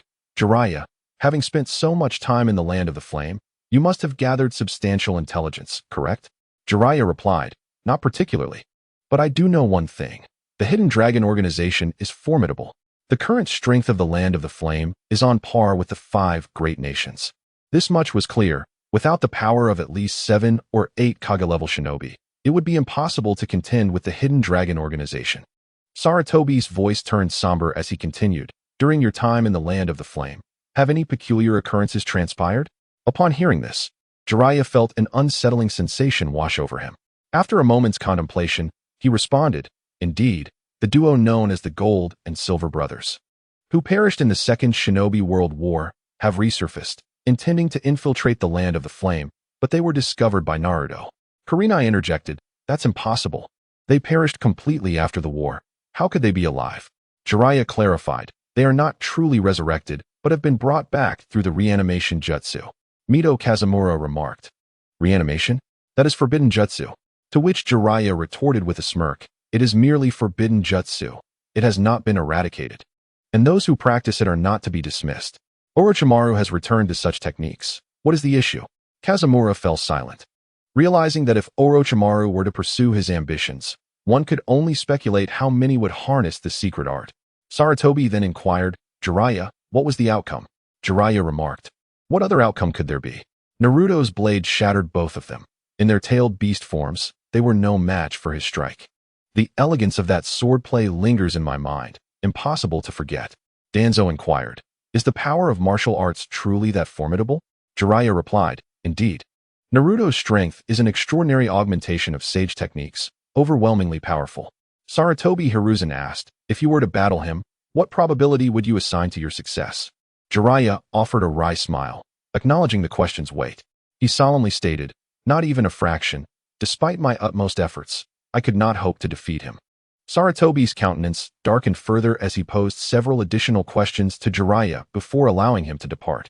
Just before leaving, Jiraiya cast a lingering glance at Sarutobi, then exited the Hokage building. Upon stepping outside, Jiraiya felt a wave of relief wash over him. He truly wished to avoid returning to that place. He did not pay heed to any distractions, his spirit depleted. Unbeknownst to him, he found himself at Naruto's mushroom abode. After a brief glance, he approached the door and opened it, revealing a space he had not inhabited for months, now draped in cobwebs. The interior was sparsely furnished, a modest bed, a table of moderate size, and an old set of clothes whose seams had begun to unravel, evidence of a long interval without new garments. On the table, a few stacks of instant noodles were piled alongside a bottle of milk, dated from the 50th year of Konoha, a product well past its expiration, as milk typically lasts about a year. Indeed, this was expired milk. Aside from the noodles, the room contained no other sustenance. Instant noodles constituted Naruto's primary diet. Jiraiya lamented, it is true, old man, you have gone too far. Minato, how should I confront you? Namikaze Minato was a disciple Jiraiya took great pride in. In terms of combat prowess, he was not far outmatched. Yet, as Minato's mentor, Jiraiya was oblivious to the hardships endured by his disciple's child. Jiraiya exited the dwelling, securing the door behind him, and descended the stairs, reflecting that this was the consequence of the old man's self-inflicted misdeeds. In light of this callous village, Naruto's defection was entirely justified. As Jiraiya reached the bottom of the stairs, he encountered 2 figures waiting for him.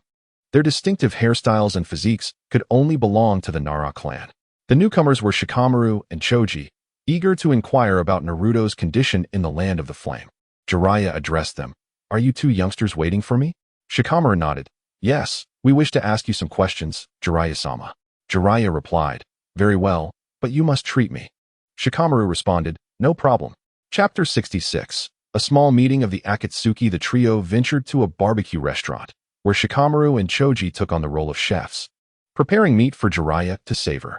After a few drinks, he couldn't shake the feeling that it lacked the flavor of the land of the flame. After a few rounds of drinks and a variety of dishes, Jiraiya remarked, if you wish to inquire about something, do so. Shikamaru inquired, Jiraiya-sensei, I heard you returned from the land of flames? Jiraiya replied, indeed. Choji, taking a bite of meat, asked, Jiraiya-sensei, how is Naruto? Jiraiya paused, glanced at the 2, and said, he is doing exceptionally well, remarkably strong, Even I cannot match his prowess. Shikamaru remarked, of course, Naruto should be like that. Jiraiya abruptly asked, I heard you were once good friends with Naruto. Aside from training, what does he enjoy doing the most? Choji raised his head and replied, I know this. Naruto loves to lie down like a salted fish. Jiraiya asked, what does that mean? Choji explained, it means after training, he lies on the grass and leisurely dozes off. Jiraiya thought to himself, this kid is indeed quite peculiar. I met Niji in the Land of Flames. Do you know how he got there? Jiraiya inquired. Shikamaru responded, Niji. Choji added, Niji-kun. Shikamaru mumbled, so he went to the Land of Flames. Well, that's good. He won't be bullied there. Bullied? Jiraiya's actions halted as he continued. Are you two jesting? How many would dare to bully him now? Shikamaru's eyes brightened, and Choji paused. Shikamaru asked, Sensei, has Niji's vision been restored? Jiraiya affirmed. Of course it has. Naruto invested considerable resources, a Byakugan and a Sharingan. His strength is formidable. Soon, you won't be able to keep up with him. Shikamaru and Choji gasped in astonishment. The strongest pairs of eyes in Konoha now reside in one person, making him unparalleled. Shikamaru's mind raced. A faint smile appearing on his face as he murmured, such a scheme is truly remarkable. However, the pain involved must be immense. Without immense willpower, one would have succumbed to madness long ago. Choji remarked, with Niji's vision restored, I shall feast on 10 more servings of meat. Jiraiya silently contemplated, Naruto. Could this be your strategy? It seems rather profound. At the Akatsuki headquarters, besides Nagato, 3 others sat at the lower end. Konan, Uchiha Obito, and Uchiha Itachi. Sasuke had fled the village, yet Uchiha Itachi maintained his connection with Konoha, continuing to relay information. Nagato asked, Obito, currently, how confident are you in battling Uchiha Shisui? Uchiha Obito replied, I am uncertain. To date, Naruto Uzumaki has established a martial arts path for several years, but no one has truly challenged a martial artist, making it impossible to gauge its strength. Shisui's current prowess has undoubtedly improved compared to the past. Uchiha Itachi added, I have information regarding the might of martial arts that should be useful to you. He then recounted how Naruto had slain both Kin and Jin. Upon hearing this, the expressions of the others darkened. The tailed beasts, represented by the formidable duo of the Golden Horn and Silver Horn, have collectively achieved a power level that transcends even that of the legendary shinobi. Even if their strength diminishes through the process of reincarnation, they still possess the prowess of elite jonin. The fact that they were vanquished by a single strike raises profound questions about Naruto's true strength, leaving many in a state of bewilderment. Nagato remarked, what if he possessed the Rinnegan? To which Uchiha Obito replied, that is not feasible, Nagato. The Sharingan can only reach its full potential in your hands. Furthermore, with Naruto present, it is likely that we would be detected before even entering the Flame Dragon City. Obito indeed hesitated to engage with Naruto.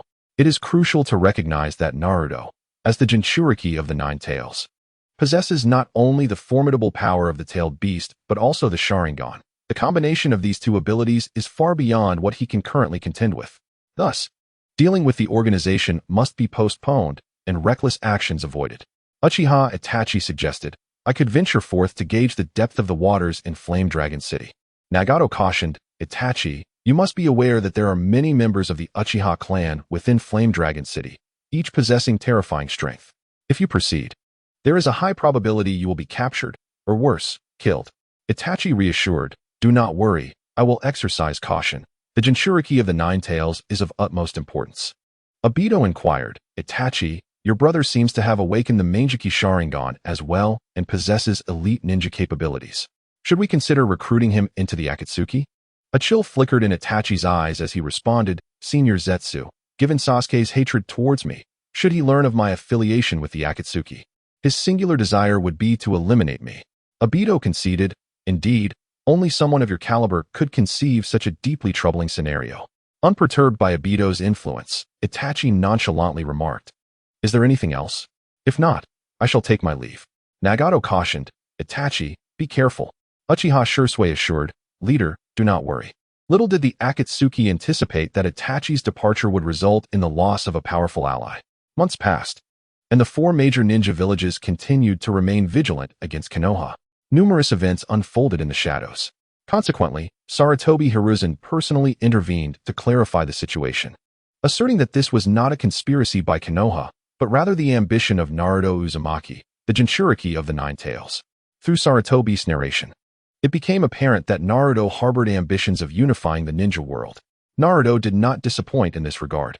The Flame Dragon Nation shares a border with the Land of Fire. The border region is a peninsula belonging to the Land of Fire. One fateful night, a feudal lord slumbered deeply, only to awaken the next day, shedding tears of self-deprecation, lamenting that he had failed to secure a happy life for his villagers. After a heartfelt confession, he resolved to lead his people to join the Flame Dragon Nation and the organization in pursuit of a better life for all. In response, Shursui and his companions busied themselves with dismantling the class divisions on the peninsula of the Land of Fire, swiftly establishing control over the region, which included the Land of Whirlpools. This matter is beyond dispute.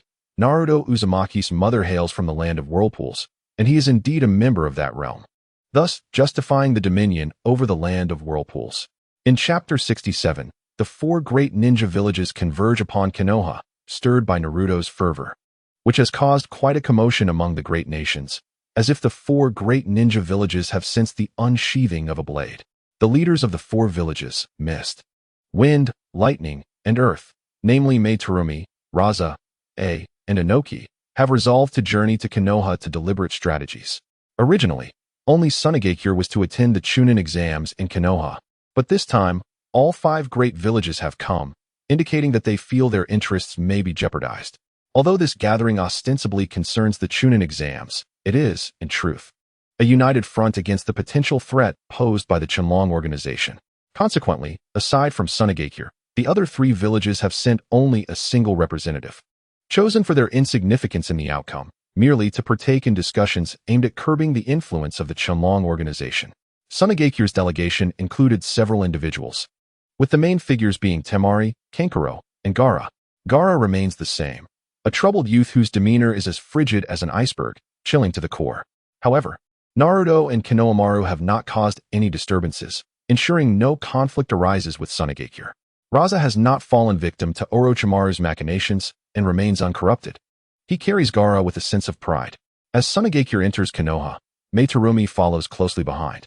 Upon hearing the commotion, Raza and his entourage halt and turn around, recognizing the presence of the Mist Village. Raza remarks, "Ah, it is the Mizukage who has arrived." Meitarumi responds, "Wind Shadow, it is an honor." Indeed, Raza is a senior figure in the presence of Mei. Mei's gaze sweeps over Gaara and his companions, lingering particularly on Gaara, as she acknowledges him as the Jinchuriki of Sunagakure, exclaiming, "Truly, the offspring of the Wind Shadow possesses formidable strength." Raza smiles faintly, attributing their prowess to the diligent efforts of the younger generation. However, Gaara's eyes betray no warmth. His heart is as cold as his exterior, and he states, "We must take our leave." The two groups proceed towards the Hokage's building, with Raza engaging Mei in conversation along the way. "Mizukage, you are but a sea apart from the Chenlong village. Have you sent anyone to the Land of Flames to gather intelligence on the Chenlong organization?" Raza inquires. Both Gaara and Kankuro perk up, for the focus of concern lies squarely on the Chenlong organization and Naruto Uzumaki. Mei replies, "Wind Shadow, you overestimate my capabilities. Since my appointment, I have been preoccupied with mending the numerous wounds of our village. I dare not provoke the Chenlong organization." This statement holds truth, as the fourth Mizukage, Yagura, ruled with an iron fist, persecuting those with bloodline limits, earning the moniker of the Bloody Mist Village, leaving behind a village riddled with scars. Under Mei's leadership as the fifth Mizukage, policies have shifted towards openness and renewal, leading the village towards a path of recovery, a testament to her astute decision-making. Zhao Meiming inquired, "Is it true that Naruto Uzumaki possesses such formidable strength?" Luo Sha replied, "Indeed, without the requisite talent, how could he possibly become a vessel?" Zhao Meiming contemplated Naruto's status as a Jinchuriki, well aware of the formidable power of the Nine Tails, the mightiest weapon of war. She remarked, "Yet, I wonder if he has mastered it perfectly." Luo Sha responded, "That is precisely why we are here. If Naruto Uzumaki has fully harnessed the power of the Nine Tails, it would spell disaster for everyone." Inwardly, Gaara mused, "Naruto Uzumaki, is it? After my journey to Konoha, I shall seek you out. Among the shadows of the great shinobi, Luo Sha was the weakest, while Inoki was the most cunning. It was known for his fiery temper. The most beautiful was undoubtedly Zhao Meiming, and the most scheming was Sarutobi Hizashi. News reached the Qianlong organization and upon learning of it, Naruto merely smiled faintly. Jishui asked, Lord Dragon King, should we prepare? Naruto replied, no need. Tsunade interjected, Naruto, this matter is of utmost seriousness. I urge you to consider it carefully. The people of the Land of Fire are indeed fortunate. During this time, she had come to appreciate the warmth of the Land of Fire, where even adversaries, given enough time, might experience a change of heart. Naruto smiled gently and assured her, rest easy, it is of no concern. Orochimaru smiled slightly, stating, indeed, Lord Dragon King, your foresight shines. There is no need to worry about the alliance of the 5 great shinobi villages. Orochimaru had undergone a remarkable transformation. His once dark hair now dyed a light hue and tied back neatly. His serpentine eyes had been altered, enhanced by makeup and a change of attire. Donning the flamboyant garb of a dandy, the sinister Orochimaru had been replaced with a much more charming and sunny young man. Upon his first appearance before Tsunade in this new guise, she failed to recognize him and asked Naruto, where did you find another expert? Naruto encouraged her to take a closer look. After scrutinizing him carefully, Tsunade exclaimed, Orochimaru? With a hint of exasperation, Orochimaru confirmed, it is I. Tsunade, in disbelief, exclaimed, how did you transform into this? Orochimaru explained, this is thanks to Lord Dragon King, who insisted on giving me a new appearance. Tsunade remarked to Naruto, I must admit, you have quite the skill, little brat. Orochimaru looks much more vibrant now. Naruto responded, of course. I intend to find him a wife and start a family. Orochimaru, hearing their absurd banter, transformed into a small snake and slithered away. Uchiha Izumi questioned, why? After all, Lord Dragon King, your power has become widely known. Your threat rivals that of the legendary Uchiha Madara. To eliminate you, an alliance is the only path. Naruto explained, because at present, I am merely a threat, yet to truly claim a share of others' fortunes, our only immediate threat lies with the Land of Fire and Konoha. The Land of Wind, the Land of Thunder, and the Land of Earth are entirely isolated from us by the Land of Fire, while the Land of Water gazes upon us across the sea, which serves as a natural barrier. Uchiha Izumi remarked, I still don't quite comprehend. Naruto continued, let me put it this way, whether it be the Land of Wind or the Land of Clouds, if they wish to attack us, they must inevitably pass through the Land of Fire. Do you believe that the Land of Fire would acquiesce to the entry of hundreds of thousands of troops from these 3 nations? Certainly not. If the 3 nations were to secretly conspire and divide the bountiful lands of the Land of Fire, it would hold far greater value than the great potential dragon country. Upon hearing this, the crowd nodded in agreement. Such an alliance would not yield allies, but rather ravenous wolves. Tion interjected, Brother Naruto. The 5 great hidden villages could unite. If they were to strike, wouldn't we be in danger? To which Naruto replied, that would not succeed either. In a great war, who knows how many lives would be lost? If the entire Land of Fire is infiltrated, how long could this nation endure? Chapter 68. Lineage and Legacy. Jishui inquired. Dragon King, are we to do nothing? Naruto responded, what do you mean by doing nothing? Have you grasped the concept of momentum? Training is indeed a task. As he spoke of understanding momentum, everyone bowed their heads. In nearly 20 days, only one individual succeeded, which took everyone by surprise.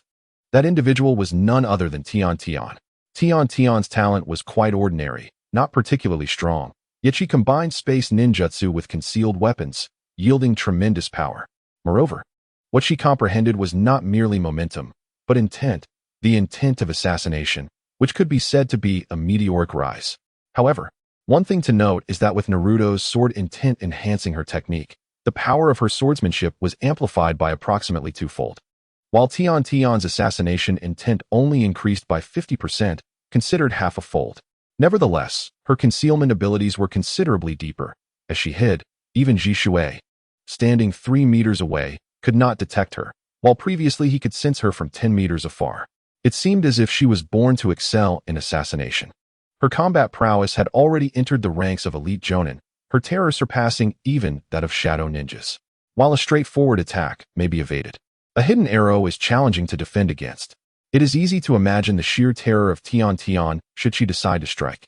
Orochimaru, Jishui, and Tsunade had already grasped the threshold of understanding momentum, merely a step away from enlightenment.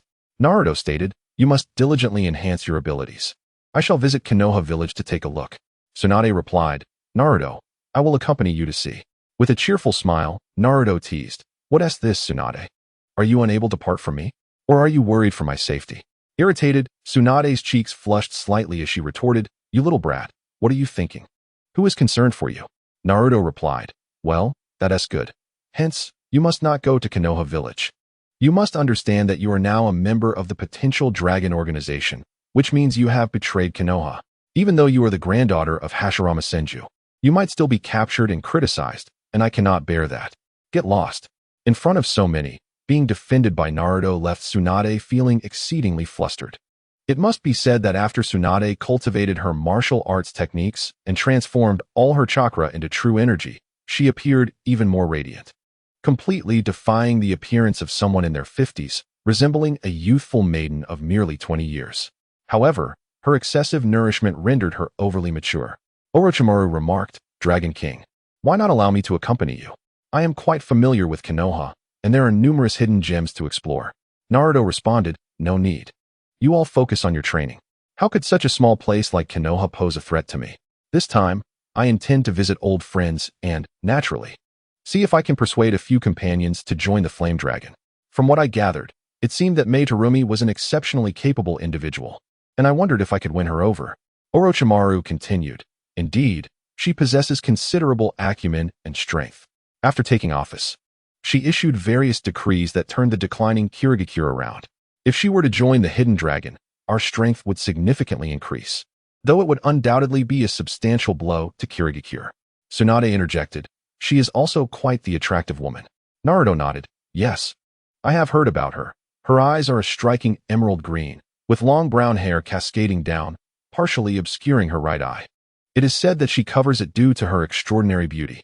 She has a gentle disposition and always wears a smile, and most notably, she is only 31 years old.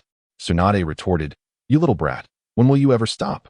Naruto declared, No matter how beautiful she is, she cannot compare to our Tsunade-hime. She is the true beauty of this world. Such words were pleasing to Tsunade's ears. Yet they reminded her of the first time she met Naruto, and his words made her blush even deeper. She shot him a fierce glare, but chose to remain silent. Tintin looked at Naruto with exasperation, thinking, Naruto, you always enjoy bickering with Lady Tsunade. It seemed that every time Naruto and Tsunade crossed paths, their arguments became a familiar occurrence. However, Tintin, being rather naive, could not perceive Naruto's more lascivious intentions. Naruto recalled something regarding the issue of lineage within their group, recognizing the need to preserve the legacy of their ancestors in order to leave a mark on this world. He said, Shursui, I have noticed that your family's hierarchy seems somewhat disordered. This perplexed Shursui, who responded, Dragon King, please clarify. Naruto began, Allow me to share a story that will illuminate the matter for you. Once upon a time, there was a small mountain town with two brothers. The elder was honest and straightforward, lacking adaptability, and was solely devoted to his work as a genuine farmer. The younger brother, however, was quite different, articulate and educated, possessing a clever mind. He yearned to see the broader world and left the mountain town, embarking on a journey that lasted over 60 years. The elder brother married in the countryside and had a beautiful child. As the child grew to adulthood without venturing beyond the mountains, he too married and had a child. This child, upon reaching maturity, also harbored great ambitions, prompting him to leave the mountains and strive for success. 3 years later, this 21-year-old young man returned home with a girl, his beloved, and soon they began preparations for their wedding. However, on the day of the wedding banquet, an elderly man arrived, none other than the old second who had ventured forth to strive for success 60 years ago. He held steadfast to his creed, without establishing a career. One should not start a family. Consequently, he did not marry until well into his 40s, and upon marrying, he had a daughter, who is now the bride. Tsunade interjected, This cannot be allowed. It is unacceptable. Naruto added, Indeed, this is not permissible. It violates the natural order of the universe for an aunt to wed her nephew. Though they share the same surname, their experiences and regions are distinct, leading to such a tragic outcome. Shursui inquired, Dragon King, do you possess a solution? Naruto replied, Yes. We could establish a family tree, where each generation incorporates a character from a designated name into their own, thus providing clarity. For instance, we could create a genealogy stating, In the prime of spring and autumn, may the nation thrive, and its people live in peace. Your son could be named Uchiha Haruho, your grandson Uchiha Akiyuki, and your great-grandson Uchiha Takumi, and so forth. This way, the lineage will remain orderly, as long as the family tree is remembered. Such tragedies can be avoided. Naturally, if the surnames become too lengthy to recall, you may opt for simplified surnames, such as Zhou, Wu, Zheng, Wang, Zhao, Qian, Sun, and Li. This will allow the family culture to be passed down through generations, clearly documenting the history of the clan. At this point, Naruto mused, furthermore, in the realm of the second dimension, perhaps I alone can foster the development of peripheral families. Shirzue was the first to be swayed by Naruto's words, nodding in agreement. Yes, yes, thank you, Dragon King. Chapter 69. The Ideal Realm. With Shirzue and others advocating for him, Naruto's reputation soared in the land of flame dragons, and his theory garnered widespread acceptance. Numerous family trees were drafted, especially within the Uchiha clan, where tracing lineages took 3 days to clarify all connections. In Flame Dragon City, one family surname after another was established, particularly the surnames Naruto had proposed: Zhou, Wu, Zheng, Wang, Zhao, Qian, Sun, and Li, which became prominent clans. One day, Tsunade approached Naruto, her gaze surveying all that transpired in the land of flame dragons. She asked, Naruto, what exactly are your intentions? Naruto, puzzled, replied, what do you mean? Tsunade responded, isn't altering surnames a bit frivolous? As she spoke, she delivered a powerful punch toward Naruto. This was no mere display of strength, but a formidable dragon fist. Faced with such overwhelming force, Naruto chose not to counter directly to avoid harming Tsunade. Instead, he utilized the principles of Tai Chi to gently redirect her blow, placing a hand on her shoulder to reassure her as she sat down. This little rascal is truly formidable, Tsunade thought to herself.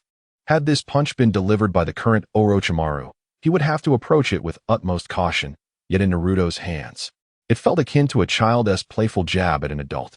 With a smile, Naruto remarked, I recall that many clans in the ninja world have peculiar origins. The surname of a child derives from where they were conceived: Watanabe, Matsushita, Suzuki, Inoue, Fujiwara, and so forth. Speaking of Inoue, Tsunade, what do you think of my suggestion? As Tsunade listened, she felt the situation was becoming increasingly untenable. With a fiery gaze fixed upon Naruto, he hastily retracted his previous statement. Naruto, slightly intoxicated by the moment, gently caressed the sensation. The texture was so delightful that he felt he could forfeit 3 years of his life for it. The only drawback was that his hands were too short, longing for a stretch akin to a 1,000-pound weight. Tsunade responded, indeed, this is quite exceptional. Naruto continued, isn't that what we aim for? Additionally, our educational system must undergo reform. A warrior should not only refine their skills, but also grasp a broader spectrum of knowledge. Those who cannot cultivate should not be dismissed outright. Fields such as medicine, hydrology, agriculture, and industry require intelligent and educated individuals. He swiftly proposed the implementation of 9 years of compulsory education, supplemented by a university system, intending to elevate the citizens of the Flame Dragon Kingdom to a higher standard of culture and sophistication. In his heart, he resolutely declared, Children of the Flame Dragon Kingdom, tremble. Each semester shall bring 10 sets of practice workbooks, and every holiday, 3 sets of mock examination papers, for I am your Dragon King. As Tsunade absorbed Naruto's theories, a glimmer of hope sparkled in her eyes. Equality and accessibility to learning were the hallmarks of an ideal nation. In comparison, the land of fire and the land of wind paled against such a vision, rendering them almost insulting. Just as Tsunade was about to express her contemplations, she sensed something amiss. Slightly tilting her head to the right, she felt a small hand stretching out, fingers rubbing against her. In an instant, her anger surged, a flush rising to her cheeks, her eyes ablaze with fury as she questioned, how does it feel, you little brat? Lost in the moment, Naruto nodded fervently. It feels wonderful. The connotation eluded Tsunade. However, she could discern that this little lecher was reveling in the experience, and her ire flared. You little rascal, this is excessive. With that, she aimed an elbow strike at Naruto. Naruto, placing his palm against her elbow, utilized her force to maneuver away, declaring, I meant it in a beautiful way. Tsunade, still fuming, retorted, you impudent child, prepare yourself. Dragon Roar. This was the first move of the Dragon Fist, which unleashed a powerful explosive sound. The louder the sound, the greater the might of the punch. The noise was so intense that it tore through the nearby leaves. Naruto clenched his fist, countering with his own dragon roar, albeit with a slightly more powerful resonance. With a resounding crash, the force of their blows sent shockwaves, uprooting everything within a 10-zhang radius. Naruto staggered back 3 zhang. While Tsunade retreated 7, he had the edge. Impressive, I can now unleash 50% of the Dragon Roar's power, he remarked. Well done, Tsunade. You are indeed the princess of the Senju clan. If you can push me back 10 zhang, I shall wash your undergarments. Tsunade's face flushed unnaturally as her vital energy surged, a dragon's head emerging upon her fist, enveloping it as she shouted, Dragonfall. She descended like a colossal meteor, hurtling towards Naruto. In response, Naruto prepared to counter with Dragonfall, employing 80% of his strength. Tsunade's punch had grown threefold in power compared to before, and even at 70%, Naruto found himself struggling to withstand her force. This time, Tsunade retreated 7 paces, while Naruto fell back 9, wiping the sweat from his brow. He remarked, I was so close, just a fraction away from being 10 paces distant. Tsunade retorted, get lost.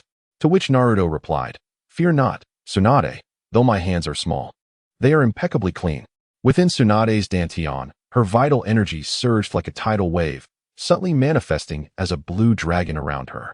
Naruto understood that this was the ultimate technique of the Dragon Fist, Dragon's Fury. Realizing this, he unclenched his fist, choosing not to confront her with brute force. Observing Tsunade's state, he discerned that she could not yet harness this power.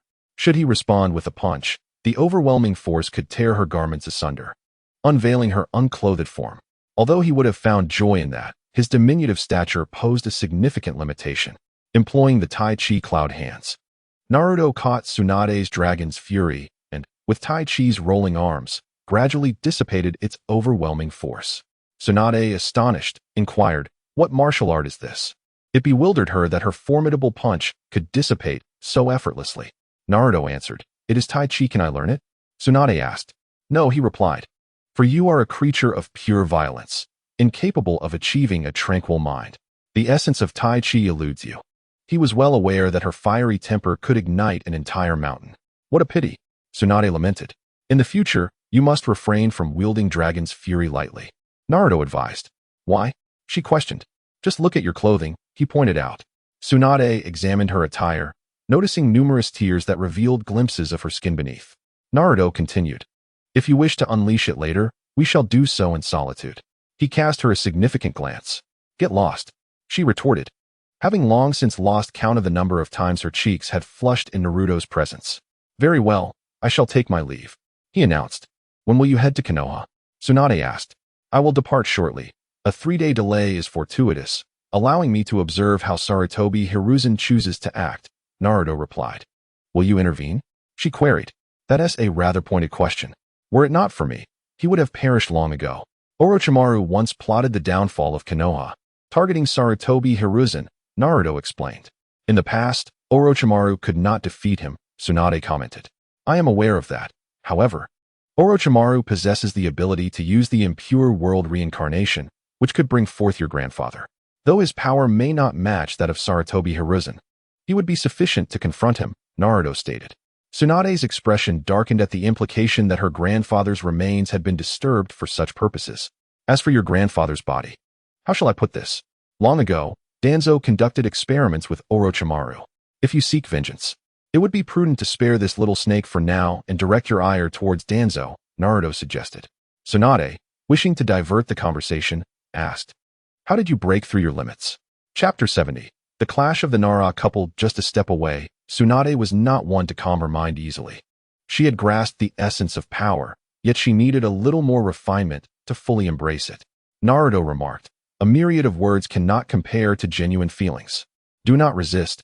Instead, feel with your heart. With that, Naruto soared into the air, transforming into a colossal dragon. Tsunade felt it distinctly. She understood this was the wrath of the dragon.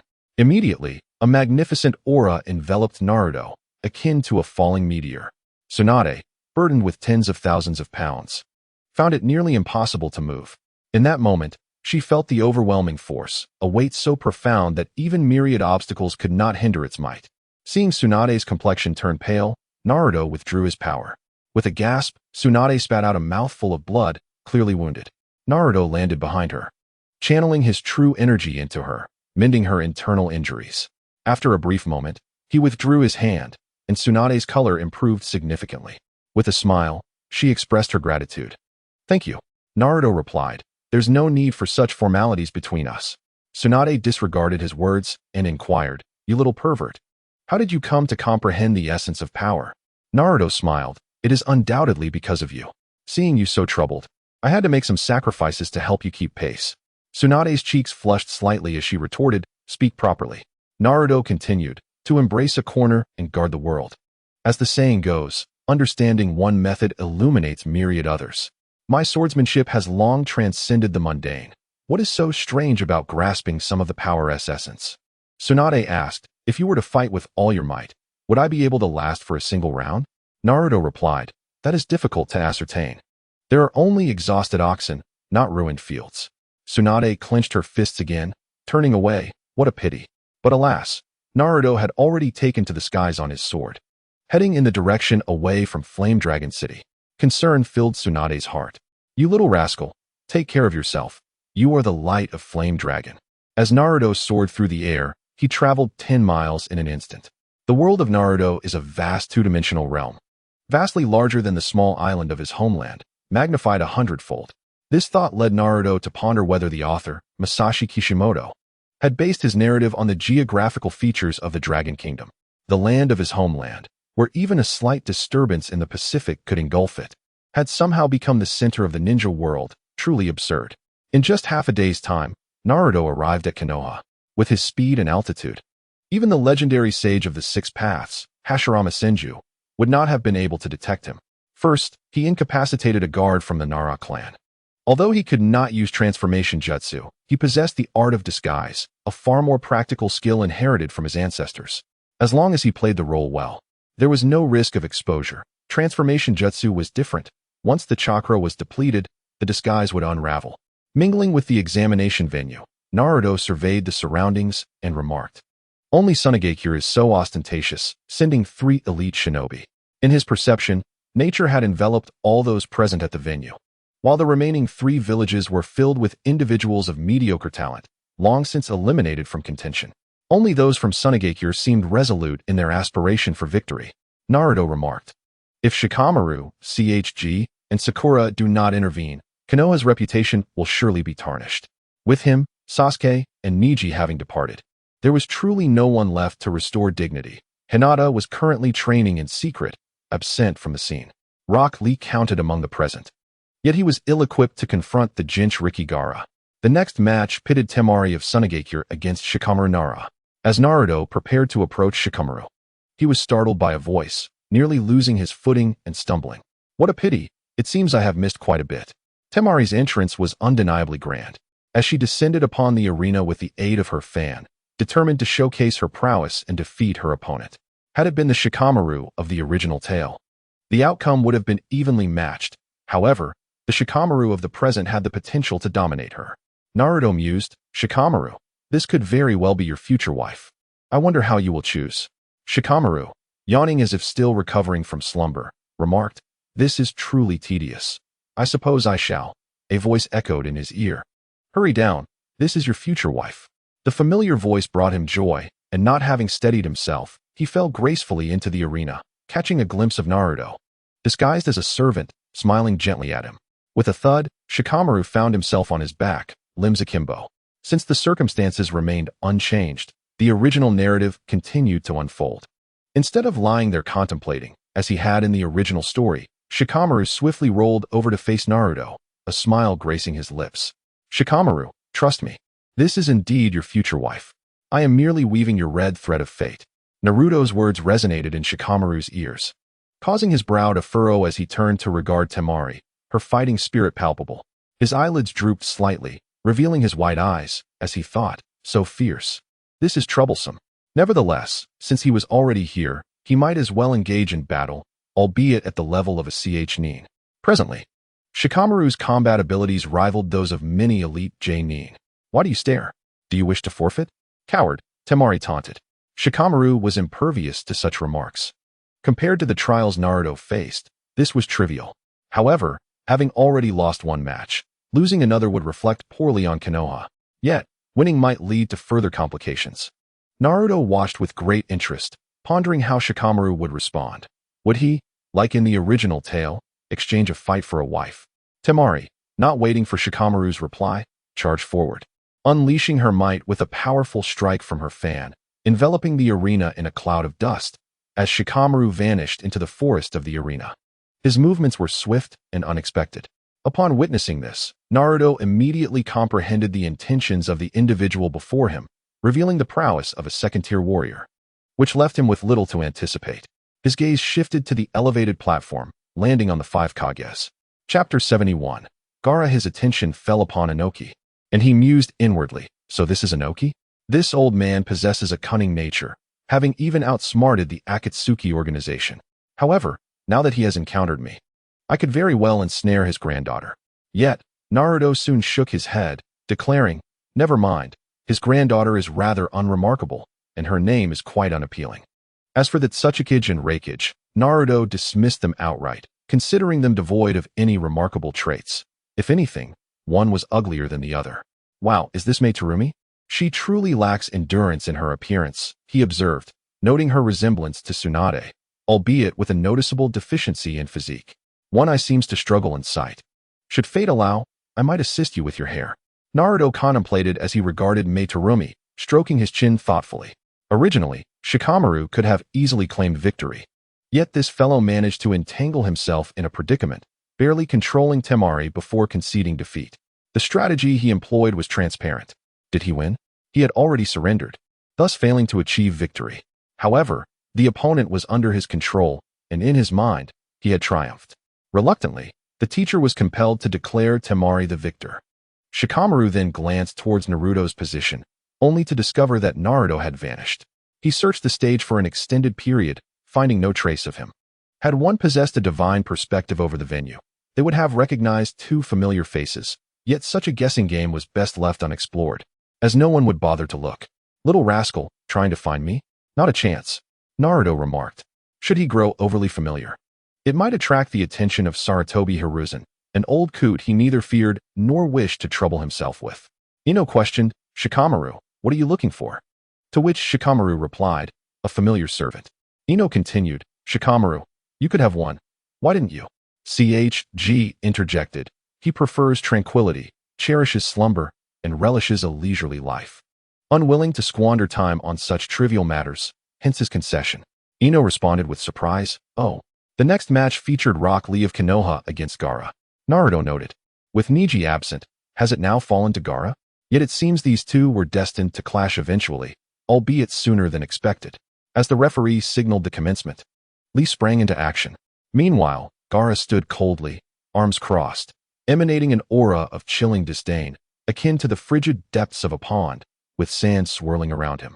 Each of Lee's attacks met with resistance from Gaara's sand, forcing him to retreat and alter his approach. Naruto's gaze fell upon Might Guy, proclaiming, if anyone is to be deemed the dark horse of this competition, it is undoubtedly this one. A single kick from him reverberated throughout the entire ninja realm. Ah, Kai. If you had a few more lives, I would truly wish to witness your legendary dragon kick. However, the likelihood of Naruto's defeat appears greater. Unless he can break through to the 7th layer of the Hunyuan body refinement realm, which would allow him to suppress Might Guy. Lee Rock has indeed altered his attack strategy, yet against Gaara's absolute defense, he returned empty-handed. Such a pity. Naruto shook his head. While Lee Rock's strikes were swift and rapid, his strength fell short. If allowed to engage, a single slap would send him flying, perhaps even beyond the borders of Konoha. Is this all there is? Gaara said coldly, this situation is reminiscent of when Sasuke tries to appear cool. The only difference is that Sasuke carries a bit more charm. Naruto, recalling Gaara's plight, felt a measure of sympathy for how this individual had transformed. Even in the original narrative, Naruto was somewhat more fortunate than Gaara. Both endured lonely childhoods, abandoned and ridiculed, unaccepted by society, seen as embodiments of monstrosity. Yet, Naruto was surrounded by a few caring souls, Hinata, Kakashi, Iruka, and others, including Sarutobi Hiruzen, who, despite his ulterior motives, illuminated Naruto's solitary heart. Conversely, Gaara had nothing but his uncle, who ultimately deceived him under the guise of fulfilling a mission. His childhood was devoid of laughter and joy, filled only with spiritual anguish and a profound confusion about his existence. If one were to assign blame for Gaara's transformation, Shikaku would bear a significant portion of the responsibility. Shikaku, akin to Sarutobi Hiruzen, lacked the latter's patience and foresight. In an attempt to observe whether Gaara could master his emotions and control Shikaku, he dispatched Gaara's uncle, Yashimaru, to assassinate him, all while deceiving Gaara into believing he had loved him for so many years. In truth, his motives were solely for vengeance, to avenge his sister. It is said that Gaara's mother also harbored resentment towards him, further shattering Gaara's love and longing for her, which indeed drove him into madness. With a surge of murderous intent, how could Yashimaru dare to strike at his sister's child? He fell at Gaara's hands. Upon discovering that his assailant was his own uncle, Gaara's emotions spiraled out of control, engulfed in profound sorrow and anguish. Naturally, Shikaku wreaked havoc, losing its grip, yet was subdued by Shikaku. In Shikaku's eyes, Gaara had become a failure, persistently sending assassins after him, which only deepened Gaara's solitude, bloodlust, and disdain for life, transforming him into an emotionless being. In the midst of slaughter, he seemed to find solace, becoming increasingly cold-hearted. "We are all wanderers in this world, Gaara. Come to my embrace." Gaara raised his head and declared, "The blood is still insufficient. The blood is still insufficient." He initiated an attack, the sand within his gourd swirling ominously as it surged toward Lee. The moment of battle has finally commenced. Lee Rock attempted to leap into action, yet was ensnared by the sand, violently hurled away and crashing against the wall before tumbling down. Naruto remarked, "Chakra with will is commendable, yet regrettably feeble." He found no surprise in the fact that chakra could harbor consciousness. After all, the power of the soul can exist independently, making it reasonable for some awareness to be infused within chakra. Moreover, with the nine tails residing within him, it undoubtedly possessed its own subjective consciousness. However, if it were any stronger, it would have been a tailed beast. At this moment, no one held high hopes for Lee Rock. Gaara had yet to truly engage. Yet he had already rendered Lee Rock defenseless. Should Gaara decide to act, the outcome would be inevitable. However, when the bindings on Lee Rock's feet were finally released, and he crashed heavily to the ground, the onlookers were left dumbfounded. Despite being burdened with such weight, he displayed remarkable speed. What could his true strength be? Anticipation began to swell among the spectators. Chapter 72. A visit to Hinata. In the ensuing battle, Lee Rock paid a heavy price. He sustained multiple catastrophic fractures and severe injuries, compounded by the fact that he was still in a developmental stage. Such wounds could adversely affect his growth. Had it not been for Might Guy's timely intervention, Lee Rock would have met his demise at Gaara's hands. Naruto observed the heartbroken Might Guy and silently thought, "Guy, join me. I possess what you seek, and only I can guide you to the pinnacle of physical prowess." In the viewing area, many who had previously looked down upon Lee Rock now regarded him with newfound respect. It appeared that this somewhat eccentric individual was indeed formidable. Naruto glanced at the 5 Kage on the platform, noting their expressionless faces as if they were merely observing children at play. He shook his head and left the venue, harboring no expectations regarding Hiruzen's decisions. Upon arriving in Konoha, how could he not pay a visit to little Hinata? Now, Hinata was the cherished princess of the Hyuga clan, her importance immeasurable. Each day, numerous jonin guarded her surroundings, including the elite jonin Hyuga Hizashi. Hinata had successfully opened 2 of her chakra pathways, advancing to a level of strength capable of contending with the elite jonin of her clan. Naruto appeared silently behind Hyuga Hizashi and said, "Hyuga-san, where did you learn this penchant for spying on your daughter?" Upon hearing his words, Hizashi turned around, and upon seeing Naruto's face, he sighed in relief. With such strength, it was fortunate he was not an enemy. "What brings you to Konoha?" he inquired. Naruto casually took a sip of water and replied, "I missed my wife, so I came to visit." Since he no longer held enmity towards the Hyuga clan, he felt free to jest. Hizashi's expression darkened as he retorted, "My daughter no longer has feelings for you." Naruto chuckled, "Hyuga-san, shall we make a wager? You claim that if I were to kidnap little Hinata, she would not follow me." Hizashi declared, "I will fight you to the death." To which Naruto responded, "You wouldn't stand a chance against me." "Hinata," Hizashi remarked, "Naruto, don't be disheartened. I shall visit Hinata and then proceed to the Hokage building to discern the intentions of those rascals. Although I am indifferent, it is still prudent to listen in." Naruto responded, "Are you not concerned about the alliance of the 5 great shinobi nations? It is crucial to note that this time, Under the guise of the Chunin exams, their primary objective is to confront you. Your audacity is remarkable, seizing control of the land of Fire Peninsula. Naruto added, let me put it this way. If your brother were present, he would rally outsiders to lead a faction against you, leaving behind a band of marauders. Hisashi, understanding Naruto's implication, replied, you little rascal, it is truly hard to believe you are merely 13. Naruto quipped, of course, otherwise. How could I aspire to become your son-in-law in the future? Hisashi retorted, you may take your leave. Naruto sought out Hinata, while Hisashi withdrew. At that moment, Hinata was diligently practicing Tai Chi, a subtle aura surrounding her, indicative of her endeavor to grasp the essence of her martial art. Naruto mused, this girl possesses a remarkable understanding. She is on the verge of a breakthrough. Choosing not to interrupt her training, he observed until he sensed her exhaustion and spoke. Little one, you are truly dedicated. Hinata, startled by the familiar voice, swiftly turned around. Upon seeing Naruto's visage, her longing transformed into an impetus, and she nestled into his embrace, whispering, Naruto-kun, I miss you so much. I think of you every day, every moment. To see you, I have transformed my yearning into motivation, training without respite. Gently caressing her hair, Naruto replied, I miss you too, Hinata, which is why I came to see you. Filled with sweetness at his words, Hinata felt content knowing Naruto cherished her in return. Hinata inquired, Naruto-kun, do you visit Yinzhong City daily? Indeed, Naruto affirmed. Hinata, blushing, replied, that makes me so happy. Is that so? I was just proposing to your elder brother, Naruto remarked. Ah, Hinata gasped, her cheeks flushing crimson, and she promptly fainted.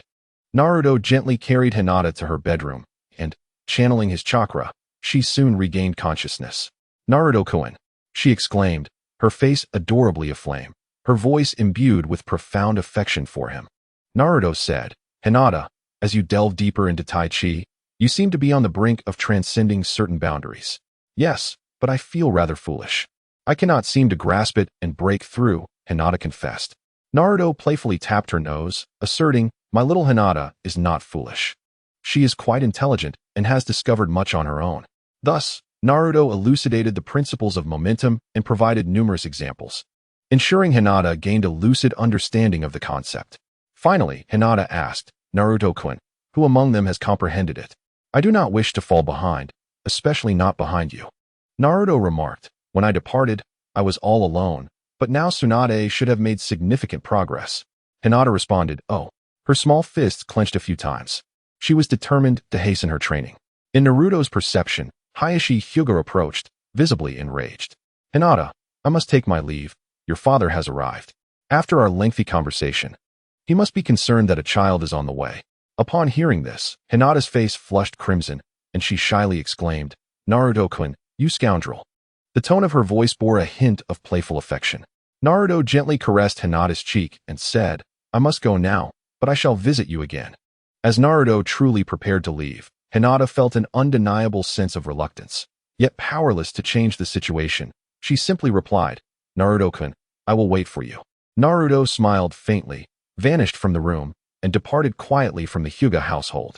Hayashi Hyuga angrily flung open the door, only to find no trace of Naruto, and instead saw his daughter, puzzled. Hinata, where is that little rascal? Hinata sighed and replied, Naruto-kun has left. Hayashi declared vehemently, that brat, he is fortunate to have escaped. Otherwise, he would have faced my wrath. Hinata interjected, Father, you could not defeat Naruto-kun. Hayashi retorted, I am his father-in-law. He would dare not strike. Were Naruto to hear this, he would undoubtedly nod in agreement, recognizing the wisdom in his father-in-law's words. Embarrassed, Hinata responded, Father, I shall not engage with you further, and then rushed out of her room. Hayashi shook his head, lamenting, daughters grow too fast. Chapter 73. The despondency of Jiraiya. Naruto wandered the streets unrestrained. Passing by Sakura Haruno's home, it suddenly struck him that he had not seen Sakura at the gathering, which puzzled him. Given her abilities and temperament, one would expect her to make an appearance, yet it seems she did not participate in the Chunin exams. The violent bear-killing fist comprises 7 techniques, each imbued with formidable power. Sakura could currently unleash the full strength of the first 4 techniques, while the remaining 3 required further comprehension and refinement to harness their complete potential. After observing her for a while from atop the wall, Naruto spoke as Sakura paused to wipe the sweat from her brow. Impressive. You have reached the pinnacle of Jonin. Sakura was now at the peak of her rank, and by unblocking any one of her meridians, she could ascend to a postnatal strength. On high alert, Sakura turned around and spotted Naruto on the wall, her face lighting up with joy. Naruto. Despite the changes in his appearance and physique, his gaze remained unchanged, and she recognized him instantly. Only Naruto possessed such eyes. Descending from the wall and landing in the garden, Naruto smiled and greeted, Sakura, it has been a long time. Sakura's cheeks flushed as she softly replied, Naruto.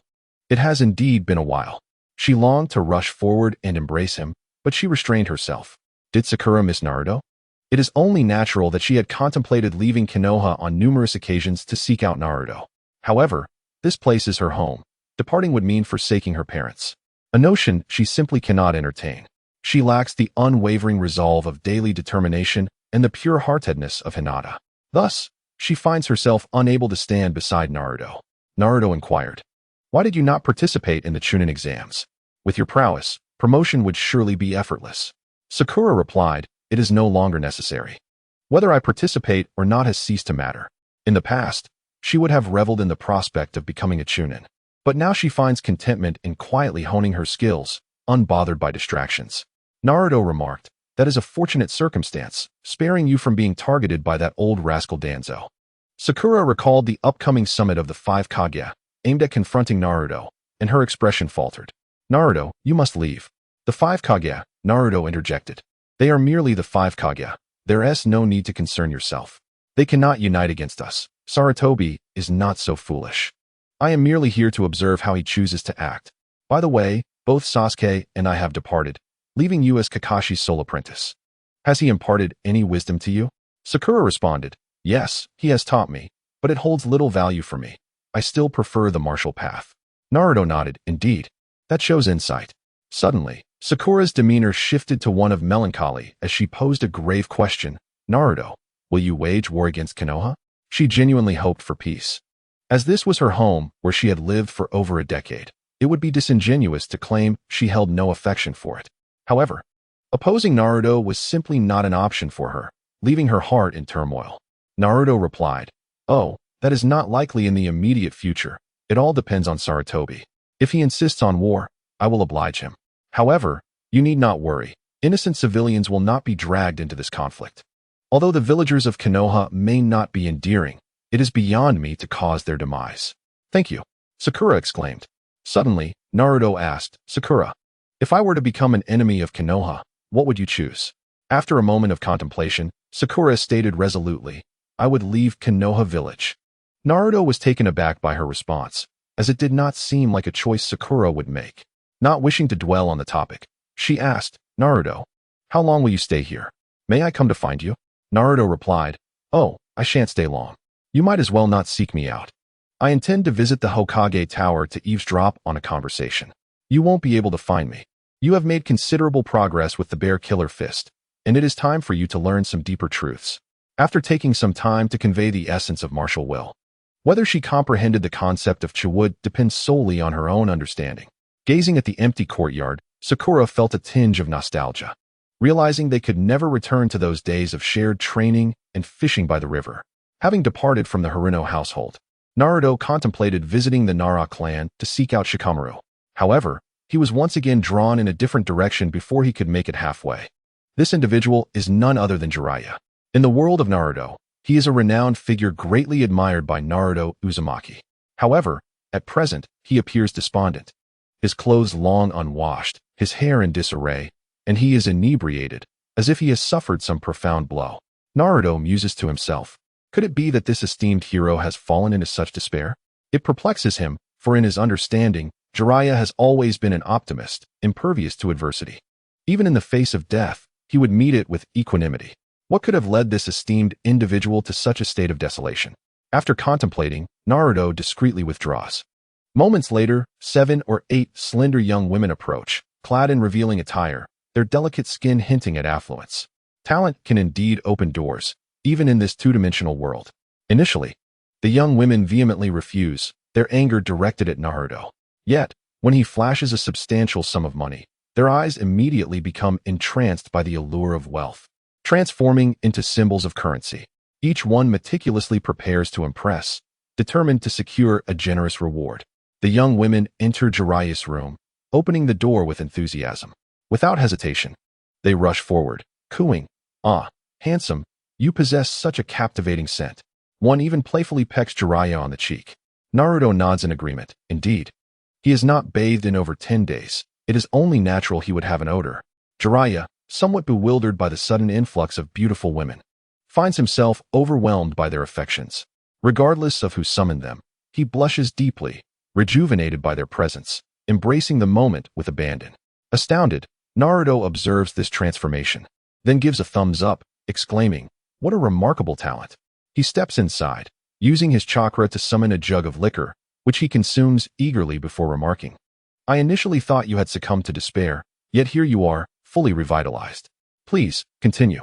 I have previously admired your performances, though I occasionally dabble in acting myself. Just kidding. I am a paragon of virtue. I have yet to witness a live performance."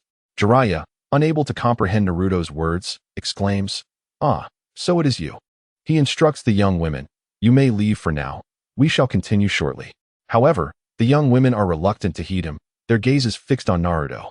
With a wave of his hand, a stack of silver coins appears, and he declares, "Here, take this and divide it among yourselves."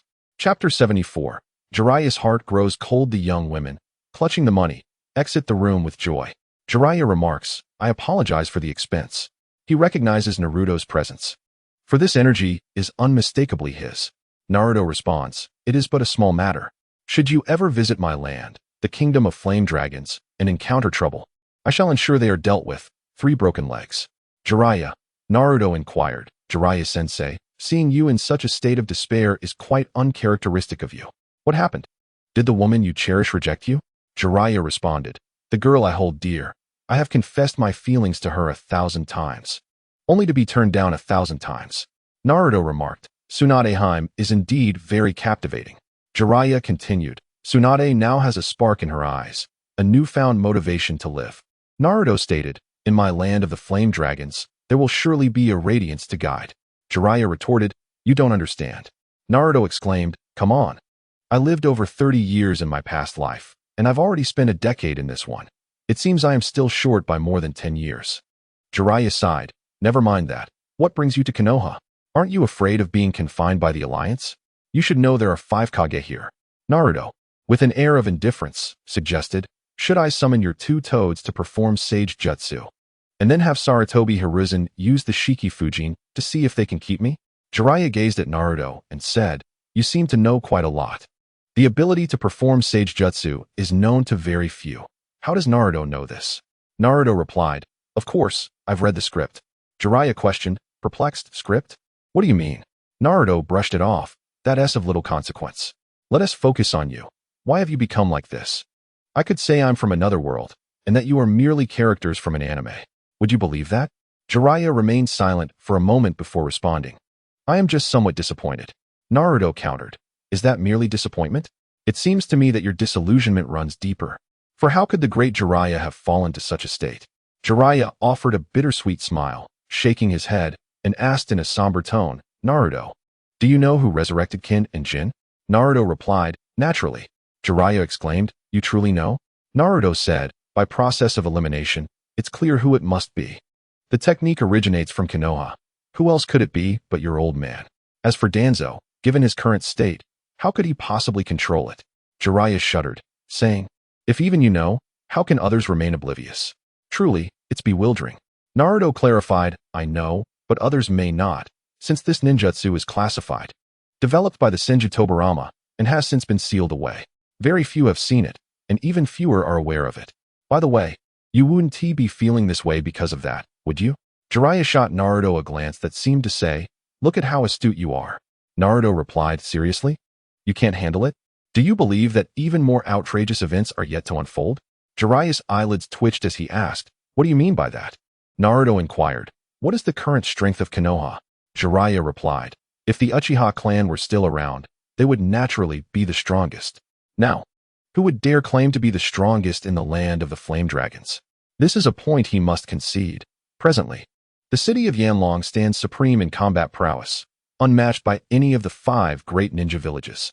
With figures such as Tsunade and Orochimaru, many ninja villages find themselves in a state of despair, not to mention the formidable talents like Uchiha Shursui. Naruto remarked, "I appreciate the compliment." Jiraiya replied, "This is not flattery, it is sincere." Naruto smiled gently, "I too speak from the heart." Jiraiya continued, "Currently, Konoha has fallen beneath the shadow of the Cloud Village, which boasts a perfect Jinchuriki, while Konoha's own has fled." Naruto interjected, "Let us refrain from such futile talk." Jiraiya inquired, "What do you imply by that?" Naruto stated, "Let us consider this. Hypothetically, if I were to launch an attack on Konoha and you could not withstand it, or perhaps to mitigate losses, what would you do? Do you believe your dear teacher might summon a few deceased individuals?" Jiraiya stood up, shaking his head. "That would not happen. It cannot be." He grasped Naruto's intent. In Konoha, who could possibly be summoned besides the first and second Hokage? Only their emergence would wield sufficient deterrence. Naruto challenged, "Are you truly certain? Would you care to wager?" Jiraiya asked, "What do you propose?" Naruto replied, "I shall create a commotion here, gauging Sarutobi Hiruzen's decision. Should he opt to resurrect Senju Hashirama and Senju Tobirama, would you consider joining my organization, the Hidden Dragon?" In that moment, Jiraiya fell silent. Did he dare to gamble? Truthfully, he did not possess the courage to do so. His mentor had become decayed, blinded by power and eroded by desire. Having committed such an act once, there would inevitably be a second. Naruto remarked, "Jiraiya-sensei, you are truly an admirable individual, a remarkable ninja. Although you bear minor flaws and possess a rather lascivious nature, I feel you have not traversed your path correctly. It should not be as foretold by that great toad. Such notions should not become your obsession. You must forge your own path, breaking free from the constraints you encounter, and I can provide you with a platform to do so. I hope you will give it serious consideration." With that, Naruto exited the room, leaving Jiraiya behind. Upon reaching the courtyard, several women remained. Seeing Naruto emerge, they all turned their gaze toward him, seemingly eager to engage in further business. Naruto said, "Considering your steadfast commitment to your roles, go ahead and serve him well. You may divide these rewards among yourselves." The young women, upon catching sight of the substantial sum in Naruto's hands, were immediately filled with renewed enthusiasm.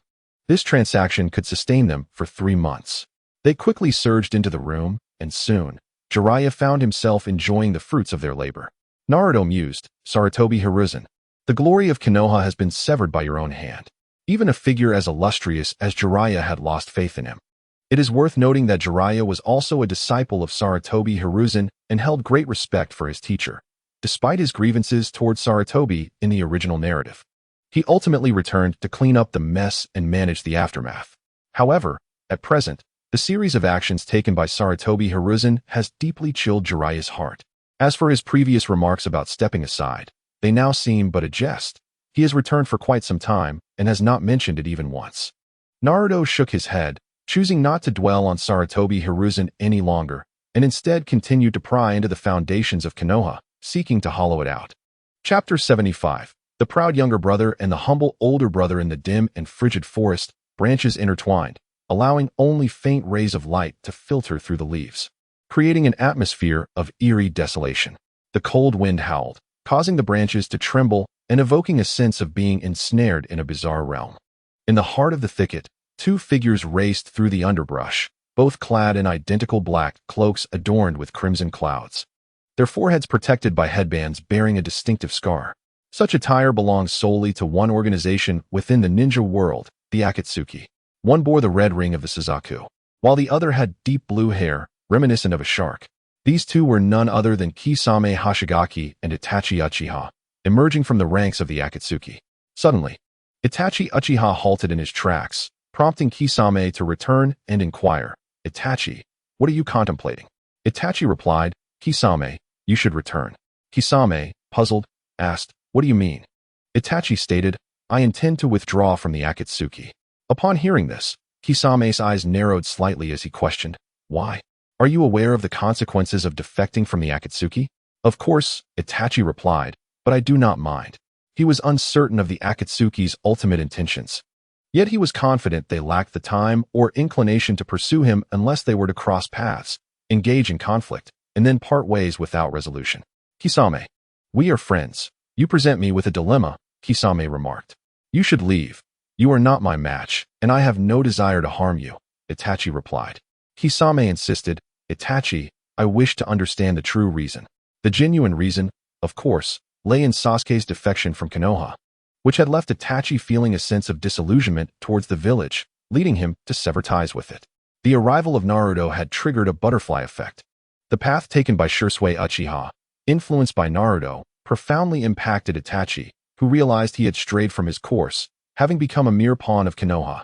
In the past, when Sasuke was still in the village, Itachi had been indifferent to being a pawn, provided he could protect his brother. However, now that Sasuke had departed from Konoha, there was no longer any reason for Itachi to remain with the Akatsuki or to serve the village. Itachi said, Kisame, farewell. Without further explanation, he departed. Kisame contemplated pursuing him, yet as Itachi turned, his eyes glowed a vivid crimson, prompting Kisame to halt immediately. After a moment, he managed to speak. The Sharingan is indeed formidable. In that fleeting moment, he had fallen victim to Itachi's Jinjutsu, rendering him immobile. He was certain that had Itachi wished to act against him, he could have easily done so. The dry persimmon Jay-Z scratched his head and said, I must seek new companions. As for the organization pursuing Itachi Uchiha, that was utterly impossible. Itachi's strength was formidable, and no one knew the extent of his current power. The organization would not engage in such a thankless endeavor. Jay-Z returned to the organization, reporting the matter to Nagato, leaving him to grapple with it. Having parted ways with Jay-Z, Itachi's thoughts were consumed solely by his younger brother, Sasuke. He was determined to find Sasuke as swiftly as possible. After 3 days of searching, Itachi finally located him. Upon encountering Itachi, Sasuke instinctively launched several shuriken, his hands weaving through seals as he channeled chakra into his jutsu, initiating their brotherly duel. However, after a brief exchange of blows, Itachi demonstrated through his actions that he would always be the elder brother. After a flurry of 70 to 80 moves, Itachi emerged victorious. With a sense of relief, Itachi remarked, Well done, Sasuke. I never anticipated your prowess would grow to such heights. Yet, his expression soon turned cold. A hint of derision in his eyes as he bluntly stated, Foolish brother, is this the extent of your growth after all these years? Witnessing his brother's rapid shift from joy to sorrow, Sasuke began to grasp Naruto's words. His brother indeed carried a heavy burden. However, forgiveness was not something he could easily grant. Sasuke retorted coolly, You need not feign such emotions. Itachi, momentarily taken aback, inquired, Foolish brother, what do you mean by that? Sasuke explained, I am aware that many from the Uchiha clan perished, including numerous children. My absence from the clan was merely an excuse. Your decision to leave me behind was a transaction with Konoha. Upon hearing this, Itachi's face crumbled. He realized his brother had uncovered the truth. Instantly shifting back to his role as the elder brother, his eyes filled with the image of Sasuke as he asked, Sasuke, how did you come to know? With pride. Sasuke replied, When I desire knowledge, I acquire it. Throughout his years spent with Naruto and others, his character had solidified. Itachi's expression twisted in anguish as he reflected on his actions, and he spoke solemnly, Sasuke, I am sorry. I chose the wrong path and misplaced my trust in Konoha. If only time could be reversed, he would have chosen a path akin to Shisui's, leaving Konoha to restore the Uchiha clan. Seeing his brother in such torment, Sasuke too felt a pang of sorrow. His expression was pained, and his Sharingan activated as he said, I do not know how I can forgive you. After all, you took our parents' lives. However, Itachi's heart leapt with joy. A glimmer of hope shone in his eyes. He understood the underlying meaning of Sasuke's words. His younger brother still held feelings for him and acknowledged him as an elder brother, albeit struggling to overcome the chasm between them. This was enough for Itachi, truly sufficient. As a sinner, his demise mattered little now. He had never anticipated receiving his brother's forgiveness, yet now, his heart was no longer shrouded in darkness. Sasuke recalled Naruto's words, gradually tempering his anger. His gaze returned to normal, and upon seeing Itachi seemingly smile, he retorted, What are you so happy about? His expression was icy, and his head tilted at a sharp angle, exuding an air of pride. Itachi responded, Sasuke, thank you, brother. I am truly happy. Sasuke replied, I have not yet forgiven you. You are still not my brother. With that, he turned and walked away, not in haste, but with deliberate steps. Itachi hurriedly followed, asking, Sasuke, where are we going? Sasuke snapped, That's none of your business. He then added, to Flame Dragon City. To cultivate martial arts, evolve the Sharingan, and resurrect our parents. Itachi inquired, can we really bring them back to life? Sasuke affirmed. Naruto mentioned that with the Rinnegan and life force, one can revive deceased loved ones. Sasuke genuinely trusted Naruto's words, for with Naruto's strength, there was no reason for deception. Itachi replied, all right, Sasuke, I will accompany you. Sasuke insisted, no, I must first go to Konoha to seek vengeance against Danzo. Itachi concurred, you are right. That old dog Danzo must die. Let us go to Konoha together and avenge him. Sasuke retorted, do not follow me. Itachi replied, oh fine. I too am heading to Konoha. Chapter 76. A rending of masks. The summit of the five Kage had yet to commence. Naruto, a guest in Konoha, was lounging at the Nara residence alongside Shikamaru in a leisurely manner. Nara Shikaku observed them without comment. After all, his son had become an elite jonin, his prowess on par with his own, so he left them to their devices. Since Naruto's arrival, Shikamaru had not returned to the conference hall. Having resigned himself to being a failure, it was far more comfortable to relax at home. One day, Shikamaru, Choji, and Sakura took Naruto to the riverbank, a place where they had previously trained. The area remained unchanged, suggesting that the trio frequently returned to practice. This time, Naruto reclined on the grass to rest while the other three fished for shrimp in the river. It seemed that without Naruto, the fish and shrimp had thrived over the past year, and the trio quickly gathered a significant haul. Suddenly, Naruto sat up. What the hell? Have those two brothers reconciled? He mused, sensing two individuals rapidly approaching Konoha. They were none other than Uchiha Sasuke and Itachi, arriving to seek vengeance against Danzo. Naruto remarked, what are those brothers doing in Konoha? Surely, they are not here for revenge. Shikamaru asked, Naruto, what's wrong? Naruto replied, you all should head back. Someone is coming, and I will go investigate. Sakura, filled with anxiety, inquired, Naruto, is it an enemy? She seemed concerned about Naruto engaging in battle, fearing for his safety. But whether concern was warranted was another matter. Would Naruto truly fight against any adversary in Konoha? Absolutely not. Choji opened a bag of chips, munching as he said, Sakura, there's no need to worry about Naruto. He is incredibly strong, and the enemy cannot harm him. Naruto added, it's someone you know, and also an enemy of Konoha. Upon finishing his words, he vanished into the forest, leaving no trace.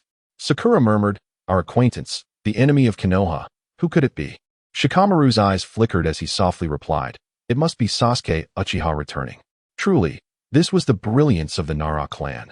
They immediately deduced the situation, reflecting the intellect befitting Konoha-esque strategists, a testament to their exceptional capabilities. CHG inquired, but didn't Sasuke leave? What could he possibly return for? They were well aware that Sasuke had fled in the past, and had it not been for Hinata's covert assistance, he would have been captured by Danzo long ago. They understood the depths of Danzo's treachery. Wasn't his return akin to courting death? Shikamaru replied with a bitter tone. Let us not forget how the Uchiha clan met its demise. Sakura trembled slightly, questioning, could it be that Sasuke? Shikamaru interjected. We should return and ensure the conflict does not spill over to the villagers. Such deep-seated enmity could hardly be resolved without bloodshed. They chose to refrain from involvement, focusing solely on safeguarding the villagers. Meanwhile, Naruto stealthily approached Sasuke and Itachi, witnessing a scene that mirrored his expectations. Sasuke walked with an air of pride, while Itachi followed, his eyes brimming with affection. Whether forgiveness had truly been granted remained uncertain, yet their current rapport was far from hostile. Sasuke harbored no animosity towards Itachi, otherwise they would have clashed long ago. The two brothers returned openly, and the Umbu had already reported to Hiruzen Sarutobi. Upon hearing Itachi's name, Hiruzen's expression sharpened, acknowledging, Itachi is indeed worthy of being Hokage. He had believed that Itachi continued to uphold his legacy, protecting Konoha, which filled him with relief. To demonstrate his magnanimity, he gathered a multitude, discreetly rallying the populace to welcome Sasuke and Itachi back. Little did he know, this day would bring him shame. Danzo had also received word and stealthily headed to the scene with his root members. He remained oblivious to the reality that this time, he would have no chance. Lacking the Mangekyou Sharingan, his current strength paled in comparison to that of the original story. He would be no match for Sasuke and Itachi. Naruto mused quietly, Danzo, how audacious of you to return. It is indeed your time to meet your end. As for the brothers' purpose in coming to Konoha, Naruto could think of no other motive beyond eliminating Danzo. The notion of longing for home seemed unlikely at this point. Simultaneously, Sasuke and Itachi remained unaware of Naruto's thoughts. Moments later, Hiruzen and the others arrived. Hiruzen greeted them warmly. Sasuke, Itachi, welcome back to the village. Sasuke retorted, Hiruzen, back to the village? Have you grown senile, or are you merely dreaming?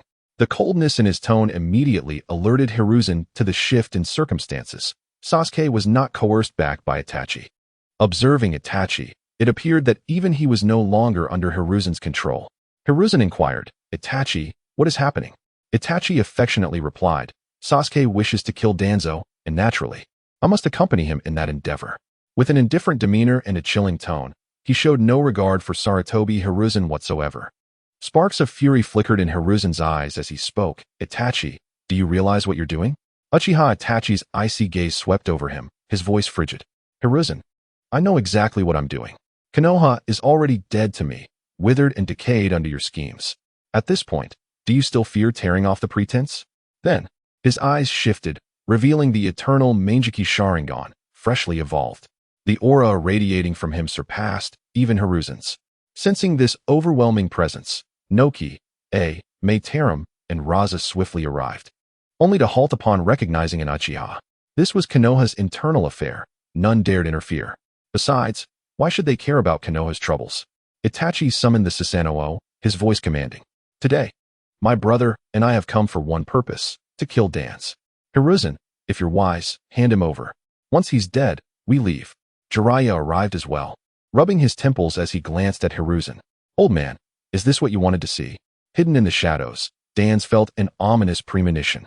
He sought to retreat, unwilling to be entangled in this mess. Naruto's thoughts echoed coldly. Since you're here, you won't leave. Let's settle all debts today. With overwhelming force, Naruto blocked Danzo's escape, shoving him into the open. No need to thank me. Call me Lei Feng, he mused, vanishing without a trace, leaving Konoha unable to detect even a wisp of his presence. Sasuke, seeing Danzo exposed, spoke coldly. Brother, I'll handle Danzo. Tears glistened in Itachi's eyes, yet his voice remained resolute. Go, I'll deal with the rest. This was no longer the rogue Uchiha Sasuke of the past. His speed was such that Danzo barely registered the first kick to his chest before being struck again midair. Blood sprayed from his lips. Naruto remarked without pity, how pathetic. Hiruzen's eyes burned crimson with fury, his composure shattered. Itachi, can you truly bear to see the village suffer because of you? Chapter 77. Reanimation. Even now, Hiruzen sought to sway Itachi with sentiment, invoking the ideals of village peace he had once instilled in him. And it had worked, until Shirsue's defiance and Naruto's leadership shattered that illusion, carving a new path forward. Itachi's voice was glacial. If not for Sasuke's wish to spare you, Hiruzen, I would kill you myself. Why? Hiruzen thought in despair. Why this absurdity? Sasuke was always reckless. But Itachi, a seasoned ANBU, should know the dangers of Konoha better than anyone. How audacious it is to seek vengeance in such a manner. Upon hearing Itachi Uchiha's words, Naruto silently lamented. He acknowledged that the brothers had significantly enhanced their abilities. Sasuke had attained the rank of an elite jonin, while Itachi was of the caliber of a Kage. However, such prowess was inadequate for them to display their might in the village of the leaves. Not to mention formidable figures like Jiraiya, Guy, and Kakashi. Even a coalition of the prominent clans could thwart the two. Kakashi, despite his dearth of chakra, which had become a measure of sorts, still possessed commendable strength. The legendary Hitaki was no mere boast. Even in the hands of the god of shinobi, Hashirama Senju, he could likely endure several exchanges. Hiruzen Sarutobi, with a final jab, stated, Itachi, I grant you one last choice. Return to Konoha, and I shall consider this incident as if it never occurred. Regardless of Sasuke's current strength or Itachi's, Hiruzen felt a pang of sorrow. Both were the pillars of Konoha, now standing in opposition. Itachi replied, Hiruzen, I have erred once on this path. I shall not make the same mistake again, nevermore. Hiruzen coldly responded, Then do not blame me. With a face etched in sorrow, he added, May the spirits of our ancestors find peace. I pray for atonement. In the shadows lurked an unknown adversary. With the other four Kage present, a swift resolution was imperative. Yet, Konoha lacked the experts capable of such rapid conclusions. The only recourse was to employ forbidden techniques to resurrect the ancestors, a feat achievable solely by the god of shinobi. Hiruzen's eyes could not fathom the latent potential concealed within Konoha's azure beast. In the hours of the tiger, snake, dog, and dragon, Hiruzen pressed his palms together, summoning 2 coffins from the earth, one marked with the character for 1, the other for 2. He performed the earth release, rebirth technique, bringing forth the first and second Hokage. As the coffins creaked open, 2 figures emerged. One appeared somewhat oblivious, while the other radiated an aura of lethal intent. The oblivious one was, of course, Hashirama Senju, who remarked, "Have we not found peace?" The intensely formidable Tobirama Senju replied, "I once studied the technique. Earth release, rebirth. This is the first and second Hokage. They have indeed returned." The villagers erupted in fervor. The god of shinobi, Hashirama, was their faith, the pillar of their spirits. An undefeated myth. Sasuke, having subdued Danzo beneath his foot, returned to Itachi's side. Though momentarily taken aback, he was not foolish. After all, the legendary Hashirama Senju was synonymous with invincibility, even surpassing his powerful ancestor, Uchiha Madara. Hashirama inquired, "Monkey, what has transpired?" Tobirama added, "You summoned us with my technique. Has Konoha fallen into some grave peril?" Hiruzen replied, "I deeply regret interrupting your eternal rest in such an extreme manner. Konoha currently faces great danger." Jiraiya, witnessing the emergence of the first and second Hokage, halted his advance. With their presence, the threat seemed diminished, and it was time for him to depart. At this moment, Jiraiya felt no reverence for his former teacher, Sarutobi Hiruzen. He was aware that he was about to become a solitary wanderer, untethered to any faction, belonging solely to himself. Despite being one of the 3 legendary ninjas of Konoha, Senju Hashirama and Senju Tobirama turned their gazes towards Uchiha Itachi and Sasuke. Tobirama spoke first, declaring, "The malevolent eyes. The wicked Uchiha clan." Hashirama, filled with skepticism, questioned, "You are descendants of Madara. How could you dare to attack the village?" Itachi urged Sasuke, "Sasuke, you must leave. I will hold them off." Before the god of ninjas, he doubted that he and his brother could escape unscathed. Hashirama interjected, "Hey, young one, I am your elder, a figure from the same era as your ancestor Madara. Is it not somewhat disrespectful to disregard me?" Naruto observed Hashirama's somewhat comical demeanor and muttered, "The god of ninjas is truly just a jester, isn't he?" Itachi replied, "Lord Hashirama, you are broad-minded and benevolent. Had you remained in charge, we would not have resorted to attacking the village. However, our home has been destroyed, and we must seek retribution against the perpetrators." Upon hearing this, Hashirama turned to Sarutobi Hiruzen, demanding, "Monkey, what is the meaning of this?" He then directed his attention to Tobirama, saying, "And you? Did I not instruct you to treat the Uchiha clan with kindness before my departure?" Tobirama retorted, "Brother, when I passed, the Uchiha clan still existed and thrived."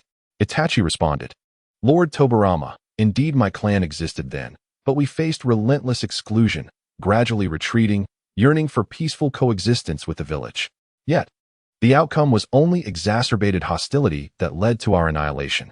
This is the result of your will, executed by your 2 favored disciples. Danzo lies buried.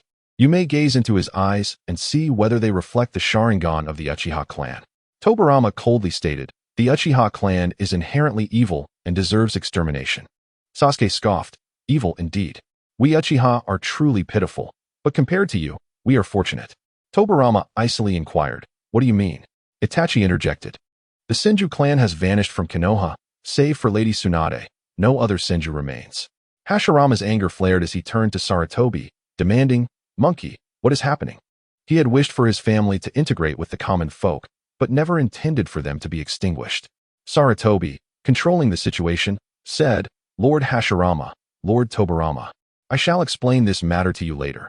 For now." Suddenly, Naruto appeared in midair, asserting, "Sarutobi, is this treatment towards our ancestors truly appropriate?"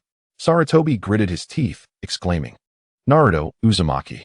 Yet Naruto calmly replied, "Do not regard me with such disdain. You currently lack the qualifications to engage me in battle." With that, Naruto's eyes shifted, revealing the eternal Manjiki Sharingan and the Rinnegan. Naruto's reincarnation eye is a mesmerizing shade of purple, exuding an otherworldly aura that leaves Senju Hashirama and Tobirama visibly moved. With a decisive gesture, Naruto unleashes a formidable mental assault on Sarutobi Hiruzen, liberating Hashirama and Tobirama from their control. Chapter 78. The wrath of Senju Hashirama Hiruzen's complexion pales as he incredulously exclaims, "What manner of eye is this?" Senju Tobirama gazes intently at Naruto. While he recognizes the eternal Mangeki Sharingan, the purple eye is a sight unfamiliar to him, a power he has never heard of. When did the world come to possess such a formidable eye? Hashirama inquires, "Child, who are you?" The essence of his bloodline feels oddly familiar, reminiscent of his beloved wife. Naruto smiles and responds, "My surname is Uzumaki." Overjoyed, Hashirama asks, "Are you perhaps a descendant of the Mito clan?" Mito, his wife, was the first Jinchuriki of Konoha. Naruto clarifies, "I possess the blood of the Uzumaki clan, but I am not a direct descendant of the Mito lineage. The Uzumaki clan is nearly extinct, and the land of whirlpools has been destroyed. As for the reasons, the second Hokage should explain that." Hashirama, in disbelief, murmurs, "The Uzumaki clan was annihilated? The land of whirlpools is no more." Tobirama adds, "The attacks from various nations came too swiftly. We were unable to respond in time. By the time we received word, the land of whirlpools had already fallen." Naruto continues, "We allied with Konoha. Yet the most foolish decision of the land of whirlpools was to maintain its status as a country, with a hidden village, only to be obliterated without a sound. This could not have been the work of a mere small village. It required the might of a great nation. Judging by the map." His gaze narrows at Reikage A and Mizukage Terumi Mei, coldly asserting, "This must be linked to Kumogakure and Kirigakure." Under Naruto's penetrating gaze, both Terumi Mei and A feel an overwhelming sense of impending doom, the powerful aura seeping deep into their hearts. A crosses his arms, retorting coolly, "This matter has nothing to do with Kumogakure, kid." In an instant, Naruto vanishes and reappears beside A. With a thunderous fist, he strikes it down into the earth, creating a massive crater spanning 10 feet. "Dare to act tough before me? You seek death." Naruto icily remarks, "I am offering you a mere 3 years. Remember this well. If you do not make it known to the world, I shall show no mercy." A sputter's blood, struggling in vain to rise. He is unaware of how many bones he has broken, hearing the sound of blood flowing within him. The strength is terrifying, a manifestation of the might of Ryu Uzumaki. Is this merely brute strength? Tobirama questions. Hashirama replies, "This is the power of the physical body." He senses no fluctuations of chakra. This is not a force born from concentrated chakra igniting in an explosive release, but rather the raw power of Naruto's physical form. The formidable power of the physical body is indeed astonishing. How could this be achieved? When Naruto made his move, he truly frightened the assembly. With a mocking tone, he remarked, "Before the Second Great Ninja War, the Hidden Leaf Village flourished in an era of peace, experiencing significant development, while the armies of the Cloud and Mist villages remained oblivious. It is quite pitiful. However, the tale of the White Fang of the Leaf sacrificing his mission to save his comrades has become widely known, and it deserves admiration. Furthermore, after the demise of the Land of Whirlpools, most sealing techniques were acquired by the Hidden Leaf Village, which I, Naruto Uzumaki, genuinely respect." In the eyes of Hashirama Senju, a fire of fury blazed. Under his gaze, Tobirama Senju bowed his head, unable to meet his elder brother's stare. Hashirama remarked, "Monkey, you have indeed done well." Naruto seized the opportunity to add, "Hiruzen Sarutobi excelled in these matters, particularly regarding Hayashi Hyuga, whose death was truly unjust. When a visitor from the Cloud attempted to abduct the Hyuga lady, not only was it discovered, but Hayashi was also slain. The Cloud Village sought an explanation, and our third Hokage proposed a solution that involved surrendering Hayashi's remains, reasoning that it would prevent war between the two nations. Ultimately, Hayashi sacrificed himself for his brother. And one must admit, this decision was astute. It not only garnered renown but also eliminated dissenters and suppressed the Hyuga clan, achieving 3 objectives in one stroke." With a resounding thud, Naruto's words fell, and Hashirama delivered a punch to Hiruzen's face, knocking him to the ground, coldly stating, "You are unworthy of being Hokage." He may have been Navii, but he was no fool. The repercussions of this incident were undoubtedly significant. As the news spread, other major ninja villages began to imitate this behavior, occasionally engaging in acts of provocation. Would lives have to be sacrificed to appease this? The Leaf Village housed numerous clans with bloodline limits and secret arts, inevitably causing widespread anxiety. No one could predict who might follow in Hayashi's footsteps or whether they would be offered as a sacrificial gift by the Leaf. What sense of security could such a village provide? Is there still a necessity for its existence? Hashirama continued, Ultimately, we have misplaced our trust. A Hokage who cannot protect the villagers, one who requires sacrifices from them, cannot lead the leaf to greatness. In Naruto's eyes flickered a glimmer of unexpected joy, an absolute surprise. Hiruzen's reputation had crumbled. In that moment, Hiruzen was nailed to the pillar of shame. No matter his past endeavors, they had all come to naught, dissolving into mere illusions. While Hiruzen did indeed diminish Hashirama's contributions, he was the third Hokage. Had he been the seventh or eighth, perhaps success would have been attainable. After all, time distorts memory, and with intentional guidance, the past could gradually be obscured. Yet, it has only been a few decades since those events. And Hashirama's achievements cannot be concealed. Tales of the god of shinobi still resonate within the ninja world, and they cannot be erased. Now, hearing Hashirama's words, the surrounding populace cast disdainful glances at Hiruzen, reminiscent of their contempt for Naruto in his childhood, inevitably leading to murmurs of discussion. Senju Hashirama said, "Child, are you also a ninja of the Leaf Village?" Naruto replied, "I am not a ninja, I am a warrior. My father was the fourth Hokage of the Leaf Village, but he passed away sealing the Nine Tails.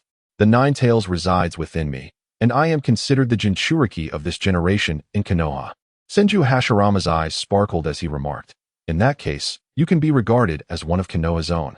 Naruto continued, "That was the case before. I lived here for 12 years. Hashirama said, "Well then, Naruto, return to Konoha, and you shall become the fifth Hokage. After all, this is the village where you spent your childhood, and you have emotional ties here."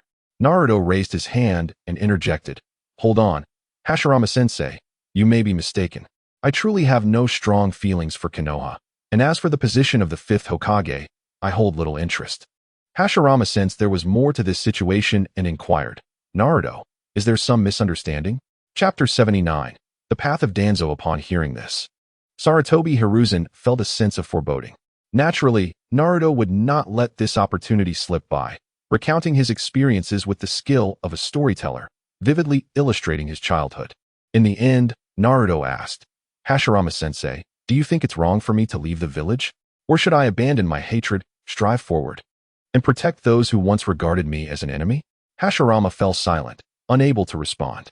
Naruto went on, "Moreover, I have little regard for this small leaf village. I currently govern the land of the flame, have seized the Fire Country Peninsula, and reclaimed the land of whirlpools. Isn't that far more liberating than being a Hokage?" Hashirama asked, "The land of flame? Where's that?" Naruto replied, "It's what used to be the land of tea, trying to flee again. In the pit." Danzo attempted to escape, but was captured by Naruto. Simultaneously, Naruto removed his eye patch and the cloth bag from his right arm. Looking at Senju Tobirama, he said, "Look at your good disciple. He has indeed inherited your ruthless heart, annihilating others' clans and stealing their eyes. Is it reasonable for others to seek revenge? Will you intervene?" Upon seeing the several crimson Sharingan on Danzo's arm, Senju Tobirama was left speechless, shocked. He then coldly asked, "Danzo, why?" Naruto interjected, "Allow me to answer for him. I am quite fond of helping others. Firstly, it is out of fear of death. The Uchiha Sazanaji can ensure survival. Secondly, he is conducting research on the body in pursuit of immortality. He has done this perfectly, not only studying your corpses, but also capturing war orphans for experiments in his quest for eternal life. I am simply a person who enjoys lending a helping hand. I would appreciate a 5-star rating." Naruto continued to stoke the flames, declaring, "Do not be angered just yet." Sarutobi Hiruzen is somewhat aware of this, though he feigns ignorance. What is his relationship with Danzo? On the surface, one is the root and the other the tree, yet in reality, they conspire together, orchestrating a hidden agenda, not a clandestine romance, but rather a covert campaign of assassination. Those whom Hiruzen wished to eliminate would find Danzo scheming in the shadows, subtly disseminating information to incite the villagers to collectively attack.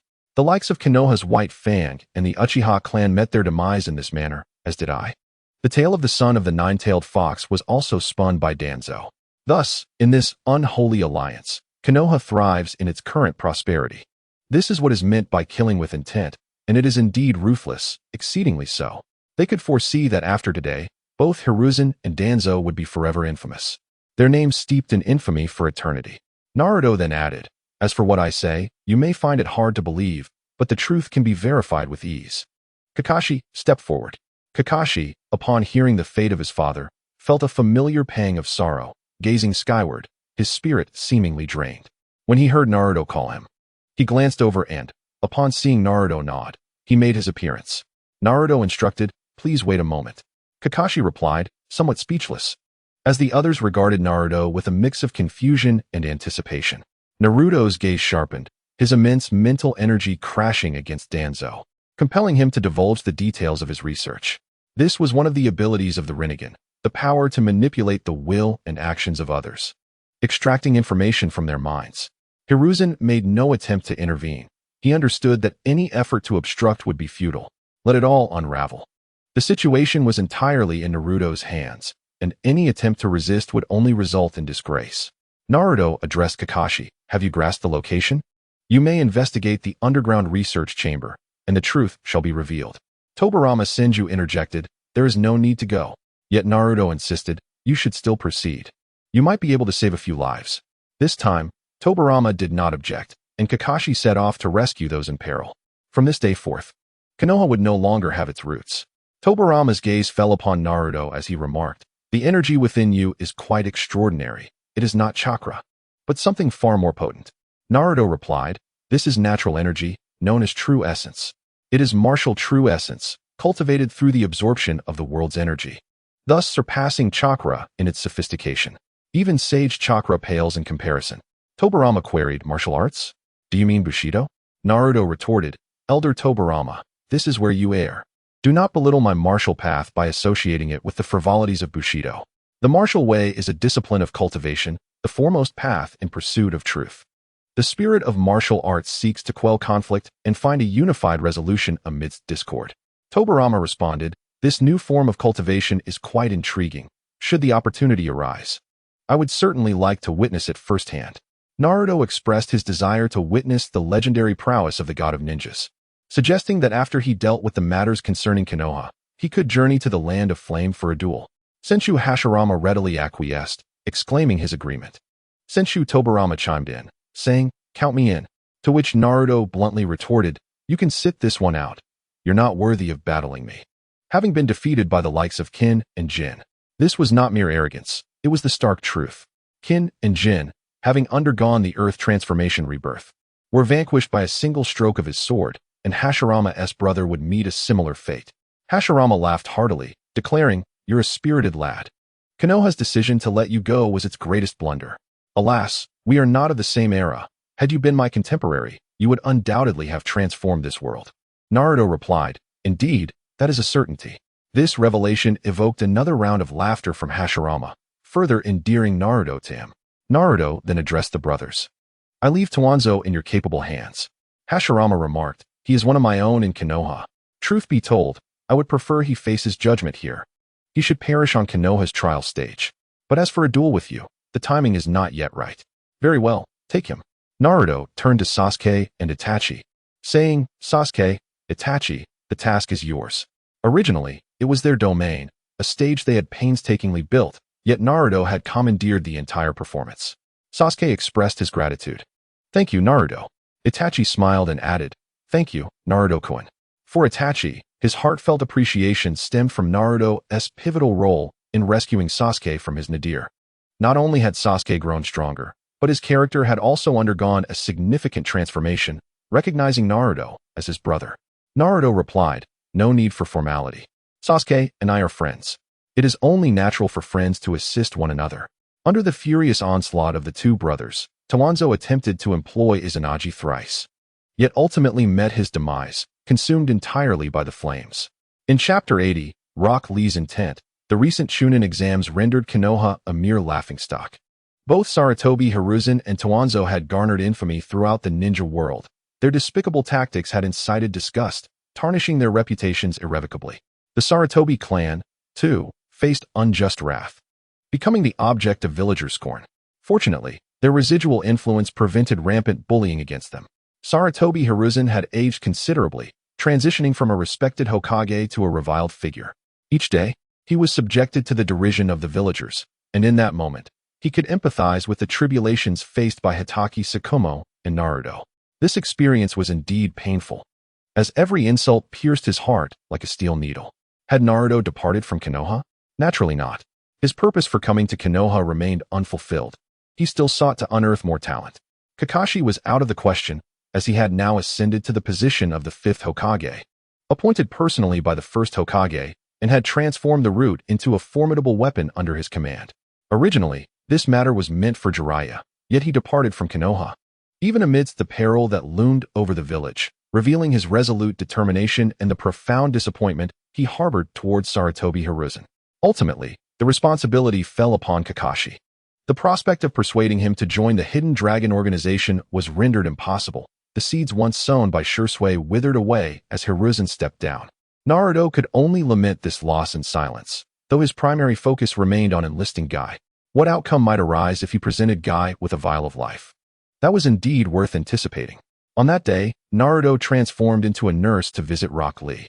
Upon seeing Naruto enter with medication, Lee inquired earnestly, "Didn't you just change my bandages? Are we doing this again?" His body's absorption of the medicinal effects was not so rapid. It required at least a day to fully assimilate. Naruto replied, "Don't overthink it. I merely wish to avoid complications. I am not here to change your bandages, but to see you." Lee immediately grew wary, determined to resist and fight, even if he could not stand. "Who are you? What is your purpose in seeking me?" Naruto shifted his appearance several times before returning to his true form, stating, "I indeed have a purpose for seeking you." "It's you." "Uzumaki Naruto," Lee exclaimed, a look of confusion crossing his face. What could he possibly offer to attract Naruto's attention? With Naruto's current prowess, was there anything he needed assistance with? "It is I," Naruto confirmed. Lee scrutinized Naruto, his thick brows knitting together in a fierce expression. "The reason I sought you is that your efforts have garnered my recognition. I wish to guide you into the true path of physical cultivation." "Is it martial arts?" Lee asked. "Yes, it is martial arts." "Are you asking me to betray Konoha?" Lee responded earnestly. "Gains inevitably come with losses. Water flows downwards, while people aspire upwards. It isn't truly betrayal of Konoha, but I genuinely wish for you to join the Flame Dragon." "Impossible," Lee proclaimed firmly, his words resonating with conviction. "I would rather die than betray my village. Do not hastily reject this. Allow me to finish speaking, and then you may contemplate your decision. No one will coerce you into a choice. Should you decide to join the Flame Dragon, you are welcome. If you choose to remain in Konoha, I shall respect your decision." "Fine, go on," Lee urged. Naruto continued, "The physical techniques you practice with Might Guy, in my view, are but the dregs. To put it plainly, you are currently exchanging your vitality for combat prowess, entirely neglecting the deeper understanding of the human body. Each person's body is an independent universe. Fortifying the structure of this universe is what true physical cultivation entails. While you may be training your bodies, what you are truly honing is ninjutsu. Without a robust physical foundation, the execution of formidable ninjutsu would impose a tremendous burden on the body. Each individual possesses a threshold of endurance, and surpassing this limit can inflict harm upon the body. Healing such injuries necessitates cellular division and growth, a process that is inherently finite for every person. In essence, it is akin to trading one's life force for combat prowess. This principle is straightforward, and Lee Rock comprehended it immediately.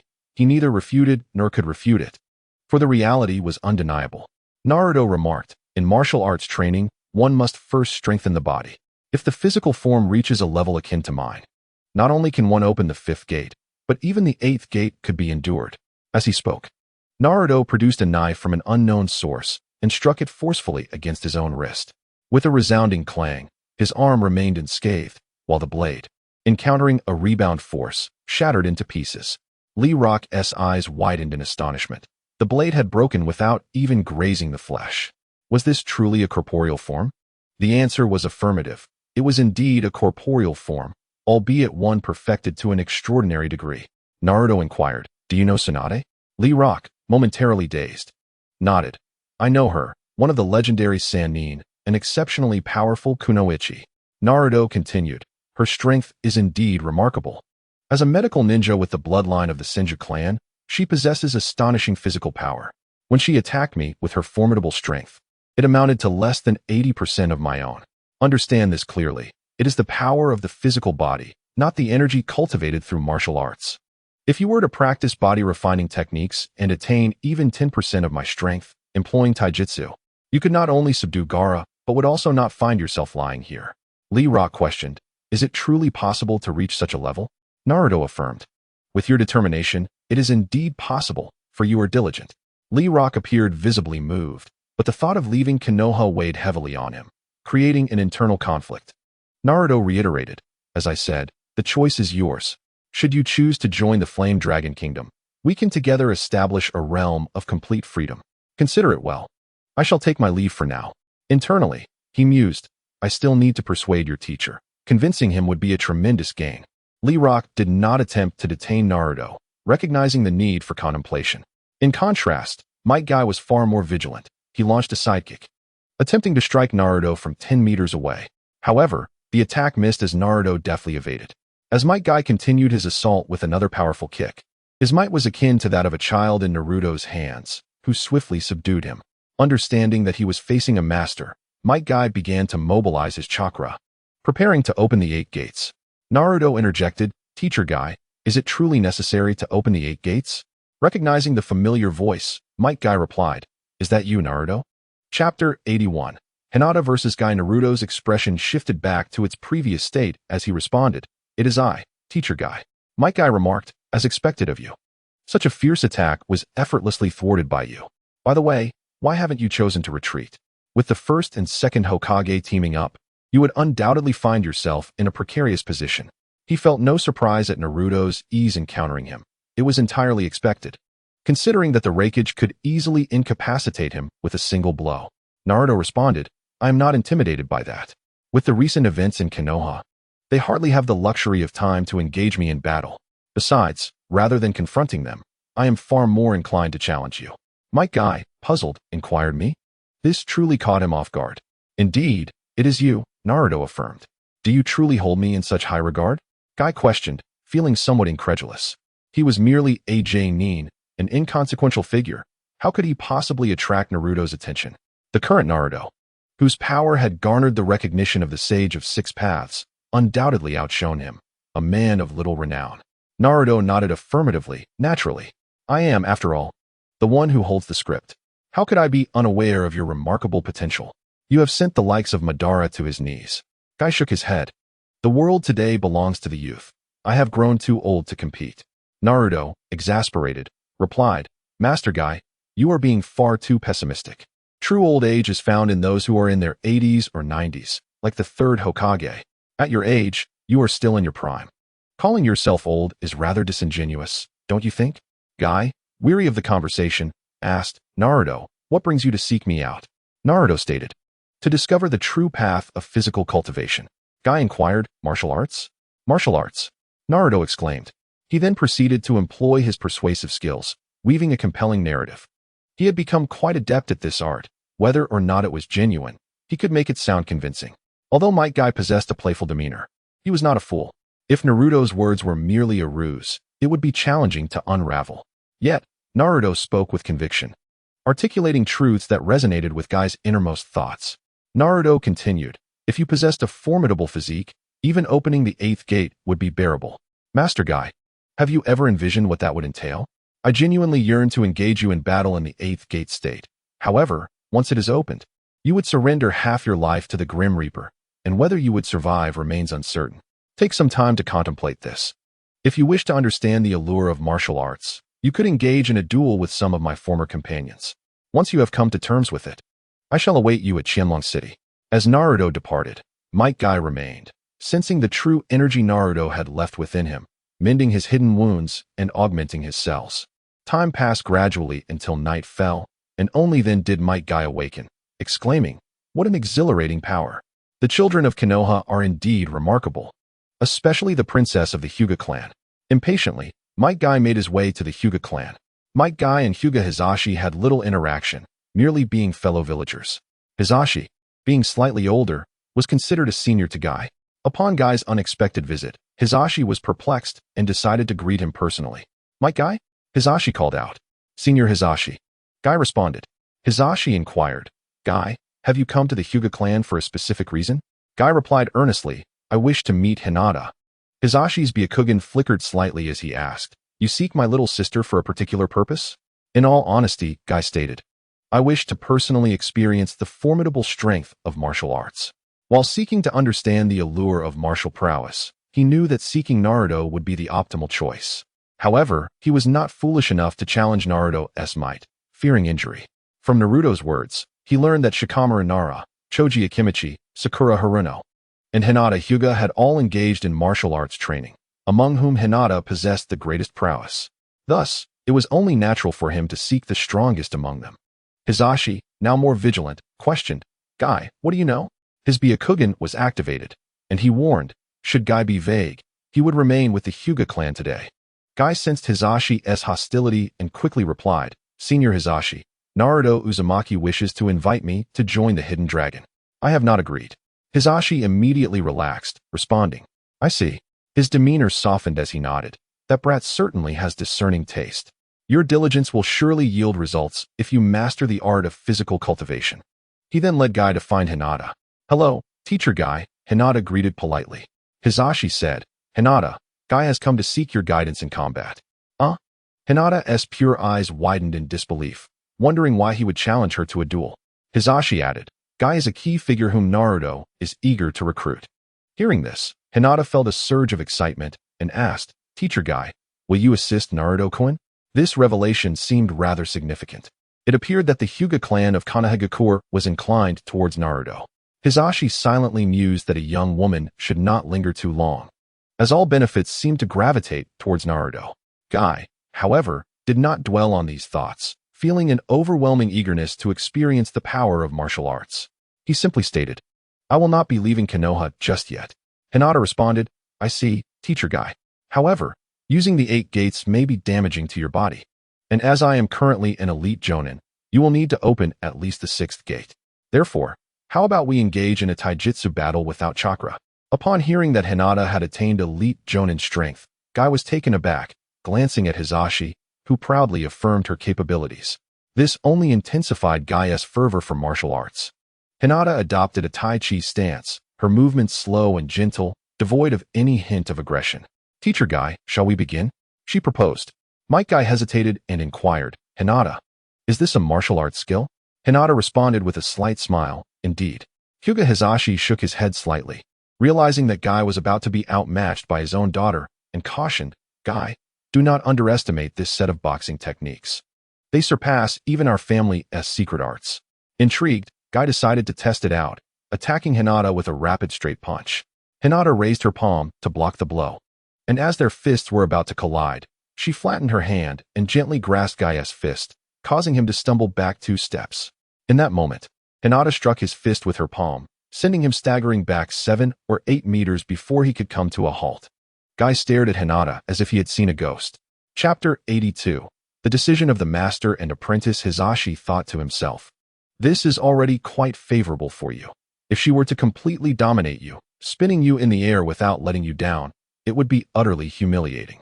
Guy attacked again, this time with considerably greater speed.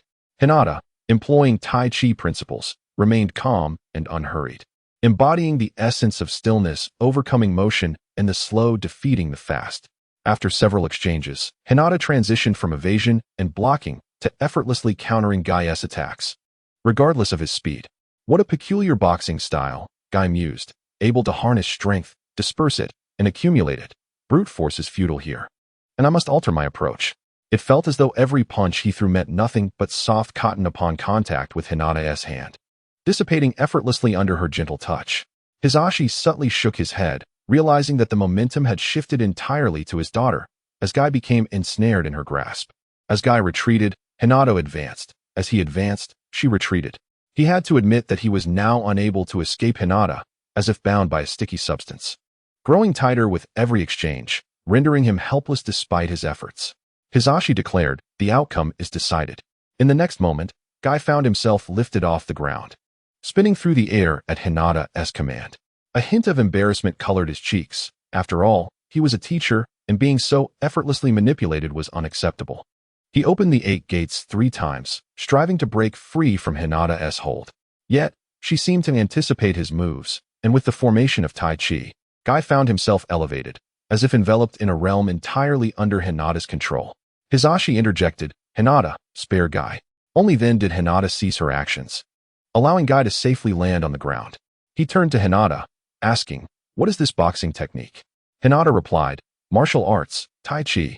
Guy sincerely remarked, "Truly a remarkable boxing style." In that moment, Hisashi advised, "Guy, you have a choice. Martial arts suit you both as master and apprentice. If the leaves of Konoha are not swept away, they will rot. The stench will be overwhelming and corrupt the heart. As a father, I must assist my daughter in supporting her husband." Might Guy shuddered and expressed his gratitude, saying, "Thank you for your guidance, Senior Hisashi." He would ponder this carefully.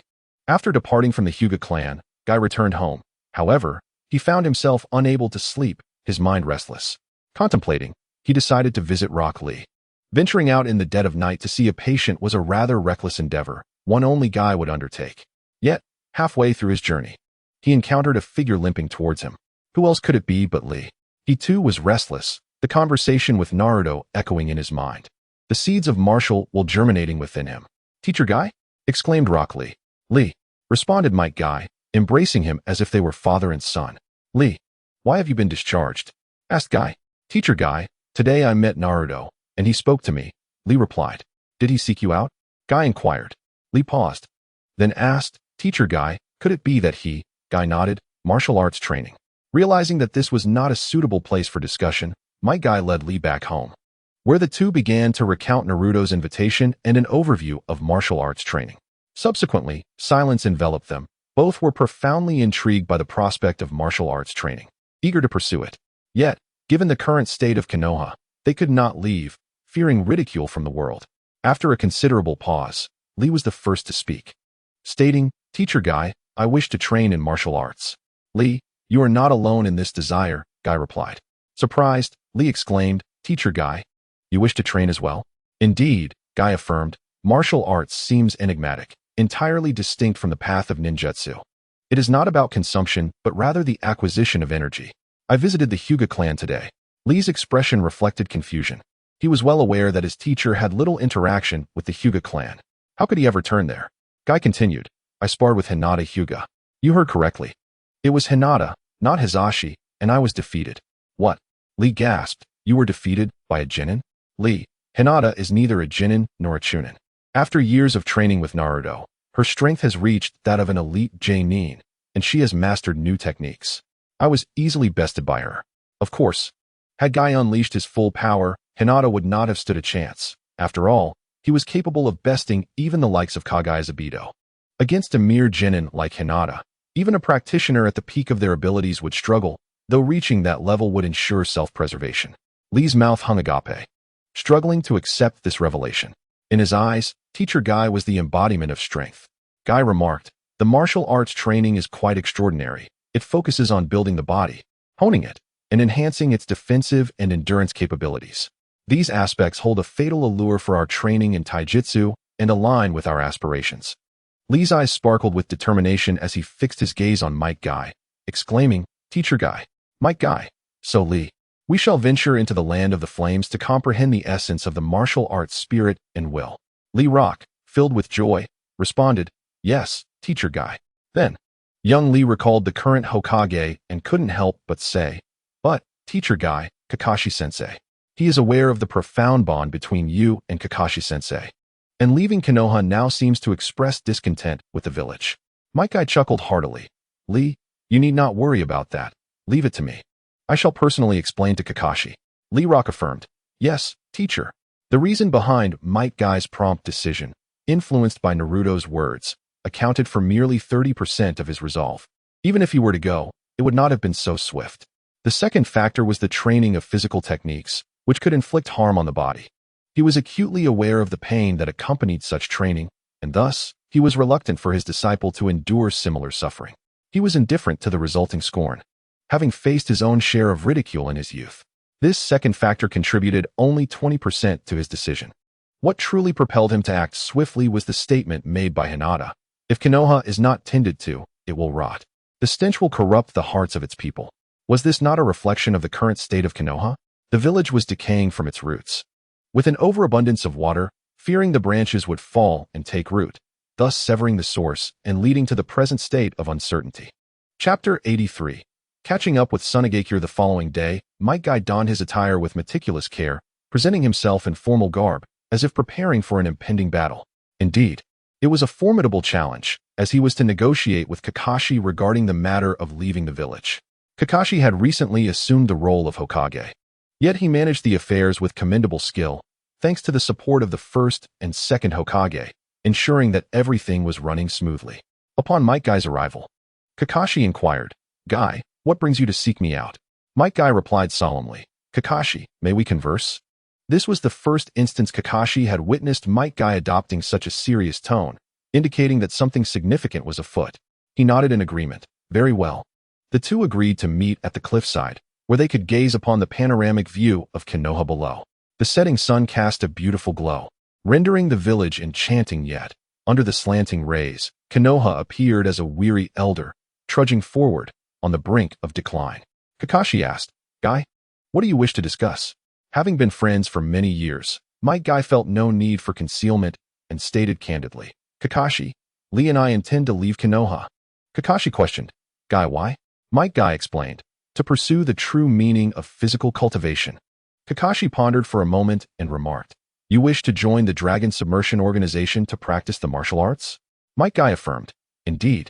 The martial arts enhance one's physical prowess, allowing one to withstand the sharpest blades, something unattainable through mere physical techniques. At my age, I am beyond such concerns. But Lee is still young. His youth should not bear the weight of scars." Kakashi immediately discerned Kai's intentions and inquired, "Kai, have you made your decision?"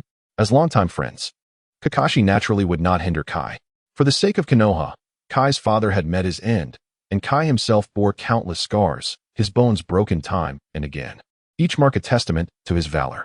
"I've made up my mind," Might Guy declared, "and I wish to see what the Flame Dragon has to offer." Kakashi replied, "I respect your choice, Kai. I only hope that we shall not find ourselves on opposing sides in the future." Guy reassured him, "Fear not, Kakashi. This will never be the case. We are friends, the best of friends. I will not stand against Konoha, nor will I partake in any battles against it." Kakashi trusted him. He understood Guy's character well. Might Guy then asked, "Kakashi, how long did the first and second Hokages exist?" Kakashi responded, "About 4 months." Guy and Rock Lee undertook a special mission, devoid of details, and thus the two departed from Konoha to execute this nameless task. Konoha, once again, lost a comrade. Kakashi sighed. It seemed the village was beyond saving. Shikamaru Nara, Choji Akimichi, Hinata Hyuga, and Sakura Haruno, these formidable youths, with their connection to Naruto, would not become the pillars of Konoha. As for Might Guy and Rock Lee's departure to the land of the Flame Dragon, Naruto was unaware. He had caught up with the Sand Village's members, and he intended to take Gaara with him. Naruto exuded a slight aura, which was quickly sensed by Gaara, who called out, "Who goes there?" Naruto revealed himself, saying, "Fourth Kazekage, you truly are a waste. I am right beside you, yet you cannot even perceive my presence." Gaara stiffened and replied, "Naruto Uzumaki." Gaara's gaze was cold as he fixed his eyes on Naruto, an expression of smugness flickering within. They were of the same ilk.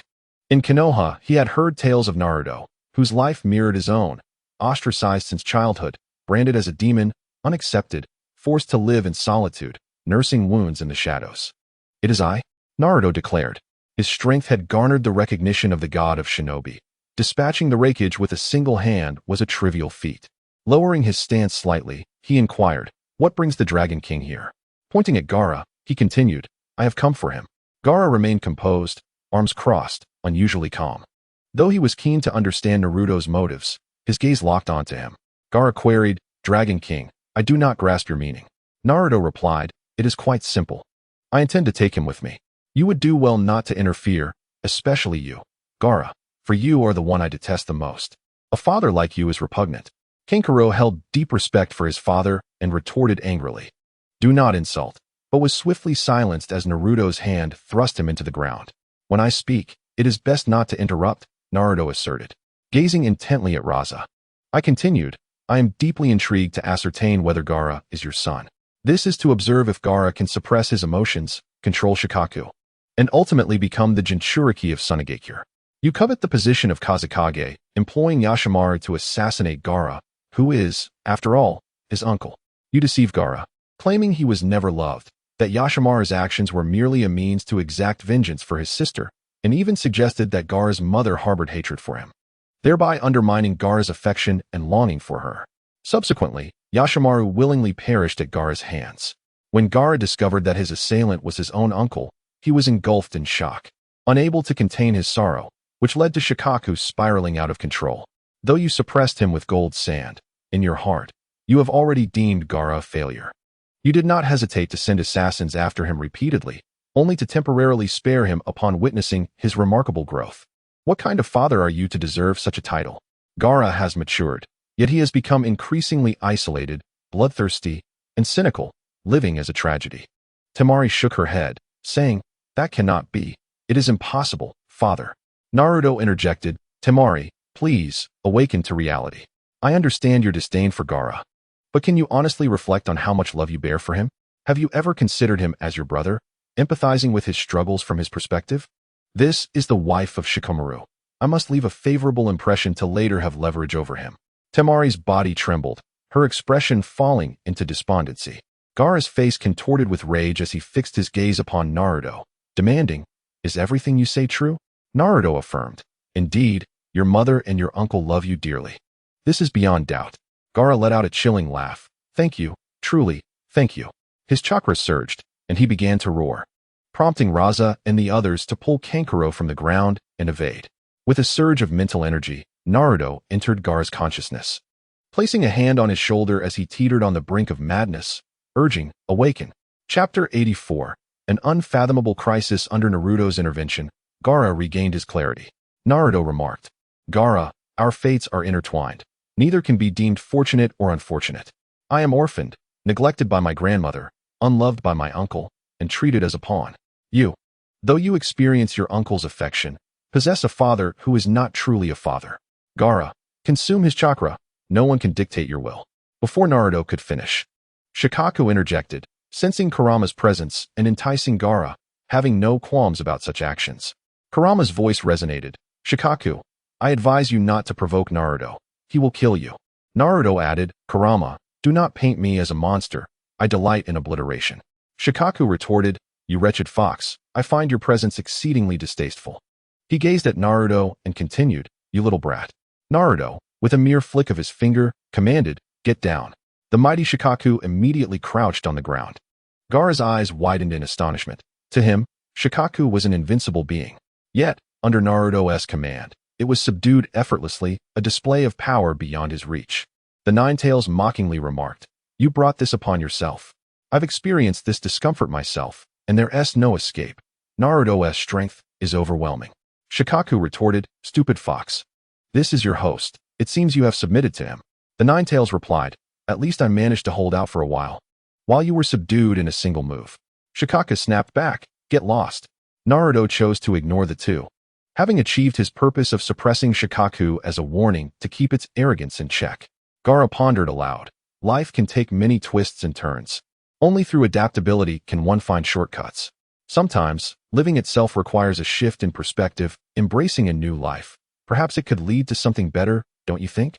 Naruto replied with a calm demeanor, "Gaara, I do not wish to deceive you. I truly cannot guarantee that. Remember, wherever people exist, disputes and injustices will inevitably arise. Human nature is inherently selfish, and as selfishness expands, so does conflict. Absolute peace is unattainable, yet I can assure you that darkness will only be a minuscule part. Negligible in comparison."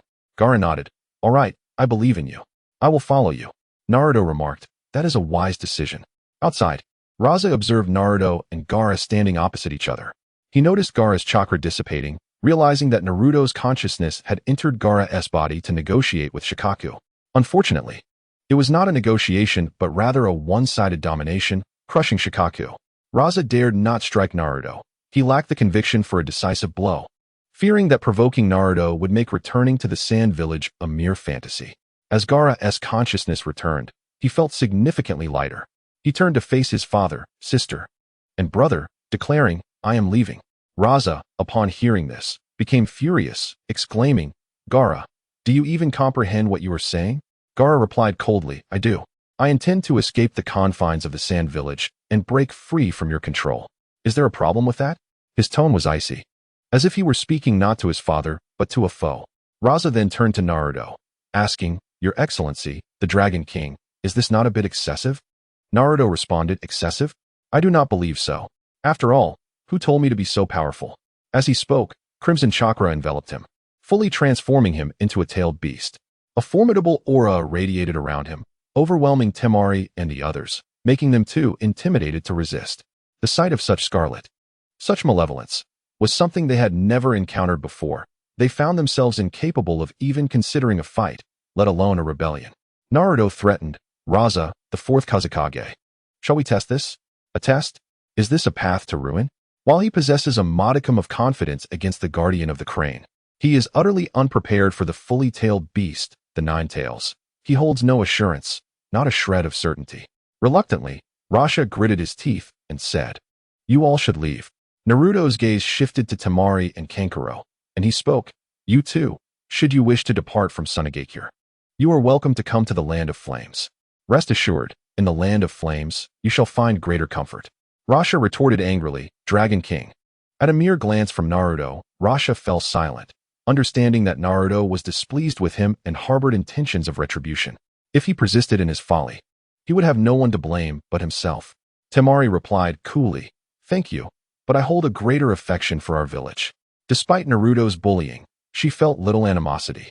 Rather, an inexplicable joy arose within her for her brother, relieved that he would no longer endure the frigid existence of Sunagakure. Kankuro, genuinely apprehensive of Naruto, shook his head and declared, I will not go. Naruto sighed. You have missed a chance to grow stronger. I truly feel it is a pity.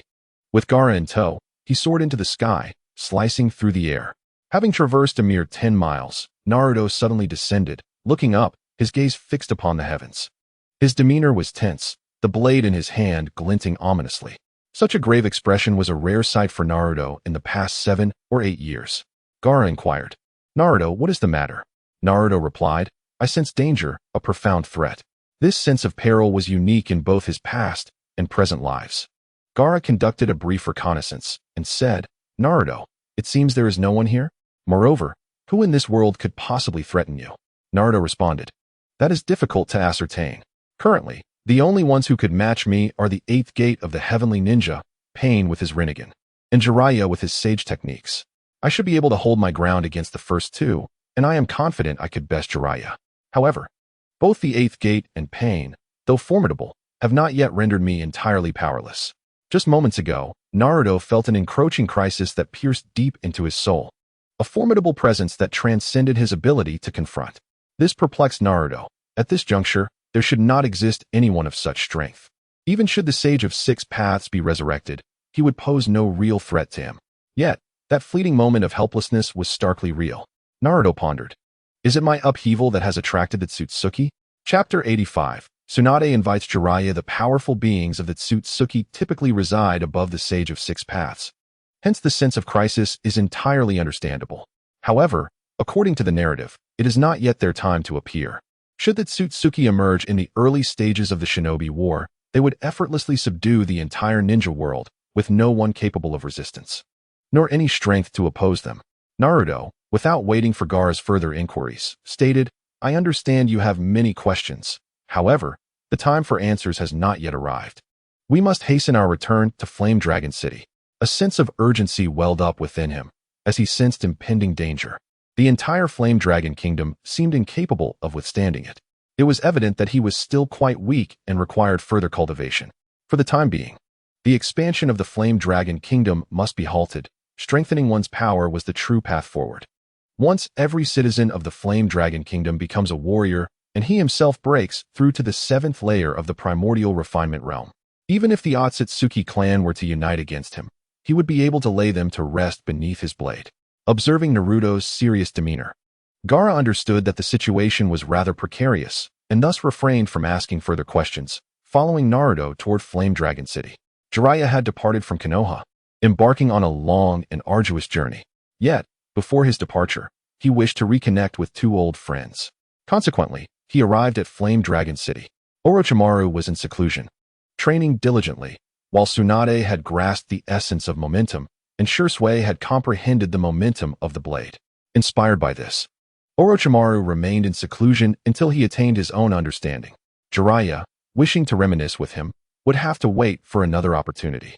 When Jiraiya first laid eyes on Tsunade, he involuntarily shuddered, not because she had become more beautiful. She had always been a vision of beauty in his eyes, akin to a princess, but rather due to the radiant aura she exuded.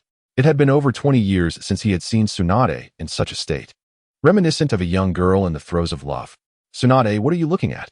she asked. "It's been so long, Tsunade," Jiraiya replied. "I have not seen you like this since the passing of Kato Dan. This is the first time I've witnessed you radiating such confidence."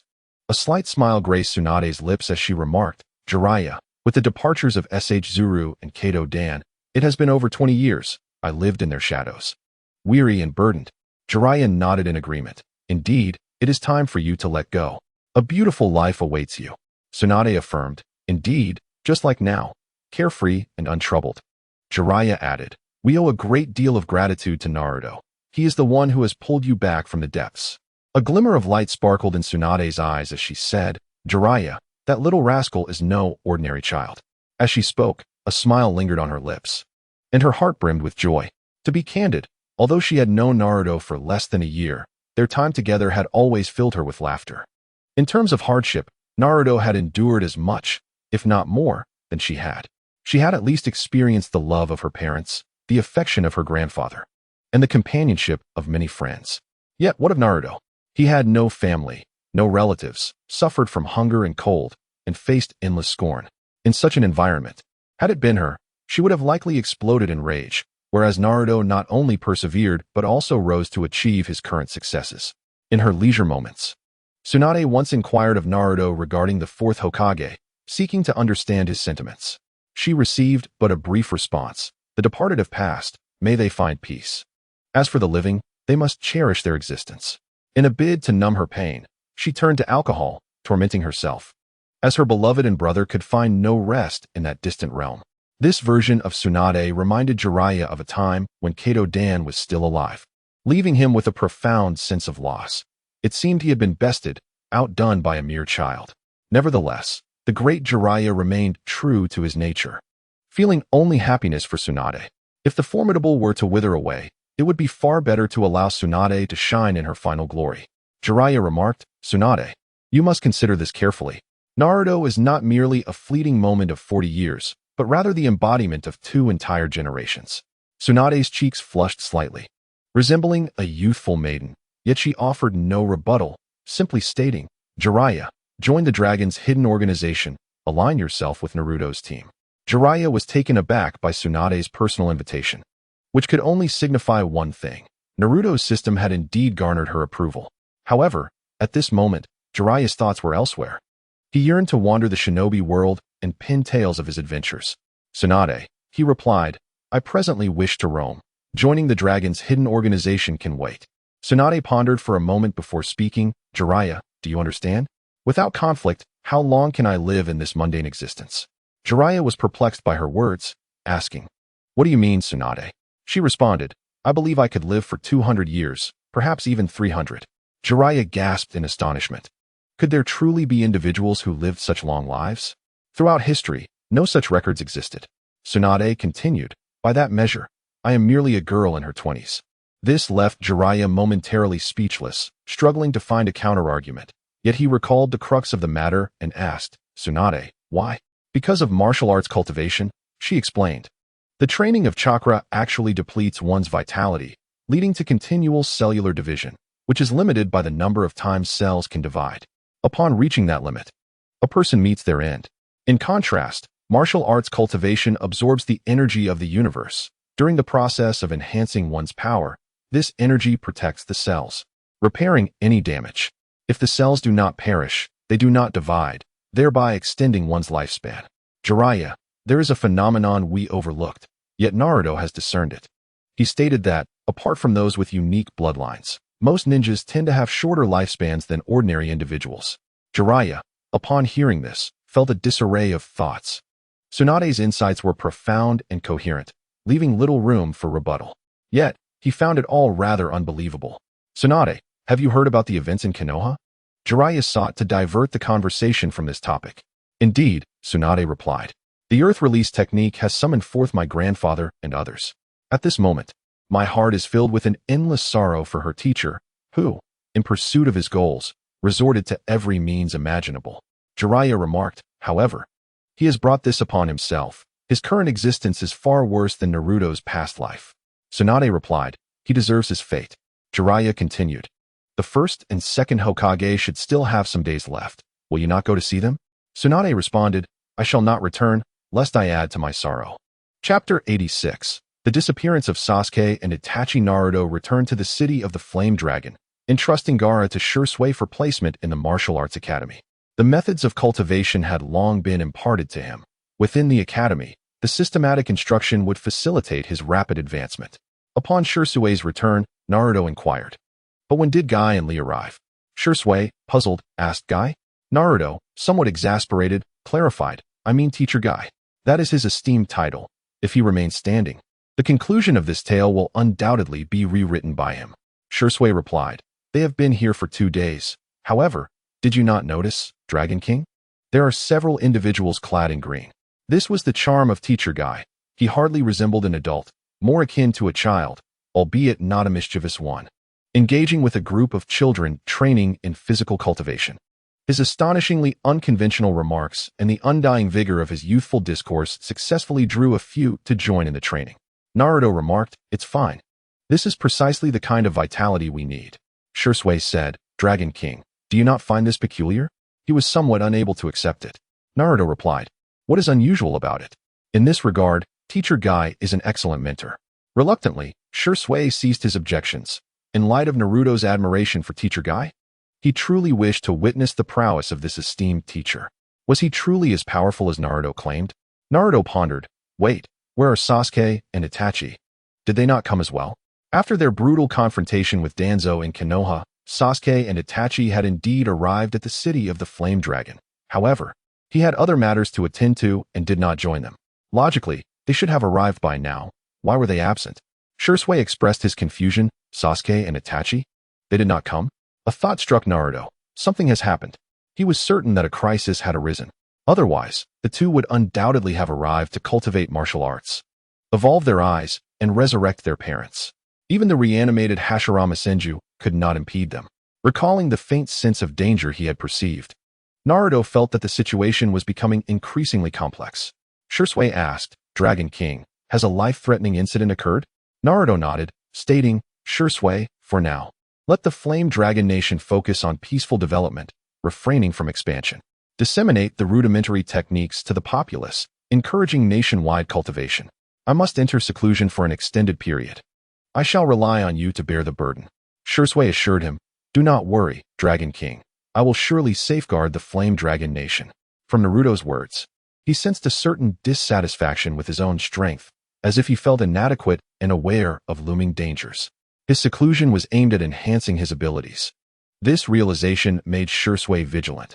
Naruto's prowess was indeed unfathomable, yet the danger he sensed suggested the formidable nature of his adversaries.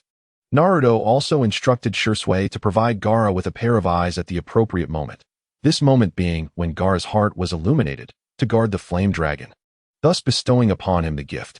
Shisui understood that Gaara, the Jinchuriki of Tsunade, possessed exceptional talent and could indeed wield a pair of Sharingan.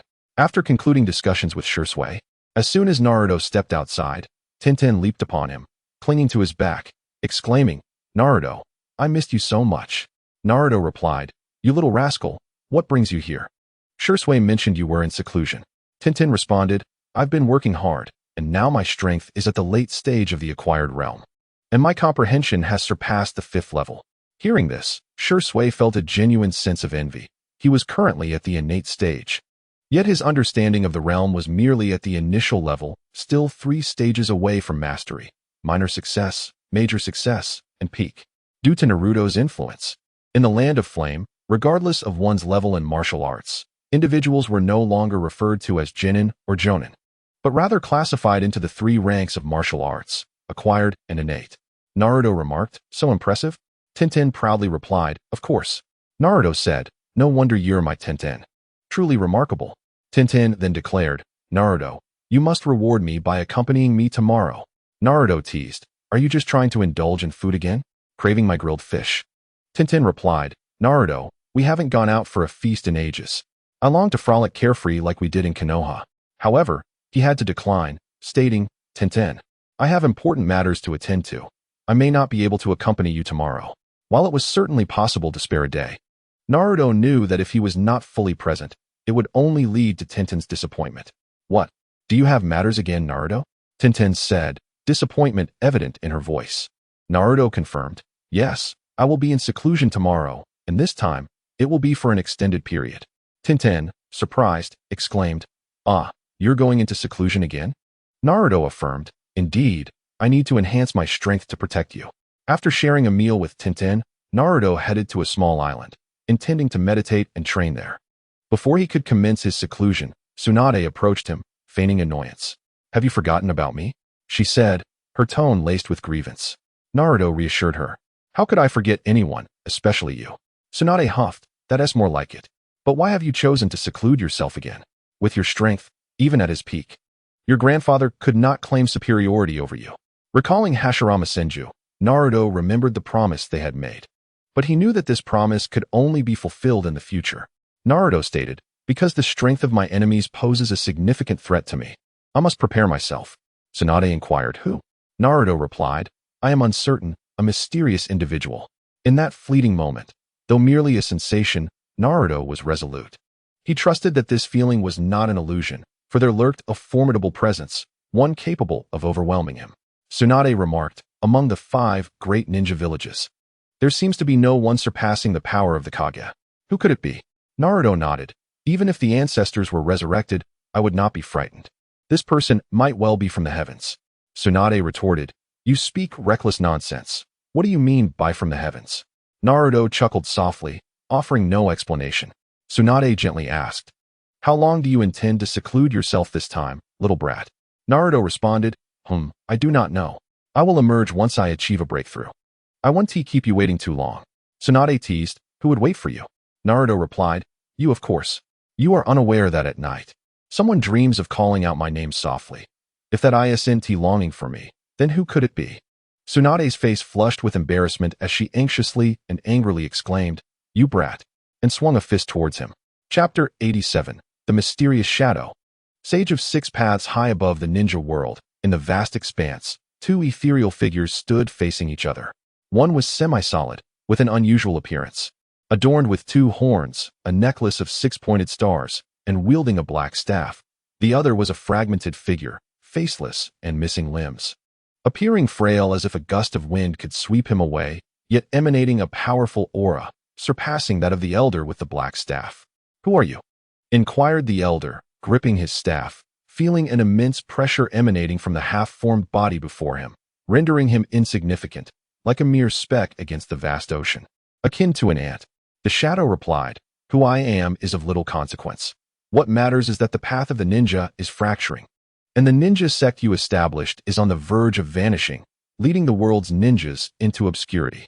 The elder questioned, what do you mean? Is the path of the ninja fracturing, the sect disappearing, and the world facing destruction? Has the final outcome changed, with the fruit of the god tree consumed? Will the world end? The shadow responded, the world will not perish. However, there exists a force that is relentlessly assailing the path of the ninja, growing ever stronger. And one day, the path of the ninja shall inevitably fade. The elder asked, if the path of the ninja disappears, will this force remain? The shadow replied, naturally. It will persist and thrive, unstoppable. The elder further inquired, what will be the outcome? The shadow stated, what will it be? Allow me to show you a glimpse of this future world.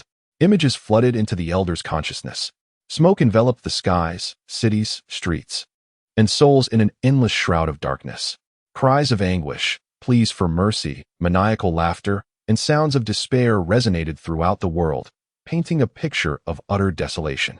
The world has long since abandoned the quaint charm of small villages, and even the larger settlements merely host a few thousand souls, where once the grandeur of tens of thousands thrived. In this era, faith in the promises of peace has been extinguished, as those assurances have been incinerated by the flames of war, leaving behind naught but shadows. The individuals, with their menacing visages, embody the very essence of evil, bearing witness to the destruction of their homeland and the transformation of loved ones into ashes under the weight of formidable forces. Their hearts swell with boundless anguish and despair. Mere survival has become a luxury, and they no longer dare to yearn for a future that seems utterly unattainable. The elder furrowed his brow, sensing an unsettling strangeness. It appeared that all existence was reduced to a cycle of violence, a relentless struggle devoid of thought, as if they were mere beings of brute strength. Yet the reality was stark, too palpable for the elder to dismiss. The specter inquired, "But do you not dare to believe?" The elder nodded earnestly, "Indeed." The specter replied, "Very well, let us converse further about the prophesied child." The elder's gaze sharpened, awaiting the continuation of this dialogue. The specter posed a question. "In your divinations of the future, is the prophesied child not the azure-eyed youth who calls upon the name of the nine-headed beast?" The elder narrowed his eyes. "How do you know this?" "It is a closely guarded secret, known only to the great toad of my Bokuzen. No third party should be aware, for my Bokuzen is a pivotal turning point for the prophesied child. Thus it is imperative to maintain good relations."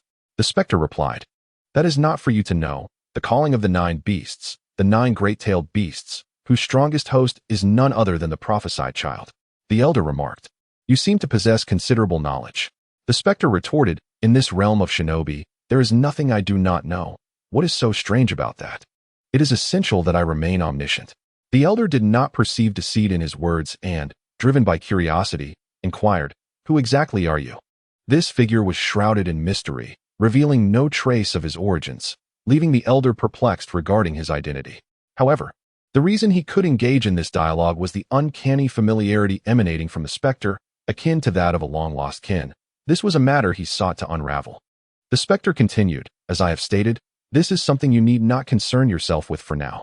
Simply know that I shall not be your adversary. We share a common goal and a mutual enemy. We can only be allies."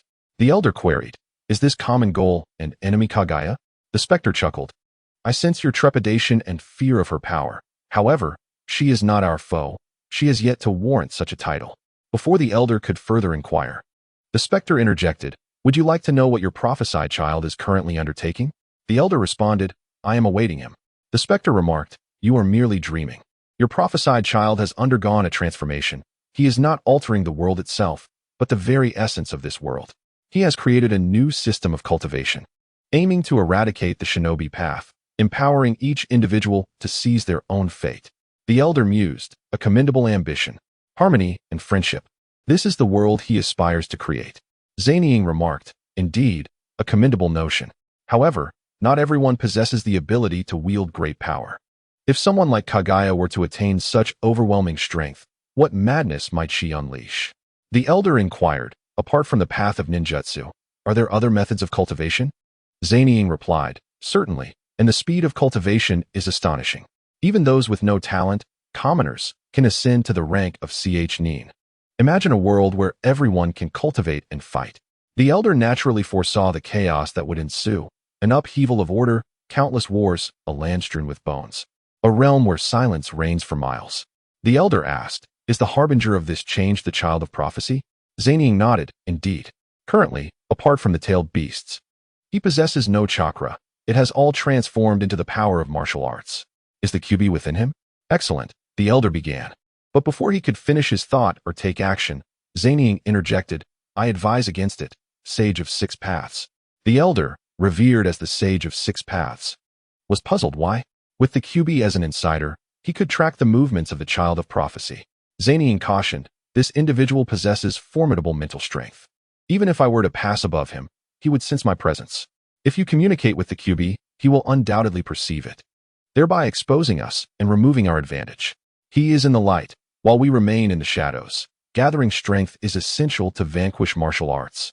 The Sage of Six Paths lamented, "Alas, I am but a remnant of my former self. I am dead. What can I achieve?" Zanying reassured, "I am aware of this. Rest assured, with my presence, even in your diminished state, assisting you in your endeavors is well within my capabilities." Chapter 88. Sarutobi Hiruzen and his associates lie in wait. Indeed, Sarutobi Hiruzen is no ordinary individual. He has stepped down from the position of Hokage. Yet he has taken some of his shadow guards with him. These are his loyal warriors, devoted until death.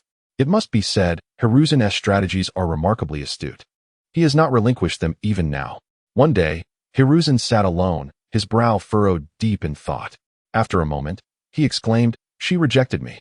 This woman actually had the audacity to refuse. Does she truly intend to capitulate to Naruto?" Hiruzen's hatred for Naruto had reached unprecedented heights, prompting him to secretly ally with the Cloud and Mist villages. However, he was taken aback when Meitarumi of the Mist village declined his proposal for an alliance. In Konoha, Naruto had thoroughly humiliated the Mizukage and declared war on the Land of Water. Under such circumstances, Mei's refusal was utterly unexpected. On the other hand, the Raikage readily agreed, eager to avenge the humiliation inflicted upon the Cloud village by that singular punch that had shattered their pride. Sarutobi Hiruzen. A voice suddenly echoed in the room. Hiruzen was startled and responded, "Who goes there? Follow me, or you will be unable to confront Naruto Uzumaki."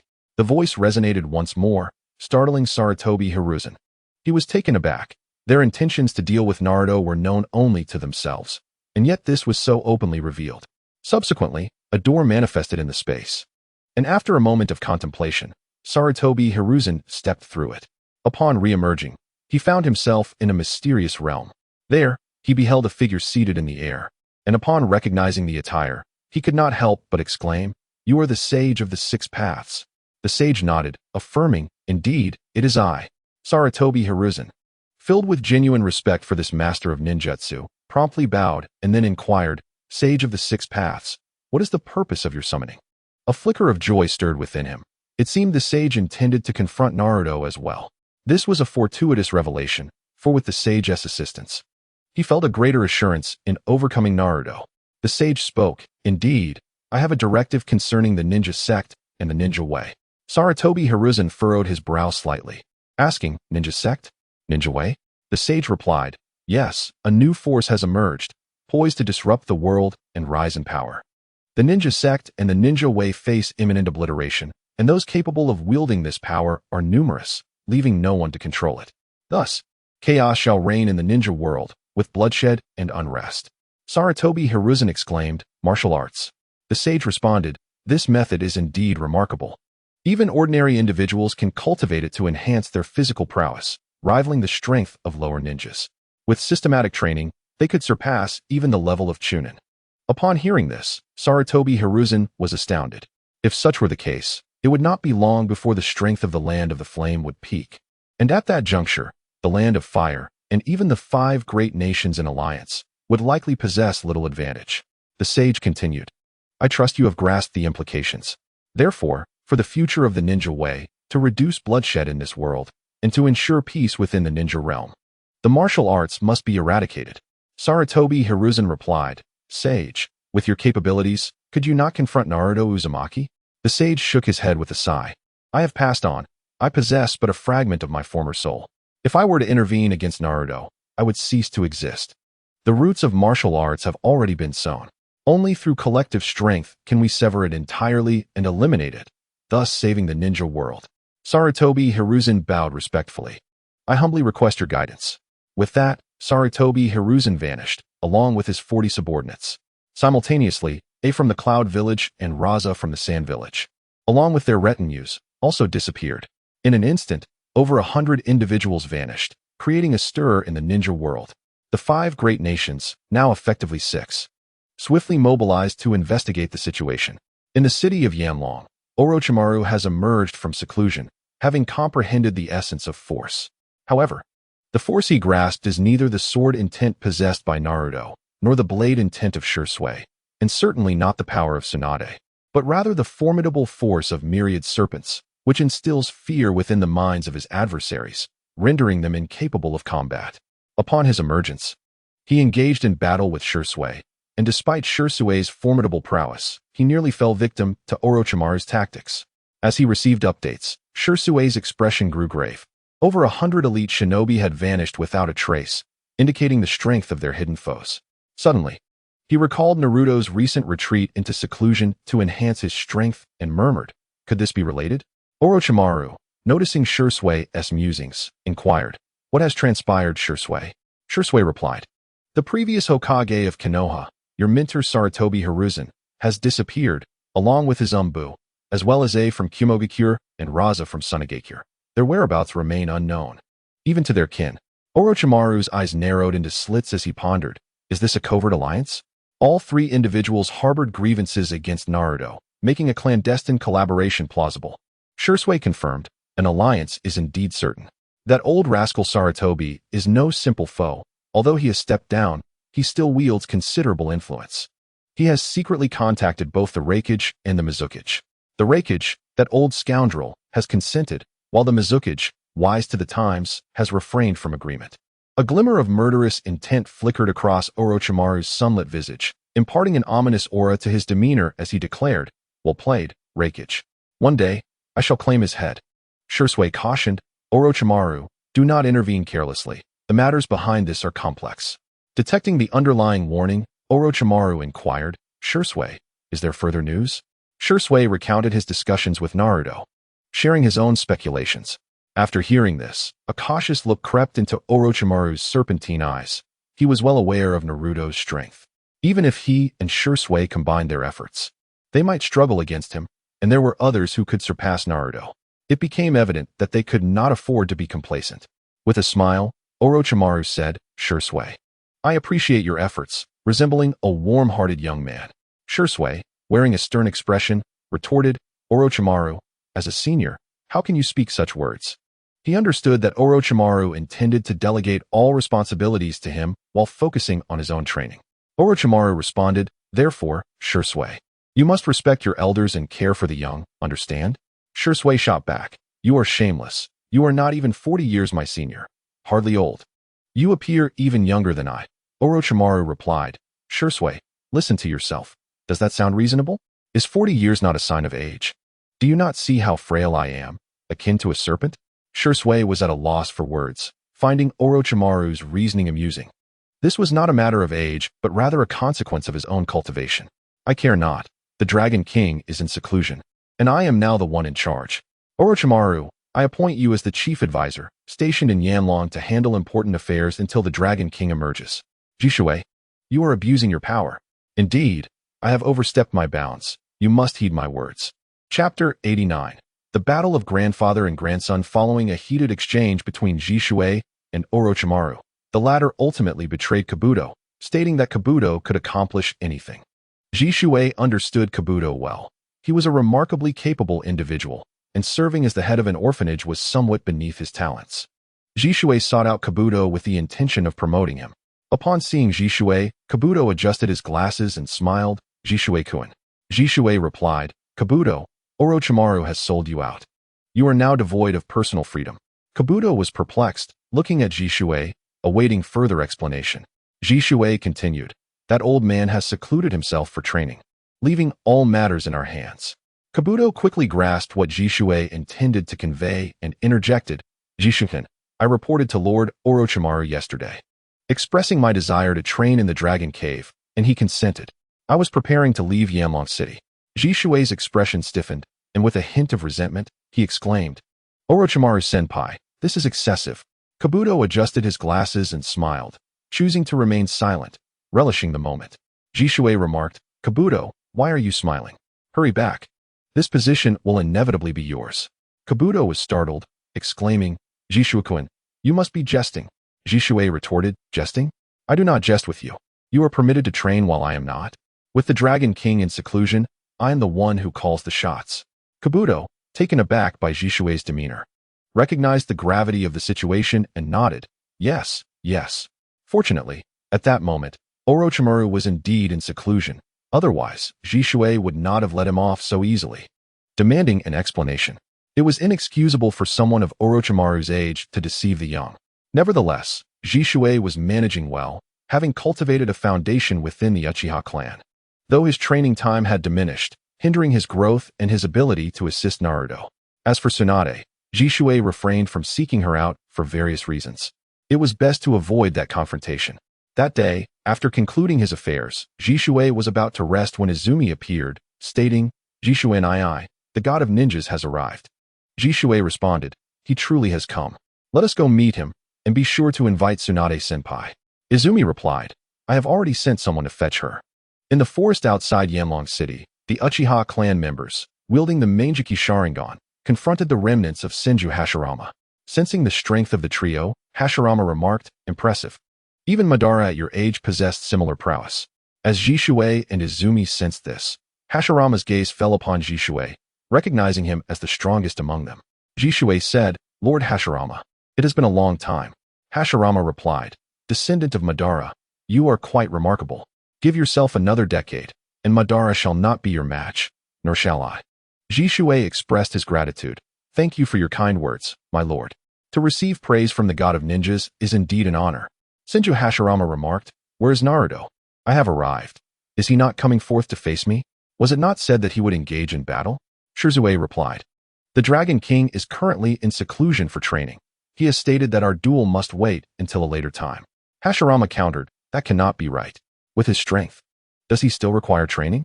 I sense that even at my pinnacle, defeating Naruto would be beyond my reach. Shirzue explained. The Dragon King is the master of the Flame Dragon. He contemplates the abyss. This seclusion is for the safety of the Flame Dragon Kingdom. Hashirama continued. The Flame Dragon Kingdom is indeed impressive, truly remarkable. This lad surpasses me by leaps and bounds. Had he lived in my era, with Madara and myself as his vanguards, the ninja world today would surely be one of peace. Along this journey, he had witnessed a spirit of unity and sacrifice for the nation that was absent in the Land of Fire, not just there, but throughout the entire ninja world. Shirzue concurred, it will indeed happen. I have faith that the Dragon King will achieve it. Suddenly, a resounding explosion echoed through the air, heralding the arrival of a dragon-shaped phantom. A smile graced Hashirama's lips, his eyes filled with affection.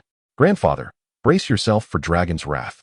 The newcomer was Tsunade, who had reached the pinnacle of her innate strength, her displayed power clearly surpassing that of a Kage. Hashirama adored his granddaughter immensely. Feeling the formidable force behind her punch brought him great solace.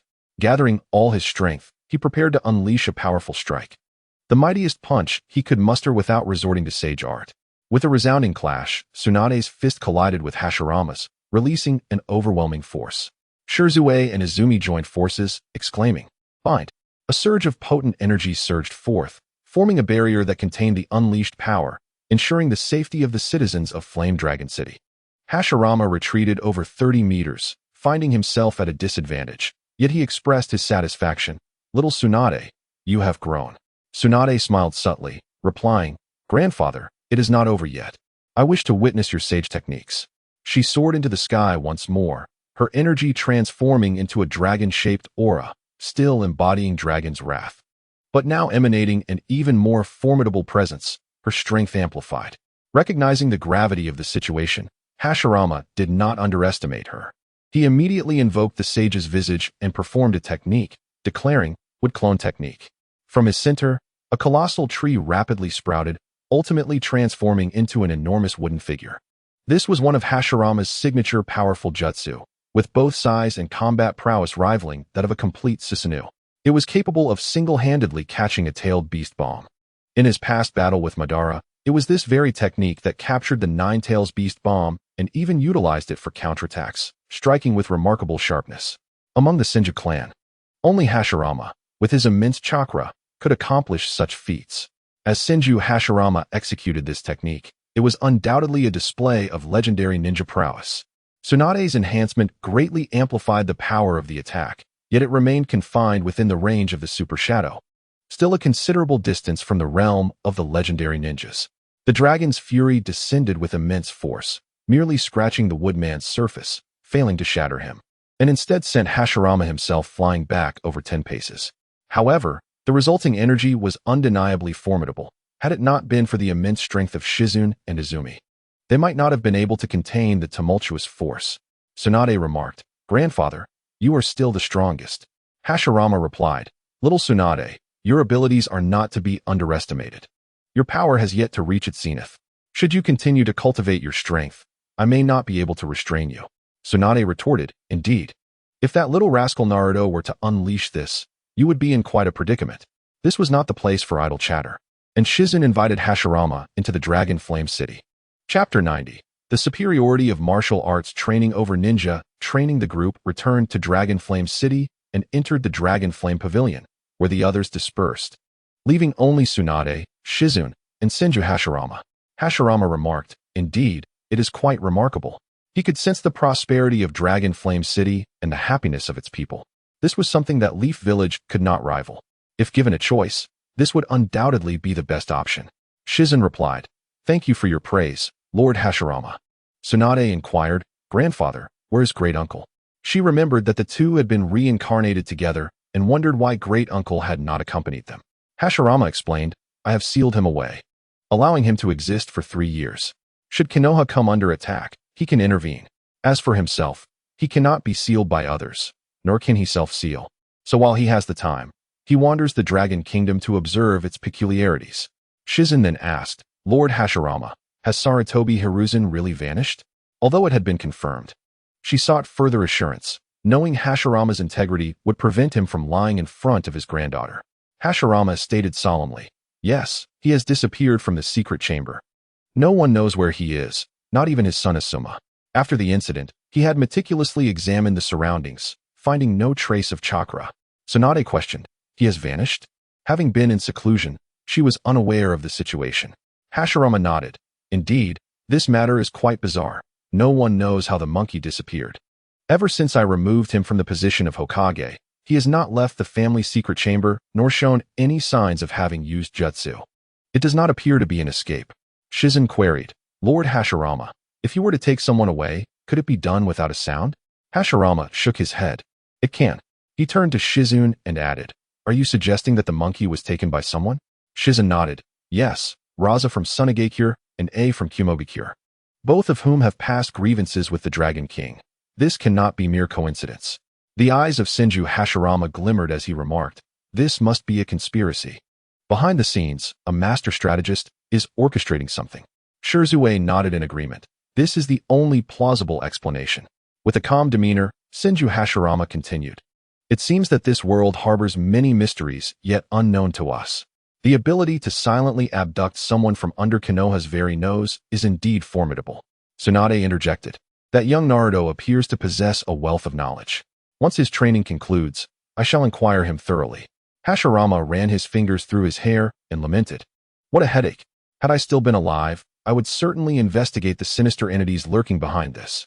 However, I have faith in Naruto. He will undoubtedly unearth the truth. Though young, Naruto's prowess is undeniable, and his intellect is remarkable. His rise to prominence is inevitable, a sentiment I wholeheartedly share. Shirzue, assured, pondered before asking, Lord Hashirama, did Madara possess the Rinnegan in the past? Although the clan records indicate that the ancestral eyes were merely eternal Mangekyou Sharingan and had not yet evolved into Rinnegan, he sought to confirm. The leader of the Akatsuki wielded the Rinnegan, leading him to question whether Madara had a contingency plan for such an evolution. It must be said that Shirzue was astute. Instead of inquiring directly of Naruto, he chose to pursue the answers himself. He understood that Naruto would certainly have the knowledge, yet he preferred to seek it out independently. Hashirama responded, the Rinnegan? It seems you are quite informed. Madara's Sharingan never evolved to the level of Rinnegan, otherwise I would not have triumphed over him. In the battle at the Valley of the End, although victorious, it was a Pyrrhic victory. Had Uchiha Madara's eyes achieved the Rinnegan, perhaps the outcome would have been reversed. Shirzue, perplexed, mused, is that so? Then whose eyes could it possibly be? Within the Uchiha clan, who has attained the Rinnegan? Hashirama remarked, Shirzue, you appear rather disappointed. Shirzue replied, I am seeking to verify certain facts. Lord Hashirama, are you aware of anyone from the Uchiha clan whose eyes have evolved to the Rinnegan? By uncovering this individual and tracing their origins, he believed he could unveil significant truths. Hashirama stated, what are you contemplating? Among the Uchiha recorded, the only one with exceptional talent is Madara, and he never evolved to the Rinnegan. Who else possesses such aptitude? Shirzue pondered internally, is there truly no one? At that moment, Tsunade chimed in, Shirzue, Naruto also possesses the Sharingan. Lacking Uchiha blood, is it feasible for him to evolve into Sharingan? Shirzue responded, I once gifted Lord Ri a 3-tomo Sharingan. He has since evolved it into an eternal Mangekyou Sharingan and has even discovered methods for further evolution. Before long, he will undoubtedly reach the Rinnegan. And I too may follow suit. Hashirama inquired, methods for evolving the Sharingan? Is such a thing truly possible? The voice resonated with incredibility. An achievement that the Uchiha clan had expended countless efforts to accomplish had, astonishingly, been realized by Naruto. One could only express sheer astonishment. Shirzue nodded, affirming that the Dragon King had established the martial arts, pioneering a new mode of cultivation, a feat far more intricate than devising a method for the Sharingan. Senju Hashirama concurred, inquiring about the distinctions between martial arts cultivation and the way of the ninja. Shirzue suggested. This point would be more convincingly elucidated by Lady Tsunade. Tsunade nodded, recounting her discourse with Jiraiya, thus enabling Senju Hashirama to grasp the essence of martial arts cultivation swiftly. Senju Hashirama remarked, "Martial arts cultivation unlocks the cosmos within the body, allowing this universe to embrace all, rather than imposing burdens upon the body. It surpasses the way of the ninja, seeking a deeper essence. The way of the ninja indeed harbors significant drawbacks. Alas, this troublesome brat Naruto, why was he born so many years later, preventing me from exploring the profundities of martial arts?" Tsunade acknowledged the regret, stating, "It is indeed unfortunate. Had my grandfather practiced the martial arts, he would not have sustained such grievous injuries in his battle against Uchiha Madara." Senju Hashirama had dominated an era. It could be said that without attaining the power of the Sage of Six Paths, he could not have vanquished him. In the Valley of the End, he did slay Uchiha Madara, yet he suffered grievous internal wounds, marking the premature end of a glorious era. He expressed, "I sense that a magnificent and vibrant era is on the horizon, one forged by your hands. Regrettably, I cannot contend with you. It is a profound sorrow." In his time, only Madara stood alongside him, providing a semblance of solace. Shirzue remarked, "It is indeed regrettable. To compete with Lord Hashirama would have been our honor." Chapter 91. 3 years past, the hidden dragon lay dormant, while Konoha consolidated its forces. The affairs of the Mist Village were of little concern, and the shadows of the Sand and Cloud villages had also vanished, retreating into the shadows. The dynamics among the various hidden villages grew increasingly delicate. The most active players were Inoki and the Akatsuki organization. Utilizing his cunning, Inoki had indeed reaped considerable benefits over the past 3 years, bolstering the strength of the Rock Village, which in turn dealt a heavy blow to it. With the Rock Village's enhanced might, Inoki's ambition swelled, leading him to provoke Konoha, perceiving it as a toothless tiger, suggesting it was time to share some resources with the Rock Village. Kakashi unleashed the nearly vanished second Hokage, Senju Tobirama. Senju Tobirama's prowess was formidable. However, he was overwhelmed by sheer numbers and was reduced to dust under the assault of Inoki and his cohorts. Though the Rock Village also suffered the loss of a quarter of its forces. Nevertheless, Inoki did not relent, believing that Senju Tobirama was Konoha's final trump card. Thus, he regrouped and once again set forth towards Konoha.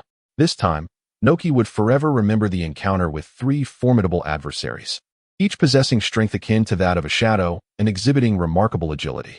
Their coordination was impeccable, and they wielded techniques that transcended mere skill, comparable to the might of 3 super shadow-level beings. With their prowess, they vanquished over 100 foes, leaving them prostrate on the ground. Fortunately, the trio bore no intent to kill. Had they harbored such malice, most would not have returned alive. These 3 were none other than Nara Shikamaru, Akimichi Choji, and Haruno Sakura. Notably, Sakura's violent bear-killing fist possessed a destructive power that surpassed Choji's multiplier technique. Each encounter with a Rock Village ninja left them with irreparable injuries. Aside from the Land of Flame, no one dared to underestimate the strength of the Hidden Leaf Village, which remained as formidable as ever. The Land of Flame, however, remained unfazed by the events, acknowledging the trio's prowess yet deeming it average in the face of the current depths of the organization. The mightiest among them, aside from the reclusive Naruto, was undoubtedly the formidable Guy. While the various ninja villages maintained a semblance of peaceful coexistence, the Akatsuki organization finally commenced its pursuit of tailed beasts. In the original narrative, their first target was the one-tail, Shikaku, which meant capturing Gaara. However, Gaara was currently in the Land of Flame, and Uchiha Obito understood the elusive strength of the organization, opting to temporarily abandon the capture of the one-tail. Furthermore, the presence of Naruto, the more powerful Nine-Tails Jinchuriki, made any attempt to seize Gaara impractical. Thus, the Akatsuki directly targeted the two tails, Nibi, and the host, Waikimura, was extracted from her beast, meeting her demise at the hands of Haiden and Kakuzu. Before the various ninja villages could react, the Akatsuki struck again, capturing the 3 tails, 4 tails, and 5 tails, culminating in the acquisition of the 7 tails. Panic ensued among the 5 great ninja villages, prompting them to summon all their disciples back to safeguard their homes. Tsunade, Shizune, Orochimaru, Zabuza, Might Guy, Niji, Tintin, Gaara, and many other high-ranking officials convened to analyze the current predicament. Tsunade stated, "The Akatsuki's next target will likely be the 8 tails. Once they capture it, our Land of Flame will be next." The assembly unanimously agreed. Judging by the Akatsuki's movements, they aimed to collect all nine-tailed beasts, with both the one and nine tails residing in the Land of Flame, making it inevitable that the Akatsuki would come for them. Gaara calmly asserted, "I will not allow them to inflict even the slightest harm upon the Land of Flame." A flicker of determination gleamed in his eyes. Compared to the original narrative, Gaara's strength had significantly increased. Though he had only reached the pinnacle of the acquired realm, his understanding of power, combined with Shikaku, enabled him to unleash abilities rivaling those of Super Shadow Ninjas. Against Deidara from the original story, he would undoubtedly prevail. Might Guy interjected, Gaara, this is a matter for the adults. Children should refrain from involvement. You may observe how your seniors handle the situation." After 3 years of camaraderie, Guy had grown fond of the Land of Flame, its people, and its children, now firmly established as those he vowed to protect. Might Guy is a master of physical cultivation, yet his internal training has also reached the acquired realm, fully empowering him to execute the 8 gates of Duanjia. He is blissfully unaware of the extent of his own strength. Having opened the 7th gate, he feels no burden whatsoever, and his body remains unharmed. Gaara raised an eyebrow and remarked, "Uncle, who needs your protection?" Shizuka replied, "Teacher Kai." Gaara continued, "You are well aware that the Akatsuki organization currently comprises 7 individuals, each possessing strength surpassing the innate shadow level, particularly its leader Pain, who is regarded as a god. His power likely exceeds that of the returning essence, Super Shadow Ninja. Yet there seems to be another individual lurking in the shadows, whose strength appears even more terrifying." Shizuka had yet to reveal the whole truth. This person must be the one Naruto spoke of, the bearer of the Sharingan. As Shizuka delved deeper into the mysteries of the Sharingan, he recognized its formidable capabilities. However, he was uncertain of this individual's true power. Should the full potential of the Sharingan be realized, it would indeed be a formidable threat, perhaps even the legendary ninja Hashirama, if resurrected, might struggle to contain it. Shizuka fervently hoped that Naruto would emerge from his seclusion soon, as he harbored many questions. He pondered the distinction between the strength of legendary ninjas and that of the Great Unity Realm. To him, the so-called Super Shadow Ninjas or legendary ninjas seemed to merely represent an accumulation of chakra, which greatly differed from martial cultivation. The latter is not a mere aggregation of quantity. It is an understanding of the heavens and the earth. The deeper the comprehension, the greater the accumulation, making breakthroughs increasingly attainable and strength more formidable. Just like Shizuka, who has now entered the realm of returning essence, a state reminiscent of Naruto's past achievements. Yet in terms of combat prowess, he felt he fell far short of Naruto's might. Izumi asserted, "This is our homeland. No one is permitted to desecrate it." Her words rang with conviction, her eyes filled with determination. Orochimaru, during his time with the Akatsuki, was most familiar with Kakuzu, but he was unaware of Pain's true nature. Not even knowing much about Konan, he stated, "The next tailed beast will surely be from the Cloud Village. Shizuka, do you think we should join forces?" Shizuka shook his head and replied, "There is no need. It is better for us to observe the strength of the Akatsuki organization. Besides, the Cloud Village is not our ally. In fact, they are our adversary." Orochimaru acknowledged, "Indeed, compared to the Mist Village, the Cloud Village stands as our primary enemy." The group held a deep respect for the Mist Village, particularly for the woman known as Terumi Mei, who demonstrated both adaptability and decisiveness. Publicly declaring the involvement of the Mist Village in the downfall of the Land of Whirlpools, a miscalculation by the third Mizukage. They even offered reparations, granting Naruto considerable face. Tsunade remarked, "The Akatsuki aims to invade Flame Dragon City, and they will undoubtedly send someone to gather intelligence. Orochimaru, do not allow them to rampage in our territory." Orochimaru smiled slightly and said, "Even if Kakuzu comes, he shall not set foot in Flame Dragon City." Upon mentioning Kakuzu, Shizuka recalled Naruto's revelations about his identity. It was no longer necessary to conceal the truth, so he declared, "Orochimaru-sensei, Kakuzu is not merely Kakuzu. He is someone you are familiar with. And he is also a member of my Uchiha clan." Chapter 92. The disappearance of Yakushi Kabuto. Orochimaru remarked, "Among those we are familiar with, particularly from the Uchiha clan, there seems to be no such individual." Tsunade replied, "There is one person who fits the description, wearing a mask that reveals only the right eye with a Sharingan." Orochimaru's interest peaked as he said, "Surely, you are not referring to Minato's disciple?" Tsunade nodded affirmatively. "Indeed, it is him." Their gazes converged on Shisui, who stated, "As expected of you, Tsunade-senpai. It is indeed Uchiha Obito. His mind has been utterly warped, and he has succumbed to darkness. The chaos of the Nine Tails was instigated by him when he abducted the mother of the Dragon King and unleashed the beast." Orochimaru interjected, "But he was supposed to be dead. How could this be?" Shisui continued, "The Dragon King mentioned that he was resurrected, though the identity of the one who did so remains undisclosed." Tsunade questioned, "Isn't Minato Obito's teacher? How could he possibly harm his own mentor and his mentor's wife?" Before Shisui could respond, Orochimaru interjected, "Tsunade-heim, one cannot be so certain. Had it not been for the Dragon King's intervention, I would have already made my move against Sarutobi Hiruzen." Tsunade gazed intently at Orochimaru. "You are not jesting, are you?" Orochimaru replied, "Of course not." At that time, Yakushi Kabuto was still in Konoha, and as a seasoned jonin, he was my informant. Mastering the Earth Rebirth technique, I would have found it quite manageable to confront Sarutobi. A chill enveloped Tsunade's expression as she remarked, "So, you have indeed experimented upon the corpses of my grandfather and others?" Orochimaru, somewhat intimidated, responded, "Tsunade-heim, please do not act rashly. This is all in the past." Tsunade retorted, "If it weren't for your current status as a member of the Dragon Clan, I would not be so lenient with you." Facing the present Tsunade, Orochimaru felt a profound sense of trepidation. She had ascended to a level of mastery that rendered them incomparable.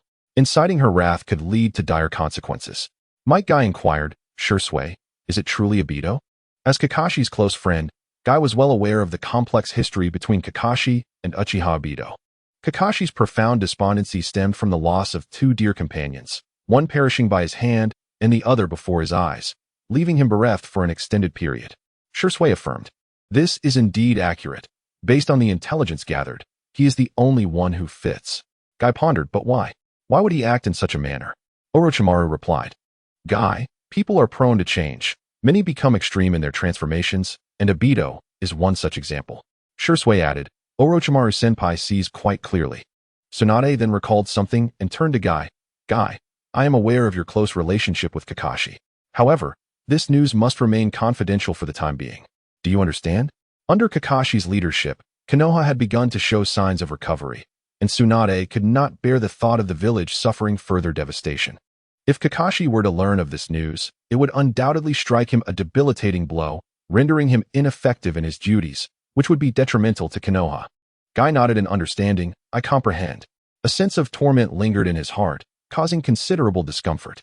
"Lord Orochimaru, it has been 3 years since Kabuto departed from the Hidden Dragon City. His children miss him dearly, and it is your duty to bring him back." Suddenly, Izumi interjected.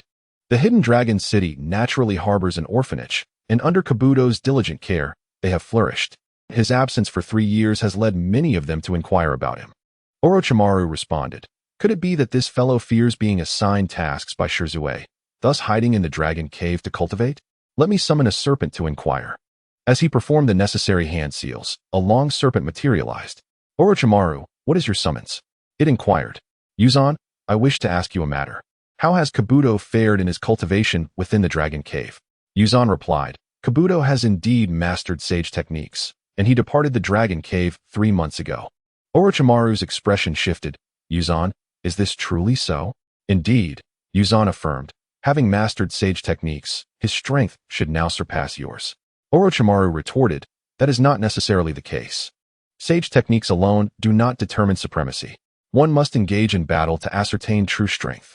Yuzan chuckled. "Orochimaru, your tone has grown quite bold. Yet it has been a while since you summoned Lord Manda. During this period, I have been engrossed in cultivation and have not engaged in combat. Naturally, I will summon Manda when the time for battle arises."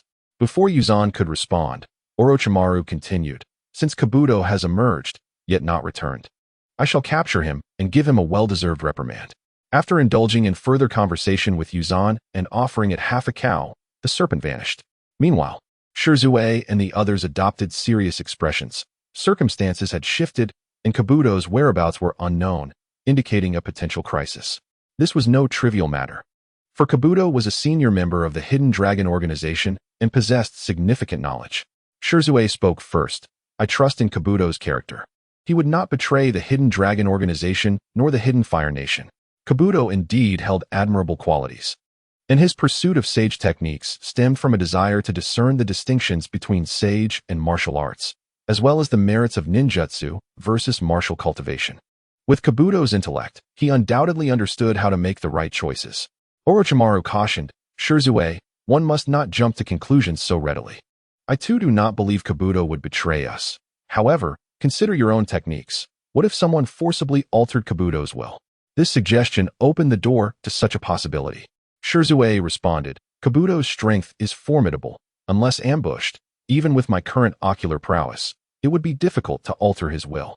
Orochimaru reminded him, "Let us not forget. There are enemies lurking in the shadows." Shirzue shuddered at this realization. Indeed, they faced a hidden foe, one even more formidable than the Akatsuki. Tsunade and her companions contemplated the situation. Tsunade remarked, "It seems we must take precautions. Regardless of whether Kabuto has betrayed us, we must establish a perimeter of vigilance against him. You, Orochimaru, must ensure that serpents do not appear in Flame Dragon City. It remains uncertain if Kabuto has turned against us, but his mastery of sage techniques undoubtedly rivals your own. If he remains loyal to Flame Dragon, that is fortunate. However, should he choose betrayal, his eyes will serve to monitor our every move." Orochimaru nodded, "Rest assured, I will take care of it." Shizen added, "Zabuza, teacher Guy, the security of Flame Dragon City is now entrusted to you." Guy and Zabuza responded in unison, "Yes." Shizen continued, "Kisame and I shall depart from Flame Dragon City for the Land of Lightning, to gather intelligence on the Akatsuki while simultaneously tracking Kabuto's whereabouts. Lady Tsunade, we rely on your leadership here." Tsunade sighed, "I wonder when that little brat Naruto will finish his training. When he is around, though he merely issues orders. His presence alleviates our burdens. We can eat and drink without worry." Tsunade issued a command, "Gaara, you are not to leave Flame Dragon City. Your sole focus must be on breaking through to the next level." Gaara replied, "Understood." Chapter 93. Kabuto and Shinobi. Who are you? In a prison, Kabuto found his consciousness confined.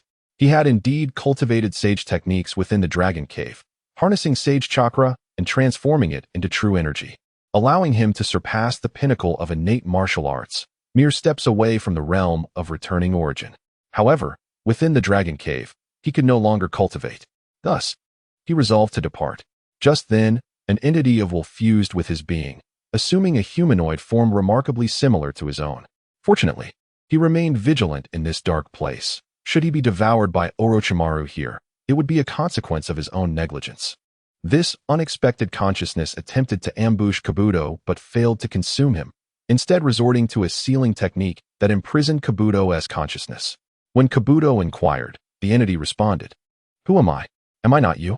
Kabuto scrutinized him, remaining silent. The entity continued, "Your calm demeanor is commendable. You shall call me Shinobi from now on."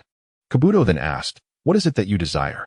Shinobi replied, "To realign your fate, compelling you to fulfill your destined path."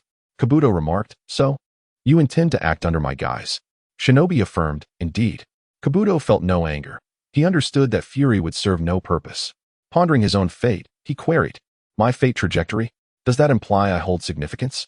Shinobi responded, "You are indeed significant, though there is no need for you to comprehend it at present. I must say, the power of martial arts is truly exquisite. Kabuto, shall we strike a bargain?" The apothecary Do spoke plainly. "I would rather remain here forever than divulge the secrets of martial cultivation to you.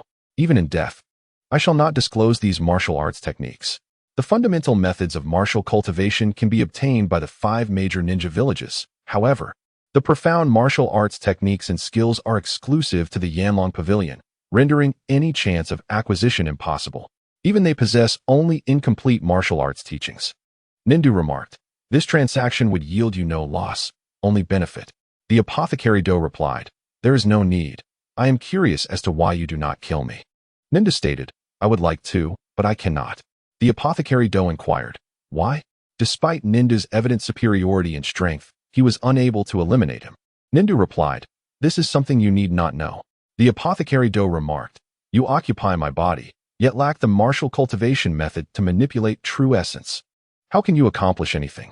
Within his body, there was no chakra. Without chakra, it was impossible to act through the guise of another. Nindu replied, "This is quite simple." As he willed it, the apothecary Do's body was immediately infused with Senjutsu chakra. The apothecary Do gasped in shock. This is Senjutsu Chakra. How could this be? Who are you? And what kind of sorcery is this? Nindu declared. Apothecary Do, surrender the martial techniques you have cultivated, and I shall grant you power. Witness the prowess of Uchiha Madara. To this, the Apothecary Do expressed no interest. In his heart, the path of the ninja was mere dross, something to be discarded. He asserted, such trash as the ninja way deserves to be abandoned, harmful to both others and oneself. Boom. No sooner had the Apothecary Do spoken than he was hurled against the wall. The previously amiable Nindu now exuded a chilling aura. His gaze icy and his countenance filled with murderous intent. He ominously stated, "You shall not insult the ninja way." The Apothecary Do revealed a glimmer of excitement. As if he had discovered Nindu's weakness. He challenged, "Is it not so? Then tell me, what merits does the ninja way possess?" Without a powerful bloodline inheritance, anyone practicing the ninja arts would inevitably suffer compared to an ordinary person. This is a method of exchanging one's life for power. Is such a practice anything but trash? Enraged, Nindu waved his hand, causing the cage to vanish, and they engaged in combat. Ultimately, after a bout of Nindu's fury, the Apothecary Do found himself imprisoned once more. He was indeed no match for this individual. The Apothecary Do lamented, "To be defeated by an outsider within my own body is truly tragic." Nindu retorted, "Apothecary Do, before me, you are but an ant." The Apothecary Do shot back, "Is that so? If you have the ability, then kill me."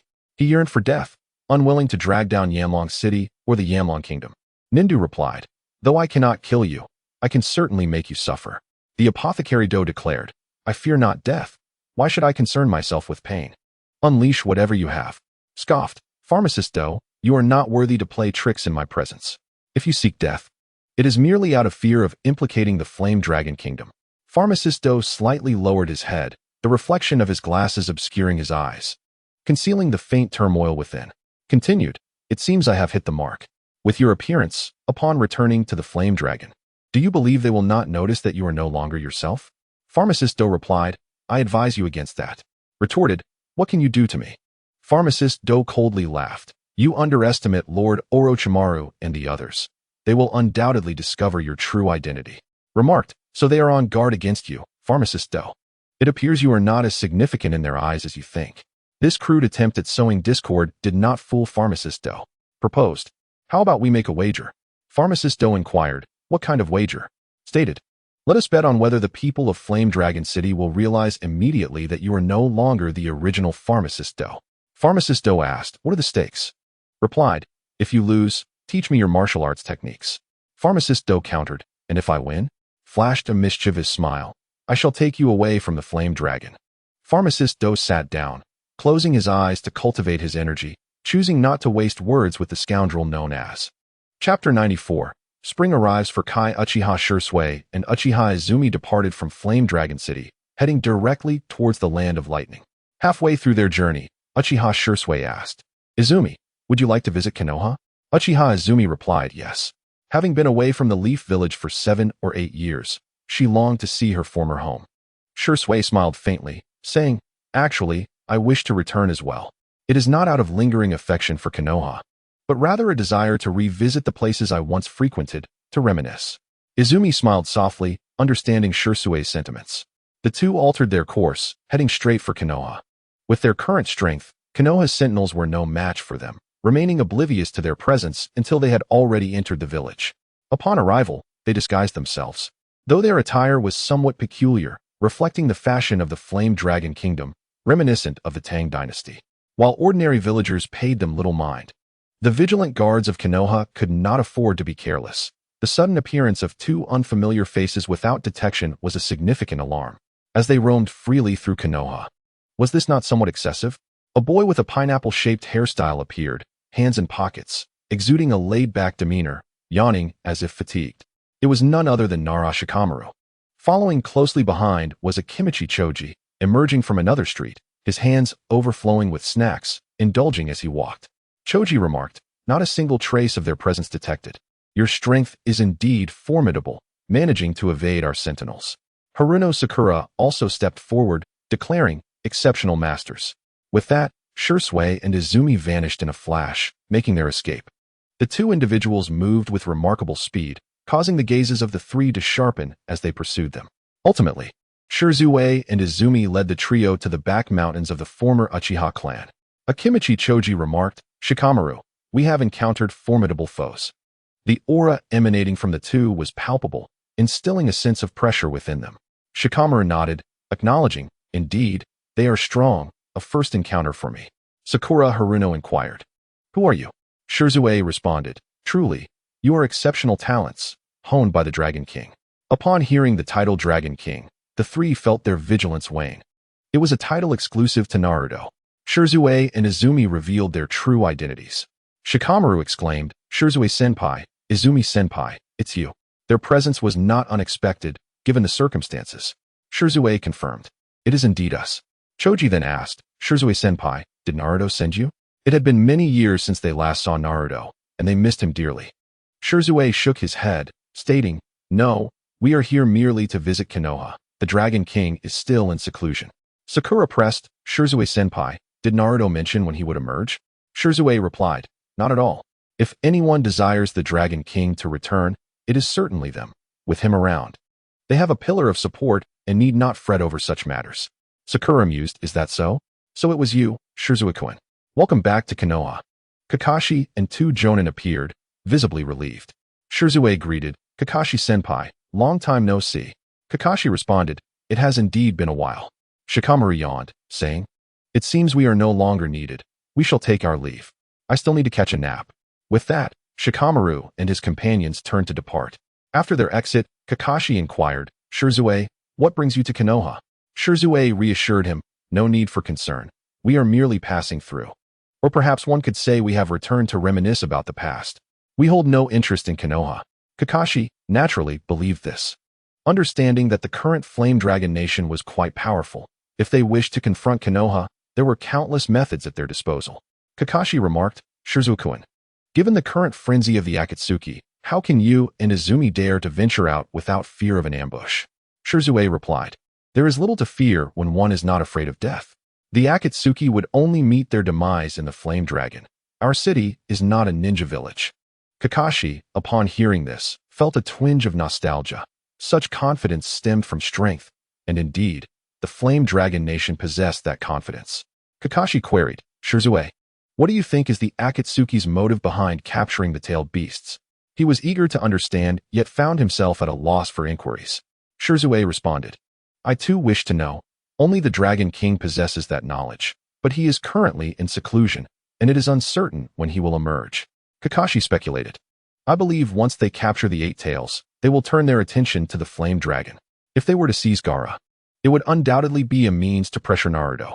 Shirzue remarked, "Merely a few Kaga-level adversaries are nothing to be feared by the Hidden Dragon organization, and naturally, Konoha need not tremble either. After all, we have individuals personally trained by the Dragon King himself, especially Princess Hinata. Her current strength must be formidable indeed." Kakashi felt a tinge of frustration. Regarding Hige Hinata, he truly had no grasp of her true power. Hayashi had shielded her too well, ever since Niji's departure. No one had laid eyes on Hinata. She had faded from the sight of all. Kakashi inquired, "How is Guy faring?" Ji Shui Dao, "Excellent. His physical condition has now fully recuperated to its former state, with all internal injuries healed. Moreover, he has even discovered love." Chuckles Kakashi let out a gasp. Truly astonished that Guy had found love. It was indeed the case. Guy had taken a formidable woman from Flame Dragon City as his partner. Both of them were singularly focused individuals, and their companionship was remarkably harmonious. The woman, particularly enamored with Guy's words, even adopted his signature green attire. At the mere thought of this, Suki couldn't help but shudder. Each time she encountered the pair, she would hastily take a detour, fearful of being caught in their matching outfits. While it might be somewhat acceptable if they donned similar clothing, their unabashed displays of affection could be quite daunting. Especially when Might Guy spoke, his beloved would gaze at him with eyes as deep as autumn waters, her adoration threatening to overflow. It was a sight that few could withstand. Shizuku remarked, "This is no jest. Perhaps in a year, you might become a father," as Might Guy suggested. Kakashi replied, "It seems Guy has had a revelation." Shizuku and Suki hesitated to engage further, as this was indeed a serious matter, possessing a formidable impact, far exceeding even the opening of the 8 gates. Kakashi added, "Once the situation with the Akatsuki is clarified, I shall pay a visit to Flame Dragon City. I wonder if they will welcome me? Jisue, naturally, I welcome you. When the time comes, I shall confine you beside Kai. As Suein pondered this, a faint smile graced her lips. The image was delightful. Kakashi, observing the scene, inquired, "But what astonishing deeds has Kai performed in the Land of Flames?" Jisue replied, "Nothing of the sort. The Land of Flames has merely seen an influx of 70 or 80 individuals clad in green. If you were to visit, you would truly understand the essence of the Green Tornado." Chapter 95. Terumi, Mei, Jisue, and Suein did not linger in Konoha for long. In just half a day, they departed quietly, leaving the village unaware of their exit. Kakashi sighed in resignation. The two hurriedly made their way to the border between the Land of Fire and the Land of Lightning. There, they encountered an unexpected figure, Terumi Mei, the Mizukage of the Hidden Mist Village. Although Terumi Mei did not recognize Jisue and Suein, she was familiar with their attire, garments unique to the Land of Flames. With a hint of curiosity, she asked, "People from the Land of Flames, are you members of the Qianlong organization?" In regard to the kingdom of Yanlong, Terumi Mei harbors genuine apprehension. She dispatched 3 batches of spies, yet to this day, not a single one has returned with information. Bearing in mind that the earliest was sent 3 years ago, Jisue remarked, "The reflection of water reveals the beauty of Mei. I never expected to encounter you here." Mei replied, "Your ability to recognize my identity at a glance suggests that you hold a significant position within the Flame Dragon." Jisue responded, "Such words, whether you believe it or not, if you were to visit Flame Dragon City, nearly 70 to 80% of those with some prowess would recognize you. This is no exaggeration. Should Mei set foot in Flame Dragon City, there would be no less than 800 who could identify her." Mei said, "That is indeed an honor." Jisue bluntly added, "Oh, it's not just you. There are others like Luo Sha, Ai, Kakashi, and Ohayamu, who would all be instantly recognized upon arriving in Flame Dragon City." Mei commented, "Should I feel a bit embarrassed about this?" Chuanyu, at a loss for words, rubbed his head. This elder brother Jisue was so direct that it was challenging to cultivate any fondness for him. Mei then said, "May I ask the names of the 2 gentlemen?" Jisue and Chuanyu resumed their true forms. Mei was taken aback and exclaimed, "Uchiha Jisue. Uchiha Chuanyu. How could it possibly be you two?" This revelation was indeed unexpected. She had not anticipated that the two had departed from Flame Dragon City. It must be noted that Jisue currently acted on behalf of the Dragon King and, when it came to strength, was second only to Naruto Uzumaki. One would think that such a high-profile departure from Flame Dragon City would raise concerns about an attack from the Akatsuki organization. Jisue inquired, "What? Are we not permitted to be here?" Jisue responded, "Certainly not. One must understand that the kingdom of the Flame Dragons presently possesses 2-tailed beasts, the 1-tail and the 9 tails. Should the Akatsuki organization learn of your departure and launch a surprise assault on Flame Dragon City, it would spell disaster for you." Jisue continued, "This question was posed by Kakashi back in Konoha, and my answer remains unchanged. Flame Dragon City is not merely a hidden village. It is not so easily threatened by a handful of shadow ninjas."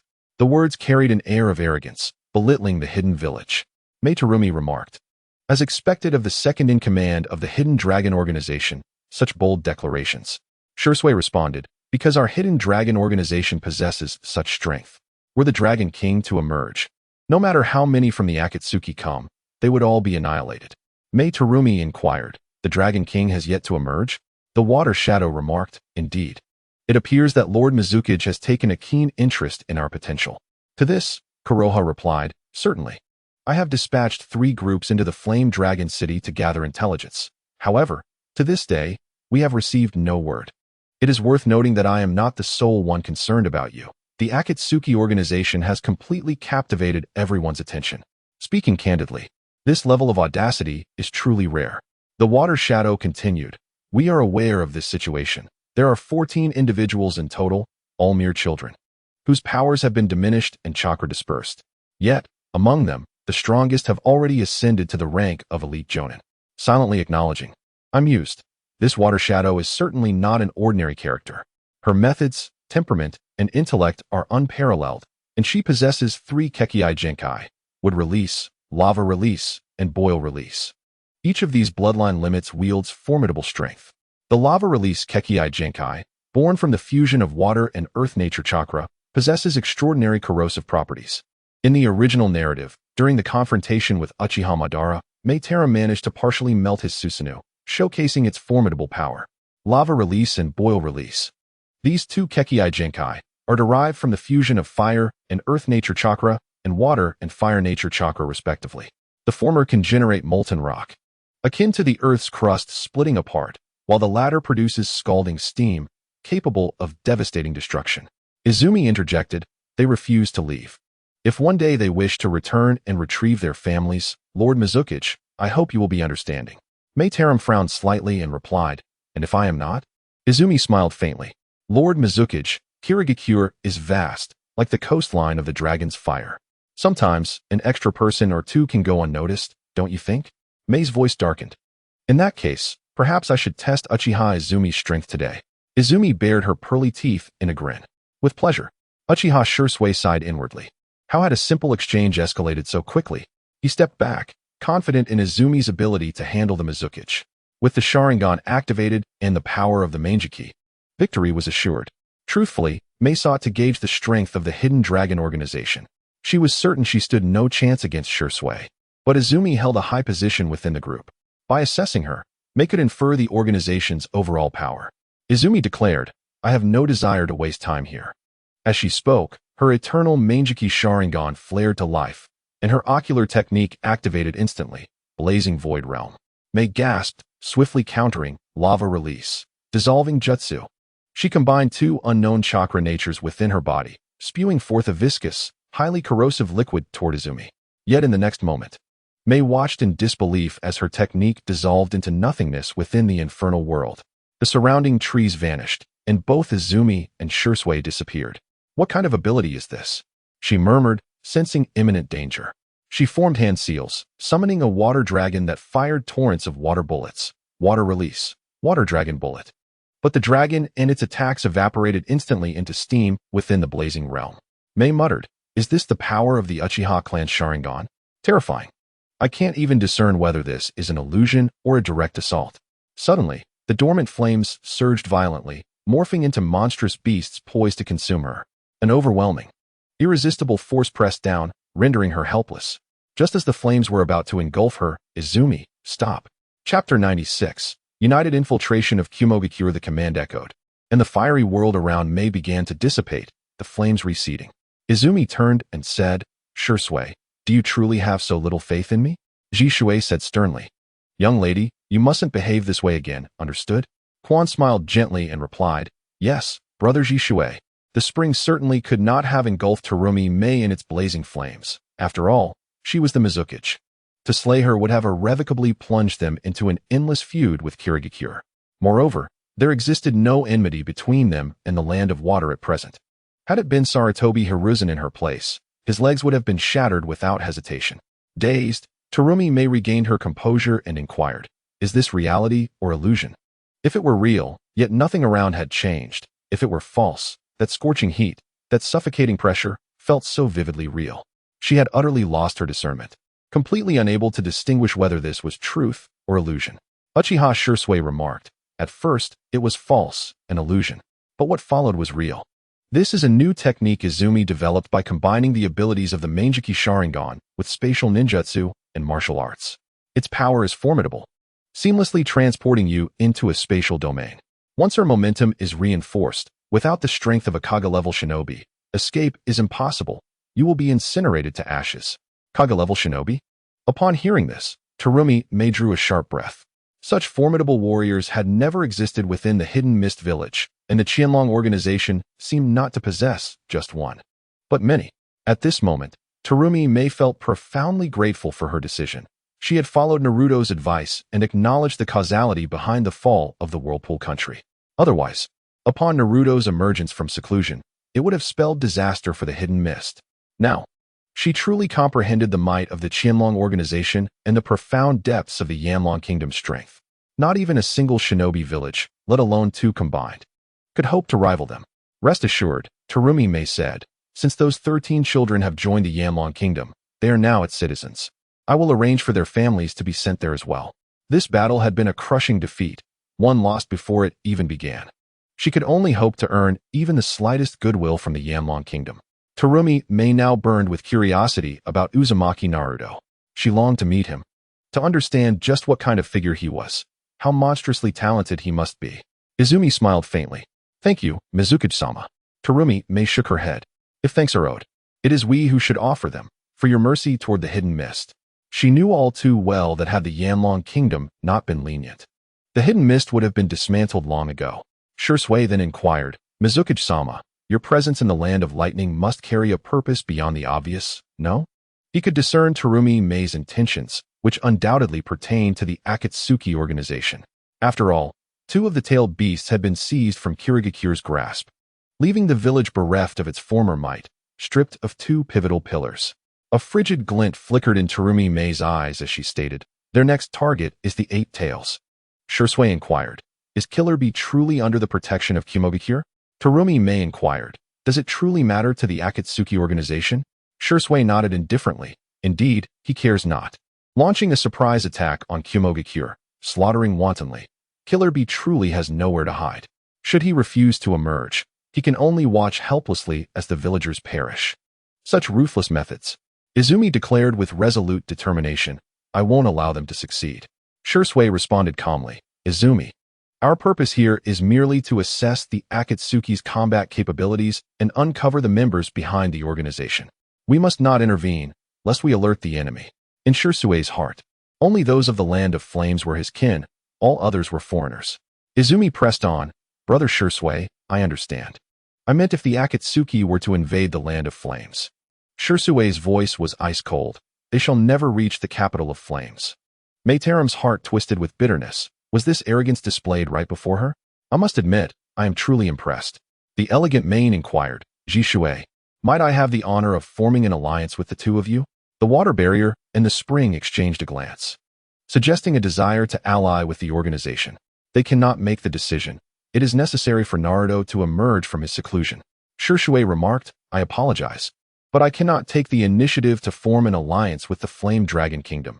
It requires the presence of Lord Dragon King to reach a conclusion. Terumi Mei interjected. Shursui-kun, you have misunderstood my intent. I meant that if we form an alliance to enter Yuin Village, it would be inconvenient for you. By standing alongside me, we can create a diversion. After contemplating for a moment, Shursui responded, that is a splendid idea. I appreciate your suggestion.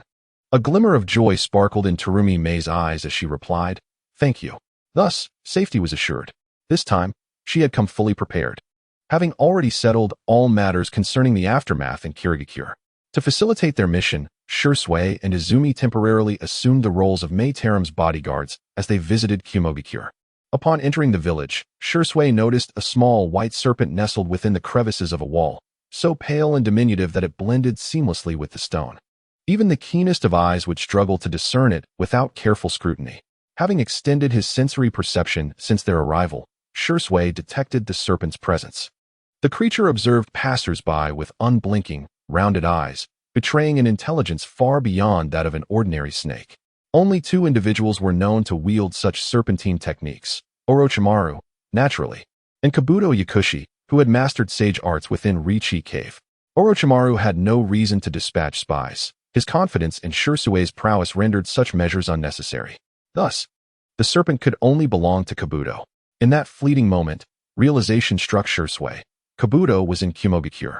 A shadow of unease settled over him as a silent question echoed in his mind. Had Kabuto truly turned traitor?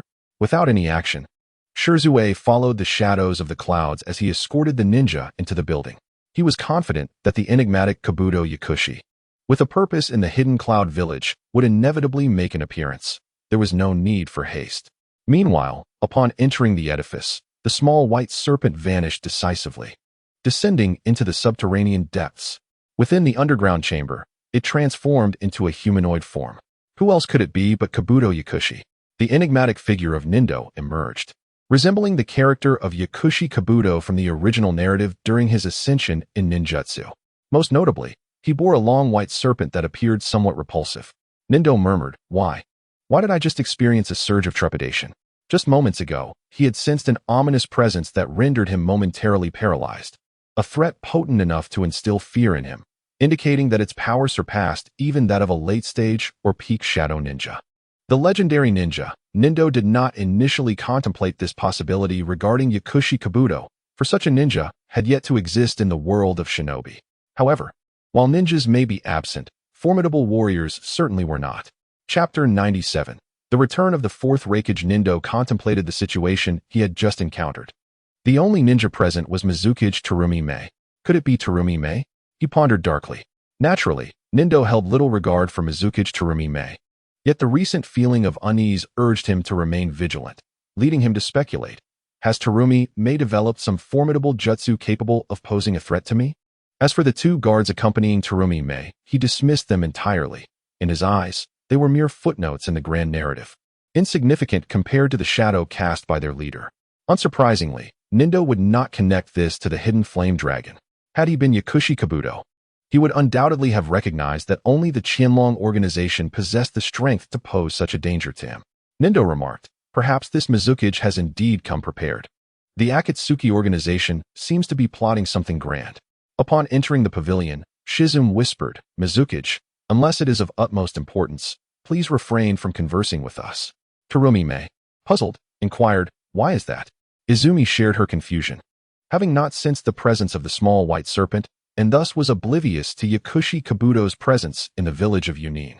Shizum explained, there are formidable experts lurking in the shadows. They can approach us silently and eavesdrop on our conversation. Terumi Mei questioned, who is it? Is it Yunin village? Shizum responded, Yunin village is not yet worthy. It is an acquaintance of our flame dragon. Without delving into excessive explanations, they were cautious about discussing Yakushi Kabuto's current state, mindful of the need for discretion. Terumi Mei, perceiving that Uchiha Shizum was reluctant to elaborate, ceased her inquiries, nodding in agreement. However, Shizum, we must communicate, otherwise it may raise suspicion among others. Indeed, remaining silent could indeed provoke curiosity. Shizum pondered for a moment and suggested, from now on, if there is a need for conversation, signal me. I will verify the situation, and if all is well, I shall give you a sign. Terumi Mei replied, agreed. Terumi Mei occupied one bedroom, while Shizum and Izumi shared another. Presently, Shizum had already attained the realm of return to origin, while Izumi had reached the innate realm, allowing them to communicate through subtle sound waves. Izumi asked, Shizum, what is happening? Shizum replied, I encountered a small white serpent with a certain awareness. It is no ordinary snake.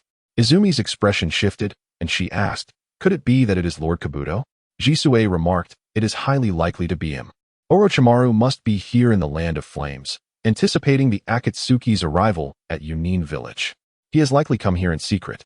Izumi's expression darkened as she inquired, Brother Jisue, has Tobi truly betrayed us? She dreaded such an outcome. It would be a devastating blow to the Qianlong organization and especially disheartening for the children at the orphanage of the Land of Flames. If they were to learn that their most revered director had betrayed the Land of Flames, how could they possibly accept it? Jisue sighed, alas, I cannot say for certain. If only the Dragon King were here. With his cunning, he would surely uncover the truth. To be frank, Jisue's heart was in turmoil. If Yakushi Kabuto had not betrayed them, then why had he not returned to the Land of Flames after leaving the Dragon Cave? Why had he come here? If he had indeed betrayed them, it seemed that up until now, he had not acted against them. Moreover, his past kindness towards the orphans was well remembered. They believed that for their sake, Yakushi Kabuto would never turn against them. Jisue added, regardless of whether he has betrayed us or not. One thing is certain, he has changed. For the safety of the Land of Flames, we must remain vigilant. Izumi nodded in agreement with this course of action. Even among allies, doubt must be cast at this moment. After spending 3 days in Yunin village without a sign of the Akatsuki, Killer Bee finally returned. Though he was often humorous, he was far from foolish. Realizing that Yunin village had arranged for him to train in forbidden techniques, he understood that they intended to conceal him.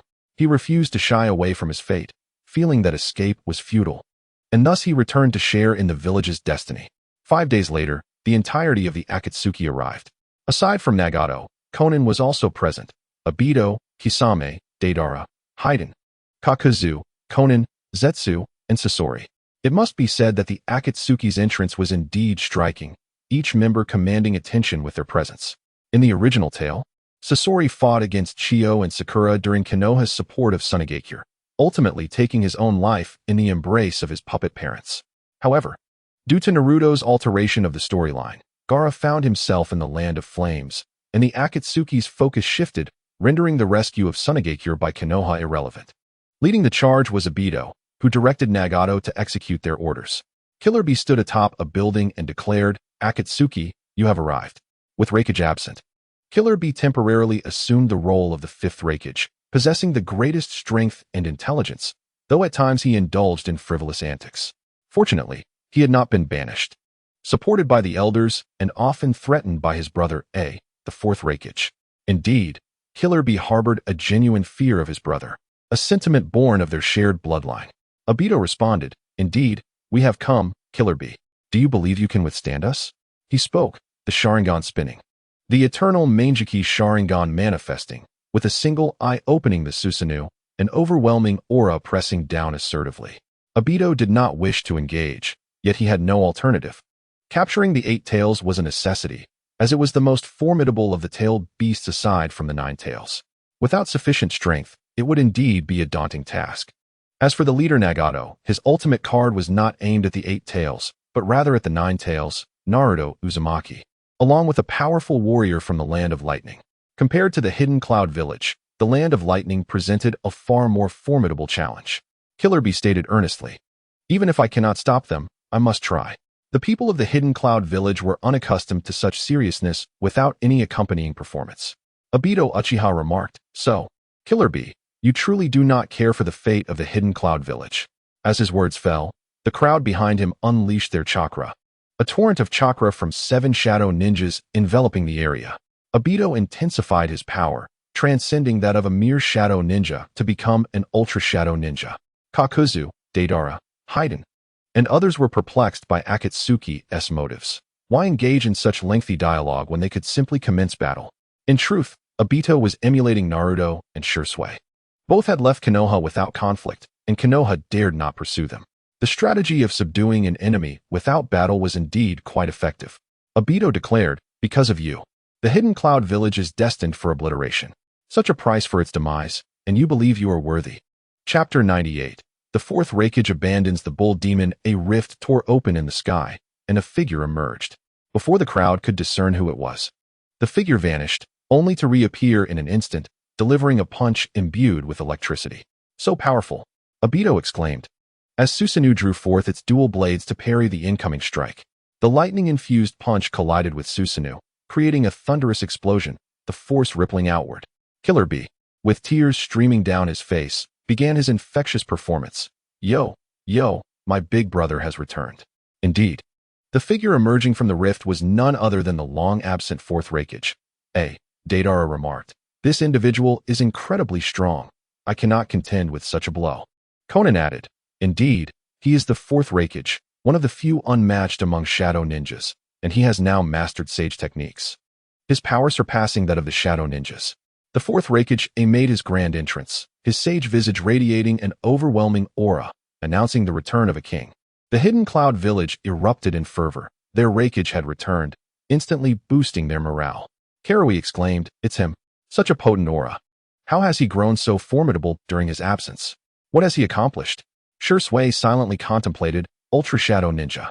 From the aura emanating from A, Shursui confirmed that A was indeed among the ranks of Ultra Shadow Ninjas. Izumi, with a serious tone, inquired, "Brother Shursui, do you believe you can defeat him?" Jishui remarked, "Indeed, with the enhancement of celestial techniques, he possesses the strength of a superior shadow ninja, albeit only at the mid-tier level. In my hands, he would not withstand even 10 exchanges." Jishui exuded confidence. With his current prowess at the Guiyuan realm, he could easily overpower the Raikage. Bolstered by the might of the celestial realm, defeating the Raikage would be a simple task. Yet, Jishui harbored a sense of vigilance. The forces behind this individual were undeniably formidable, having aided the Raikage and others in mastering celestial techniques. Many talented individuals had vanished, and even those of lesser aptitude, upon their return, would likely possess strength equivalent to elite status. Such a formidable force indeed posed a threat to the kingdom of Yanlong. Uchiha Obito spoke, the fourth Raikage. So you have been training in celestial techniques during your absence." I gazed at Uchiha Obito gravely. He had already discerned that this masked figure possessed strength among the ranks of superior shadow ninjas. "Sharingan, are you from the Uchiha clan?" a citizen of the kingdom of Yanlong. The Uchiha clan members who had awakened their Sharingan were predominantly from the kingdom of Yanlong, a far cry from their former status as the sharp blade of Konoha. Uchiha Obito replied, "Neither am I from the Uchiha clan nor a citizen of the kingdom of Yanlong. I am a member of the Akatsuki organization, known as Akatsuki's Obito." A's gaze fell upon Konan and the others, and his heart sank. The strength of the seven present was on par with Shadow Ninjas. Even with his inclusion, it would be exceedingly difficult for Yunin to claim victory, and the village would undoubtedly suffer significant casualties. Moreover, he had received a command to abandon the Eight Tails. The reason for his return was to halt the conflict and prevent it from affecting Yunin village. Relinquishing the Eight Tails was indeed a decision that weighed heavily on the Fourth Raikage's heart, yet he found himself powerless. The Eight Tails could not be preserved. He had received word that the leader of the Akatsuki possessed the Rinnegan, a power surpassing even that of the legendary Uchiha Madara. Even if he had cultivated celestial techniques, he could not compare to Madara of old. This formidable power must be utilized to descend upon Yanlong City, to test the true strength of the Qianlong organization. A composed himself and said, "May I have an audience with your leader?" Uchiha Obito scrutinized the Fourth Raikage and replied, "It seems you are quite informed." I did not respond, but reiterated his request, "Can we meet?" Konan stepped forward and stated, "You cannot meet him now." As one of the prominent figures in the Akatsuki, she had the authority to make certain decisions. I lamented, "It is unfortunate that this is not the appropriate place for discussion. Please follow me." With that, I took the lead and departed. Konan and Uchiha Obito followed closely behind. The three soon arrived at the summit of Yunin Mountain. At that moment, I dispersed his celestial chakra, demonstrating his sincerity. Uchiha Obito inquired, "What is it that you wish to discuss with us?" I responded, "I come to negotiate, seeking your departure from Yunin village to spare the innocent." Uchiha Obito retorted, "However, we must acquire the Eight Tails." Konan remained silent, merely observing Hey, I am aware of this, so do not worry. In a few days, I shall release the Eight Tails for you. This response completely caught Uchiha Obito and Konan off guard. They exchanged glances, and then Uchiha Obito inquired, "I wish to know why." With the current strength of the Hidden Cloud Village, coupled with your own power, it is not impossible for us to engage in battle. I replied, "I would prefer not to, but for the sake of the villagers of the Hidden Cloud Village, this is an unavoidable choice." Konan bowed respectfully to saying, "The Fourth Raikage embodies righteousness." I glanced at Konan and remarked, "How could someone like you join the Akatsuki?" Despite his fiery temperament, his discernment remained intact. He could easily perceive that Konan, with her gentle and compassionate nature, should not be mingling with the bloody Akatsuki. Konan remained silent, and continued, "This is not about my righteousness. If I do not surrender the Eight Tails, will you spare the Hidden Cloud Village?" Upon hearing this, Konan fell silent. And Uchiha Obito did not respond either. Would they truly spare it? The answer was undoubtedly negative. All nine-tailed beasts must be captured. I did not linger on this matter and posed another question. "Have you prepared a strategy for capturing the Nine Tails?" This was also his objective. He would not befriend the land of the Flame Dragon, only adversaries. It was fitting for the Akatsuki to test Naruto Uzumaki. Even though he had trained in sage techniques, he still felt uncertain when facing Naruto. That speed was genuinely astonishing, and that power left him with lingering apprehension. Uchiha Obito and Konan felt a weight in their hearts upon hearing this inquiry. Truth be told, they were both uncertain. Naruto Uzumaki had established a martial path, and they were unaware of his current strength. Moreover, the land of the Flame Dragon was a haven for the powerful, and its depth was entirely unknown. Uchiha Obito confidently stated, "Capturing the Nine Tails may indeed be challenging, but he cannot escape. The Nine Tails shall undoubtedly be ours." I replied, "I trust you are aware that I am an enemy of Naruto Uzumaki, so if we are to venture to the land of the Flame Dragon, I can serve as one of your allies." A glimmer of joy flashed in Uchiha Obito's eyes as he said, "Then I thank you for this." With a superlative ninja of such caliber assisting them, their chances of success in the land of the Flame Dragon increased significantly. I continued, "However, we must wait a few days until I have fully mastered the sage arts before we proceed to the land of the Flame Dragon." Uchiha Obito replied, "Of course. We shall await your readiness." Chapter 99. Shin Uchiha's boast. The formidable Akatsuki organization retreated, akin to a farcical performance, and the citizens of the Hidden Cloud Village rejoiced, exclaiming the name of the Fourth Raikage. To them, it was evident that the might of the Fourth Raikage had intimidated the Akatsuki into retreat. To intimidate the Akatsuki should not have been possible, and Shin was certain of this. The Raikage strength was indeed formidable, but it was insufficient to deter Uchiha Obito, who possessed the eternal Mangeki Sharingan. A voice reached his ears. Brother Shirzue, I fear the Raikage and the Akatsuki have forged some form of pact, perhaps targeting us. The water stop. It is certain that we are the targets. However, the specifics of their dealings remain unclear. The spring path. Brother Water Stop, we must return. With their presence, the flame dragon undoubtedly feels more secure. Water Stop expressed a hint of regret, stating, I had hoped to uncover the methods of the Akatsuki this time, but it seems that will not come to pass. Kurabi, inexplicably filled with a chill, interjected, Brother. AI responded, Kurabi, follow me. Kurabi complied eagerly. AI and Kurabi ventured into a secret chamber. Before AI could speak, Kurabi inquired, Brother, have you engaged in some sort of transaction with the Akatsuki? His voice trembled, devoid of the usual bravado.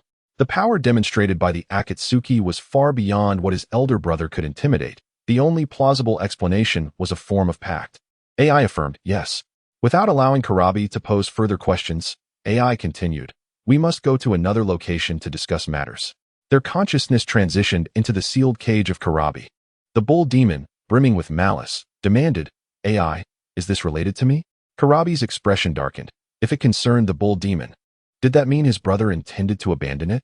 That was unacceptable. AI queried, Bull demon, what are our odds of victory should I face you? The bull demon replied, I was once your equal, but now you hold the advantage. AI pressed on, and what if we were to confront Uchiha Madara? The bull demon retorted, but isn't Uchiha Madara dead? The power of Uchiha Madara was such that not even the Nine Tails could escape his grasp. It was understood that the bull demon, being weaker than the Nine Tails, would be swiftly vanquished. AI stated, I recall that Uchiha Madara possessed the Mangeki Sharingan, yet he had not evolved to the legendary Rinnegan. The bull demon questioned, is that so? AI nodded, indeed, behind the Akatsuki lurks a pair of Rinnegan. Kurabi fell silent, as did the bull demon. AI continued, Bull demon, I recognize this is unfair to you. However, we have no choice. Setting aside the Rinnegan lurking behind, even that individual today, the one with the Mangeki Sharingan known as Obito, could control you. At that point, Kurabi may perish, and the Hidden Cloud Village would suffer countless casualties. Therefore, I must take on this villainous role and release you. Kurabi protested, Brother, you cannot do this. I wish to fight alongside the bull demon. AI retorted, Your voice holds no weight here. The bull demon then chimed in, Leave, for without me, you are merely an ordinary boy. How could you stand alongside me in battle? In the underground chamber, Shinobi Do resumed his human form and remarked, The alliance between the Akatsuki and the Three Shadows seems a commendable idea. It must be executed. He envisioned the dawn of victory and realized the urgency of his situation as he approached the sealed chamber of Yakushi Kabuto, declaring, The flame dragon is finished. Yakushi Kabuto responded, Do you dare allow me to take control of this body to verify? He remained skeptical that the flame dragon was doomed. Shinobi Do challenged, Do you not believe? Yao Shidu inquired, How am I to trust you? Rindo replied, Very well. Allow me to disclose what the kingdom of Yanlong is about to confront. Yunin Village, Suna Village, Konoha Village, and the Akatsuki organization. Yao Shidu furrowed his brow. He could comprehend the threat posed by the Akatsuki, as well as that from Yunin and Suna, given that the Dragon King had dealt them a resounding blow, thus tarnishing their pride. It was understandable that they would retaliate against the kingdom of Yanlong. However, the strength of these two villages was rather limited. How could they possibly contend with the dragon? What perplexed him was the involvement of Konoha. After all, it was Konoha that had wronged them, driving them away. Yao Shidu asked, Did Kakashi truly make such a decision? Rindo replied, You are mistaken, it is not Kakashi. It then dawned on Yao Shidu that it must be the third Hokage, Sarutobi Hiruzen. He questioned, So?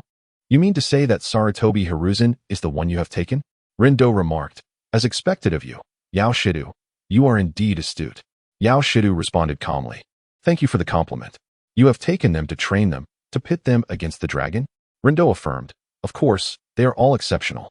Having mastered sage arts, and the elite guards we brought are all among the upper echelons of J-Nin. With the three forces united, plus the Akatsuki. Do you believe Yanlong City can withstand such an assault? Upon hearing this, Yao Shidu trembled, yet resolutely declared, I have faith in the Dragon King. With him here, Yanlong shall surely be safeguarded. Rindo countered, Is that so? But he has yet to make an appearance. Do you think that Uzumaki Naruto might have secretly fled? At this, Yao Shidu's face lit up with joy as he exclaimed, "Wonderful, simply wonderful." Rindo, perplexed, asked, "How can you still express delight at this point?" Yao Shidu replied, "With the Dragon King, Yanlong will undoubtedly re-emerge. With the Dragon King, the spirit of Yanlong shall never perish. You will not find him. And when he concludes his seclusion, it will herald your doom." Rindo exclaimed, "You are mad. All of you are mad."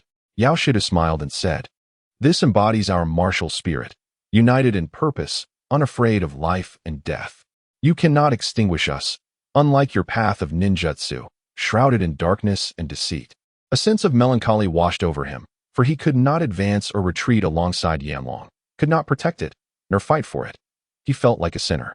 This struck a nerve with Rindo, who ominously declared, "Rest assured, I shall annihilate Yanlong, sever the roots of martial arts, extinguish its flame, leaving you unable to survive or escape." Yao Shidu replied, "Beyond keeping me confined, what other means do you possess? Can you truly kill me?